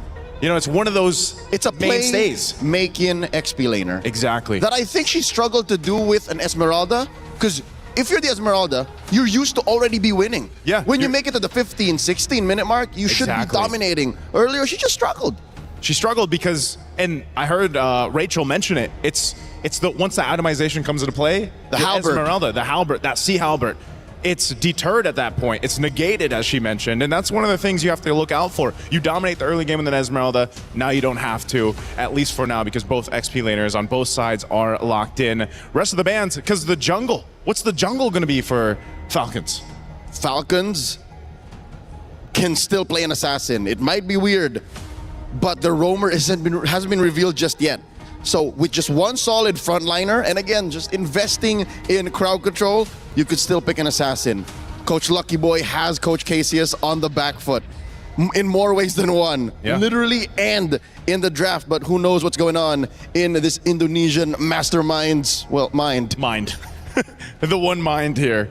Now for this last ban coming out from Falcons, this really has to pinpoint potentially the mid lane, or they decide to take another roam option out, just because again you don't know. Keep that Akai where it is honest. going. Exactly. You know what? Oh, it's a Belric.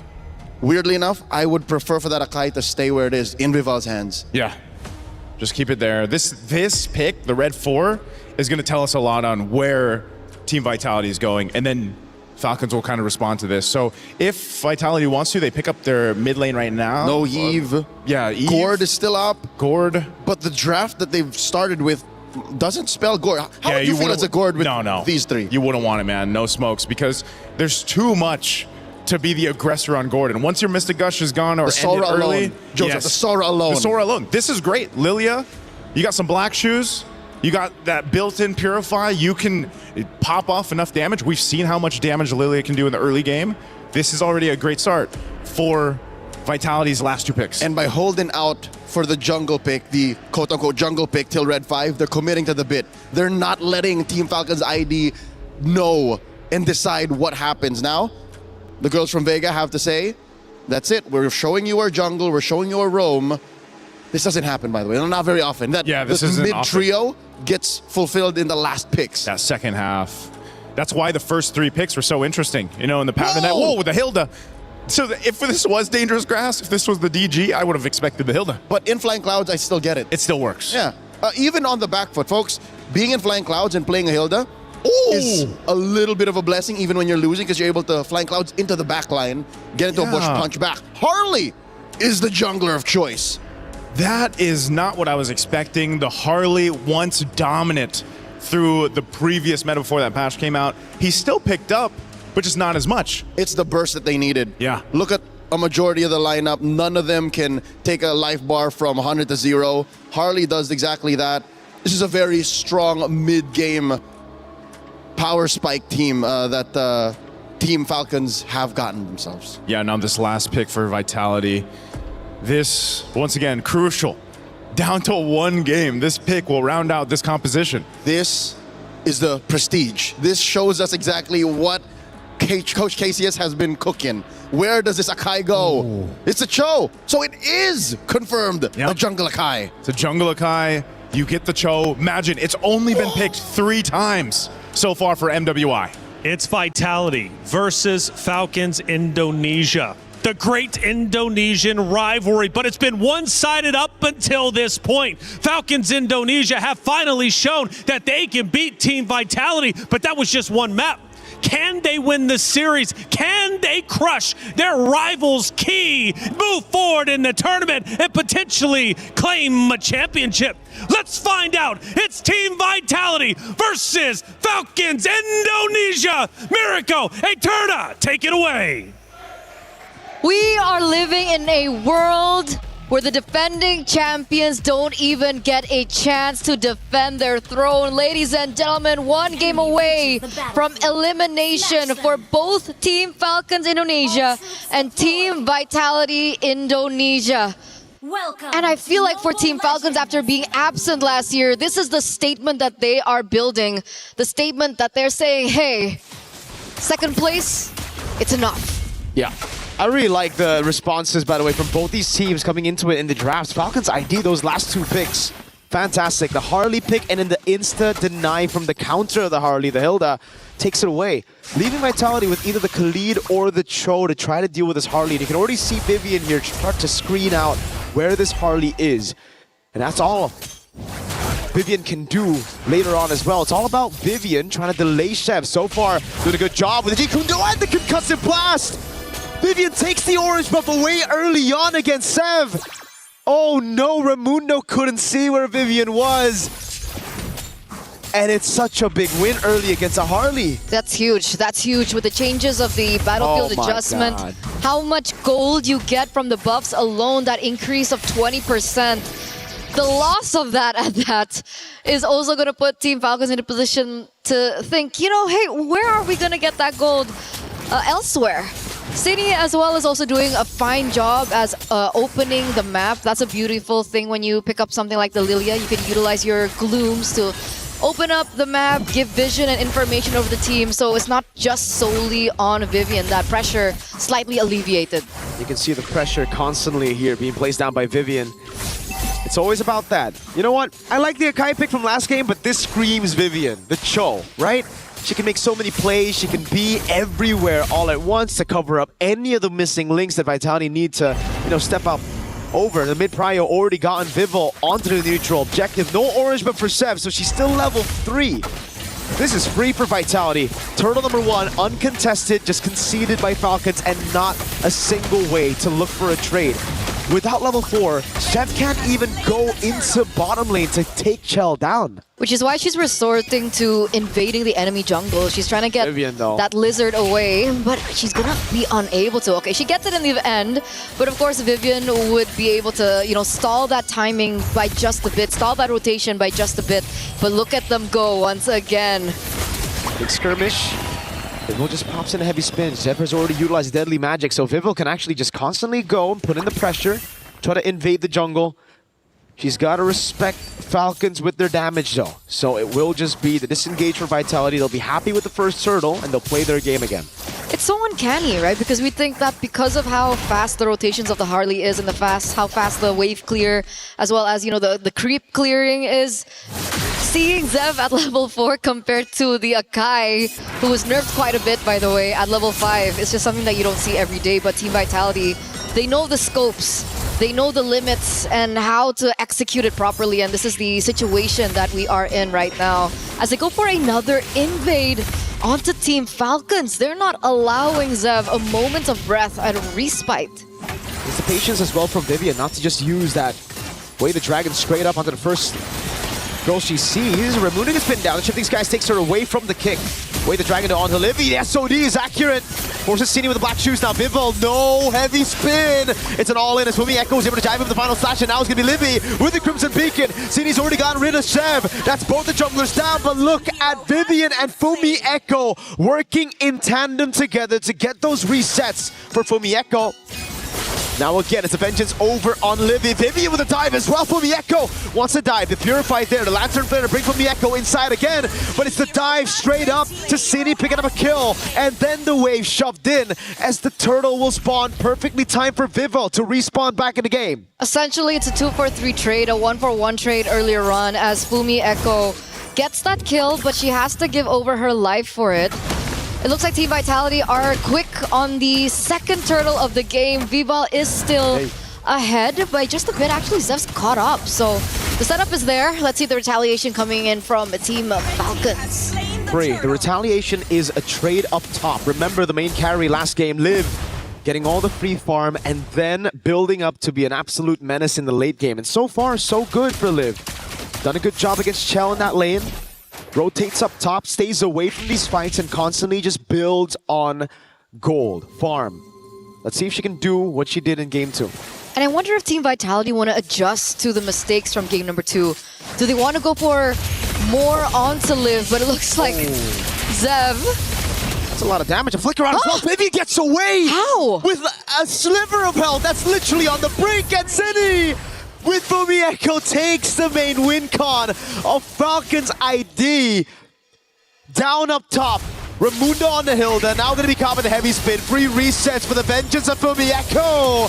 Ramundo, very low, taken out by Fumi Echo. I never want to see Vivian on the Panda ever again. I just want to see her on Cho. And we haven't seen her on the show so far here at MWI, so it's a breath of fresh air for sure, giving her a hero that's a lot more active around the map, allowing her to make a lot more plays, and that's how she was able to secure the title in the first place. Mother of Tanks, being one of the backbones of Team Vitality in these team fights and these skirmishes, and there she goes again! Almost a solo kill against a tank. It's a solo kill for Vivian on the Cho against the Harley. Now she'll die, but she already did what she needed to. How is she doing this on a Cho? So worth. What a worth trade. A roamer for Zev. And I bet you Zev is going to be caught quite behind of the Akai again. Wow. What? Aggressive Team Vitality here. A different change of pace for them. Absolutely not the safe Team Vitality that we saw from game number 1 and game number 2. Here, active from the get-go. They get a structure down bot and they completely and straight away collapse onto the final turtle of the game. This is perfect turtle for the defending champions here in game number 3. There was an attempt from Zev on the Harley, who's been sokoliled by Vivian on Cho. Oh my god. The Harley should have an advantage by now at this point of the game, but now without the advantage, and then you take a glance over Vitality's composition, you look at their composition here, and there's no one to target for Zev. The Arlet's too tanky. The Kai for sure. Yep. That's another kick on Zev. Vivian's reading her like a book. Zev gets out. The trick was already used. Vivil's just going to walk her down, and look who's coming. Fumi Echo with the cut in the final slash. He's forced back to the Panda. Vival will happily collect that kill. Chell in the mid lane with the Blazing Wind and also the BMI back. Baits them all into the rest of the team. And all this time used by Cine up top to zone Liv from the farm. Fumi Echo with constant pressure, not letting them back away for free. They're shutting everything down this time around. A 4,000 gold lead. Counting for Team Vitality up until this point in time, and they are collapsing once again. You can see the dive coming in from Vivian, but Team Falcons are quick to read it. Heavy spin utilized already. They are going to get a structure. They don't get a pick, they get a structure. And I think Shell is going to get another one up top. It looks like it's going to be 2. No heavy spin, but it's worth it, man. No retaliation from Falcons at all. Tier 2 up top, Tier 1 in mid falling. And look at Vival trying to take it away. The purple buff gets taken out by Cine. Violet has to use the Shifting Skies, and again, oh, Vivian! Wait, the dragon kicks her away! Sev cannot move. The final slash finds Sue, and now Vival is going to collapse under turret. Violet's going to be chain CC'd. It's Fumi Echo with the dive. Vivian wants a bit more, but cannot find it. They're going to go for the Tier 2 in mid, and I hope they call it a day. It's only been 9 minutes.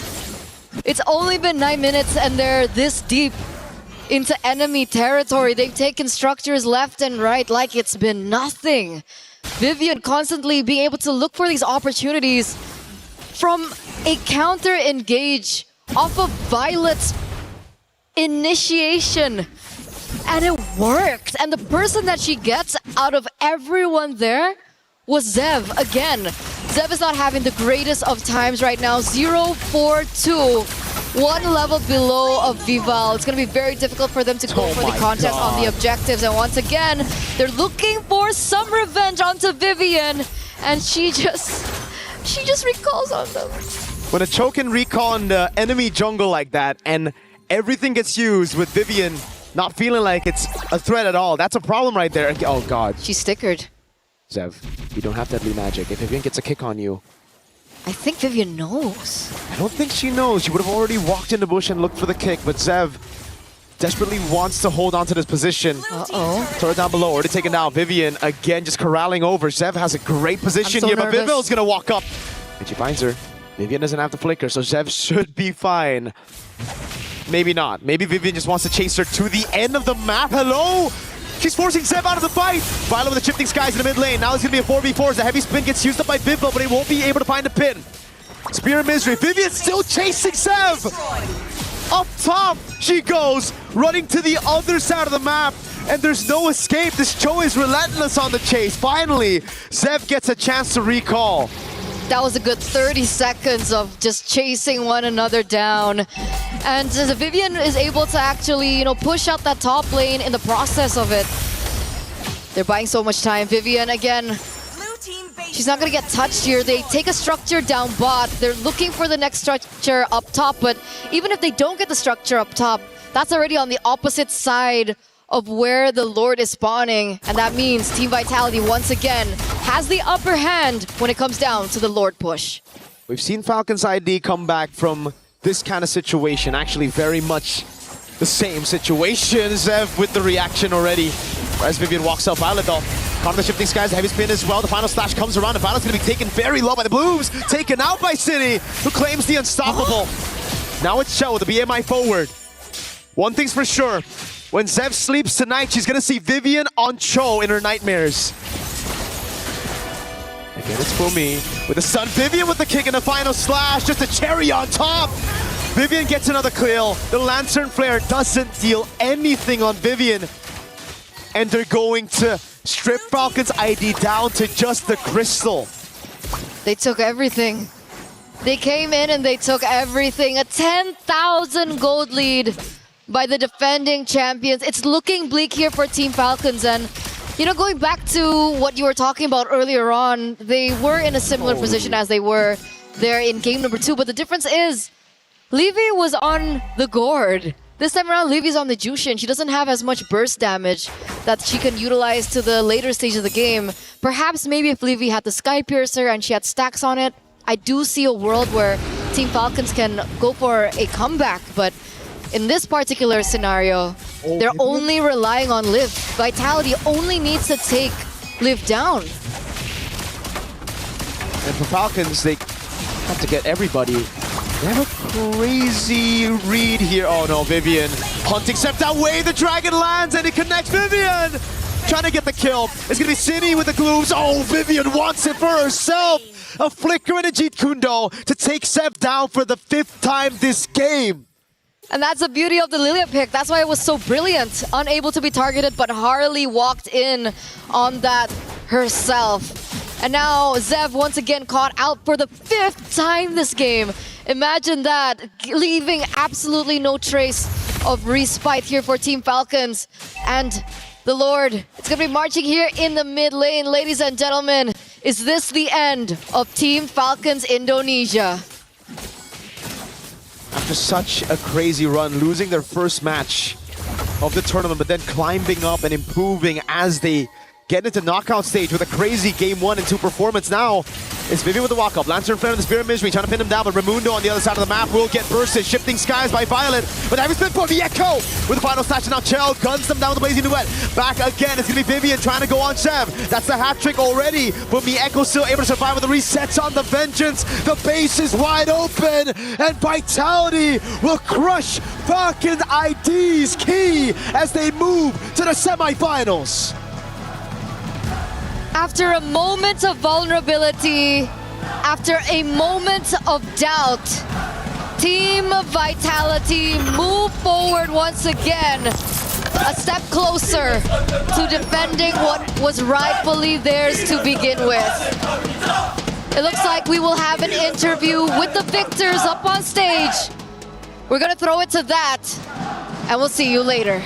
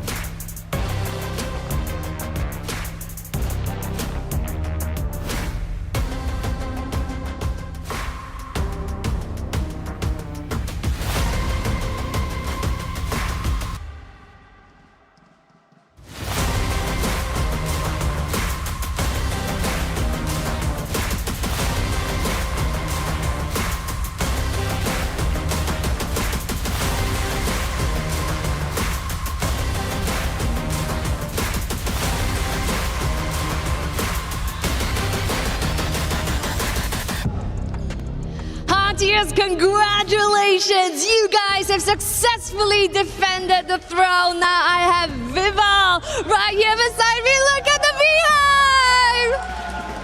They're all cheering you guys on. Now you guys have faced Falcons Indonesia so many times. So what makes this match different? I think it's just us that we didn't play like our best, where everything was in order and all. We had a lot of blunders, so that's one thing for us to reevaluate. But what makes this match different, given that, you know, you met Falcons Indonesia so many times? What makes this particular match, you know, mean more? Maybe it's because we are finally battling out in EWC. This is like the biggest tournament there is for us, so that's what makes it special. Like both sides just now wanted to give it their all. Right, and of course on home turf as well. So yes, of course, a familiar foe indeed. But of course, they didn't go down without a fight. But still, Falcons Indonesia, you guys play valiantly well. Please hand over your tournament key. You fought valiantly, not without a fight. You did spectacular, but your journey ends here, Falcons Indonesia. Thank you. So now, finally, I do have a question. After today, we will see the culmination of 4 of the best teams here at MWI. We will also be seeing 4 of the best junglers at the Land of Dawn. Now, with that being said, what makes you think sets you apart, that makes you potentially the queen of the jungle? How do you like that title?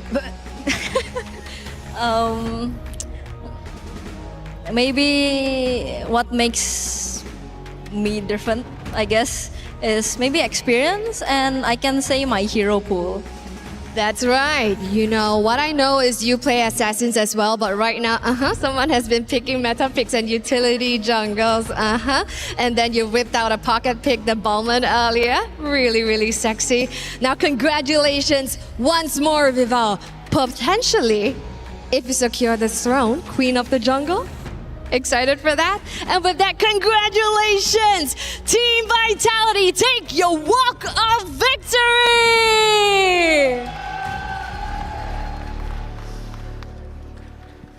And now, of course, it is time for the classic, the key crusher. You take opponents' dreams and you crush them. But of course, this time, I got very special guests behind me. Les fans de Vita qui sont là pour faire du bruit, évidemment. Un max de bruit, s'il vous plaît. La première clé qui est détruite, on va continuer pendant tout le week-end.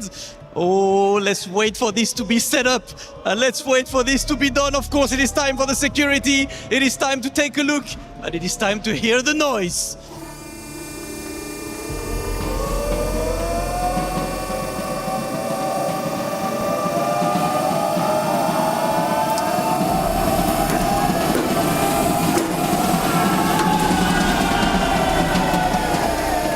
Vitality will move forward in the playoffs. They will be back tomorrow, of course, and I cannot even hear what I'm saying. I do hope you guys can hear anything, because the vibes are immaculate. But without further ado, let these guys party, and let's take a look at the highlights.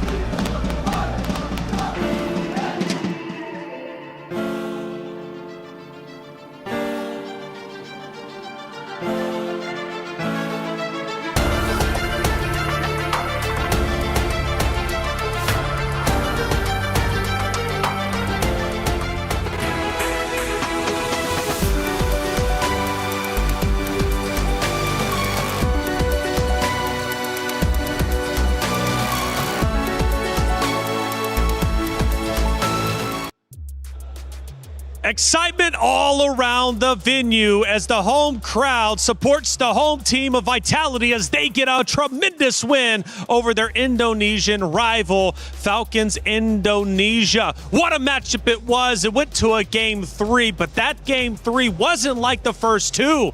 It was a blowout as Vitality was done playing around and they submit themselves into the semifinals. Boys, a great series overall. But man, oh man, do we got to go back to that game number 1. If Falcons Indonesia, if they just slow things down, work with the Lord, they win map 1, they win map 2, they are your victors. But that wasn't how it ended up playing out. That didn't happen that way. Unfortunate, for Falcons Indonesia. We usually say, these mistakes lead to objectives. Objectives lead to game losses or game wins, But that tends to be the case, and that's the nature of our game. I wish it was that simple, honestly, because the world we live in now seems to be the world that everyone expects to have been on. But for the past, hour and a half, it seems like we were in the Twilight Zone, or at least on the way through via a black hole. The stats, though, do confirm that we are still here in Paris, France in 2026. In reality. Watching Falcons versus Vitality, the head-to-head between Fumieko and Violet. Okay, just a quick recap of what the draft was all about. It seems like they both relied on a metagame and a draft that they would have just gone to if it was a championship match, right? Yeah. That's what it feels like. Even Cheryl went, oh, you guys have successfully defended the throne. No, they haven't yet. They're just on the way. But looking at this 13-minute, 52-second match, it was Raimundo who took so much out of it, and Chell and Chinny, back-to-back, just farmed out, dealt damage, and Fumieko, the best wing woman, was on her Arlott. That's a signature pick that she's won multiple championships with. Not just that, Vivian's Cho. I heard it as well, man. Right. I heard Mirko mention it as well. And Eterna, just give her the Cho. Did you see the kind of gameplay that Vivian was showcasing on this masterclass of a Cho pick? I mean, I feel the same. Just play the Cho. Map 3 was pretty much a domination from the side of Vitality. Let's look at one of those moments that led up to their ultimate victory over Falcons Indonesia. Leo, what are we looking at? This is, I believe, the first Lord push. And actually, no, it's the second Lord. Because all the base turrets are gone. Yeah, it's a second Lord push, and it's miserable.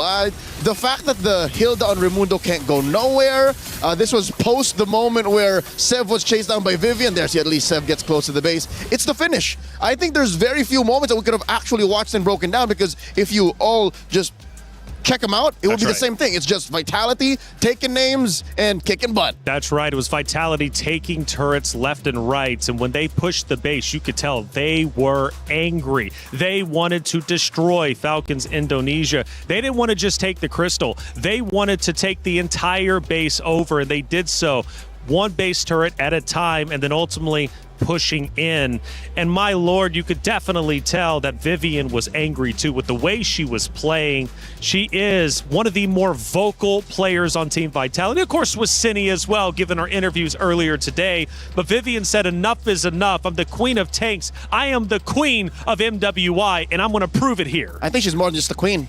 She's the mother of tanks. The mother of tanks, man. And all of these other tanks wouldn't be on the earth without her. That's true. That's true. She's so good with the hero pool that she showcases in all the matches. And I like, too, that we mentioned in with Cheryl's interview, we might be potentially looking at some new queens or a queen of the jungle. Oh, yeah. Queens everywhere, queens on stage. But who will be the queen by the end of MWI? Well, Vitality takes a step in the right direction, defeating Falcons Indonesia, who, let's face it, had an incredible run. Making it to the knockoff stage is such a tremendous feat. They do fall short, but they did something that nobody from MWI 2025 EWC could do, and that was take a map off Vitality. Yeah, I love that. Again, for Team Falcons Indonesia, they are a team, like I said, that knows Vitality so well. They've played multiple times against each other, and they are the team to bring them the distance. I mean, think about it. Yes, it could have been one of those cases where maybe they had swept Team Vitality. Think about the headlines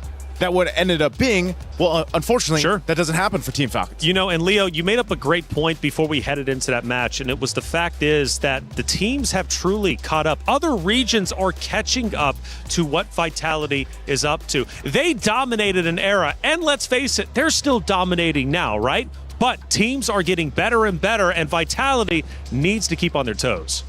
And I think this close call, the almost sweeping loss, was enough of a wake-up call, a reality check to think that, hey, we are a shoo-in for the grand finals, but we have to still earn it. Again, looking at the stats here, this game shows just how dominant they can be for Team Vitality. You know, if you poke them too much, the whole team gets mad. And this is the type of result that you're going to have, man, because, again, we talked about Vivian, her highlights there. Chell really didn't even get the opportunity on the Claude to just hit that power spike that we usually see on the Claudes. Game ended too quick. Game ended too quick in that case, but it was everything they had in the early game that just kind of took things all the way to the win there at this point in the game. I mean, under 14 minutes is insane. It definitely is insane. And man, I mean, honestly, by even just minute 10, I mean, we could definitely tell that the map was about to end. There would be no comeback attempts from Falcons Indonesia like there was in map number 1, sadly. But hey, again, a great effort. Taking a map off Vitality is something to truly be proud of. We've got Rose on site with an interview with Vitality's Chell. Let's listen in. Hey guys, Shell here from Team Vitality, and oh my, that was an intense 2-1 full series. First of all, congratulations, because you are one step away from defending your throne. But let's talk a little bit about Team Vitality as a whole this MWI. People online have been saying that you guys don't look as dominant as last year's. You know, every now and then you guys are dropping games here and there, and you know, hard games also come and go. So what are the preparations for tomorrow's semifinals match?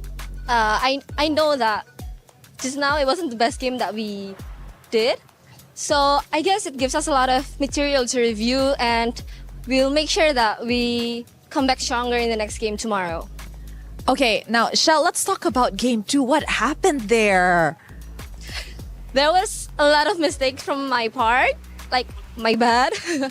But I knew what I did wrong, and I'll make sure not to do it again tomorrow. I think it's nice that you guys are already self-aware on the problems at hand. Easier for you guys to revise it overnight. Now, I know it's a tough ID match, the first one, you know, as you enter the knockout. So perhaps a message for your fellow Indonesians in the room to Team Falcons ID? I think Falcons ID, they were solid as a team. Their teamwork is great, and they are the best opponent so far. Aw, thank you very much, Shell. Congratulations. We'll see you tomorrow. That's it from us. Thank you, Rose, as always, for that great interview. Again, not only from the interview on stage with Cheryl, but also, of course, with Rose. Vitality realizes we made some mistakes, individual mistakes, team mistakes.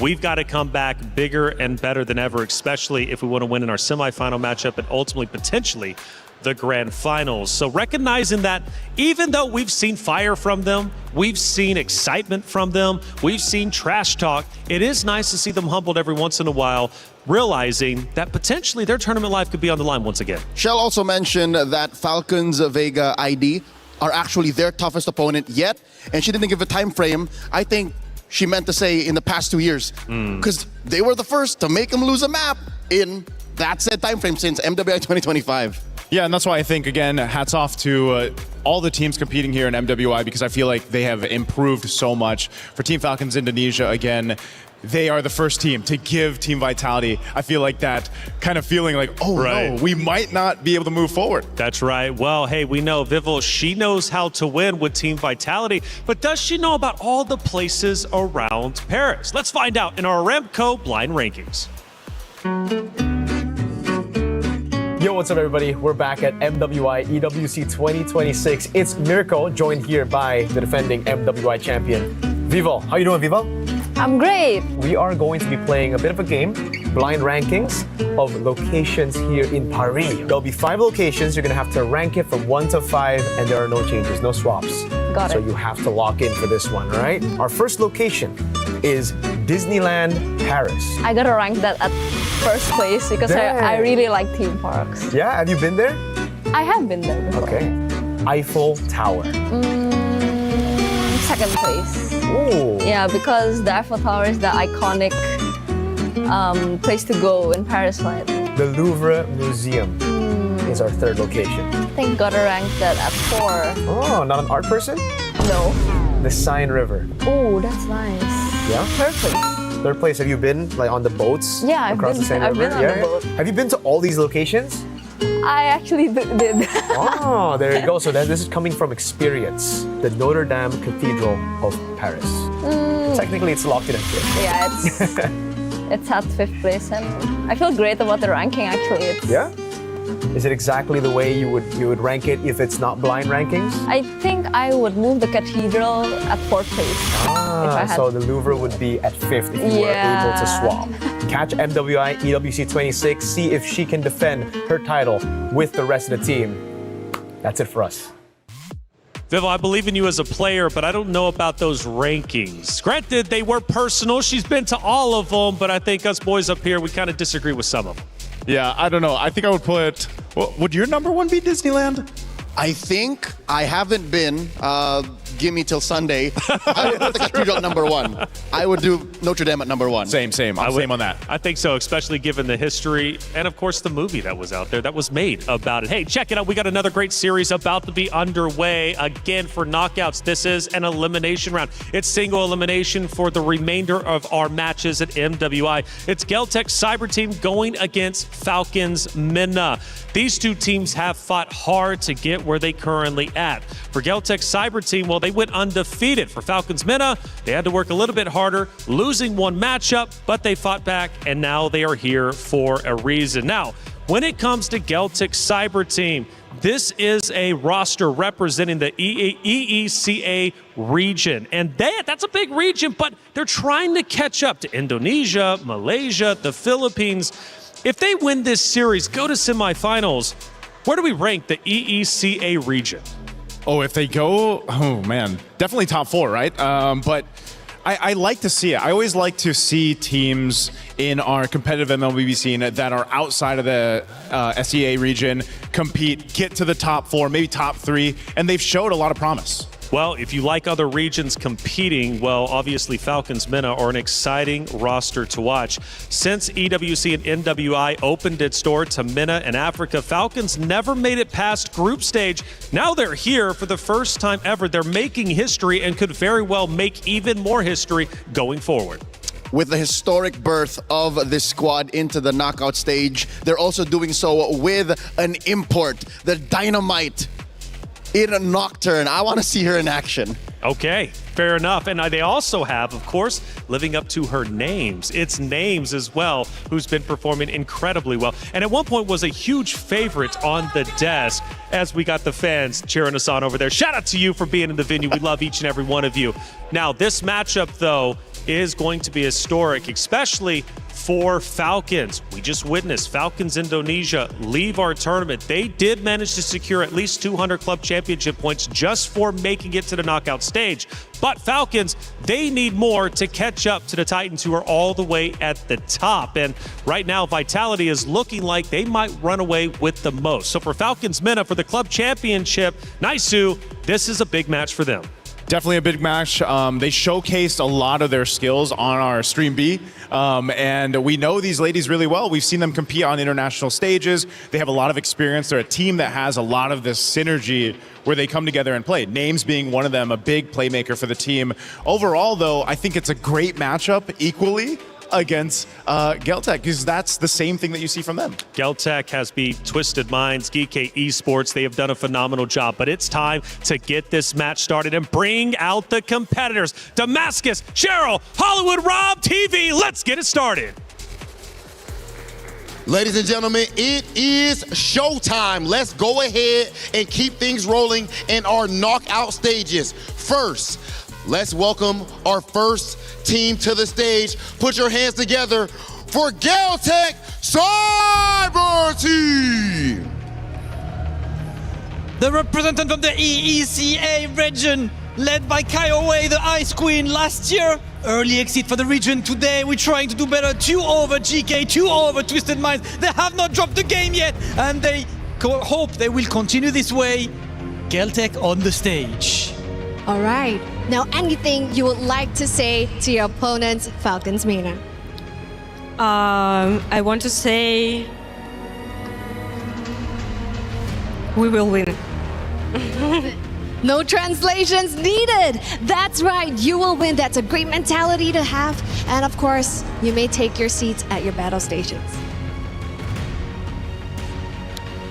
Thank you. We will win. I love the confidence. And you know what? They did pick that opponent, so they better be confident about this. Because coming up next to the stage to face Geltec Cyber Team, make some noise for Falcons MENA! Team Falcons, at this point, this is their last chance to get points for the club championship, and I believe those chances are in very well capable hands. Built around their gold laner, Names, who is on her third straight MWI appearance. Can she take her squad all the way to the promised land? They did sweep the entire Africa qualifiers, and now we will see if they can take it all the way right here with MWI. There's a whole lot of pressure on this one. Now that's absolutely right. Now, with Falcons MENA, they have already made history by qualifying right here for the knockout stage. While Geltec Cyber Team, on the other hand, is looking to surpass their third place finish with an even better podium finish this time round. Now, earlier on at MWI 2024 was the very first time Kiowa and Names met each other as an international debutante. This time, 2 years later, how will they fare? We will find that out over at the Land of Dawn as they duke it out. So over to you guys back at the studio. Cheryl Damascus, Hollywood Rob TV, thank you so much for setting the stage, bringing the competitors on, and they are getting kitted up and ready to fight to the death. Who will win and move forward to semifinals? Who will have their key crushed? Well, let's find out. It's Geltec Cyber Team versus Falcons MENA, and also, again, Falcons' last hope in the MWI for the club championship points race. A lot on the line for this one. Let's start talking about it. Geltec Cyber Team, Cheryl interviewed them, and you know what the answer was? We will win. I like it. We will win. Simple, confident. I got a chance to go ahead and interview Leo Bun from their lineup, and she did mention, you know, their jungler Kiowa. She loves to pick these unique heroes. We saw an All-List, man, just yesterday. And they'll be facing off against Team Falcons at MENA. There's a saying that goes, death sustains life. And with the fall of Falcons ID, I'm pretty sure that will motivate MENA all the more. Absolutely. Now, in terms of these two Titans facing off, they all obviously had a pretty tough run to get to this point. For Geltec, they had to beat Twisted Minds and GK Esports. They did so in 2-0 fashion. The series weren't easy, but they managed to make it happen. Now for Falcons MENA, they had a bit more of a difficult run. They had to go against Falcon Daisy's Foot Esports, but they did take a 2-0 loss to Galaxy Phoenix, who has been absolutely stellar. Where do we rank these two rosters, especially in comparison to each other? Naisu. Oh, man, that's why I think they're pretty much even for me. I know they had different journeys up to this point through the MWI, but I think so far they both have showed that they can make quick adjustments because they haven't had the cleanest gameplay on both sides, but they're strong in their own right and different paths, like the jungler, for example, for Geltec with Kiowa, and Team Falcons MENA playing as a team based off their experience is the highlight. So I feel like this is a 50-50. Well, as we head over to the stage, we get to see the competitors getting ready to go. The pick and ban process will be underway very shortly, but still some more things to get through, such as Geltec Cyber Team. Kiowa is the way. Her and Names, though, have a history, and they are once again facing off against each other on the main stage. Going into the game proper, let's see if history repeats itself. When they both debuted, both very green, I think it's them now carrying the banner for both of their squads, leading the way, leading the charge. What an amazing turnout would be if either of these teams, well, that's actually how this works. One of them will be moving forward and proving that they belong on the top 4 stage. That's right. Kiowa is definitely one of the star-studded players on the Geltec Cyber Team roster, but she's not the only one competing, of course. Laibun, you mentioned the interview that you had with her a little bit earlier in the days over on the B stream. She's also going to be be joining the stage with the EXP lane. Yeah, the XP lane right now as we're in the draft, you'll see just how important it is. A lot of the teams have actually opted to pick their XP laners first, especially on blue side. The Esmeralda being one of those heroes that does that so well. That's why the previous matchup was so interesting, because you had that Moskov first pick. And fun fact, by the way, it's Kiowe versus Nana for the junglers conversation. And Kiowe, to me personally, MWI is a motivation because behind every girl, there's a history. Everybody here worked very hard. That's why I believe everyone should take a look at what we can do on that very stage. Kiowe brings a lot of pride for her roster. I think it's good, man. Again, the way that Geltec has performed so far, their journey up to this point, they've showcased so many interesting things. I mean, and I know some of them might have been seen as mistakes. I'm thinking the Louis Yi diversion send with the Clint. The Aulus. The Aulus. There's been so many good moments from them that I'm wondering if they look at that and say, you know what, that's a part of us. That's our personality. That's the way we play. We laugh about it, we correct it, and we move on. It's a brand of the region, the Vai. I would not want to see Geltec turn into the next macro team. This is them. You expect them to fight. You expect them to get in there, play in the paint. Opening picks, Beleric has been banned out, so that means Esmeralda's open. Carry might actually be a big pick here. You were saying? I say it's got to be. Yeah. It's got to be, I think, the Esmeralda. That's probably the safest, I would say. One of the picks that they could go with because, yeah, most likely you're going to face off the trade. Carry goes over to Falcons if they decide to go ahead and pick this, unless they have something else planned that we haven't seen just yet. But whoa, of course. What is it with the Hirata? Okay, so Hirata has gotten relatively silent for the past maybe 12, 18 hours after yesterday, but here we are.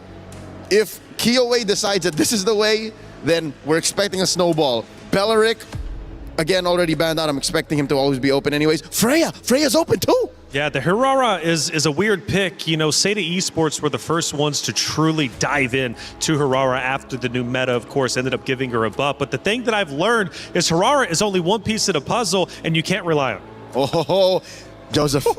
Taylor, jungle. Look at this. Coach Koba getting real playful. Picking a Carmilla early on, red 2, alongside a guard. I can see that smile on your face. Yes, sir. I'm not smiling about the Hirara, though. Yeah, no. This Carmilla says nothing about what the draft is going to be. This is mind games. Smoke and mirrors. Smoke and mirrors, that's the way to play it. Leo, I was saying this earlier on. I was like, man, I think when we get to the knockouts, we're not going to see a first pick Hirara. Right? I love the way Reflection says it, by the way. It validates me a little bit, but that's the thing. The Hirara is something that teams have been trying to test out, fumbling around with, and now in this best of 3, where it's this single elimination now in knockouts, can they utilize this? Can they actually make it work? They'll pick up a Claude to go ahead and put in the gold lane with this so far. Okay. Quick run through and a review of how the mechanics work. If Kiowe times it well, the Curse of Blood will actually not trigger. True. And that may even save heroes that get out of range, like, say, Tokyo's Claude. Because if the Curse of Blood is triggered while the Hirata is in her iframes, it will not connect. It won't connect. So that's all, it's timing, but it's also the micro skills, that ability of Kiowe. And then there's Charizla, man. I'm actually so surprised. It's been a while. He's only been picked once in MWI so far, but the Rizzler is back. And is this the right move? Because you were working against the Carmilla. A good answer to the Carmilla. Exactly. Because when you're the Carmilla, you want to play in front. You want to be able to get the perfect COB. But with the Terizla, there's a threat of a counter penalty zone. Moskov closes up the first phase for Falcons Mena, and you know, something tells me they faced off way too many macro teams in the past 2 days. Yep. And that they just want to have an answer that can kind of clip back across the map. Yeah, just choose that way. I mean, this is one of the things, right, where Names has been able to do relatively well. She plays the Moskov. Remember, just earlier today, feels like yesterday, but just earlier today, how many SOD she was landing. That ultimate of the Moskov. She was on point with them. And so hopefully she's got that accuracy here too, because that's going to be really important on the way they play the map. If she's going to be split pushing, joining the team fights at the right moment to win those team fights, when that Curse of Blood or even the Mystic Gush are expended. Going into the second phase, Coach Koba first bans the Valentina while Coach Osprey here taking out the Hylo, so they're not quite sure just yet. I don't know where that Carmilla's going. I'm not so sure if that's a jungler or a roamer, so we'll start taking out solid frontliners so that eventually our backline, if we do invest in one through the blue 4 and 5 picks, can kind of survive. Still no mid laner for Geltec Cyber Team. What is left? Got to be an Eve, man. I don't know. There's. I'm thinking the Eve. You already got the Terizla. You can fight in literally a penalty box at that point. That's true, and you kind of want something to answer back to the straight line. The true damage is coming out of the passive of the Gourd. Yeah, I was actually thinking the last ban from Falcons Mena would have been the Eve. Yeah, not the Lilia, but they go that way anyway. So let's just say it's the Eve for Geltec. What else do they need? They still need that roam option over here, which is integral to making the Harara work. Like we mentioned, for that most successful that we've seen with the Harara performances has been because of that roam option. They can still Gatot. Yep. Gatot Kacha is still on the board. Red 4 here, though. Do you go with your XP now? Yes, in hopes of not revealing that jungle pick. Coach Koba, you have to commit to the bit. Hold out for it. Because that could still be a roam Carmilla. Even though naturally we've seen her in the jungle.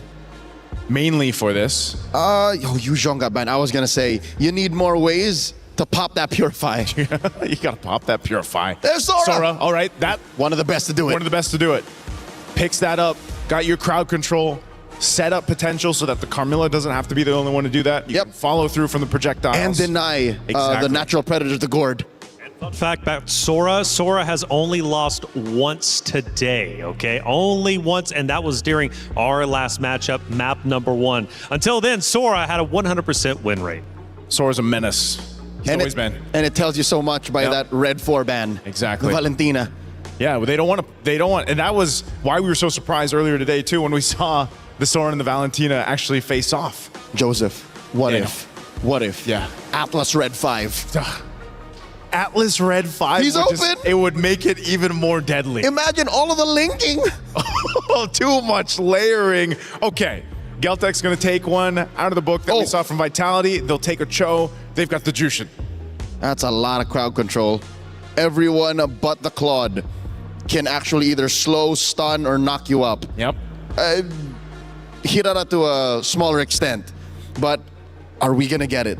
Could this be the Atlas for the all-in? The Wombo combo, link y'all up and call it a day. This would be the most Wombo combo we've seen in a while if it is the Atlas. They can afford to do it. It's game 1. It's game 1. You might as well. What other roam would you want to take here? Unless it is a swing on the Carmilla, but I'm not sure if it's actually going to be. And I think that's the major decision that Team Falcons men are trying to decide right now, just because, again, the mere fact if they get the upper hand in game 1, they're off to already a momentous start in this best of 3 series. I would trust Nana to get there with it. Oh, so it is. Okay. Yep, it's the usual. It's a roam. Hold up. Wait, it's a roam Carmilla. Is it a jungle Alice? Huh? It has been a while since we've seen that.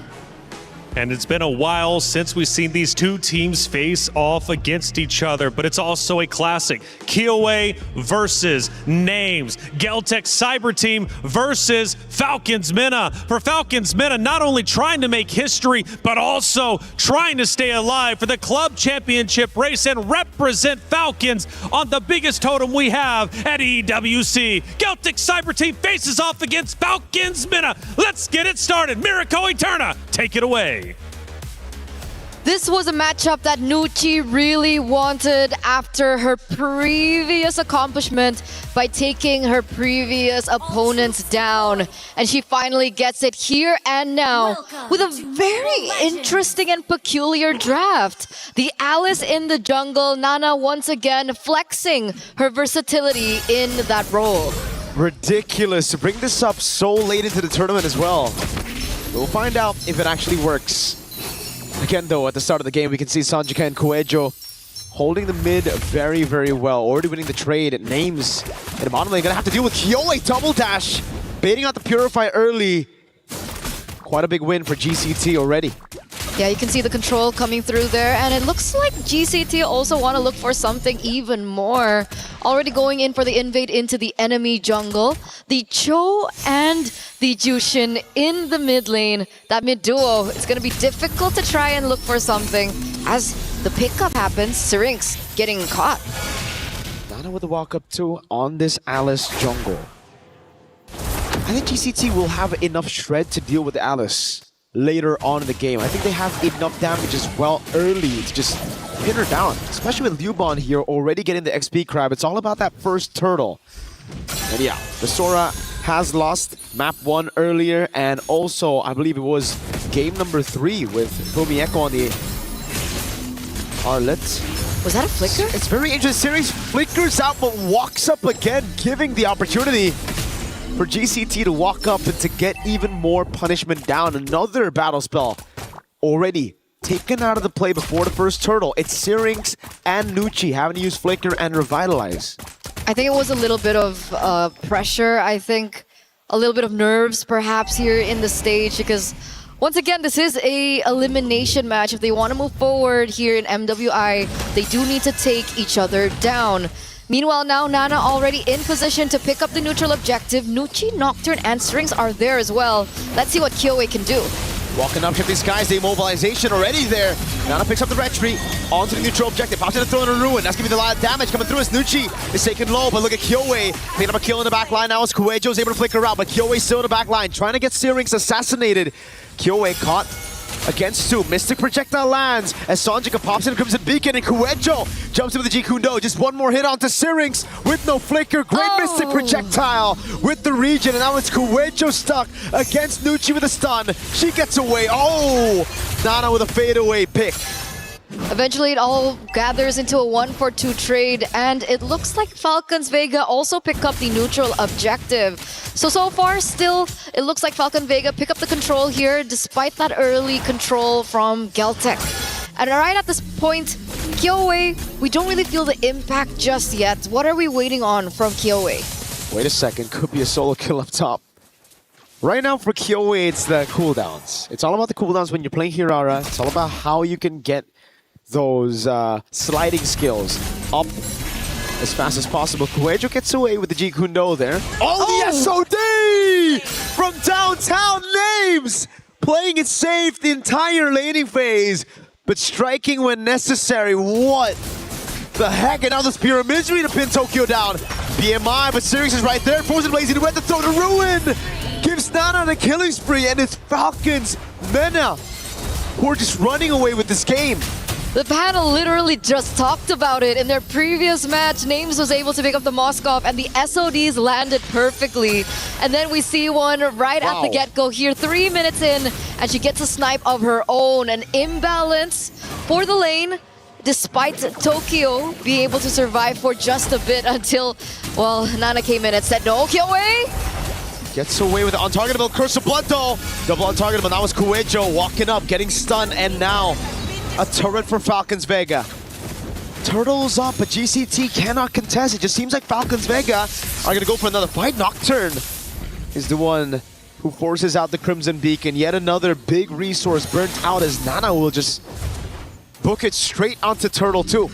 That, and they also take a creep away from Geltec. So they're really denying the resources from Geltec. They don't want Kyoe to farm. They know that one of the saving graces for Geltec is Kyoe, and she seems to have not as much space as she'd like here in this particular game. Falcons Vega really pumping up the gas, a 2,500 gold lead, 2 objectives under their belt, and they were able to pick up the turret down bot as well. So Falcons Vega, they're playing it clean, and they're really just collapsing over and over.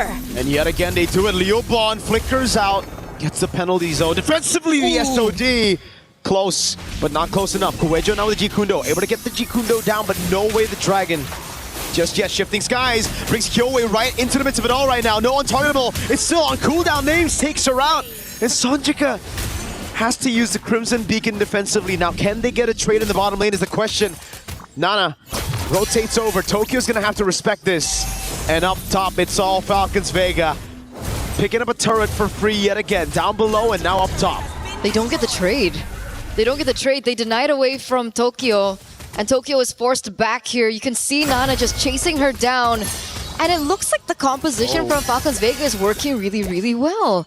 They're using brute force between Nana, Nucci, and Nocturne, and they're facilitating names and Syrinx. Quite similar to, I would say, Game 2 of the other Falcons that we saw earlier on. Unfortunately, yes, Falcons IP sent home earlier today. Falcons Vega have no intention to suffer the same fate as their sisters. So far, so good. They've done a good job at balancing that safety with the right amount of aggression. Speaking of aggression, man, forcing it out. Oh, it's still in range of the Mystic Gush and the SOD. Again, at this point, that SOD is an execute.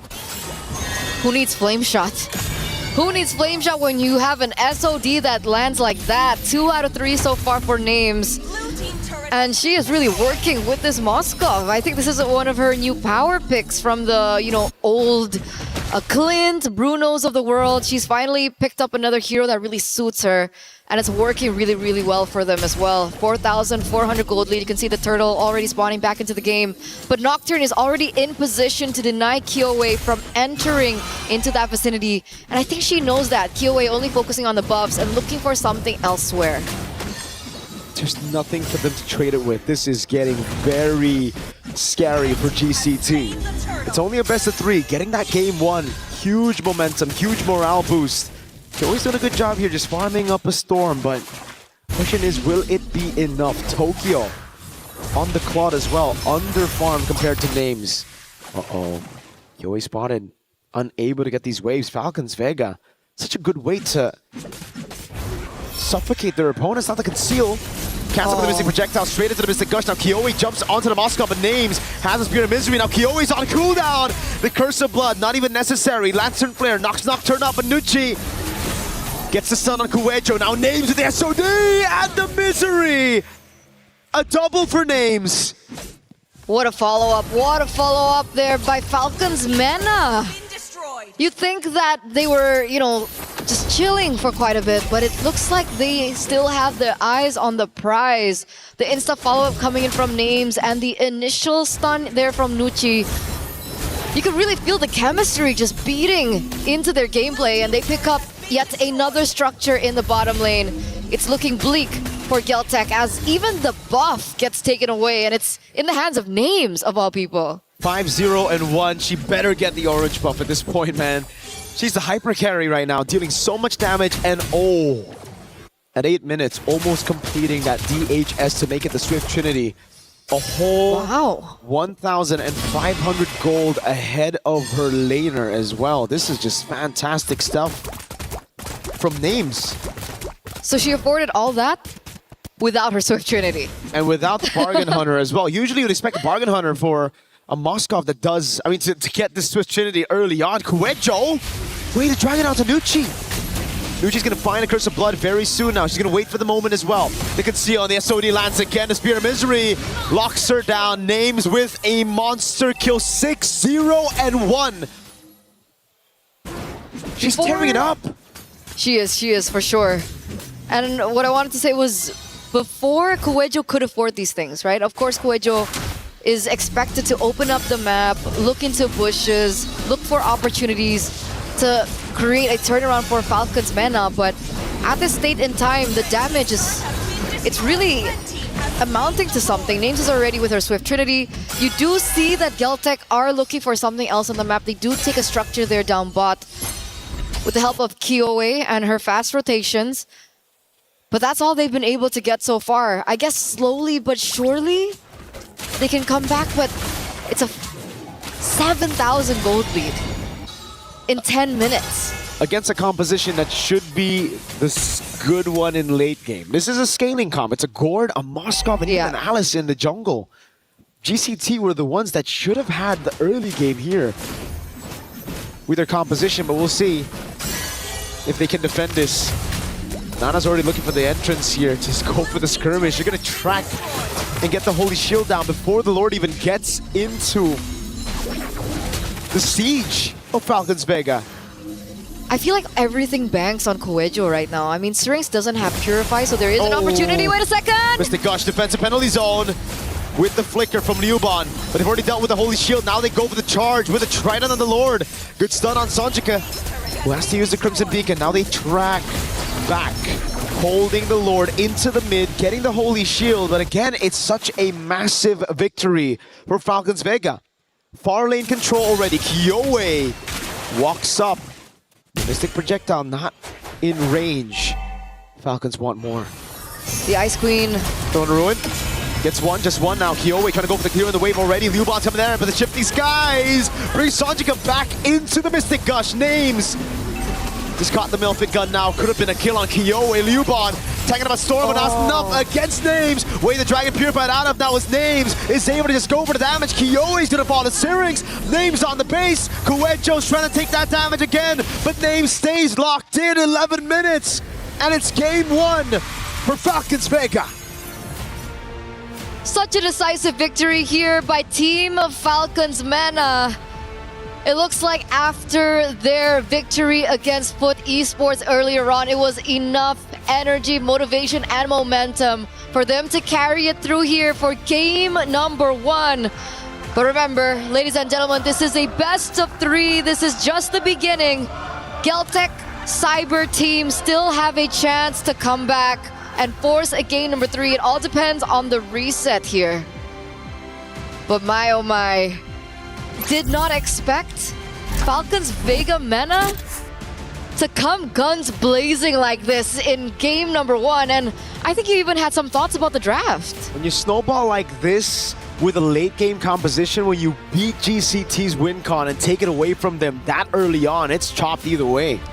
So we are going to throw it over to a break, give the girls some cool down. But we'll see you after for game number 2. Take it over.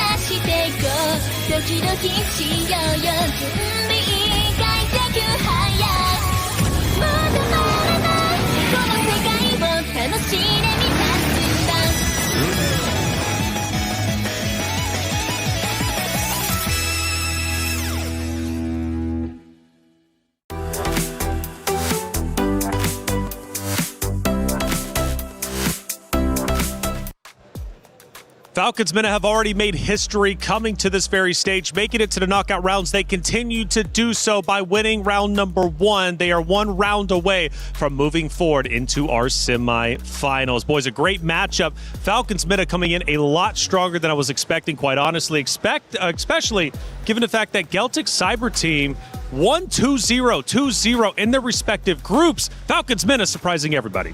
I think those spears surprised me, man. They surprised me. They surprised everybody watching. The spears from that Moskov of Names, I don't know. We got to think of a name for her. Hey, put respect on her names. Names on the Moskov is a elemental threat. Woo. So I think going into game number 2, Geltec, Coach Osprey, take care of business. And that was Kyoe and Names. They've got history, right? So, hey, let's see if that continues to develop. Let's take a look at a couple of big moments as we see, obviously, the fans, or excuse me, the players and the teams getting super happy for that big win, and rightly so, because, again, they continue to make history, and it is truly special. Given that map number 1, I don't see any reason why they will be slowing down. I like that in the post-game celebration, coaches and management like, hey, it's just game 1. Yeah, that's right. Just game 1. Keep it chill. That's right. Well, actually, we had a player earlier crying after their map 2 win, but unfortunately it wasn't over just yet, and they ended up getting eliminated. Can't celebrate too early, but you know what? You should celebrate whenever you can. Keep the team spirits high. Let's take a look at one of our big moments throughout map number 1, and this time around, it was an ambush. It was an ambush here, man. There were so many moments in this case. I mean, look at the positioning here. Names once again finds a mark on Tokyo. The rest of the team collapses down here. And there's just no space to work there if you're Tokyo. And this shows us one weakness that Geltec Cyber Team's draft has: lack of vision. Cho is great. Cho is an immortal figure in MLBB. He's always going to be around given his kit, but they had no vision. They didn't know where the rest of Falcons Vega Mena was, so they couldn't protect Tokyo. Well, let's take a look at our second moment from the game, and this will be the final moment we'll be reviewing. We get towards the tail end, the home base. It's under evasion. Look at this, Leo. This setup is basically the fruition of the entire game. Names is unleashing, by the way. She's, look at this, 6-0-2. By the way, again, how many spears does she land? I lost count at one moment. Almost all of them. Almost all of them. Maybe missed one. Not all. But over the past, 72 hours, 3 days of competition, I'd say she'd hit close to 60-70%. Which is a really incredible statistic, to tell you the truth. Falcons men have fired on all cylinders, looking great, and I don't see them slowing down anytime soon. And the only ones that can truly slow them down is going to be Geltec Cyber Team. Do they have it within them to make this happen? As you can see on stage, we're all fun. We're having a good time. But you know what? Things start to get real when you move into map 2 and you are down a map. Your key is at risk of being crushed. I'm dying to know what kind of joke was being told amongst the members of Falcons Mena. Yeah. Because Names and Nucci were losing it. Yeah, Nucci's really always in high spirits. I mean, even in their interview earlier on when they finished up on B Stream, you know, you can just see the excitement that they all have. And this is, again, a showcase of just how well they know each other as a team, as friends, and it showed in the Landon even. And I'm afraid to say it might be the opposite for Geltec right now. They are on the cusp of getting eliminated. And just reading body language, nobody's laughing. You can't at this point, man. You got to be all serious. Now, talking adjustments going into map 2, I'm curious what you guys are thinking. Until then, though, Esports World Cup has been truly phenomenal, and there's so much going on. And if you want to keep up to date with everything, you got to get yourself the EWC app. Thinks he can come in here and play my game. Let's go. He knows nothing. Let's go! Tyler Wine, you're done. This is my ladder. You can't climb it. That's an L airline. Somebody better hold me. Okay, yeah. Do something then. Raw energy.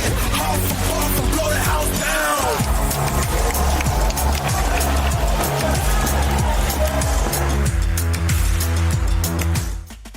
EWC app, it's live now. All you have to do, of course, is just scan the QR code that's going to be on your screen momentarily to get involved. Like I said, the Esports World Cup is truly phenomenal. There's so much going on. And if you think you can call it, if you think you got what it takes to see who's going to win, well, go ahead and put it all on the line. Scan the app and let us know how good you are. Not only through that, but also in our chat as well. Make sure you're keeping active. Let's take a look at a couple of our stats from that map number 1. And clearly it's going to be favored heavily towards Falcons Mena. Oh man, 11:37 on this one at 12-1 in favor of Falcons Mena, and you can just see it across the board. You know, they started out strong and they finished even stronger for this one. You get nothing, ma'am. Not a single turtle, nor lord, at least a turret.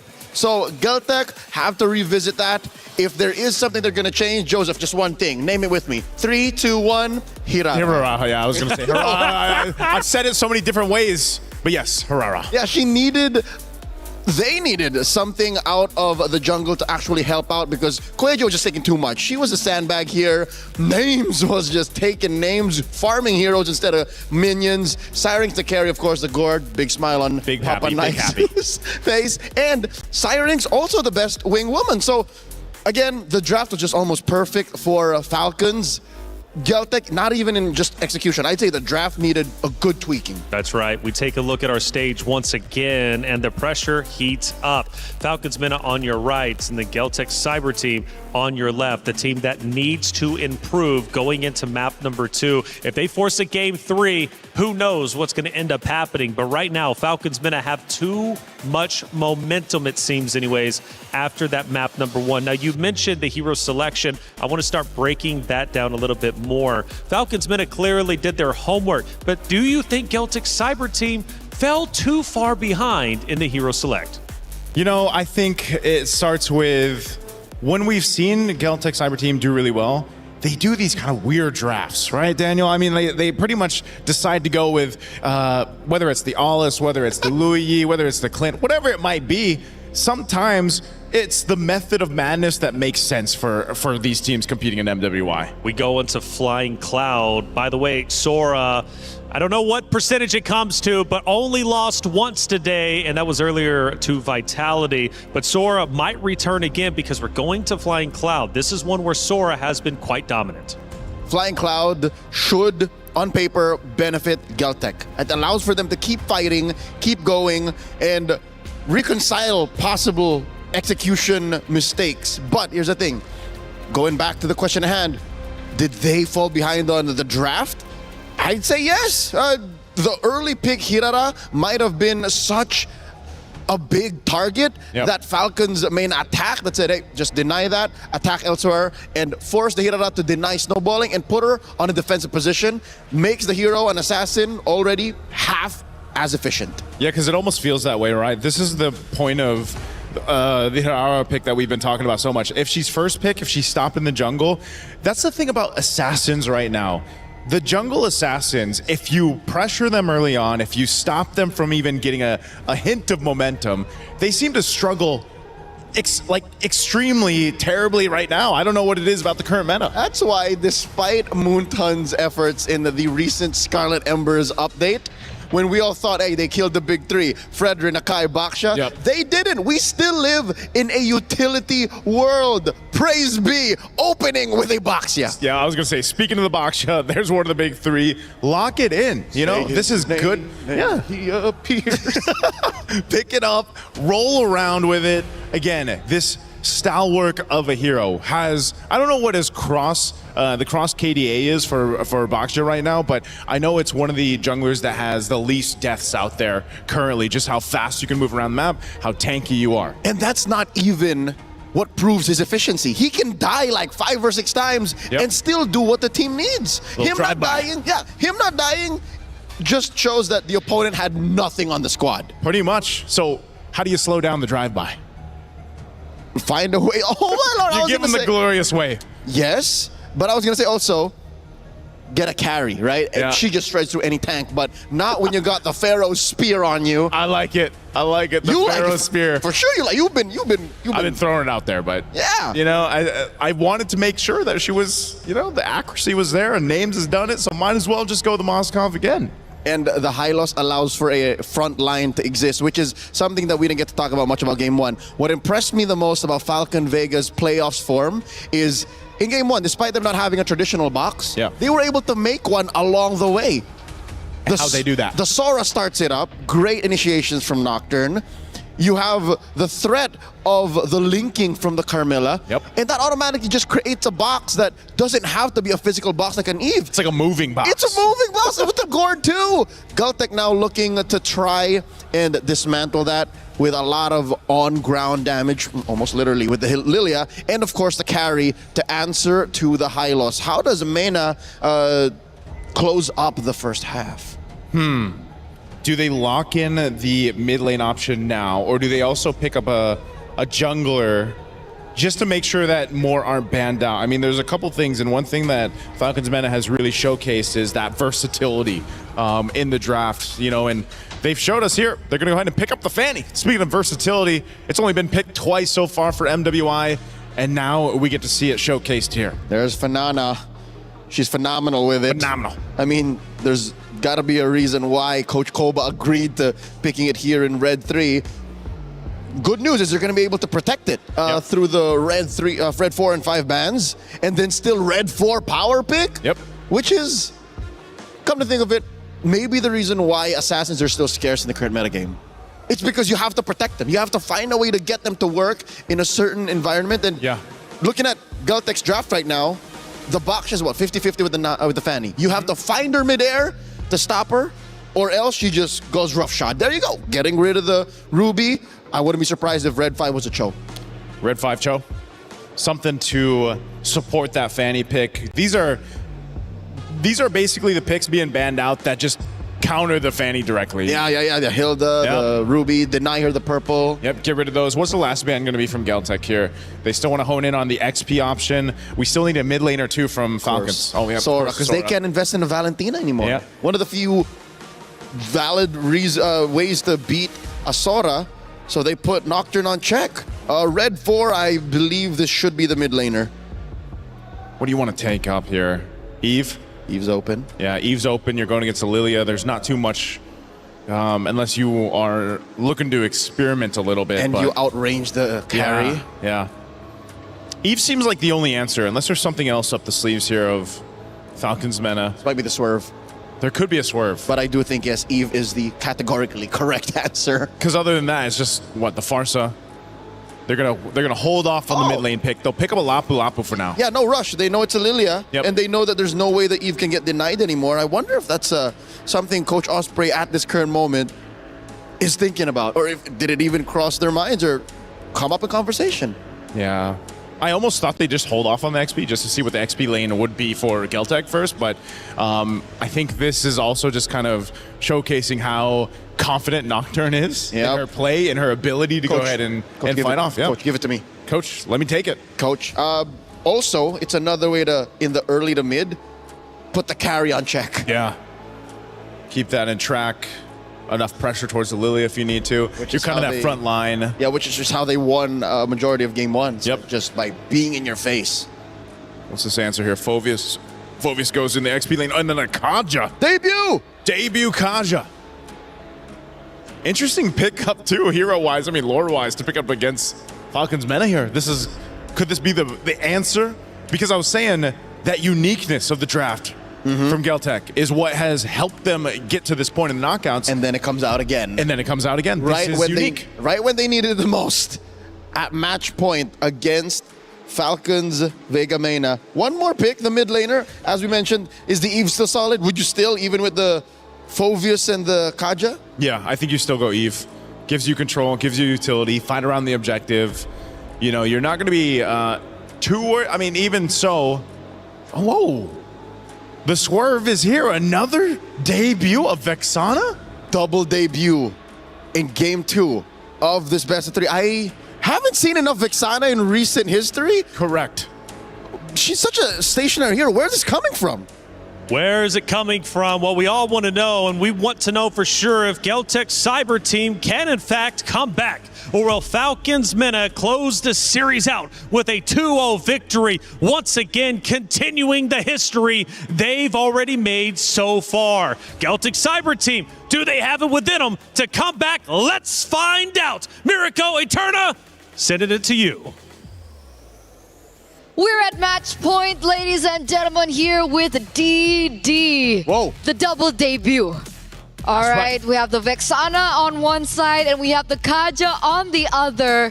This is ramping up to be a very exciting matchup. But one thing's for sure, taking a look at the composition from Geltec, the Kaja in the roaming position, they are looking for a ways to shut down Nana and perhaps names in the later portions of the game. It's crazy. They doubled down on it, man. I thought the Phobius was going to be enough, and then they would go for something like Cho, right? But they didn't really need any more clear. They would already have it with the Lilia. You add in the Kaja, and it just makes it so difficult for anyone to walk up without getting... And you can see it, right? Almost forcing a recall there by Nucci. You can already see that even Strings was caught low. And look at the Insta invade. Oh, Nana, though, walking up with the cable. Sunned up already. Nana gets away with Revitalize. Helped out by the team and still is able to get the purple buff. Not a successful invade for now because it's a Purify for a Revitalize. And look at the wave that Sonjika is going to be missing out on. Yeah, not the greatest of trades, but obviously they are trying to look for ways to shut down Nana early on, and they're gonna look for something more. I mean, technically the Lilia still clears very quickly. Kaja as well should be able to help facilitate that, so we can expect more aggression and more mid rotations, especially with Kyoe on the Baxia, ever as mobile. The zoning as well now for Nucci. It should have been one of the winning conditions for GCT, getting instant mid prio, but it doesn't seem like it's going to be the case coming into turtle number 1. Sonjika, she won't be level 4. Nana's already level 4. On the other side of the map, Liubon is going to have to play it safe here. If she walks up, she's going to get chunked, and it's just a bit of damage by Nana. And so far, Nana doesn't really have anyone to use that kill pressure on. I guess you could go for the gold laner, but even the Lilia is not a straightforward target that you'd want at this state and time. Level 4 advantage. No Eternal Guard, but Kuecho's down to Sirius already. And now Sirius gonna throw the Eternal Guard straight into the Raven Spider. Kyoe locked down. Now the Raging Slashes and a Flicker as well by Nocturne. Nucci with the Revitalize. That's a Dark Wave and a Flicker into Sonjika's Glooms.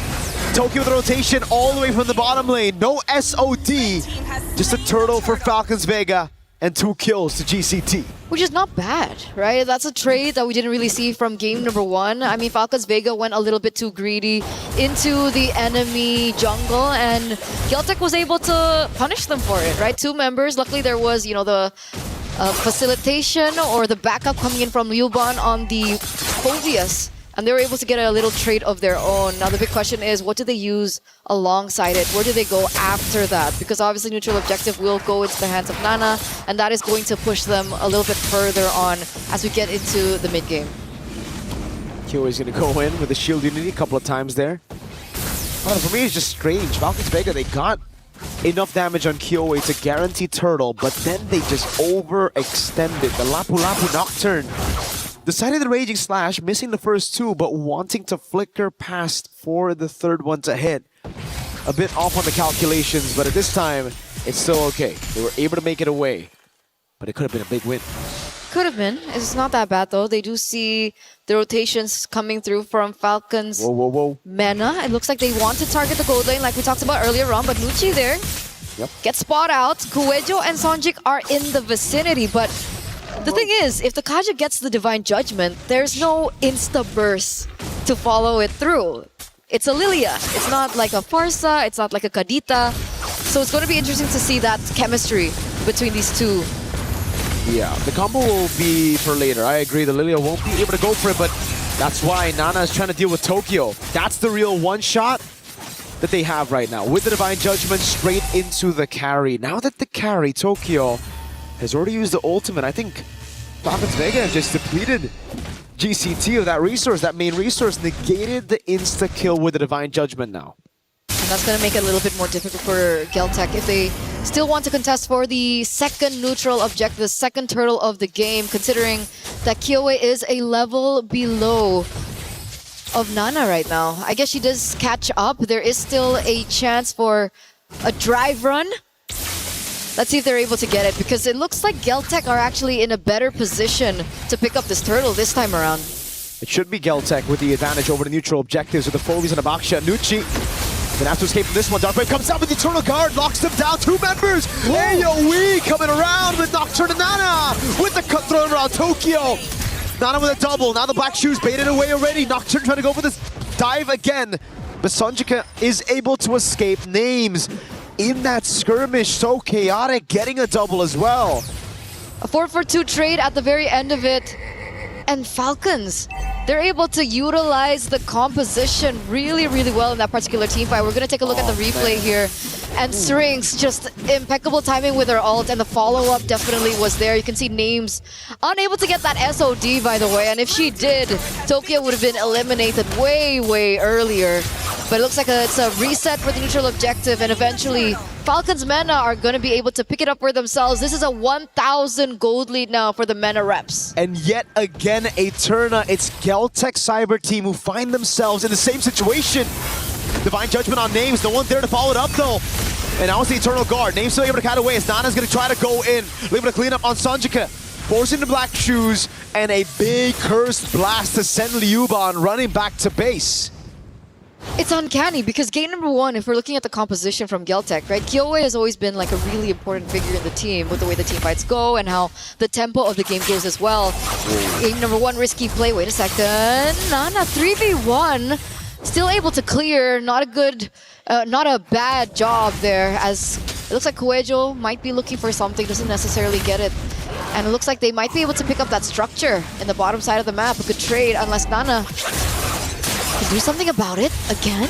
She should be able to clear, but she's got to be careful of Kuejo. Yes, we know there's no Divine Judgment, but the timing is a bit different on their side. Sonjika up top. So it's a turret for turret, but this is still a big problem for Geltec Cyber Team. If you look at their composition, it's the exact same thing we went through in Game 1. It's a composition that should be the one ahead right now. It should be the ones dictating the tempo, looking for picks around the map, and taking away the purple buffs, mainly from Nana at this point. So what do you think went wrong for them? I think they botched that early invade, man. Sonjika not getting level 4 for that first turtle played a big role into Falcons Vega's win. Kuejo didn't want to flicker for that, waited a bit too long and gave Nana the right amount of time to react to it. It seems like GCT, they're hesitating a bit too much. Divine Judgment? It's on Nucci. It's such an awkward skirmish, and the rest of the team, it feels like they didn't want it. It's almost like Coelho just wanted to get a Divine Judgment. The rest of the team called against it. And now it's a wasted Divine Judgment. Now there's no real lockdown to Nana, and they're gonna have to rely on the Phobius. Liubot's bottom lane. Nocturne now with the Bravest Fighter. Zoning them in the back. Law and Order lands on Coelho. 3 turtles to the fanny of Falcons Vega. And it's so big. Nana 2-1 and 3. The Moskov is scaling again. What do they do at this point? Geltech Cyber Team, this is very uncharacteristic of them. I mean, the last time we saw them, they looked sharp, they looked precise, even in the drafts. So they lost that window in the early game. And now there is still a ways in the late game because they do have Tokyo. They still have the carry that scales into the late game. And I feel like that earlier Divine Judgment just really didn't work out. Wait a second, name's Flicker. Gets away, pins them down with the Spear of Misery. Now the rest of the team coming over. She gets out? She does. Donovan's getting punished. Now the Flicker, but it's onto Nucci. They get a kill in the end. The SOD goes wide. Nana now on Liubot. The Dark Wave doesn't land, and it's going to be the trade. XP for Rome in the end. They take what they can. They take what they can at this point. And to continue on the earlier sentiment about the Divine Judgment is that even if they were able to get that Divine Judgment down, there is no burst yet. Tokyo is still very far. Black Shoes already utilized, burnt out.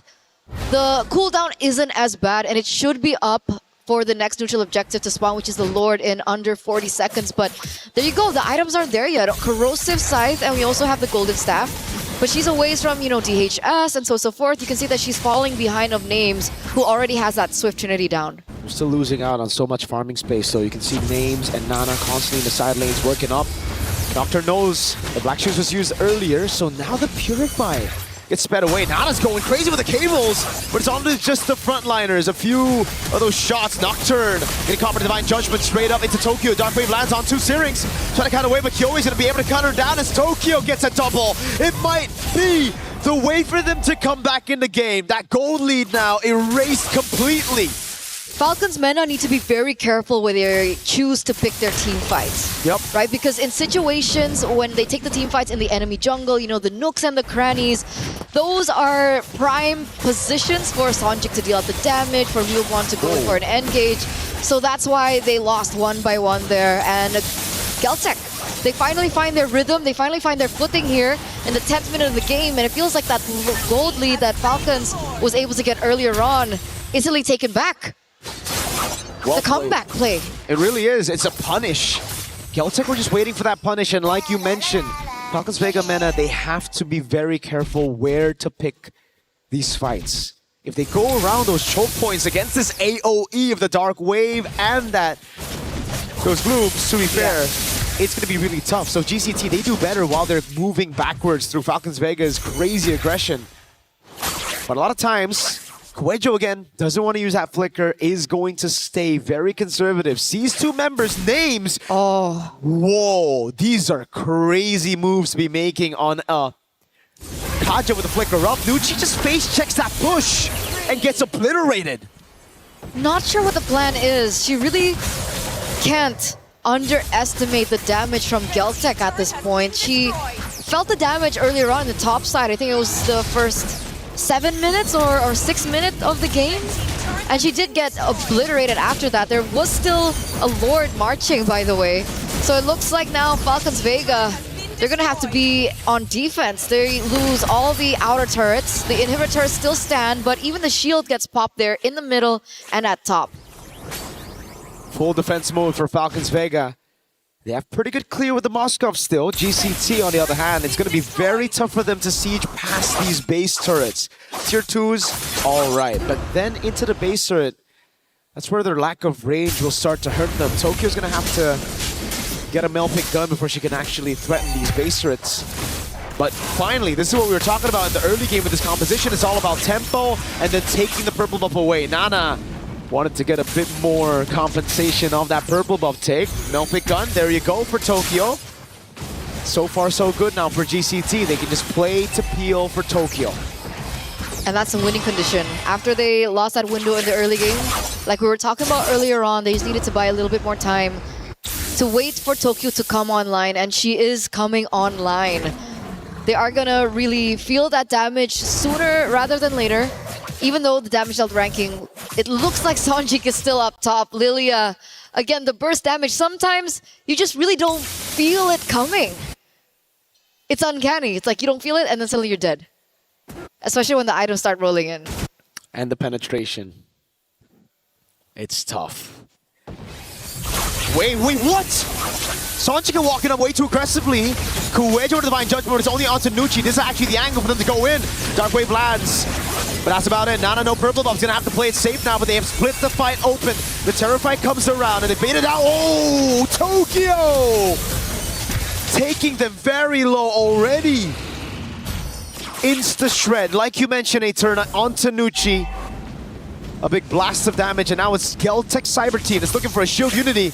Lands onto Nana, but she's able to get the cable in time. Now 5 seconds on the purple buff. GCT looking at the Lord. Uh-oh. The Lord is going to be blitzed. It's going to be shredded down. The SOD hits, but I don't think she wants to take that one. A little too risky, especially with the Divine Judgment still up. Names will not be able to do anything if she gets caught in it. And because of that burst damage coming through already for Tokyo, now Falcons Vega are playing on the back foot. 4,000 gold lead for Geltech here in the 14th minute of the game.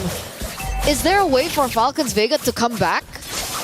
I think the only way right now is for a mistake to happen for GCT around the siege. If they push a bit too far, if they overextend and they overstay their welcome in the siege, Falcons Vega could very easily still come back in the game because it's all about keeping Tokyo safe right now.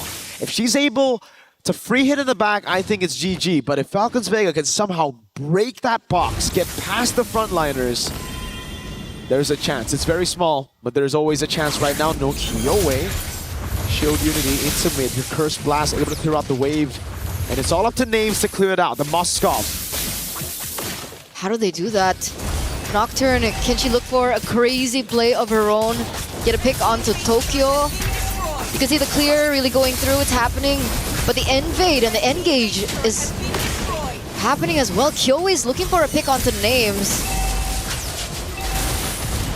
That's about it for the siege. It's mid in the top lane. Now Nucci with the Glorious Pathway, walking up again, trying to go for the stun on Liubon. The rest of the team knows they've gotten what they needed to with the Lord. They're going to try to go for one more here in the bottom lane now. This could be the angle for Kuwejo to flicker in and get a massive Divine Judgment. Rest of the team coming down. Nocturne with the Bravest Fighter. Divine Judgment locks her down, and Tokyo's free hitting. Nana next to the chopping block now as they go for the damage again, but Nana's able to cable away as Nucci pops in Revitalize in time. That was Tokyo with the shred again. It's enough to take her down. Nana with the cables though.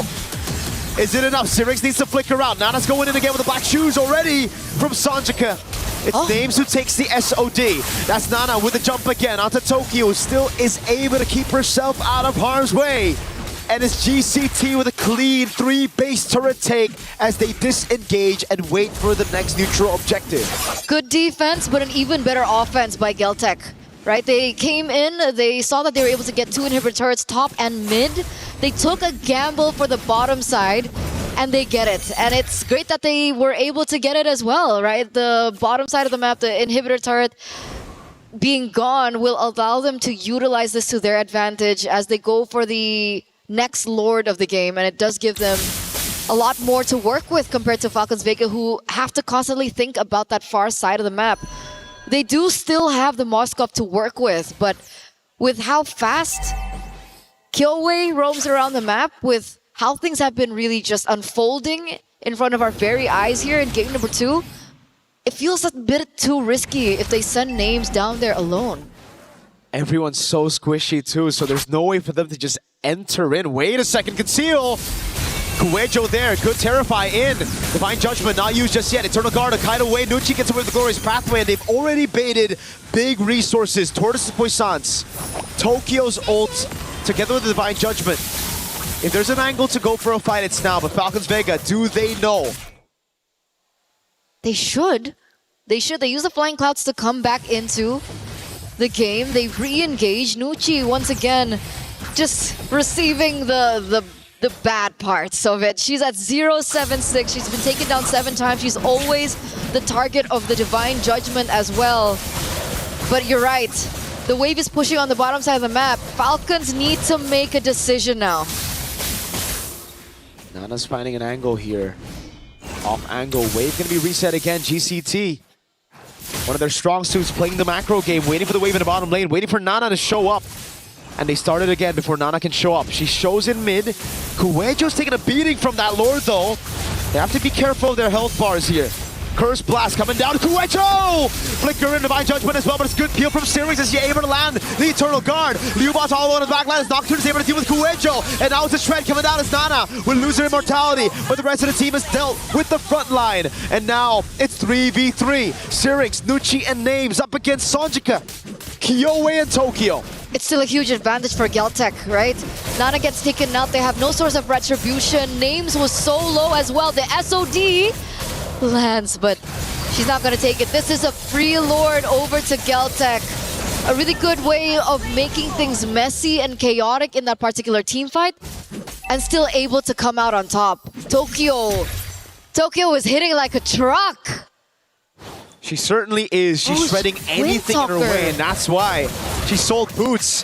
It's Windtalker and Immortality just in case. But the thing is, for Geltec, they don't have 5 members up already just now. Only now do they have them. The Flying Clouds will get them back into this board quicker, but Falcons Vega, they have the advantage of having their members spawn right next to the Lord here. It's into the base they go. They couldn't manage the waves properly, so we're gonna see another delayed end. Falcons Vega have another shot at coming back in the game. But they can do it all over again, right? They can try to go for the exact same thing. Because again, despite the Lord spawning on the opposite side of the map, it's still an advantage for Geltec that they can utilize. But look at this weird rotation from Kuejo as well as Kyowe. They're anticipating for a buff take and they're waiting in the bush there to open up a trap.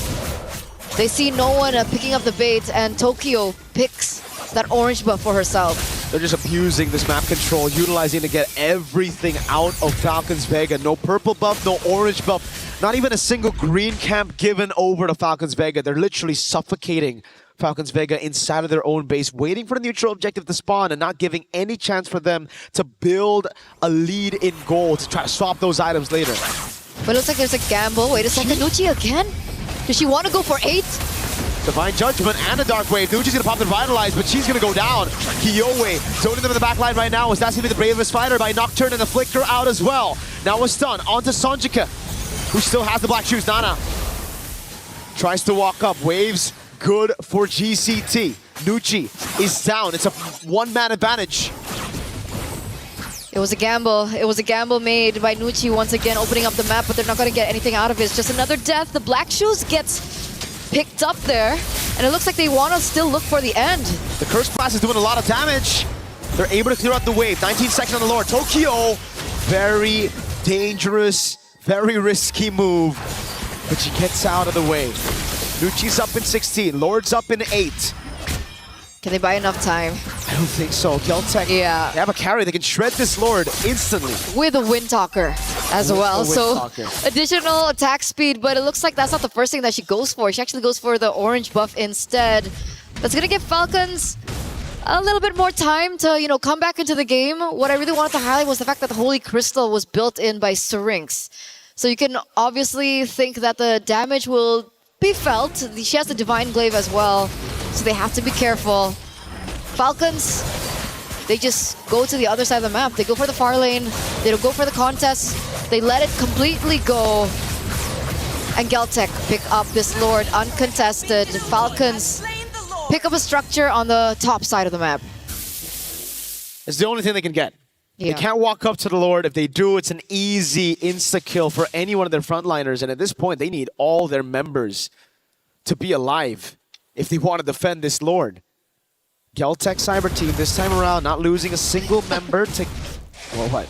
Yeah, 300,000. No, Jesus. Damage taken, rather. Sorry. Not the best game. I mean, feels bad for her. Depending on what kind of roamer you are, this is the best game, right? You want to be taking damage. It's just... That's crazy, dude. 300,000? That's like more than the rest of the team combined. It's definitely a lot. But Mirko, this might be it. This might be game 3. Oh, Divine Judgment lands. Names. Immortality ready. The Rose Gold. It goes through her. Monster kill for Sanjika. Now it's Nana in the back with the cables. Immortality going to be popped as well. Lord Evolve still in the mid lane as Nana buys the Rose Gold Meteor in time. And it's Kyowe to take Nocturne down. Nana again with the cables. Still has the Rose Gold Meteor. Series is right there. But the rest of the team will target it down to bring us to game number 3. A back-to-back game 3 here in the knockouts, ladies and gentlemen. The reset came in clutch for Geltec Cyber Team after their loss from game number 1. They completely turn it around to game number 2, bringing it back to the tank junglers and bringing it back to a surprise Kaja pick, a debut Kaja pick that eventually works out for them in the end. We're back to a best of 1 between both teams. Again, everything is on the line. Elimination match and match point. So we'll see what happens in game number 3. But before that, we're going to throw it over back to the panel. We'll see you after.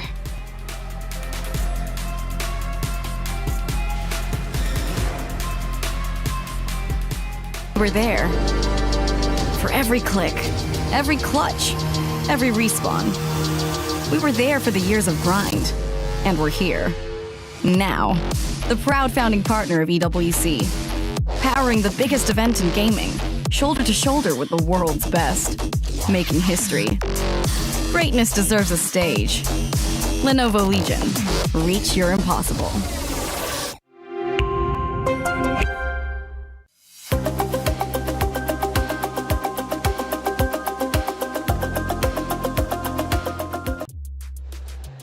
Against all odds, we go 23 minutes for game 2, and Geltec Cyber Team take the win, which means we're going to yet another game 3. The knockout stages has been anything but entertaining. It's been incredible. It's been wonderful, and it's been awesome, and we will continue to go down the line of our quarterfinals, but still, we've got one more game to get through for these two amazing rosters. What changed from game 1 to game 2? Because game 1 wasn't even competitive. You know what changed? The draft. I think the draft was a big part. Leo and I shared some sentiments about that. Really difficult to have a Fanny, a hyper-scaling jungler like that, not being able to be protected well, and honestly, the Vexana pick left me perplexed. Oh, the celebration is in. You said don't celebrate too early. Well, maybe that might be the case for Falcons Mina, but of course, Geltec Cyber Team are also going to get their celebrations in order as well, Leo. It's the opposite of celebrations that fans of Falcons Mina are having, because I had a conversation not just with Joseph. Of course, we have friends out there. Jonas, one of Mena's great names in MLBB, he was asking Leo, why Vexana? Why Vexana? We were saying that it was Geltec who needed to adjust, but they did more than just adjust. They actually optimized their picks. But on the other hand, it's Falcons Vega Mina. I think they got carried away. Coach Koba, why? Why the Vexana? Carried away with the Vexana specifically? Yeah, I think okay, a lot of players say Nana's Fanny is almost the best. Some arguments to be had there, asterisk, but she's good on it. But Syrinx's Vexana. Joseph, when was the last time you saw Vexana in competitive play? And that's the thing. It hasn't been picked up at all in MWI just yet. They decided to go with it. Again, not sure why, because the Vexana works in a really specific way, right? The main thing is you have an Eternal Guard. It's your ultimate. You drop down. You have this extra kind of body on the field. She does have good damage within her first and second skills too, but other than that, it's just not the protection value that you would have got, for example, with an Eve that we were thinking would come up from the draft. Vexana almost has 0 combat resilience. You need so much more than that in the current metagame. Looking at this 23-minute bout once again, names still, the rich guy, she was given everything she needs. It's just, it was too much to ask for that lineup to win. Sonje, the carry, of course you're going to get that kind of damage down when you have a Divine Judgment on. Nucci took so much damage. What was that, 300k? 300k, I have to agree. That's significant. Yeah, that's so much damage to take. All of it. That's all of the damage. All of the damage, indeed. We'll get to look at some of that damage heading into our first clip from game number 2, which went the distance. A far cry from what game 1 was. We're now at the 15-minute mark. We're now approaching the home base. Yeah, a lot of these base defenses that they tried again, you'll see that whole choreography. The Eternal Guard goes down while they deal with the Lord. But it just, again, when you're trapped in this kind of space to work with, once those tools are used up, where do you go from there? You know, and Leo, we were talking about this, especially on some of the later base defenses. It just, they didn't have much of a choice once the tools were gone. Like, what else do we do here? And our Fanny doesn't even have a buff. And that's tough, isn't it? When you get that pressure on, it's tough to come back from. Only few teams have been able to accomplish it and be successful, right, in backing the team away from their home base. Let's look at our second clip, Leo, and start breaking it down from the perspective, obviously, of yourself as an expert of the game. What are we looking at? We're now at 20 minutes, and this was quite the oopsie. Nucci just face-checked into 5 members of GCT, and there's, I can say, about 100 other things that you should have been doing with that Flying Clouds, with this kind of map, and I'm pretty sure they're talking about it now. That's what I hope they're doing, so that we don't see the same kind of result, because no one saw this coming from out of nowhere. It was a draft that shouldn't have happened, with a result that no one was thinking could happen in game 2. Nice suit. Let's go to our third and final clip from game number 2. And I'm sure it's going to be towards the tail end of things. Now 22-32, and the Crystal is at risk of being eliminated. Main point there, Names gets dragged by the Divine Judgment. That's the Kaja ultimate. Once Names is gone, your main point of contention in defending this base are pretty much out of the picture. And Names was such a big part of what their concept was. Other than the Fanny, you rely on, okay, well, we can split push with a Mozkov. We've seen it many times. She's relying on the spears. But once you're taken out of the picture with a Divine Judgment ultimate, you're pretty much gone. We have to appreciate, though, the composure from Galtech Cyber Team to be able to come back after that map 1 loss, because we were thinking, personally, it might be a quick 2-0 series. Not the case here. After all, Galtech Cyber Team didn't make it to this very stage by just rolling over and dying. No, they won and dominated their respective group, winning 2-0, 2-0, and they're coming in with a mission. Game 1 was their very first loss in MWI 2026, so that puts things into perspective. Now it comes down to 1 more game. No more flexing, no more experimenting. If you do, this could as well be your very last chance to do so. I'd hate to see a weird pick from out of nowhere again. We have to stick to the metagame. As Joseph put it, it's one or the other. The Vixana or the Fanny. Pick your lane. But sometimes going with the comfort picks, especially in stressful situations, seems to be the way certain teams end up going. But the question is, Naisu, who would feel uncomfortable going into this game 3? I mean, they've both been neck and neck. They have, and I would say that's the nature of the competition, right? For all of this, for all our competitors here, for all the female athletes competing for that championship, and to potentially get to the grand final, you're going to feel the pressure. Now, do you crumble under that pressure, or do you rise above it? And both these squads now have that opportunity to do so in game 3. I think there's a... And look at the pop-off, by the way. Big victory, slamming the table. Ooh. I love the celebration, but also the sigh of relief right after that celebration, thinking, oh, we finally did it. Okay, we're going to a game 3. We still have a chance. After the dopamine and adrenaline hit, I'm pretty sure there is a valid reason for both teams to actually be just as confused. Number 1, for Geltech, why would they do the Vixana? That did not feel like a real game. And by the way, if you feel like you can predict our tournament winner, scan that QR code and get involved. And let us know if you did it out in the chat. We'd love to hear from you. And more importantly, who did you end up going with? Are you so bold to make that prediction yourself? A lot of great things, though, happening, of course, on the stage as the ladies once again are getting set up for now a finale. Final map, best of 3 going to map number 3. They've gone tit for tat. Now, map 1 again was a dominant form for Falcons Mena. Map number 2, went the distance, but Galtech Cyber Team looked in control.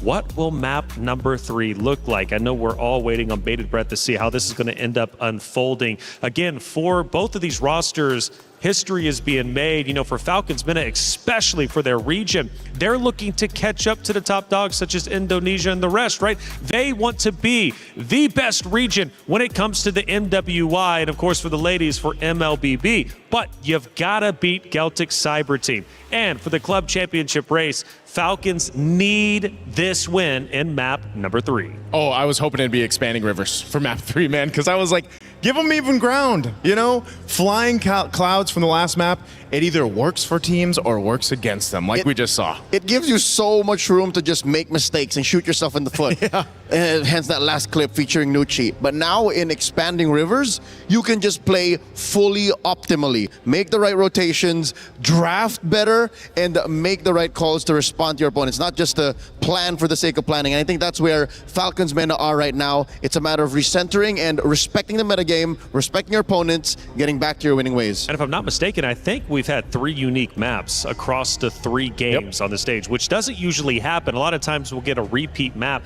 This time we're keeping it fresh, and we're going to go into this blind. We don't know how it's going to end up unfolding, but at least we get to see the pick of bands. And Falcons MENA are going to be on that blue side, so they got the priority. Bands kind of adjusted here too. Paquito, Matilda, Marcel being banned out by Falcons MENA on the blue side. Over on the other, Belric, Carmilla doing the due justice here. What's the last one you want to take out? Do you opt for one of the gold laners right now, the carry maybe, or something else here? Carry, Freya, still Esmeralda, out there. Sora. Could this just be also a time to take Baksha first pick blue side because of Expanding Rivers also? For Falcons MENA, yes. Yeah. That or Esmeralda. But I think Celtic could ban that too. Instead, it's the Gourd. So yeah, Falcons MENA, Coach Koba has 2 solid pickups here, maybe 3. Moskov, Baksha, and Esmeralda. Those are his, I'd say, 3 priorities. Because whatever you don't take from one of those top 3 is definitely going to go to the other side. There's at least going to be one over there. The least of which is the Moskov. Yes. I don't know, man. Maybe lock in the XP lane, right? Get Nocturne going here. Allow you to have that power play in the XP lane. I think that's why you really take your time up to this point as Game 3 is so crucial. So obviously still waiting for the first pick here, and Baxia, I guess, is one at the top of your list that we're wanting to see. And that would be a big move coming out from Falcons MENA, and it is going to be a Moskov. Wow. They're still leaning on names. The Moskov for names, man. Now, you think it's a comfort pick more than anything? Oh, 100%. You know, even granted how the previous game went, I think still names has been phenomenal on the Moskov, and there's a reason why they pick it up first. More than a comfort pick, it's a power pick. Yeah. She is the Pharaoh Spear. She is. The tip of the blade that might make Celtic bleed finally and just lay down and take it. Them or Falcons get shot out of the sky, one or the other. So the answer here is, do you pick up a Belric Baksha? Do you go, oh wait, no, Belric's banned out. Valentina, Baksha again, maybe? Just because, again, it allows you that space to work with in the jungle, but they'll take up the carry instead. I think this is a clear tell from Celtic that we're not banning the Sora. Make my day. Pick it. We're going to answer to you. And the Baksha, they get away with it. They can actually still, no. You know what? It's a 50-50. I think Baksha going into a carry can still win. I'm not fully against it. Yeah, neither am I if it ends up being that case. And I think Falcons MENA, they're the decision here after they already picked up the Moskov is they could do Baksha, then they're mid, or Baksha and then go with a roam. Esmeralda still being open, but they'll take the Hylos again. Okay, there's nothing. Like, even the last game, I know it didn't look too great for the Hylos in the hands of Nucci, but yes, she took a lot of damage. She kind of had to do that for the team, and they go the Sora. No, mind you, the Valentina's on the other side. So I think we're seeing 2 sides of the same coin here. They're both power picks and comfort picks. Has to be. And then this is, I'm sure, a conversation that Nocturne has had with Coach Koba saying, I know there's a Valentina, but Coach, trust, we can do this. Hoping for no Vixana. I was going to say, so you're at that point where it's down to the one game. Give us our comfort. Our tournament lives are on the line. let's just do that. Why not? I think comfort picks at this point might actually be a smart play because, like it was brought up earlier on the desk, if you don't have to really worry about playing around the hero, you just know how it works inherently. I mean, that's a comfort in its own right, especially going into a Game 3. Definitely so. Atlas is going to be one of the main picks that we've seen in the Roam work so far throughout the current meta. Yep, he is a rising tide. The buffs over the past couple of patches have done well to make this bombastic setter really make an impact in the current metagame. Going into the bans, attack the mid lane. I'd say given the, bold decisions Falcons made, you still have to watch out for that mid pick. Take out the... I don't think you want to take out the Eve. You want to give more to the Valentina. Take out the Lilia? Take out the Lilia? Yeah, no, take out the Lilia. Yeah. Since they already took out one of the main pickups, that Gord, they'll take out the Alice. Lilia next. This is so weird. Why the Alice? There's no... Wait, Alice jungle. I was going to say Alice jungle. Ah. That's the only other caveat there since the Sora is in play. Alice jungle. Because, I mean, it's not often that we see it. We actually thought we might see it in the previous one, but... It already won. Yeah, already won. What else do you want to go here? At least for Falcons meta to take off the XP lane. I think they're still going to hone in it. They go with the Guinevere. Also a solid jungle pick. Jungle. So it's both. 2 birds with 1 stone. Galtech, this has to be a mid. I'd say. Mid lane? Yeah. Go with the mid lane ban. At least to, I don't know, like you said, you can just leave the Eve open. You can let the Eve go through. Yep. I think it'd be to Galtech's benefit because they'll have so many more options. Okay. Take out the Fanny. You mentioned about Nana's Fanny in the previous one. I think it would have gone a lot different if, again, the composition was a little bit different because Falcons meta need that support if you're going to pick up an assassin jungler. So now that the Fanny's gone, I wonder if they're still going to opt for that.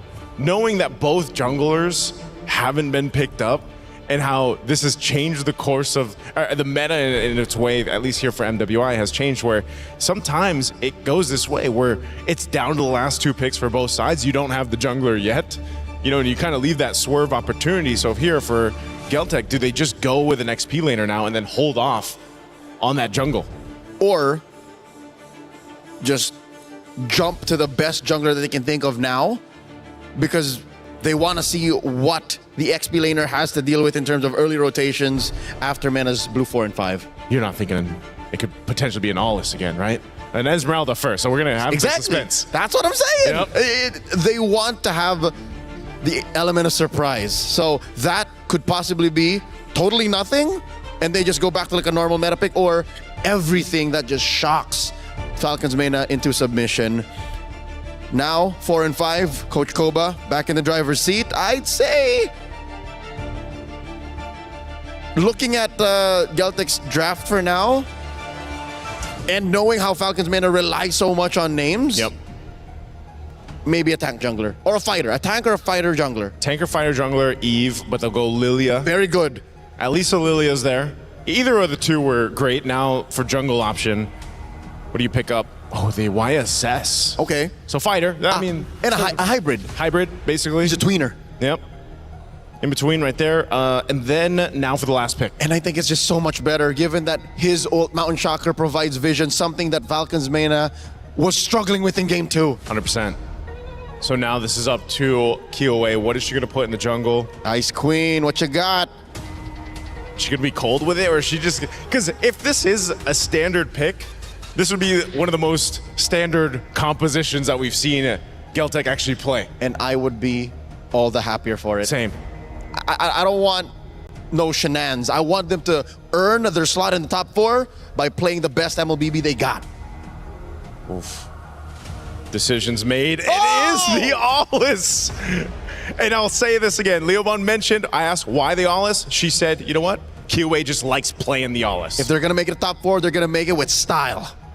Celtic Cyber Team, their key was at risk of being crushed. It still very much is. However, their chances are a lot better as they force a game number 3, putting the pressure back onto Falcons Mena, who is once again trying to achieve history. They've already done so, but do they want to end in quarterfinals or progress forward to semis and therefore closer to the trophy? It's up to them to decide. Miracle, Eterna, let's finish this story. And finish the story we shall. Ladies and gentlemen, welcome to game number 3, the final game of this best of 3 series between Team Falcons Mena and Celtic Cyber Team. Tournament lives are at stake. Keys are going to be crushed after this. The question is, who will move forward and who will have to bow out? We're going straight into this with a very signature and unique Aulus for the Ice Queen. It's just so weird to see the Aulus, but it's already something that we've seen from Kiyoi, right? She won on it too. It was with a Hanabi, I remember. It was kind of a crazy game. It's just give it up to Coach Osprey and the Celtic Cyber Team girls to pull off a pick like this and a Hanabi. Looking at the emblems though, nothing too crazy. Nucci already maybe suffering the same fate as the previous game, but Liubon's taking a beating. Has to flicker out. Nocturne. Cancel that regeneration. Flicker for Revitalize. A win for Falcons Vega. So she still gets out this time around. I think her last KDA was 0-8 something. But she got punished a lot, and I think the panel also mentioned it, right? She was struggling with visibility. She couldn't see around the map. So it does make sense that the YSS comes through, gives her the opportunity to help out Nucci in that respect. She was the highest damage taken earlier on. Had to chuckle a little. And not because it was funny, it was just, man, what a fate. Must have not been as easy for Nucci, and hopefully this time around it will be different for them. But as it stands, still at a 0-0, no one has been able to get any pickoffs so far. Yep. A slower game. They know what's at stake. They're literally fighting for their tournament lives still here. 1-1. It's all or nothing. Nocturne first onto the XP Crab. This is going to be a big battle for the XP Crab because whoever gets it first, they get pure tempo over the turtle. But it seems like Liubon doesn't want to go for it. Kuejo baits out the Mountain Shocker. That was Kiyoi with the walk-up. Gets covered in the Mountain Shocker. This could be the chunk of damage they need to start the fight. Sanjika with the steel in the black shoes. Now it's Liubon. Getting a bit of damage. Kiyoi having to use the ultimate to get out of harm's way. Sanjika now holding the position. Splashing a bit more damage. Nucci with the Revitalize. Taking a heck of a lot of damage. Toki with the rotation. Nocturne diving in. First blood. The SOD lands as well. This could very well be a 5v5 as Nocturne takes to the skies. Very well. No! It's terrified. Cancelled out. Nana gets the turtle. It's level. 2 kills for a kill and the turtle. Huh. They went in for the re-engage. Eventually it does pay off because they do get 2 kills because of it. And it feels like a similar story from Game 1, Game 2, right? Falcons being able to get the neutral objective first. Celtic being able to get the team fights, and usually they're able to capitalize over that with another domino effect around the map. But so far, again, still very equal on the board. Nana, though, I didn't expect that much damage from YSS early game up against the Aulus. It's so tough when you get chunked like that, right? You're built for CC immunity and long team fights, but when you just get bursted at the start of the fight, when you're down to a quarter of HP as an Aulus, it just gives over the neutral objective for free. Luckily, the rest of the team, Sanjika, definitely the MVP of that fight, coming back into the fight, rotating over, getting space, and then Tokyo, always rotating quicker than names. Certainly going to be a big problem as we get into the later stage of the game if Tokyo is this active. There's no one on the side of Falcons Vega that can really zone Tokyo. That was why, you know, the Yeeve could have been an answer. The Mountain Shocker now opened up. Nana caught the perfect match. Thrown back again in the rotation instantly from Kiyoi on the Aulus. The SOD this time doesn't land. Nocturne with the shifting skies. Lands it on Sanjika, but she has the black shoes. Stunned up constantly. Oh, few recalls. Sanjika's feeling it. Spear of Misery into the CC immune. It's still so close. 50-50 in the mid lane. Flicker out. Syrinx with the black shoes. A win in the mid. 13 seconds for the next neutral objective. And it does seem like it should be Falcons Vega with tempo. It's a battle of micro, it's a battle of macro, it's a battle of flare as well in that mid lane. Both took Black Shoes out, and luckily both of them were still able to escape with their lives. But with that being said, it's another reset as both teams are going to be corralling against the next neutral objective. You can see that Kuejo is already in position. Unfortunately, the Fatal Links isn't there just yet for her to utilize. Sonjik as well with the IMU doesn't have anything prepared. So we'll see exactly how this falls down because Nucci is already there. She knows where the positioning of Liubon is. But I think Kyoe has the better grasp over the turtle. It's all up to Kuejo to find a big set. She doesn't have the flicker, but she's waiting right in there for the legs! A massive combo! Kyoe running it down as well. The SOD lands, but Kyoe still able to survive right now as Nocturne's gonna get taken down. Names just teleported straight into harm's way! Kyoe and Tokyo running them down. Sonjika gonna be taken out, but Shu Bond is still there, chasing Nucci away. Nana's out of the fight. Nucci's getting chased by Liu Bond under the turret. This should just be a kill, a falling Star Moon to take Nucci down for the first time in this game. Sorry, rather the second. A 4-4-2 trade, and unfortunately it was Kyoe that was able to pick up the neutral objective as well. It was a big Fatal Links, a really good initiation play coming in from Kuejo, and everyone collapsed over that really, really well. Falcons are now on the back foot here in the first 6 minutes of the game. You can see the gold gap instantly take its place. 1,000 gold lead and counting. And they were able to pick up a structure in the top side as well. Things are not looking good for Falcons men. Sonjika and Kuejo, redemption from the previous games, especially for Kuejo. On the Kaja Gunshai here, on the Atlas, she's just running with it. Perfect match lands. Fatal Links. Whoa. What the heck? That was Nana with a traceless forward. Luckily, the rest of the team was there to help her out. But this could be a tragic day for Falcons. Hey, Turner, just earlier, Falcons ID sent home by Vitality. Falcons Vegas started off really strong with game 1, but game 2 slipped out of their hands. Then we have a game 3 where Geltec Cyber Team, for the first time in the series, hold a lead at the start of the game. They came in this knowing that Geltec was a strong foe. They wanted up again, but that's the Fatal Links. Baiting out the Purify, shift these guys by Nocturne, delaying the skirmish a bit. Nana with a rotation as well. Nocturne just walks into it.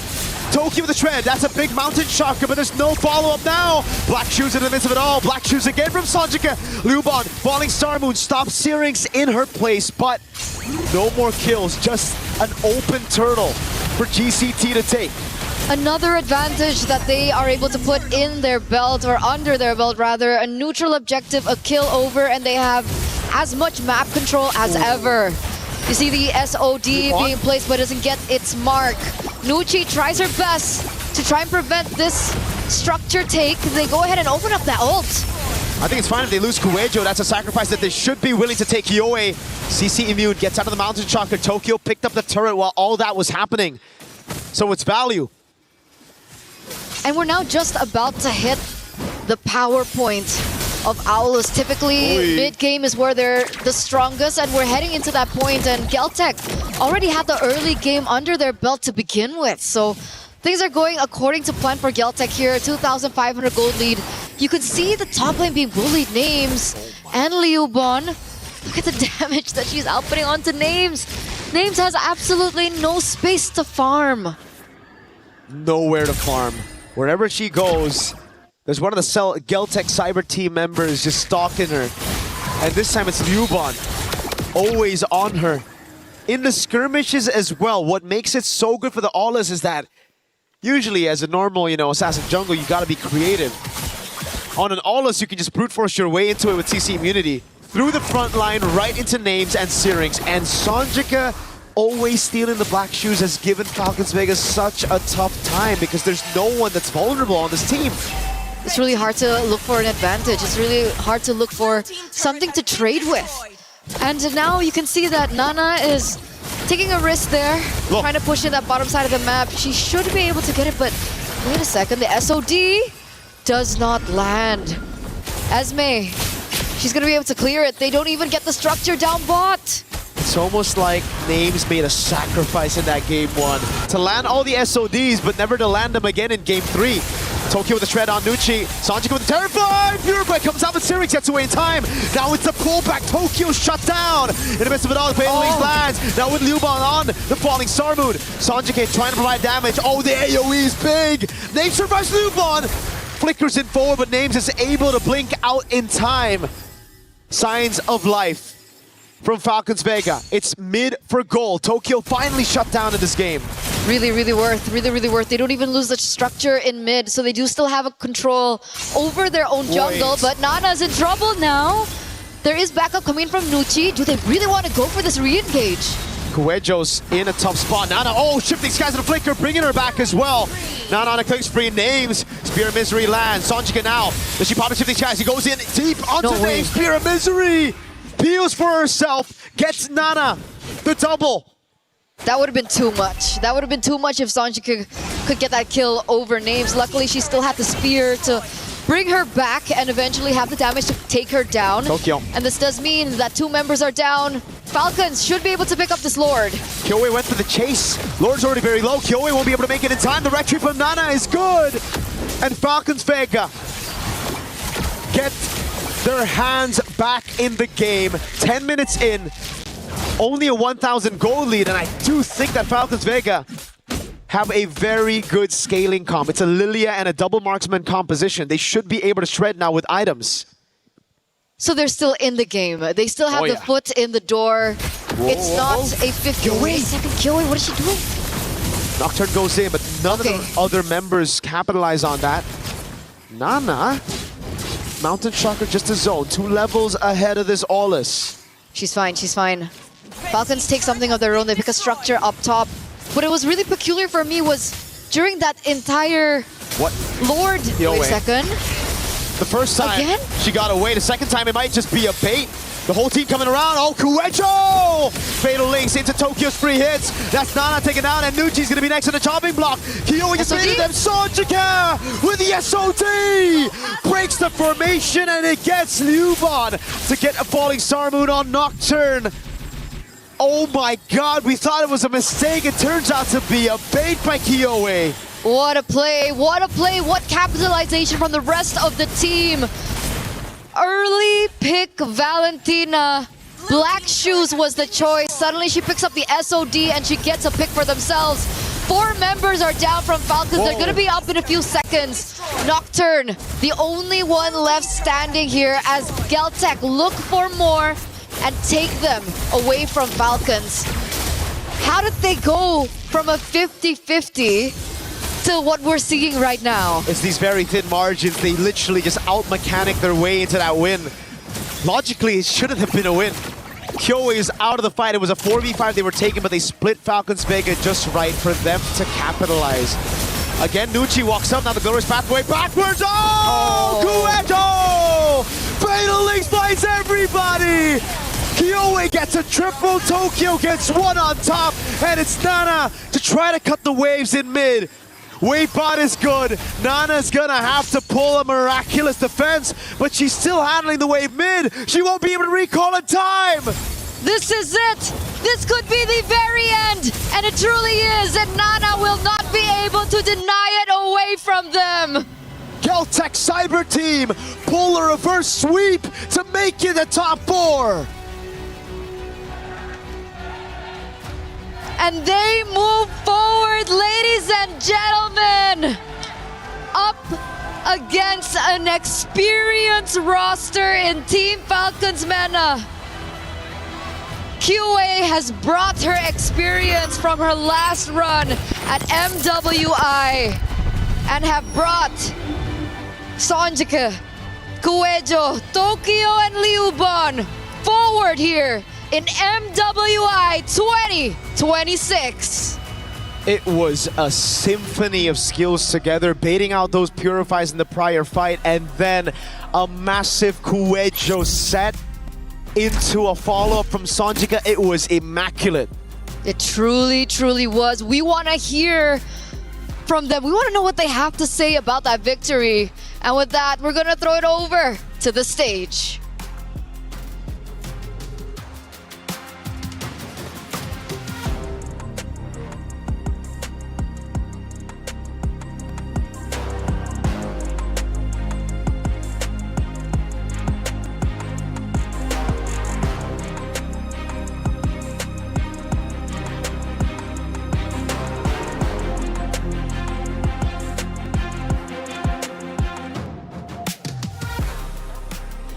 Matthias, congratulations. And now Galtech Cyber Team has secured their position over in the semis.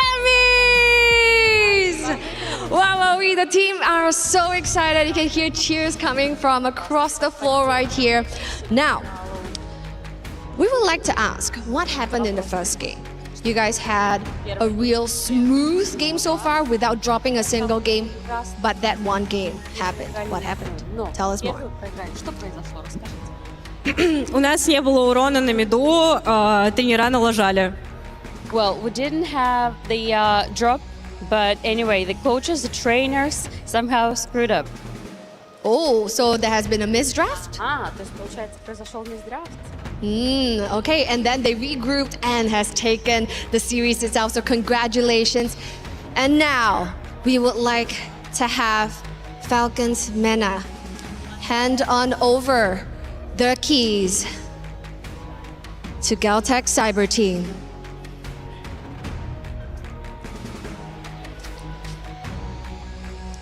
You fought valiantly well. Thank you, and your journey ends here. So now that you have the keys of Falcons MENA in your hands, how are you feeling right now? Ну, тяжело немного. Well, a bit heavy they are. You guys are really happy. You know what will be even happier? When you hear that pop. Congratulations one more to Galtech Cyber Team. Take your walk of victory!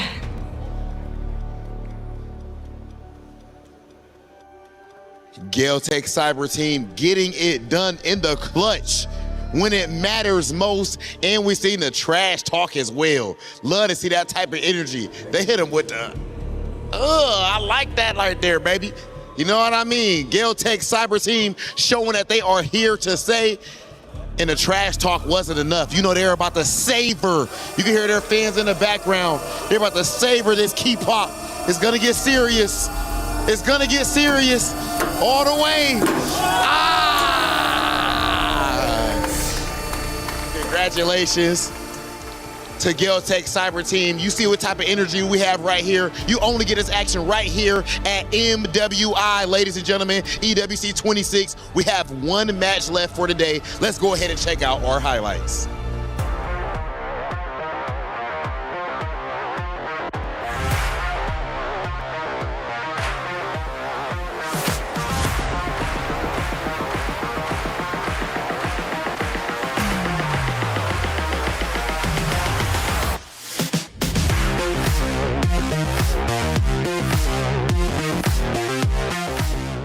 Is in our DNA.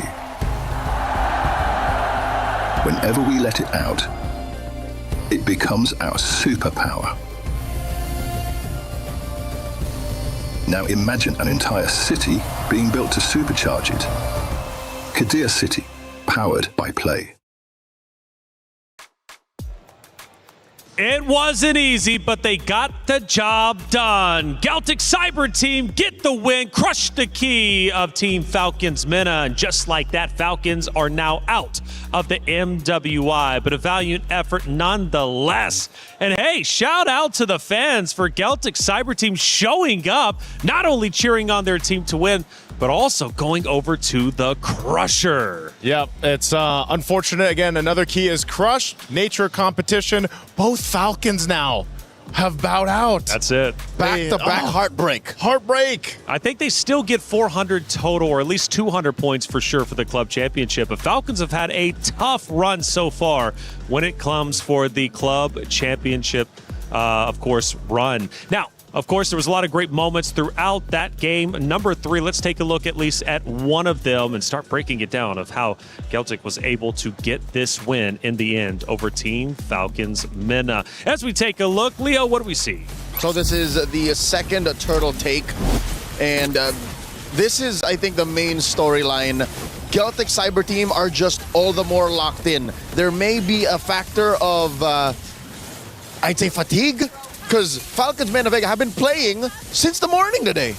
That's true. They have, and they've had to go through the ringer up to this point. So endurance, that mental endurance, is something we always talk about here with our esports athletes. You have to, right? And you're right. They are, in fact, athletes. It's not easy to stay mentally composed, really. You have an early call time, you come in, and now you're playing this late in the day, but that is the nature of competition. Let's take a look at our second in-game moment. And we'll start to notice, I'm sure, Geltec starting to win this ultimately, 12-34. We actually have another battle taking place just outside of the base. This definitely looks like leftovers from the engagement patterns from game number 2. Nucci, far away from home. I'm looking at Nana. What was the plan? I'm sure the Mountain Shocker was there to be used. How could you not have told that there were going to be a kill squad nearby? How could you not be told that? Well, communication is key. They move on in, they destroy the crystal, and ultimately take the win in just 13 minutes. And we did get some insight as to what happened in game number 1. Well, Naisu, it seems like it was a bit of a hero mismatch, maybe a misplay on their part. Yeah, it comes down a lot of the times we hear from the interviews and even our own kind of sentiments. The draft is so important in the nature of MLBB, the competition here. But also, too, again, I was wondering, would we see that Ollis in the hands of Kiowe go through? They leaned on it, and this time, again, it works out. She's the only player now to bring out this Ollis twice. Oh, wow. And by the way, casters were getting into it, and they were getting loud. Let's take a look at how they looked during those casting moments. Fire. What? Lord. Wait a second. The first time Again? she got away. The second time it might just be a bait. The whole team coming around. Oh, Kuecho! Fatal links into Tokyo's free hits. That's Nana taken out, and Nucci's going to be next on the chopping block. Kyoe just raided them. Sonjika with the SOT! Breaks the formation, and it gets Liuban to get a falling Star Moon on Nocturne. Oh my god, we thought it was a mistake. It turns out to be a bait by Kyoe. Mirko and Eterna have been bringing the energy throughout all of our best of threes that we've watched for the past 2 series, and they've got one more to go. But make no mistake about it, they are giving their all. And Eterna was giving some dance moves, I think it was at the beginning of that clip. It's like, was it like this? Something like that. Something like that. You know, hey, us as casters, when we're in the heat of the game, that's right. We can't help it. We do what we do, and don't ask any more questions. This was a great series. Falcons Mena to celebrate them. Again, making history for their region. It was a tremendous deal that they made it to the knockout stage. Yes, they fall short from what they wanted. Everybody wants that championship, but only one team can get it. And now, Geltec Cyber Team are in true dark horse territory. Much like their counterparts in the men's division, they are the pride of ECA, and they can legit just upset almost anyone, especially in best of 5. Ooh, that is a big talking point. We brought it up at the beginning, right? EECA, maybe an underrepresented region now looking to make headway and join the likes of Indonesia and the rest of them out there. And they very well could do so, because now they are officially top 4. Top 4 secured right now. And yes, a big representation for the ECA region is something that they can hold high. Because top 4 against some of the best teams right now currently in MWI, let's see how they compete in the days to come. That's right. We'll have to see. Oh no, the disrespect after winning, the crying faces. And you know what? Well deserved. We love when personality is shown out there on that stage. No hate, of course, towards the other roster. It's all love at the end of the day. But in the heat of the moment, sometimes you just gotta emote on your opponents after getting a big win. And speaking of emoting, maybe we'll have that coming up. From what I'm hearing, Damascus and Trev were roaming around, and they got into some crazy business. All right, we're on the EWC venue. There's plenty of stuff to do for the competitive minds like us. We played basketball yesterday. We're going to play some more, Trav. Yeah, we're cooking. We're going to do this the reactions game here. It's going to be Hollywood Rob TV up first. Hollywood Miles Morales, he said. Listen, give it a try. Let's take a look. How much does he catch? I don't think he's going to do too well, and he's been doubting it as well. No. He's obviously got a little bit of a lower sense. Bro, he's a fighting game player. Oh, he didn't even see the first one. All right, that's not bad. Yeah, he touched it at least, but no. Oh, no. He's adapting. Close enough. Brother. Bro, he's not even seeing him drop. Peripheral vision is cheeks. No. No, this is... Come on, this is easy now. There aren't many. I don't even want to laugh because I know I'm going to do bad as well. Hey, he got one. Bro, I guarantee you this is so much harder than it looks, bro. What if he catch the first one? That wasn't a bad reaction. That wasn't bad. Oh. 0-2. Oh, he got one. Oof. Yo, he's doing good, though. The peripheral vision's working. His peripheral vision is really good. Oh, that feels like it should have been one. Oh, did he catch that? Oh, he did. That's two. Oh. Oh. Yeah, there we go. Man, this is going to be a 4.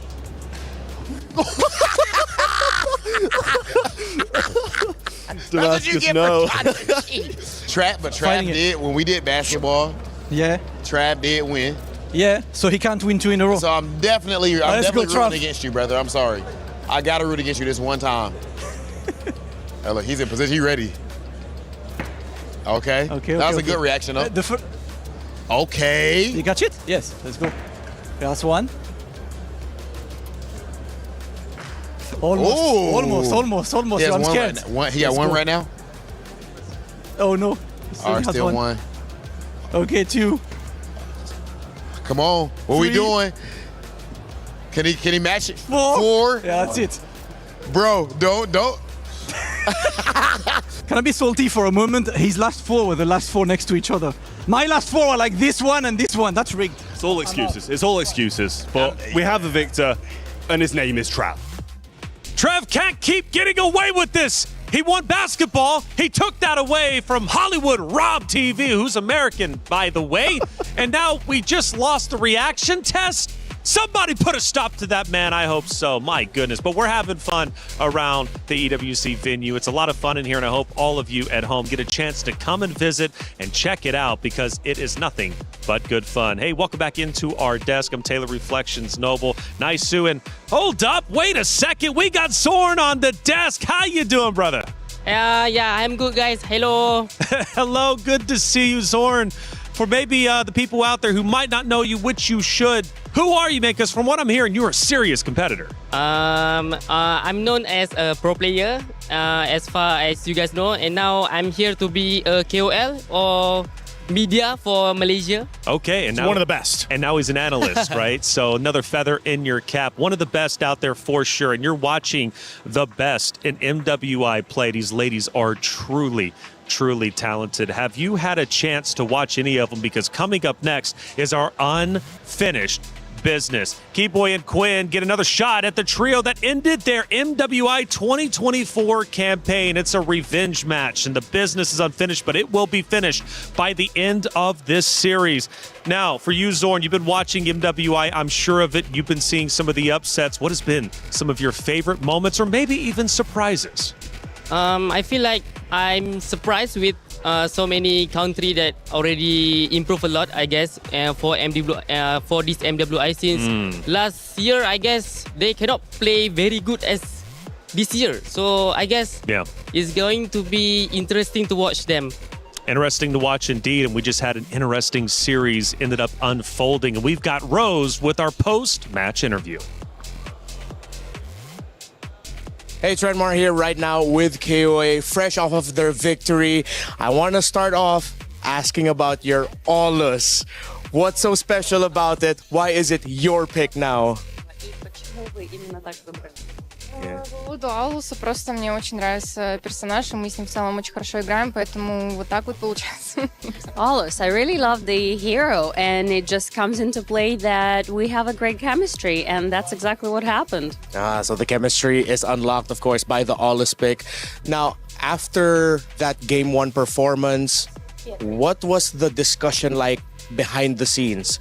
Were you more emotional and trying to motivate each other? Or were you more calculated about how you would make the comeback? Ну, нам сказали, что мы сумасшедшие в очередной раз. Наш тренер сказал, что мы, просто энергия и идем до конца. У нас начинается вечерняя немножечко, как это сказать, шиза, типа, и мы в целом берем все в свои руки. Well, you know, our coach told us, as he does multiple times on repeat, that we are crazy.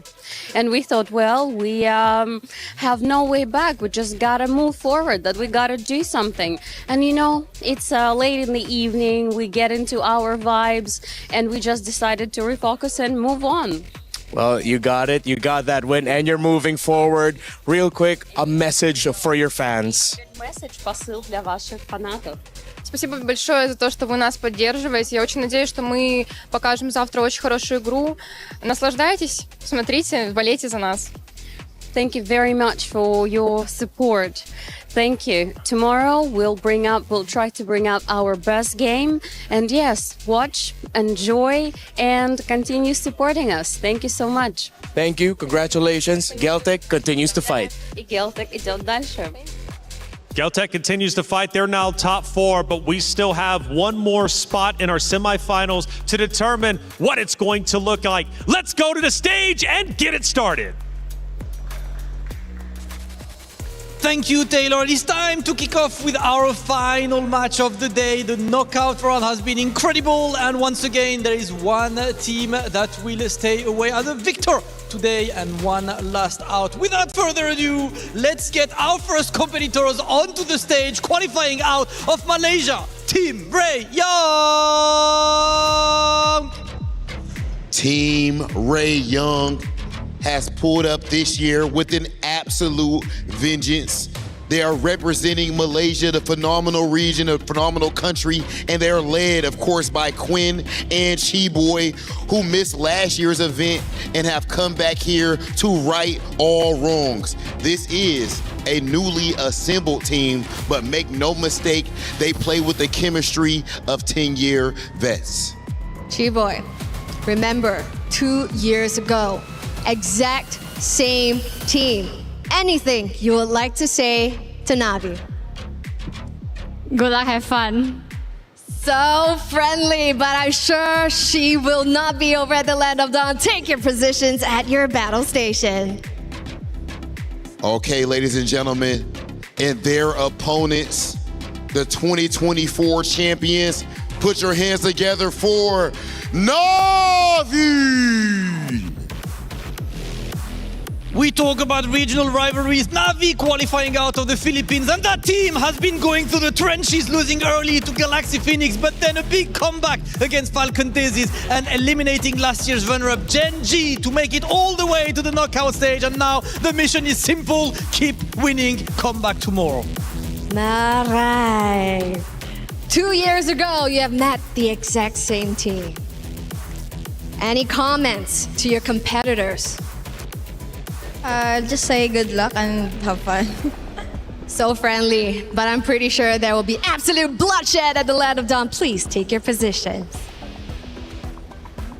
And here's a story for you.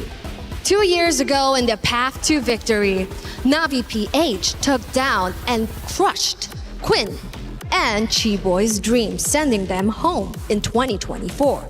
Now, 2 years later, a revenge arc in the making. This time, they stand before Navi PH without dropping a single game. On one hand, it seems they look ready.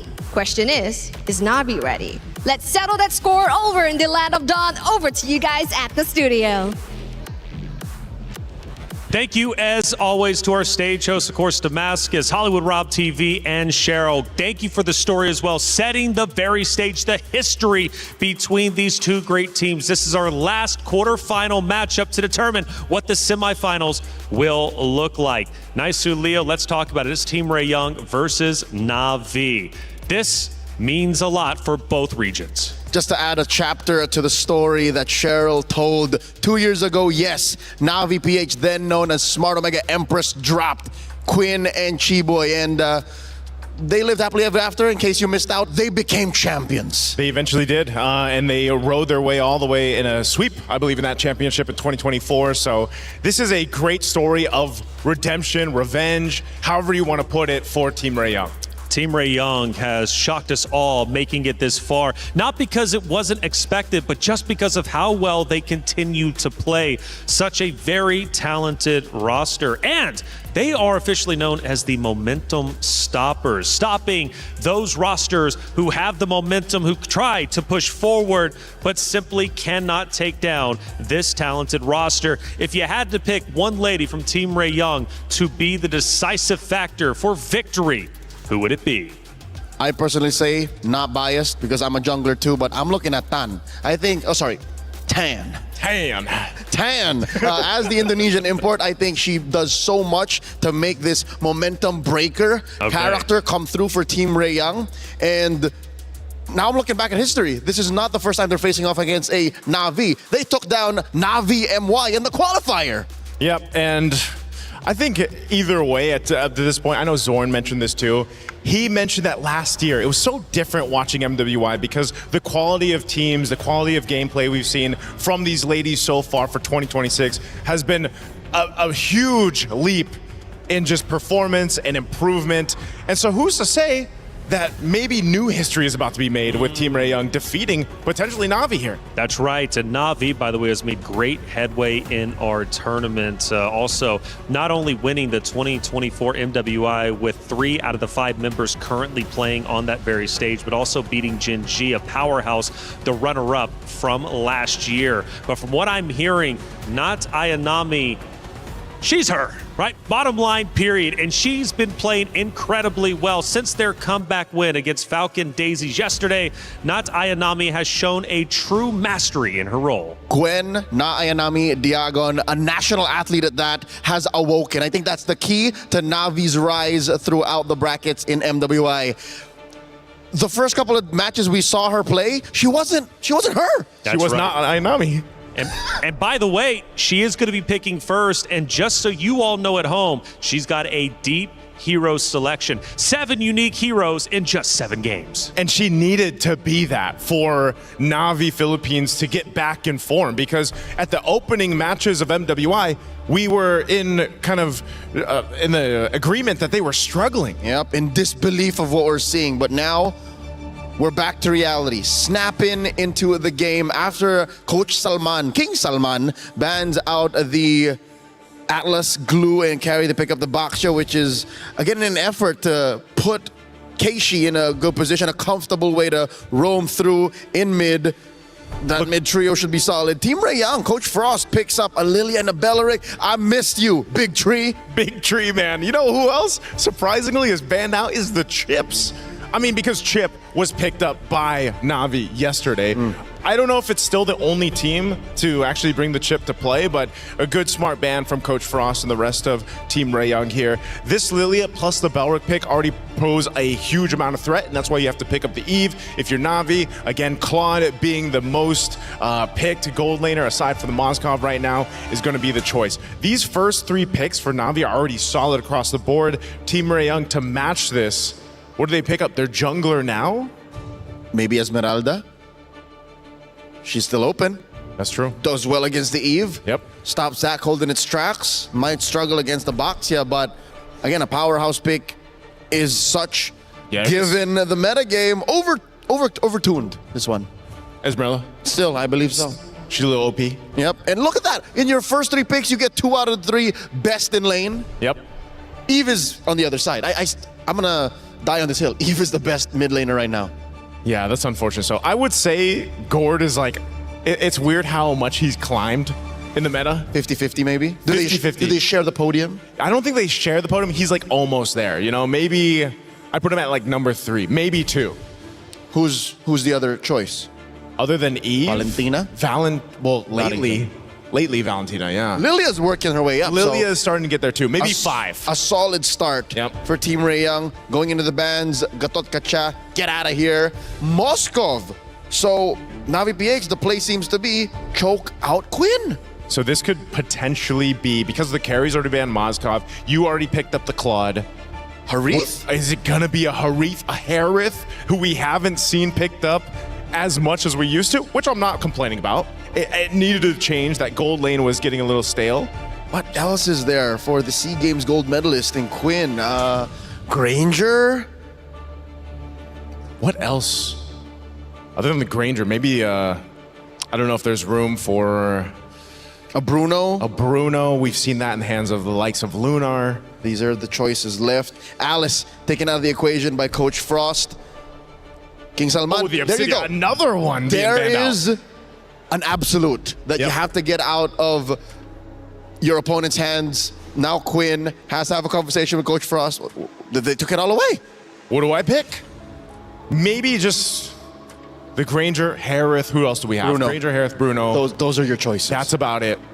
Unless they have something else planned. I know we did see a Clint also come to play. That could be something they lean on. But that's outranged by the Eve. Exactly. Guinevere for now. So this is the your combo. jungler. That combo we saw on Stream B. What's the name of it? The Bellavere. Bellavere. Yeah. Bellavere. The Belric and the Guinevere combo is deadly. And it's worked a lot of times, just those two heroes alone. Yep, they set each other up. Exactly. Belric can taunt them, and then the Requiem or Lancelot's sister can come in and then extend the crowd control, and then, you know, have the rest of the damage dealers come in. Deep in thought is Rain. She'll be playing the Eve here. Yet to see not Ayanami's pick, and of course, a roamer. Yeah, a roam option. Atlas being banned out. Glue's not potentially there. CC for now for the XP lane. Good, solid answer to the Esmeralda. Exactly. And the roam option, it's going to be an Akai. Okay, so we've seen Mirai. Is there a world, Leo, yeah, where it's a roam Baksha and a jungle Akai? I don't know. I was about to say, Keishi and Yakai, at least here in France, at least in MWI 2026, did not look good. Yeah. So I'd say stick to this. Stick to this. Heavy spin people into the RWM. Yeah, that's true. Last pick, Team Ray Young. They still need that gold lane option. What are they going to throw in here? There was so many bans towards Quinn. What is Quinn picking? Yeah, 3 in the last half of the draft. I'd say Bruno. Bruno's the safest. Yeah, Bruno's probably your safest. You can move around the Wrath of the Dryad. You have that setup potential already, but they don't. They go the Hanabi. How do we forget about the Hanabi? Of course. Now, in a lot of people's heads, she's still more a meme than a dream pick. On Stream B, it was a pick. Hey, but already in the opener, Quinn won via split push with a Hanabi. That was the first win, I believe, of Hanabi, of MWI. I hate that we forgot, Joseph. It's Team Ray Young versus Na'Vi. Unfinished business. Chi Boy and Quinn get another shot at the trio that ended their MWI 2024 campaign. But just because you get a shot doesn't mean you will be victorious. Team Ray Young takes on Na'Vi now. Miracle Eterna, let's get it started. Another team on the brink of elimination, ladies and gentlemen, as we get to the final round of the best of threes of the day here at MWI 2026 at EWC. It's a time to be alive. Another Hanabi pick, a signature pick at that, and we'll see exactly how this all pans out. If it's pure front to back, the Hanabi can work. And I think Team Ray Young, yeah, they've made it work a couple of times. They mentioned it on the panel earlier. Young man from the Philippines, Leo, in the building, Naisu. That's not very nice. What? Oh, he's a building, dude. He's massive. He's like, he goes to the gym and stuff, right? Team Ray Young, though, this is a problem, Nora. Nora in XP against a CC. I think a lot of players now, they figured out the winning matchup. We were talking about this as well, right? Who wins against Esme? Not a lot of picks. CC's one of them. Does well. The other pick that I would like to see is a Dyroth. Ooh, the Dyroth. I think a lot of people have been mentioning it, you know, Stream A, Stream B, the Dyroth pick. Technically, it does really great in lane, and we have yet to see whether or not the Dyroth really pays off later on. Wait a second, Miko gets caught really low here. Yep. Did she get off quick here? Okay, she still gets out. Yeah, it's just revitalize out, boom, there you go. The Dyroth, I think, especially if these teams want to start playing more of those assassins, physical assassins in the jungle, can work really well. Imagine Dyroth Paquito. Paquito jungle? Yeah. Or Dyroth jungle and Paquito XP? Yeah. Oh, you know what? You might be cooking there. Could also work with the Balman. I think the Balman is technically the better version, right? Because you have that shred. Leo loves Balman, by the way, just saying. We saw Bauman earlier on. We're not going to see it right now, though. We're going to focus on the Gwyn and the Baxias of the world. So far, everything has been quite passive. No crazy plays just yet. But we do see a rotation coming in from Tan on the Guinevere here to the top side of the map. But little do they know, there's 4 members from Na'Vi up top too. Yep, Keishi with the shield unity. I mean, to be fair, it's expected. Team Ray Young and Na'Vi, they're both very calculated. They don't just go in randomly and go for skirmishes. They wait for neutral objectives and they play it slow. I got to talk to Frost, and that's exactly what he said to the team. Just play it slow. As long as you win, Takani bursts it down by not Ayanami. Ben just procs as well. She's able to survive the RBM. Peels for Ayanami now with the yo-yos. Gets away just barely. Oh my goodness! Ayanami with 1 HP gets away. Now V on the turtle. It's free. She was there, and then she wasn't. Tan early exit even before the objective, really allowing Na'Vi to pick up the first neutral objective of the game. And my oh my, did we not account for the damage of not Ayanami? What is that shred? That's a shred you should expect when you got a lot of HP. And to be fair, Team Ray Young does have a lot of HP in their composition. Now, losing in the early game ain't all that bad. They can still play for that scaling game. But listen, if this composition snowballs... Oh my god, Nora? Hanabi won't have a front line to rely on. That's the problem. Yeah, Nora, not gonna have a good time. Not Ayanami. I'll be surprised if she doesn't go see a Halberd first item. And it feels like if we, go back to the discussion of the gold lane, Hanabi requires a little bit more time to get rolling, to get online. She needs a lot more farm. She needs to scale. She needs to get to her items maybe a lot later than compared to the Claude. So Team Ray Young right now are in a peculiar position where there's a window that they lost early and they need to rely later on, and hopefully they can withstand the storm coming through from Na'Vi PH, because if we know them for anything, Na'Vi PH are great at looking for opportunities and looking for weaknesses in the enemy composition, and they're doing just that. Uh-oh. Headbutt baiting on the Purify, the RBM as well. Chiboy's gonna get thrown back by the heavy spin. Now Mirai with a pin down on Miku. The current call on both of them. Oh, they gotta run together. Synchronize Ayanami. Almost takes Miku out of the skirmish. Kin, all she can do is clear bot. Right now, that's the case. This is the weak side gold laner effect. Absolutely. Now things are shaping up to still be in favor of Na'Vi. We do see that the turtle is going to spawn in under 7 seconds. Keishi's already in the area, just picking out her own jungle, looking to farm a bit more. And something important to note is Keishi's actually a level ahead of the enemy jungle right now. Tan, does she really want to go for that 50-50 on that neutral objective, or does she want to get a pick before she goes for that 50-50 retry take?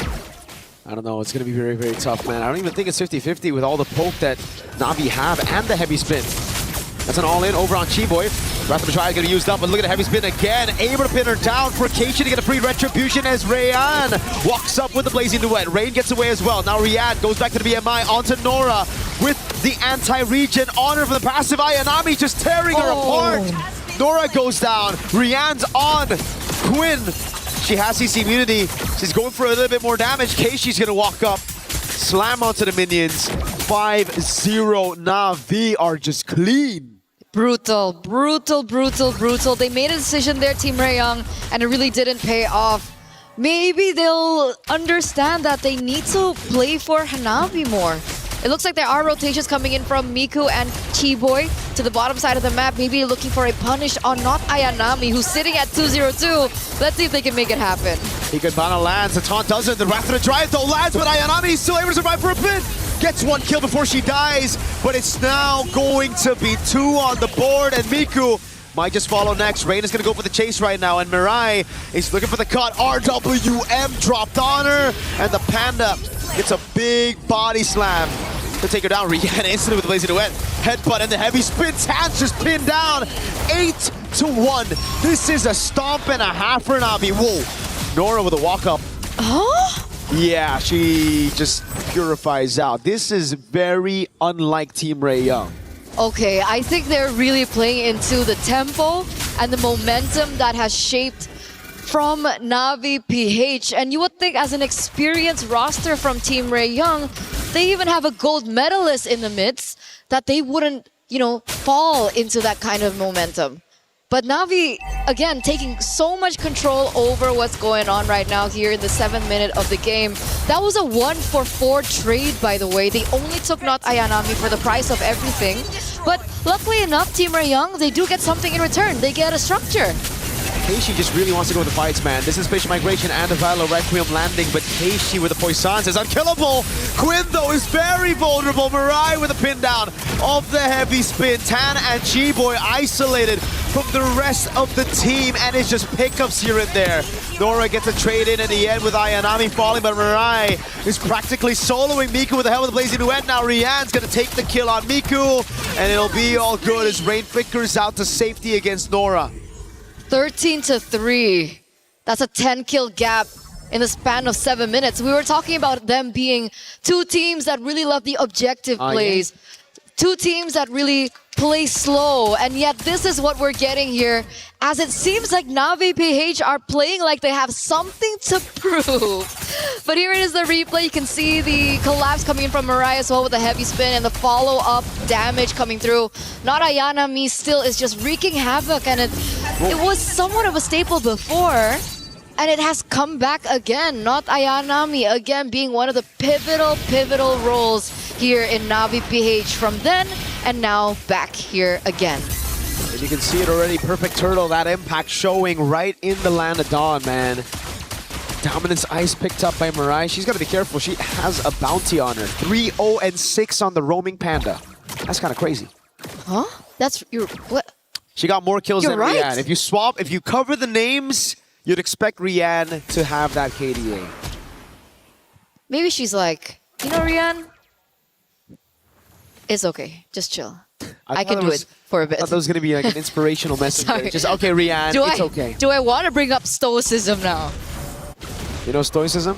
That's how I deal with it. Yo, Winter Crown picked up by Tan. RWM straight onto Quinn. Blazing Duet is whoa. Maybe they need a bit of stoicism. This is a bit too crazy, a bit too bonkers. Rian gets punished for it, and now Keishi as well. Spatial Migration and the Violet Requiem. Right when you bring up stoicism, they start going a bit too bombastic here, Eterna. Okay, maybe it was stoicism for Team Rayoung. See?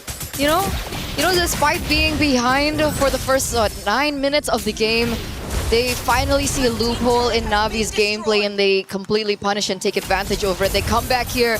That 3,000 plus K gold lead that Na'Vi were building has now shrunk to only half. So Team Rayoung are definitely still in, and it's scary because again, Na'Vi is a gold laner that scales so well into the late game, and it's definitely going to be a problem when she gets to her power spike. Spike. It's very close for Quinn to get to that power spike.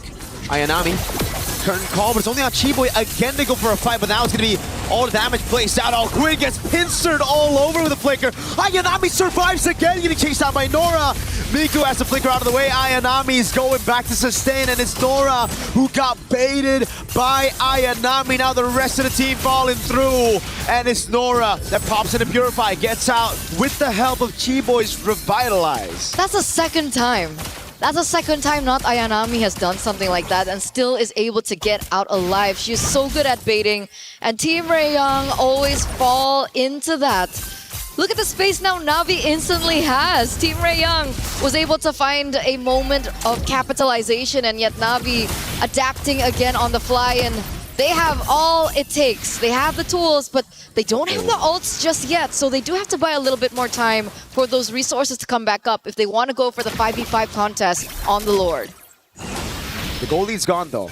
Despite that crazy fight again, it's 14-5, but the gold lead is only at 1,600. Team Rayoung, they gotta understand the winning condition now. They need to kite back. They need to be the ones to play around Quinn and Miku. They can't be the one chasing. Na'Vi losing out on that mid-prio. Team Rayoung wanna gamble. Tan's level 12. Keishi's level 13. Now it's Rian with the Blazing Duet and the pin down as well. Wrath of the Dryad locking him down again as Mirai gets shut down, but the Retribution comes through from Keishi. RWM onto Chi-Boy. In the back is finally Ayanami falling to Miku, and Chi-Boy gets away in time. Lord for Na'Vi, but everything else goes to Team Rayoung. It was a really good winter crown, I believe, for Tan. She knew exactly what Na'Vi wanted to do earlier on. Sure, she misses out that retribution and, gives the neutral objective over to Na'Vi. But at the very end of it, she wastes a lot of resources and allows the other members of Team Rayoung to actually find more value in that particular team fight. So now they're going to have to push with not Ayanami. I know she's spawning in 6 seconds. So hopefully Na'Vi can still utilize the wave control and allow them to collapse together so they can get something out of that Lord Tig. Because it looks like Team Rayoung are in position to look for that clear before the structure. Seems like they've also figured out the fact that they need to kite back against Na'Vi. Na'Vi, crazy engage. They got that zoning as well. If Team Rayoung chase though, however, they don't really have the right resources to get the Hanabi and the Lilia in place. So it's all about kiting back with your carries. Sure, you can have some few members doing their own thing. I'd say Nora can just try to split this front to back of Na'Vi, but everybody else got a peel for Quinn and Miku. I agree. Lilia's starting to hurt. Miku's starting to hurt. She has 2 items under her belt right now, the glowing wand as well as the lightning truncheon, and that burst damage is not seen, but it definitely will be felt, especially when it gets to the team fights where they group up a lot, and I think Na'Vi are definitely starting to feel it now. I wonder what items Quinn is on now, right? Has she gotten every one of those Swift Trinity items? Yes. All right. She has the Golden Staff, Corrosion, and the DHS. So does she have the Melfic Gun now is the question. There you go. Melfic Gun on the way. Defiant Glaive just picked up by Rain now, so that'll certainly help with shredding down some of these frontliners who already have the Chastised Pauldron, and that is interesting. Ayanami, Sea Halberd only now picked up. Like, earlier on, I expected it to be the early pickup, maybe second item because of the lane, but I'm guessing it's just because they're thinking, all right, we got a Baksha, we don't need the anti-regen. But it's hurt her quite a bit in the later stage of the game right there, because Keishi a lot of times is playing a different game entirely, playing for Rain, for Rian, and Ayanami just doing her own thing without the Sea Halberd. Now with the Sea Halberd, that'll certainly help. Quinn actually goes and prioritizes the Rose Gold Meteor first instead of the Melfic Gun. More defense, playing it a bit safer. I think she knows that she's going to be like the main winning condition for Team Rayoung, right? There's 2 options in that scenario. Do you want to go big or go home? Do you want to go for... Go big. Go big. Go big. Okay, so they don't go home. Hope not, right? We don't want anyone to go home, but kind of have to if they lose. Yeah, that's how competition works. But keys get crushed.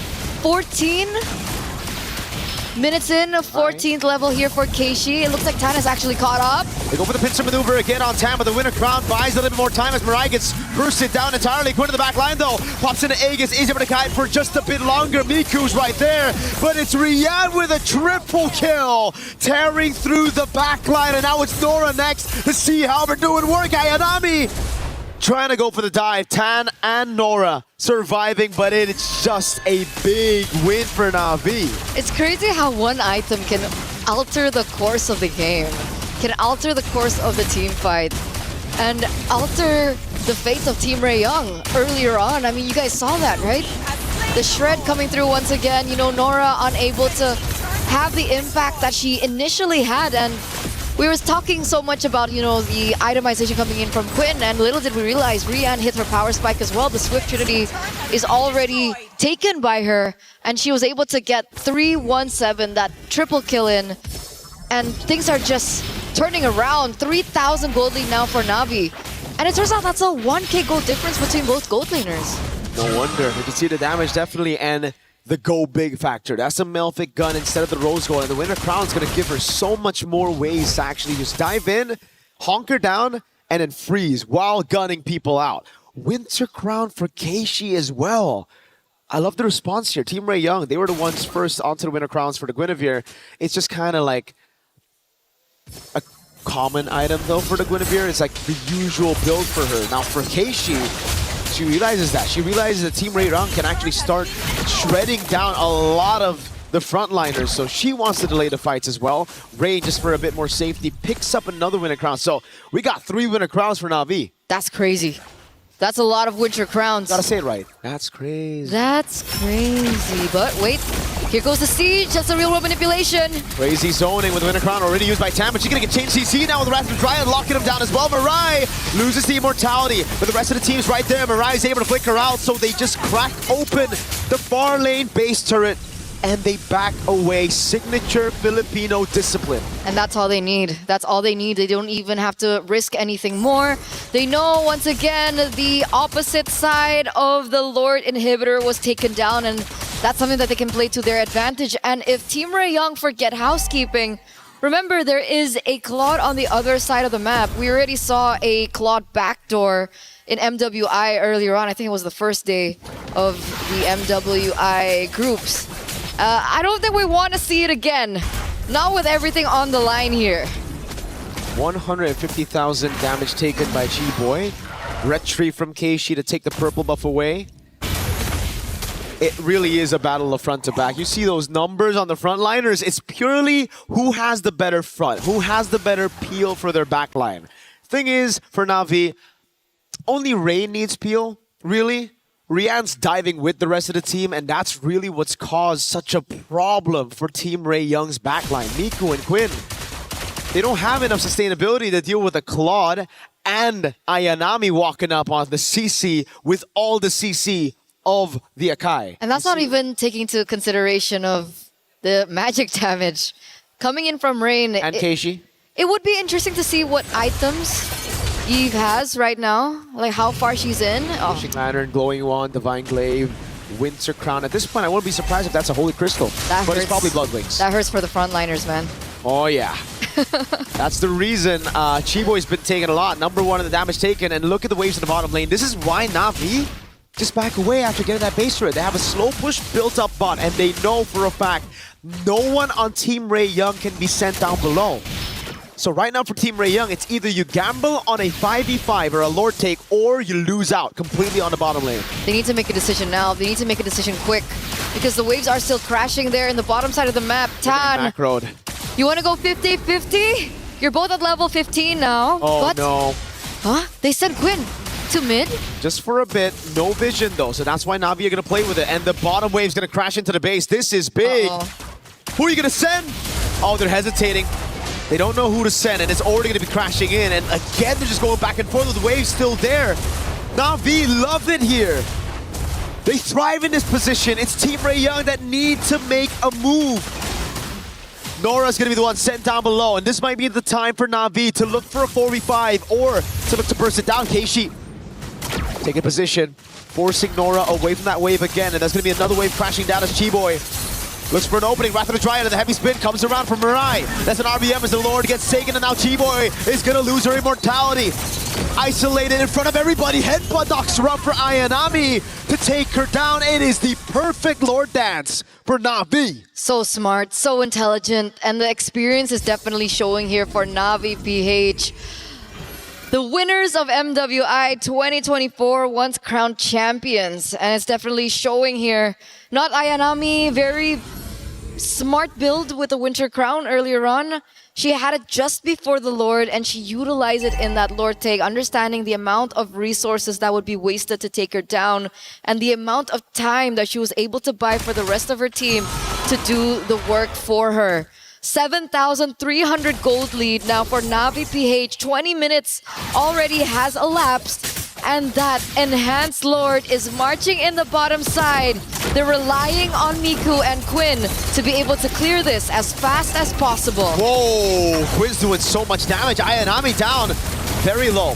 Blazing to win a crown. Mirai's gonna be caught by the Wrath of the Dryad earlier. Keishi with the Poissance. And look at that. The struggle for Na'Vi to take the crystal down, but they've taken all the base turrets. Team Ray Young, they have amazing clear with the Hanabi and the Lilia. What's been the problem has been the frontliners not really being able to peel for the backline, but when they're under that crystal, makes it a heck of a lot easier. Yeah, it's all good. It's all G in their own base. It's so much easier as well to go for the targeting. They don't necessarily have to go to that much of an effort. There's no possibility of like a backdoor play as well, a flanking play. And we can already see that Quinn, full items. Swift Trinity, she has the Malefic gun, and she also has the Immortal, just in case things go south for her. There's also another layer of defense with the Rose Gold Meteor. So she's going double defense actually here. Love to see it. Team Ray Young just doubling down on defense.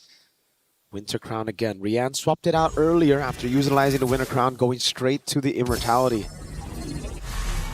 Now we have a slow game again before the Lord spawns. And this time around, folks, it's another Evolved Lord that we're waiting for. Another Winter Crown picked up. Mirai baits out the Purify. Big resource spent. Down for 90 seconds as the Lord will spawn in the game. And the bottom wave is still in favor of Na'Vi. Hell, it's not just the bottom lane, it's mid and top as well. So Team Ray Young, they're going to have a lot to deal with. It's these small things that Na'Vi PH are able to get out. Like something as simple as a spell that can really alter the course of these particular team fights. So it looks like they do and will be able to clear in that bottom side of the map, but it's still going to be pushing in favor of Na'Vi. So again, Team Ray Young are the ones on the timer here. They have 2 waves pushing in favor of Na'Vi. This is a headache, if anything, for Team Ray Young. They really have to dig deep into this one.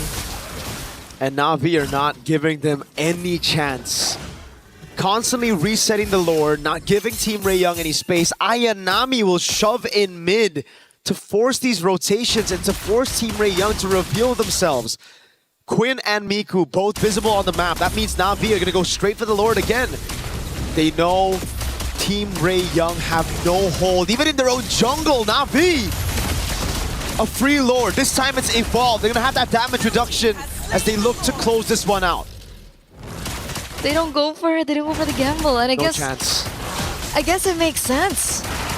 Their only hope now is to wait for maybe an overstep or an oversight from Na'Vi as they push in with the Lord. But like you mentioned, an Evolved Lord is not a Lord to underestimate as well. So we'll find out whether we're underestimating the Lord or we're underestimating the clear potential of a Hanabi-Lilia combo. Because if there's a composition that can clear an Evolved Lord at 23 minutes, it should be one with a Lilia and Hanabi. That is true. That is true. Game 1 on the line here for Team Ray Young. Na'Vi Philippines looking to close this, but will they be able to? Chiboy jumps very low. Look at the zone already. Mirai in the back line now going to go for the zone, and Pincer down with the RWM as well. Hanabi and Lilia not able to go for the hits. The base just gets wide open, and Na'Vi close it out with beautiful macro. Match point now for Na'Vi PH. As they were able to get that very decisively, very clean, very macro-centric. And Na'Vi PH show you just how the small things in the game can lead to something big, can lead to mountains as well in the particular game. But of course, Team Ray Young, once again, like we mentioned in the previous game, they do have time to go for the reset. We did see a reverse sweep in our previous match, so let's see if we're going to game number 3 and see how they reset come game 2. We're throwing it over back to our hosts.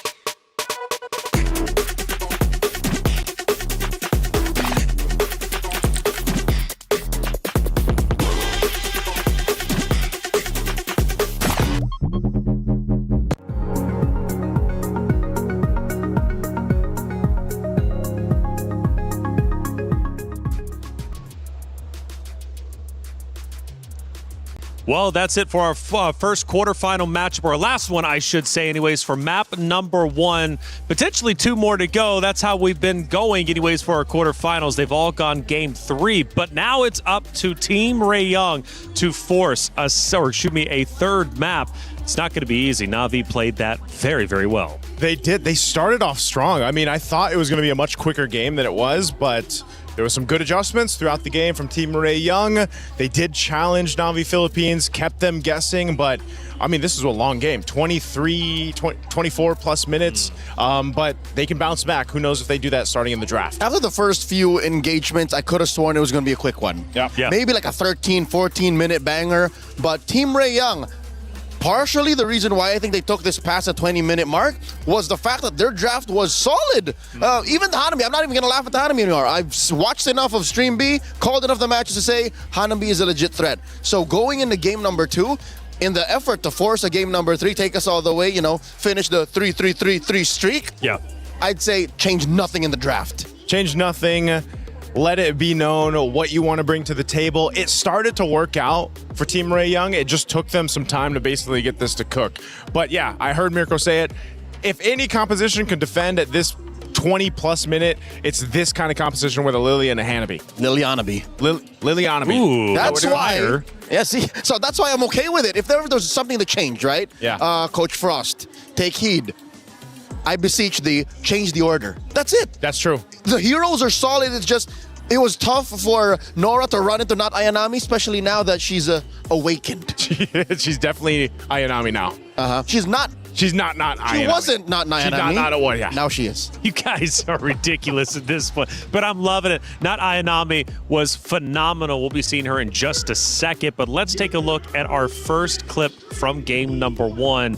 And obviously from this point, we start at the 9-minute mark, and I do believe the Lord's going to be spawning up relatively soon, but we have this massive mid battle. Yeah, this is what I was talking about. They started off strong. Na'Vi Philippines had a lot of control, but then this is the combo. Why the Guinevere and the Balric are so deadly. You know, there's so many options because the Wrath of the Dread was used before that. There's so many options for them to re-engage into a fight and win with that kind of composition. And not Ayanami, you just talked about her. Not Ayanami. She actually had plenty of great moments, and this is going to be 2 of them because sometimes staying alive is almost more impactful than getting the eliminations. And there it is. Look, as early as the first turtle, she goes ahead and takes one down, serves up a kill, stays alive via the vengeance, and then gets on out. I muttered underneath my breath. I think, Joseph, you heard me say, she's so dead. She's so... Oh, and then how often is that Rian, the gold laner, comes to the EXP laner's rescue, and then she keeps doing that. She continues to, again, not die. This is how hard it is to find a CC sometimes with a Brave Smite emblem, plus the vengeance, and in the hands of a player like not Ayanami. It's a little finicky to try to even catch the CC, but then again, with the way the team played in the early portion of the game is what made it so deadly. You know, again, staying alive like that is, I mean, it really does take talent, it takes timing, and just overall experience. A phenomenal job as a whole in general. I believe that's all of our actions, but hey, I do want to say, though, we have, I believe, our competitors about to get set up. It's going to be a lot of fun, and I'm ready for that to take place in just a second. But of course, plenty of storylines still to come, obviously, between even just these two varied teams like Team Ray Young and Na'Vi. What are you expecting from round number 2? Round number 2, I don't know, Leo, you're probably in the same camp that I am. They need to go ahead and adjust the draft from there. I am. Not too much. Maybe the order, like you mentioned. Maybe just the order. But Team Ray Young has the tools that they need. They showcased it in the latter half of that game 1. They just need to get I would say, a head start, get momentum building up, and then follow through because that's what's worked for them up to this point in MWI. Emotions here, obviously on stage. Sometimes it's hard to watch. In this case, though, I think the players are just so locked in. It's been a long day for both of the teams, but they're here on that main stage. And what's up for grabs is super serious, right? Going to semifinals, a top 4 in MWI is a huge accomplishment. And what's interesting is this is the other side of that coin of fatigue and emotions and adrenaline fueling you. We've seen teams now just clock out because it's been a long day. The ladies of Na'Vi take it the other way. We played and earned our slot here in the knockouts by taking down a tournament favorite in Gen G. Yeah. We can't let anyone down now. That's a fact, and Na'Vi also knows what it is to play long tournaments. After all, they did win in 2024, so they've been there before, and they want to return to the main stage, final day, to play whoever is opposite of them in the grand finals. But let's not forget, Team Ray Young also wants the same, but they're going to have to dig deep if they want to try and take down Na'Vi, especially especially in map number 2, to force a game 3. They played well. They really did, but they're going to have to do a little bit more going in to the next matchup. Truth be told, in competitive scenarios like this, a close match, 25 minutes, is harder to digest than a 13-minute stomp. Yep. It's part of, I think it's just part of the way that works, you know? At this point, you have to, whether you have these long games, 20-plus minutes, or the stomps we've seen, you take what you will and you just go next to the next one. It's easier because you're like, oh, this is where it went wrong. Pop, pop, pop. But in 25, with a perfect draft almost, such as Team Ray Young's in game 1, you go like, where did we go wrong? Can we watch the tape again? Can we... Don't have the time. Yeah. You don't have the time. 20 minutes, it's not enough time. You only get a 10-minute break after all. We head back to the stage, and the players are getting set up once again. It's not that long of a break, and I love that you guys brought that up. Look, a long 23-minute game. You can't really digest all of it. You just got to go in with the cliff notes, with the key points, and then come back stronger if you possibly can. Now, speaking of coming back stronger, for Team Ray Young, a real chance to tie this series up, but again, they're going to have to dig deep. What's the gameplay? Because the hero selection honestly wasn't bad on either side. Yeah, it wasn't. You know, the teams that gave those defeats to Navi Philippines in the first days of MWI, they did one thing. They really honed in on one member of Navi Philippines. Leo, we remember this. You remember this. We were casting it. They really honed in on the roam, Mirai. They just continued what we quoted as they just honed in on her, bullied her, took her out many times. The main stalwart, the bulwark of that lineup of Navi PH fell apart, and so did the team. Unironically, I have merch for those who might want to see Navi PH fall. Yeah. Put it on a t-shirt. Deny Mirai. Deny Mirai. TM. And one of the interesting things you guys said for Navi during the hero selection is they were planning potentially to choke out Quinn specifically. But not only is it Quinn, but on the opposite side, right, you have, or at least for Team Ray Young, I mean, how do they deal with not Ayanami? She has been insane this entire tournament. I think it's less about denying Ayanami from playing, taking her out of her comfort. It's isolating her from the rest of Navi. If you're able to make her play selfish, then you're already off to a great start. That's one way. Maybe you can do that in the draft. Focusing on not Ayanami, it can be like a two-way thing. It's like if you put too much focus there, maybe that's a distraction that Navi Philippines is going to be happy with. But if you let her to her whims, again, depending on what hero she picks, that could also be devastating. Are we watching the same game? This It looks like it. Same a mirror bands. of game 1. Okay, the Claude is different, right? At Feel it away. Yeah. Lilia, Claude. It is, yeah, Claude's different. Claude was on the opposite side last time. So that means they're missing out on the Esmeralda. Belleric is still out there too. Do they take the Belleric now? I see what Coach Frost is doing. What's he doing? He's saying, you go Esmeralda, we go CC. That could work. Either way. Yeah, in the current metagame, even if we are all in agreement that Esmeralda is the currently overtuned queen of EXP, yep, she has one foil. What's that foil? A Sea Halberd equipped CC. Yep. And it happens so quickly too in the early game because usually Esmeralda dominates, right? But there's Eric against the CC. Yep, I knew the Eric. Whoa! Harith. Harith. Welcome back. I mean, he's seen play. What is he, a Leonian? 6 times. He's a little baby Leonin. Little baby Leonin. Welcome back. With time magic. Just doesn't show up as often. So Harith, I mean, obviously getting your attention the most, how does that shake things up specifically on Navi's side? Since they are ending up with the Harith and not the Claude, their box is going to be slightly smaller. They're going to fight in the short to mid range, which is something Team Ray can start to attack now since their re-engage is so good. You have the black shoes, you have the BMI, and you still have the Esmeralda. I'd say ban the CC now. Ban the CC because when they saw that Harith picked up, Team Ray Young this is a green light to take the Esmeralda. Yep. She takes the shields that are there from Harith when he's bouncing around his Dom and force that ultimate. So this is a good counterplay into the Harith pickup.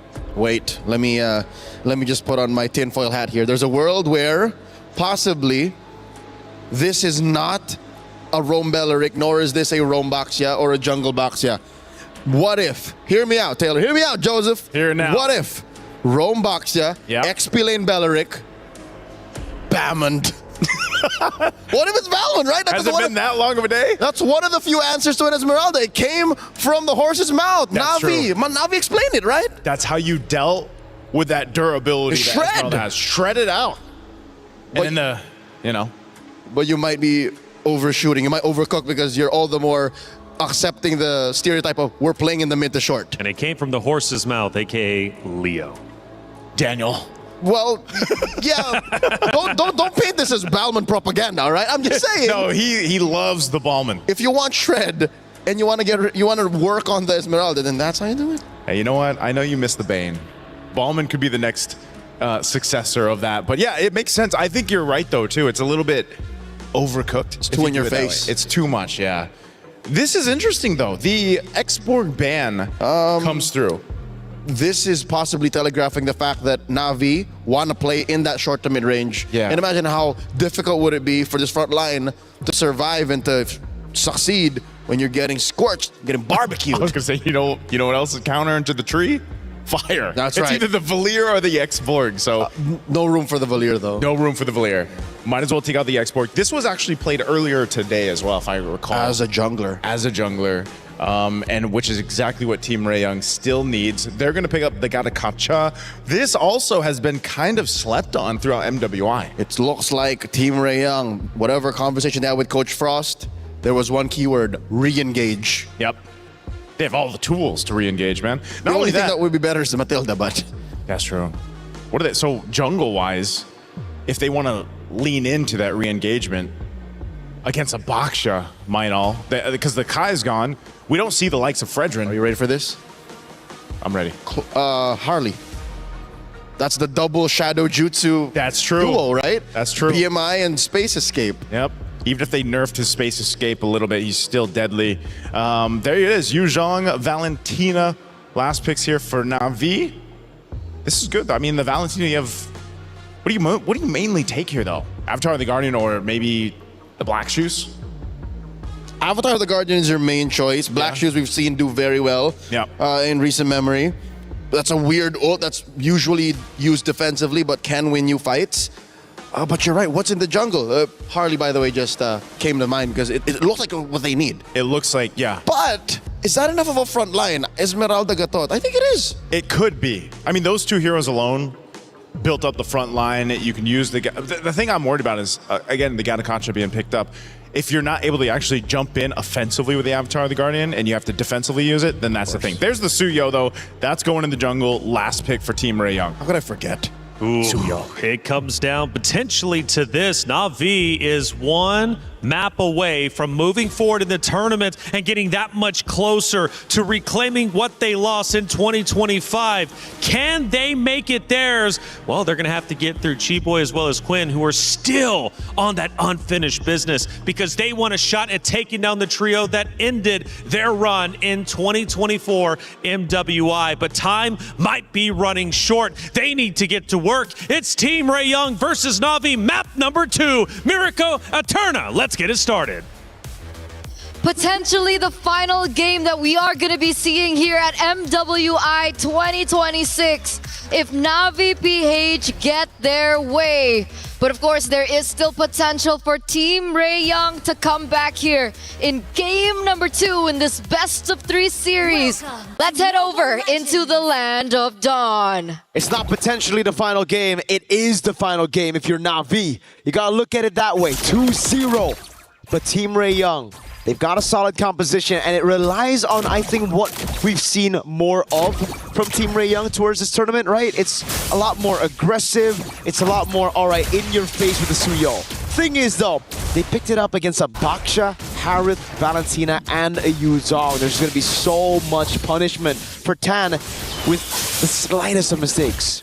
So if you want to be the best, you got to literally be the best. And you gotta beat the best, all right? Suyo, definitely not the easiest of matchups here, but hey, if they're able to make it work, then that shows the level of potential and the level of skill that they have here and the mastery of it in game number 2. But so far, with the Lilia, you know, being in the mid lane, she is gonna be able to clear a lot quicker. It looks like Rain can't be as aggressive as she was in the previous game. No, not as aggressive, but it's still kind of like the passive early game we expect. If there's no neutral objective, no real crazy fights. Tando picks up the XP Crab, takes it away from Ayanami. Or do they call her not Ayanami, right? That's why. Is she Ayanami or not no, Ayanami? I confirmed it. It's Ayanami, but you can say not Ayanami when you want to, you know? It's like So not Ayanami or Ayanami? Nora's doing a pretty good job in lane right now with the Esmeralda. Despite going up against Yuzong, you'd expect the Yuzong to do really well. Keishi getting a quick wheel on Tan. The battle for Prio. Who gets level 4 first, Nora or not Ayanami? We'll see. We'll see. It looks like both of them are actually at level 4. But it looks like the mid laners are the ones that are falling quite behind. Rain is still level 3. Meanwhile, Miko already has that black shoes down. And that's a black dragon form for not Ayanami. Boom, bang, bada bing. Instant neutral objective take. Every single time you have a Yuzong, as long as she doesn't get ganked early on, you don't lose on that level, you get level 4 quick, it's almost guaranteed. Unless, you know, you're like the goat of MLBB or something, like that Carl or Nepomuceno guy. And we learn, you know, black dragon form is required when we want to get the neutral objective or just fights in general. Okay, we learned that from someone very wise once, but... He's not with us anymore. He isn't. He's alive, but like, you know, he's just... Yes. Yeah. Yes, that is true. That is true. 3 minutes in, neutral objective take for Navi PH, and it looks like Team Rayong are still struggling to look for something on the board. Obviously, they do still have Quinn to fall onto in the later stage of the game, but of course, they do need to be able to work with the lane because the Claude and the Harith matchup is a definitely interesting one. I think it was something that was way more popular back in the day. We don't see the Harith too often anymore, and there's a reason for it. But, oh, look at this interesting lane, Quinn and Rian. Yeah, Rian's doing a good job right now, just freezing a wave. And Quinn, I think early on, lost out on a couple of trades because Rian is a level ahead of Quinn. Interesting stuff. You'd expect the Cloud to actually do quite well early on, level 1 to 3. But it's Rian really pushing the pace. Look at that, more and more damage piling onto Quinn. Now 2 levels ahead, she's going to have control over the gold crab as well. Keyboy and Tan have come to help though. Keyboy is in the building, obviously still has the AOG if they want to go for an engage, but it was just pure backup here, making sure that Quinn has the time and the space to farm. But Nora, will she have the time and space? She's still able to get out, but Keyboy walks up, gets a passive AOG onto Mirai, but it's going to be caught by the Wrath of the Dryad. 2 members. Zaman force back up. Miko's going to be taken very low. Splash of damage from Rain. Just a little bit more on a basic attack to take her out for first blood. Rain has Black Shoes. Quinn in the midst of it all now. The Black Shoes going to be procced by Rain as Quinn might be caught as a flicker in. And Keishi's on the other. Miku falls. A double kill for Rain. And Navi go up 3-0. Now the Black Dragon comes around. And it's the Zone Tan away from her orange buff. When Navi is silent, they're just building up to that one moment when they know, yes, it's now, it's time to strike, and that they did. Rain and Keishi on separate occasions were able to find great picks over Team Rayong, and that's left them on the back foot. They pick up the neutral objective, and they get way more pressure on the map. What a play once again from Navi. 3-0. You'd know a thing or two about that, right? I don't recall what you were saying. In a month. Navi up top, gonna try to go for the clear and the siege. Rain down below, gets caught with a taunt. No flicker here. BM minor blazing went. Whoa! AOG forward, gets a knockup, but gets quelled down. Now it's Ayanami with the Furious Dive. Lands onto Quinn. It's a 2v4 with Rain dead already, but they still get the favorable trade on the gold lane. So worth. Rain for Quinn, a really, really good moment there from not Ayanami as well with the Petrify, just really locking Quinn down. She was definitely unable to escape, and the damage output after that was really the nail in the coffin. You can see Tan here trying to do something, but she can't. Goes in for a recall. Mirai as well, doing really good at zoning. Keishi's going to be able to get her hands on the enemy jungle, and that's going to put Tan in a bit of an awkward position. Already a level below of Keishi there on the Baxia. The leads across the board, 1,600 for Rian.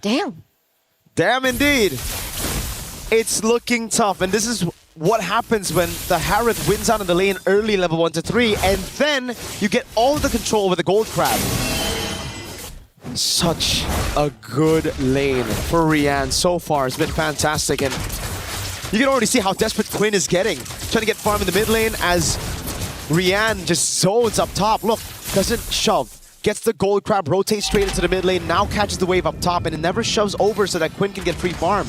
That's why I told you from game number 1, right? It's these little small things that Na'Vi have been able to do that really amounts to a lot. Like something as simple as a small rotation, a small move, a trigger of a single battle spell, and so on and so forth. But it's led us to this moment that Na'Vi are now leading with a 3,000 gold lead. Quinn now has absolutely no choice but to try and push in that top lane, but Flicker? Yeah, Flicker's out of the way, has the chrono dashes, oh god! Chibo's gonna be caught in the backline, Ayanami assassinates Miku, the AOG cancelled, and she's taken out before she can even fly. Quinn gets a trade up top, and look at Keishi. Can she cancel in time? Does she know where Quinn is at? No, unfortunately not. A taunt comes down, Nora in the mid lane, a Terrify from Rain, and that'll be it. Another 2 men down there for Team Raeyang. Nora might be the third. Oh my god, the chrono dash is synchro vision. Rain with a splash of damage. Black Shoes away. Now Keishi trying to go for the cut. Mirai zoning them. The taunt lands on Chiboy. 7-1. 5,000 gold lead at 7 minutes with a Suyo down in levels. 2 whole levels. It's uncanny.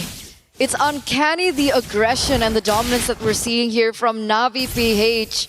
And I would say that they're coming into this match with a lot of weight on their shoulders, right? They were knocked out 2024 by Team Raeyang, by Chiboy, as well as by Quinn. So definitely vengeance is on their plate right now. And man, they're cooking and they want dinner. You have to take a look at the run again to get to this point. Na'Vi losing early on, then almost getting knocked out by Falcon Daisies, a game down in that best of 3. Coming back from that, turning things around, reverse sweeping Falcon Daisies, and then having to meet the team that literally threw them out of the tournament to make it here. And now, a 1-0 lead. Match point, 7-1. These ladies know how it's been while being behind. And they're so close. And they're so close. They're so close to coming back, making it to top 4, guaranteeing that spot, and maybe, just maybe, reclaiming that 2024 glory.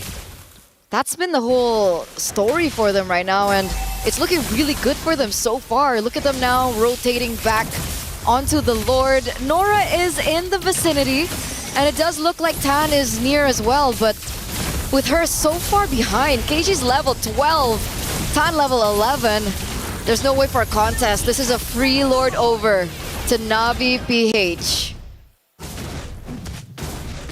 And it's still the same clean macro from Na'Vi that we saw in Game 1. We saw a few bombastic moves from Na'Vi in Game 1, and it almost seems like instantly they fixed it. Playing it clean for all the Lord fights in Game 1, and then transitioning into this game, not letting that match point get into their heads. They're playing it even cleaner than that Game 1 endgame. Especially when they get the tools to do so, right? Rihanna on the Harriet, not Ayanami on a hero like this. Very aggressive. Is that a misstep? Could be, could be. Now she gets a purple buff, so I guess, you know, more cooldown, it don't matter. Gonna be up as well. Mid lane's gonna go down for sure. Chiboy's the only one sent there. The rest of the team knows it's better to just play in the back. But the thing is, for Team Raeyang, they don't have a Hanabi to clear these waves out. It's not as good as a Hanabi. Yes, you have a Lilia. Yes, they have the Holy Shields. But Na'Vi also in this game have a better way to siege with the Black Dragon form zoning everybody away. Despite them not having like the siege potential per se, right? They have the Valentina, but Mirai is walking in very deep actually. And she's receiving a ton of damage, but look at Rian go in. There we go. That's the Black Dragon form I was talking about. With the first Lord, they'll be able to get the base turret in the far lane again. And they instantly disengage. Classic Na'Vi. Surgical precision. Just like game number 1. Just like game number 1. They're gonna toy with the minds of Team Raeyang here with an 8,000 gold advantage. At this stage, I'm wondering what the items for Quinn are. Has she reached her power spike? Is she close to it? Turns out she's not, but wait a second, Nora. Oh, no, Purify. The AOG from Chiboy walks up again. The Wrath of the Giant gets 3 members. Mirai with a big set. Now can they follow it up? Rain with a splash of damage. That's the Black Shoes torn apart already. Rain has to go with the Black Shoes again. Ayanami deep in already. And it will be a kill back. A Sky Piercer for Tan. And Deja Vu. to a little bit of what we saw in Game 1. Okay, a step in the right direction there for Tan, picking up the Sky Piercer. So the stacks are there, and if she's able to get more onto it, that just might be the way for them to turn things around. Keishi, though, will be able to get the orange buff away from Team Rayoung, so that is another resource that they have eliminated away. And it would be nice to take a look at the items once again. We see that Rian already has the Divine Glaive alongside the Holy Crystal, so we can definitely say that the damage is there, alongside, of course, the 2 integral other items coming in from the Harith. But Quinn is still 1 item away. She should be able to get it really, really soon, but will she be able to get in time before the Lord spawns in under 10 seconds is the case and the problem. If you look at the equipment, man, that's a big Harith. Divine Glaive at 12 minutes. Yes, it's with the Bargain Hunter, but look, Quinn has only now finished the Swift Trinity. That's almost a 3,000 gold lead, 2,800 between the gold laners. Rian can start popping these players. She has purple buff too. Oh god, wave down below is great. Team Rayoung, they have to go for the gamble. That's the only way. They have a Soul Sever, they have a Retribution, but Navi's got a Black Dragon flying across. No way for Tan to look for the opening. Another free objective to Na'Vi. Yeah, they don't want to gamble. They try to go for scouting, maybe look for a precise moment where they could grasp on an opportunity to maybe take 1 member down from Na'Vi, but they don't find it. Considering that Tan is a level below of Keishi still, going for the 50-50 might have been too much for them to handle. Again, the inmates from Na'Vi, they're taking everything away from Team Rayoung. It's looking personal now in 13 minutes. This is the form we were expecting coming into this tournament. A shaky start to the tournament, but they found their way back into that form. Rain up top. Has the black shoes, doing a good job zoning. Mirai zoning everybody from that mid lane for the minions to take the turret. And now it's the Black Dragon form used up by not Ayanami. Slashing down, zoning Tan away. Rian's already used his Zaman Force. Lord gonna be cleared up again.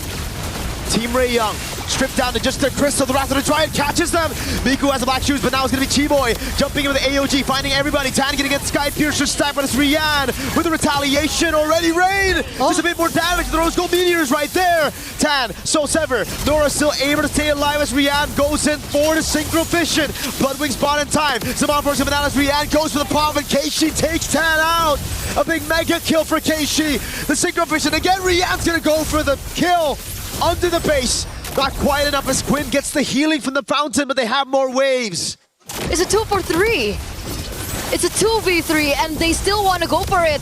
Nora. Oh, mega kill for Rihanna to double.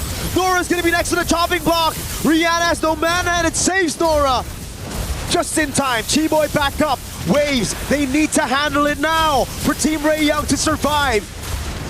Rian has no mana. Nora's dealing with the wave in the bottom lane, but she gets caught in the shield unity. Now it's the AOG to try to help her out, but it's the AOG from Rain. Stolen away. Now it's Chiboy. Tan walks up with a Queller. Tries to clear it up with a Soul Sever, but Na'Vi, stay objective.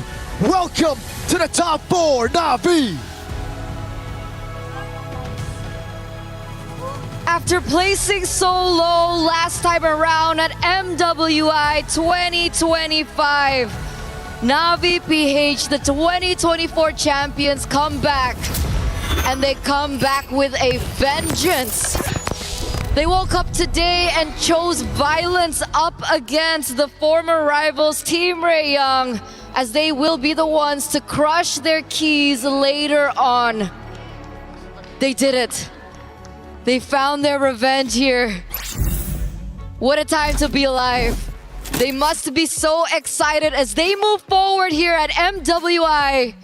The dream for the PH former champions are still alive. We're gonna talk to them real soon as we throw it over to the stage.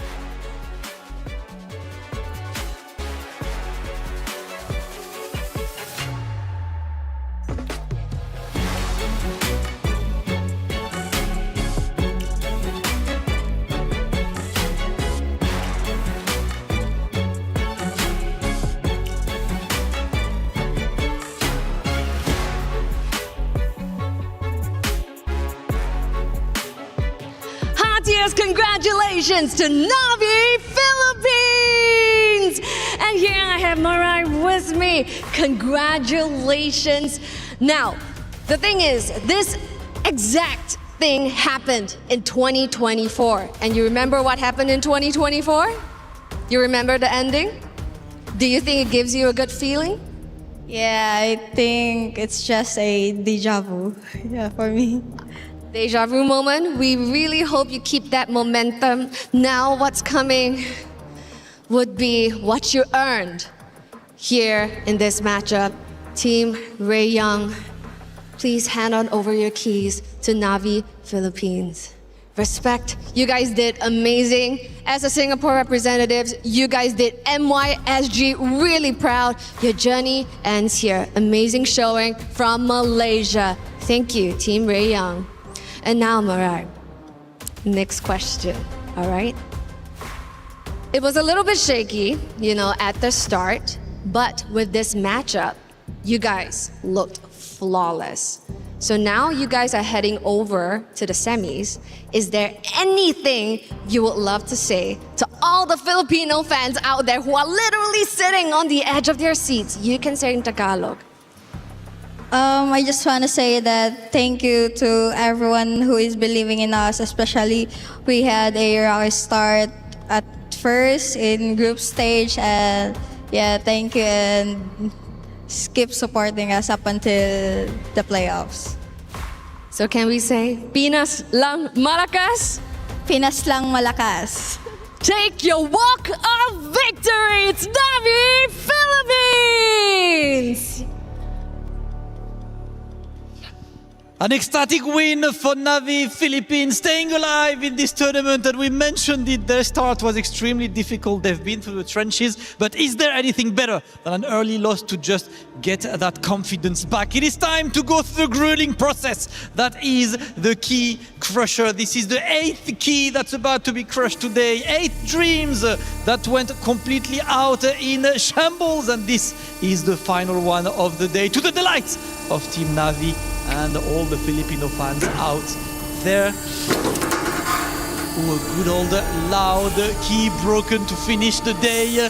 Another dream is shattered. Another dream is up in the air. But Navi's dream is still alive. Team Navi will move forward to the top 4 tomorrow. The playoffs are going to happen tomorrow. And Navi has an evening to celebrate and to get ready for tomorrow. Now today, we have seen 8 keys crushed. 8 teams that we have said goodbye. But throughout this long day today, it has unveiled 4 teams who are gonna make it over to the semis, and us being one step closer to crowning a MWI champion. So this is us, our final key crush for the day. And this is Cheryl and Damascus signing out. Back to the studio.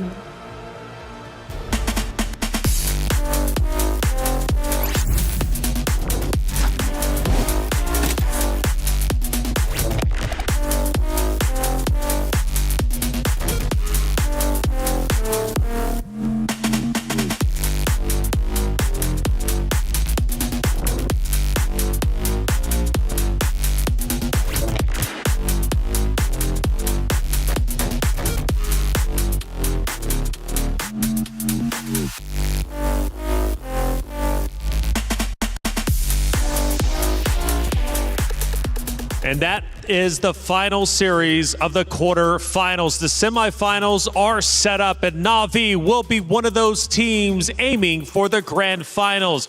But shout out to the hardworking team of Team Ray Young, who battled very hard to get to this point and making it to the knockout bracket, man. Knockout bracket was just absolutely phenomenal and a huge accomplishment they should be proud of. Despite this not going the distance of what we expected in the quarterfinals of the knockout stage, I think Team Ray Young still put on quite a show. Terima kasih for representing MY and SG, but tonight, how could you defeat Navi, who is what Cheryl was referring to as back to their winning ways. This is the championship run, possibly. Absolutely, and they are in fact making a championship run, and they've taken down Titans, not only Genji, but also in this case, right, Team Ray Young, who had a phenomenal running throughout their groups and ultimately here coming in to the knockout stages. But Na'Vi is on fire, and it looks as if they are poised to go into the grand finals. We take a look at the statistics, and honestly, pretty reminiscent of game number one outside of the game time, which this time was shorter.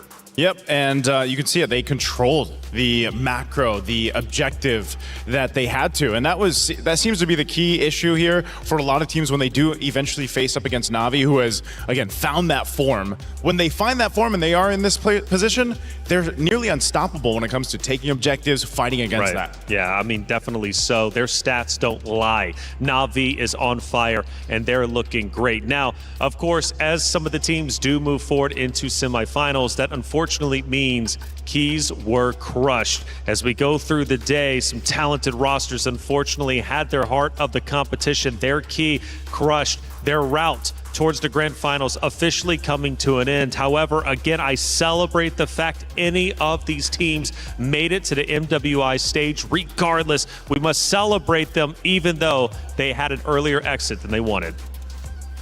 You know, this is one of those things as we take a look at all the keys that were crushed today. Again, 8 keys were crushed, again, as the nature of the competition, but with that is the dreams, right? The dreams being crushed to get to this point, but this is, again, brutal. I love the opening video that explains the whole format for MWI because it is essentially, it's a really brutal format to go through. Absolutely. And that's what it is. Oh, 100%, and I think it just elevates the competition and comes to show how seriously you need to play in order to protect your key. Hearing it snap must be absolutely heartbreaking, but that's the way it goes. The fact that your hopes and dreams are tangible and are now suddenly broken in half, that's got to be emotionally taxing, mentally fatiguing, and you know what happens on the stage is in history forever. Your key is not gone. It's just part of the trophy now. That's right. And Na'Vi, this was the moment where they ended up crushing Genji's hopes of going back into grand finals. Ashley handed over the key, and it ends up getting eliminated. Foot Esports as well, also eliminated a little bit earlier on. This time, though, obviously making a show of it. Yeah, we saw that over on the B stream as I missed it, so I'm glad to see that now. There was a lot of, this is one of the things, right? It's great to see the personalities behind, again, these female athletes that are competing here for MWI. And there's so many stories to tell. I know this was one of the quotes from Kiyoway earlier on today, where all these ladies have such deep stories on how they eventually got into competing in MLBB and then how now they're competing in the biggest tournament for them to compete against the biggest prize pool as well. Vitality also crushing keys. However, there was almost a world in our bracket where Vitality was eliminated 5th through 8th. Not to mention the world where possibly Falcons as a club could have gone back-to-back and scored so many points. Absolutely. To have locked in 2 teams in the top 4, but that's not the world we live in. Not at all, right? We are in reality, and that is Na'Vi crushing the final key of the day, Team Ray Young. It snaps in half. Now, one also brutal aspect of EWC to add on top of the key crushing is that the competitor who wins the grand finals, who wins MWI, can choose up to 3 different crushed keys to use for their very own trophy. Yeah, we talked about that earlier today, man. You know, just exactly whoever ends up being the champion here for MWI 2026, who do you choose, to add to that trophy case? And for us to have just talked about it, there are 2 teams in the top 4 now who have actually done it. Team Vitality and Na'Vi.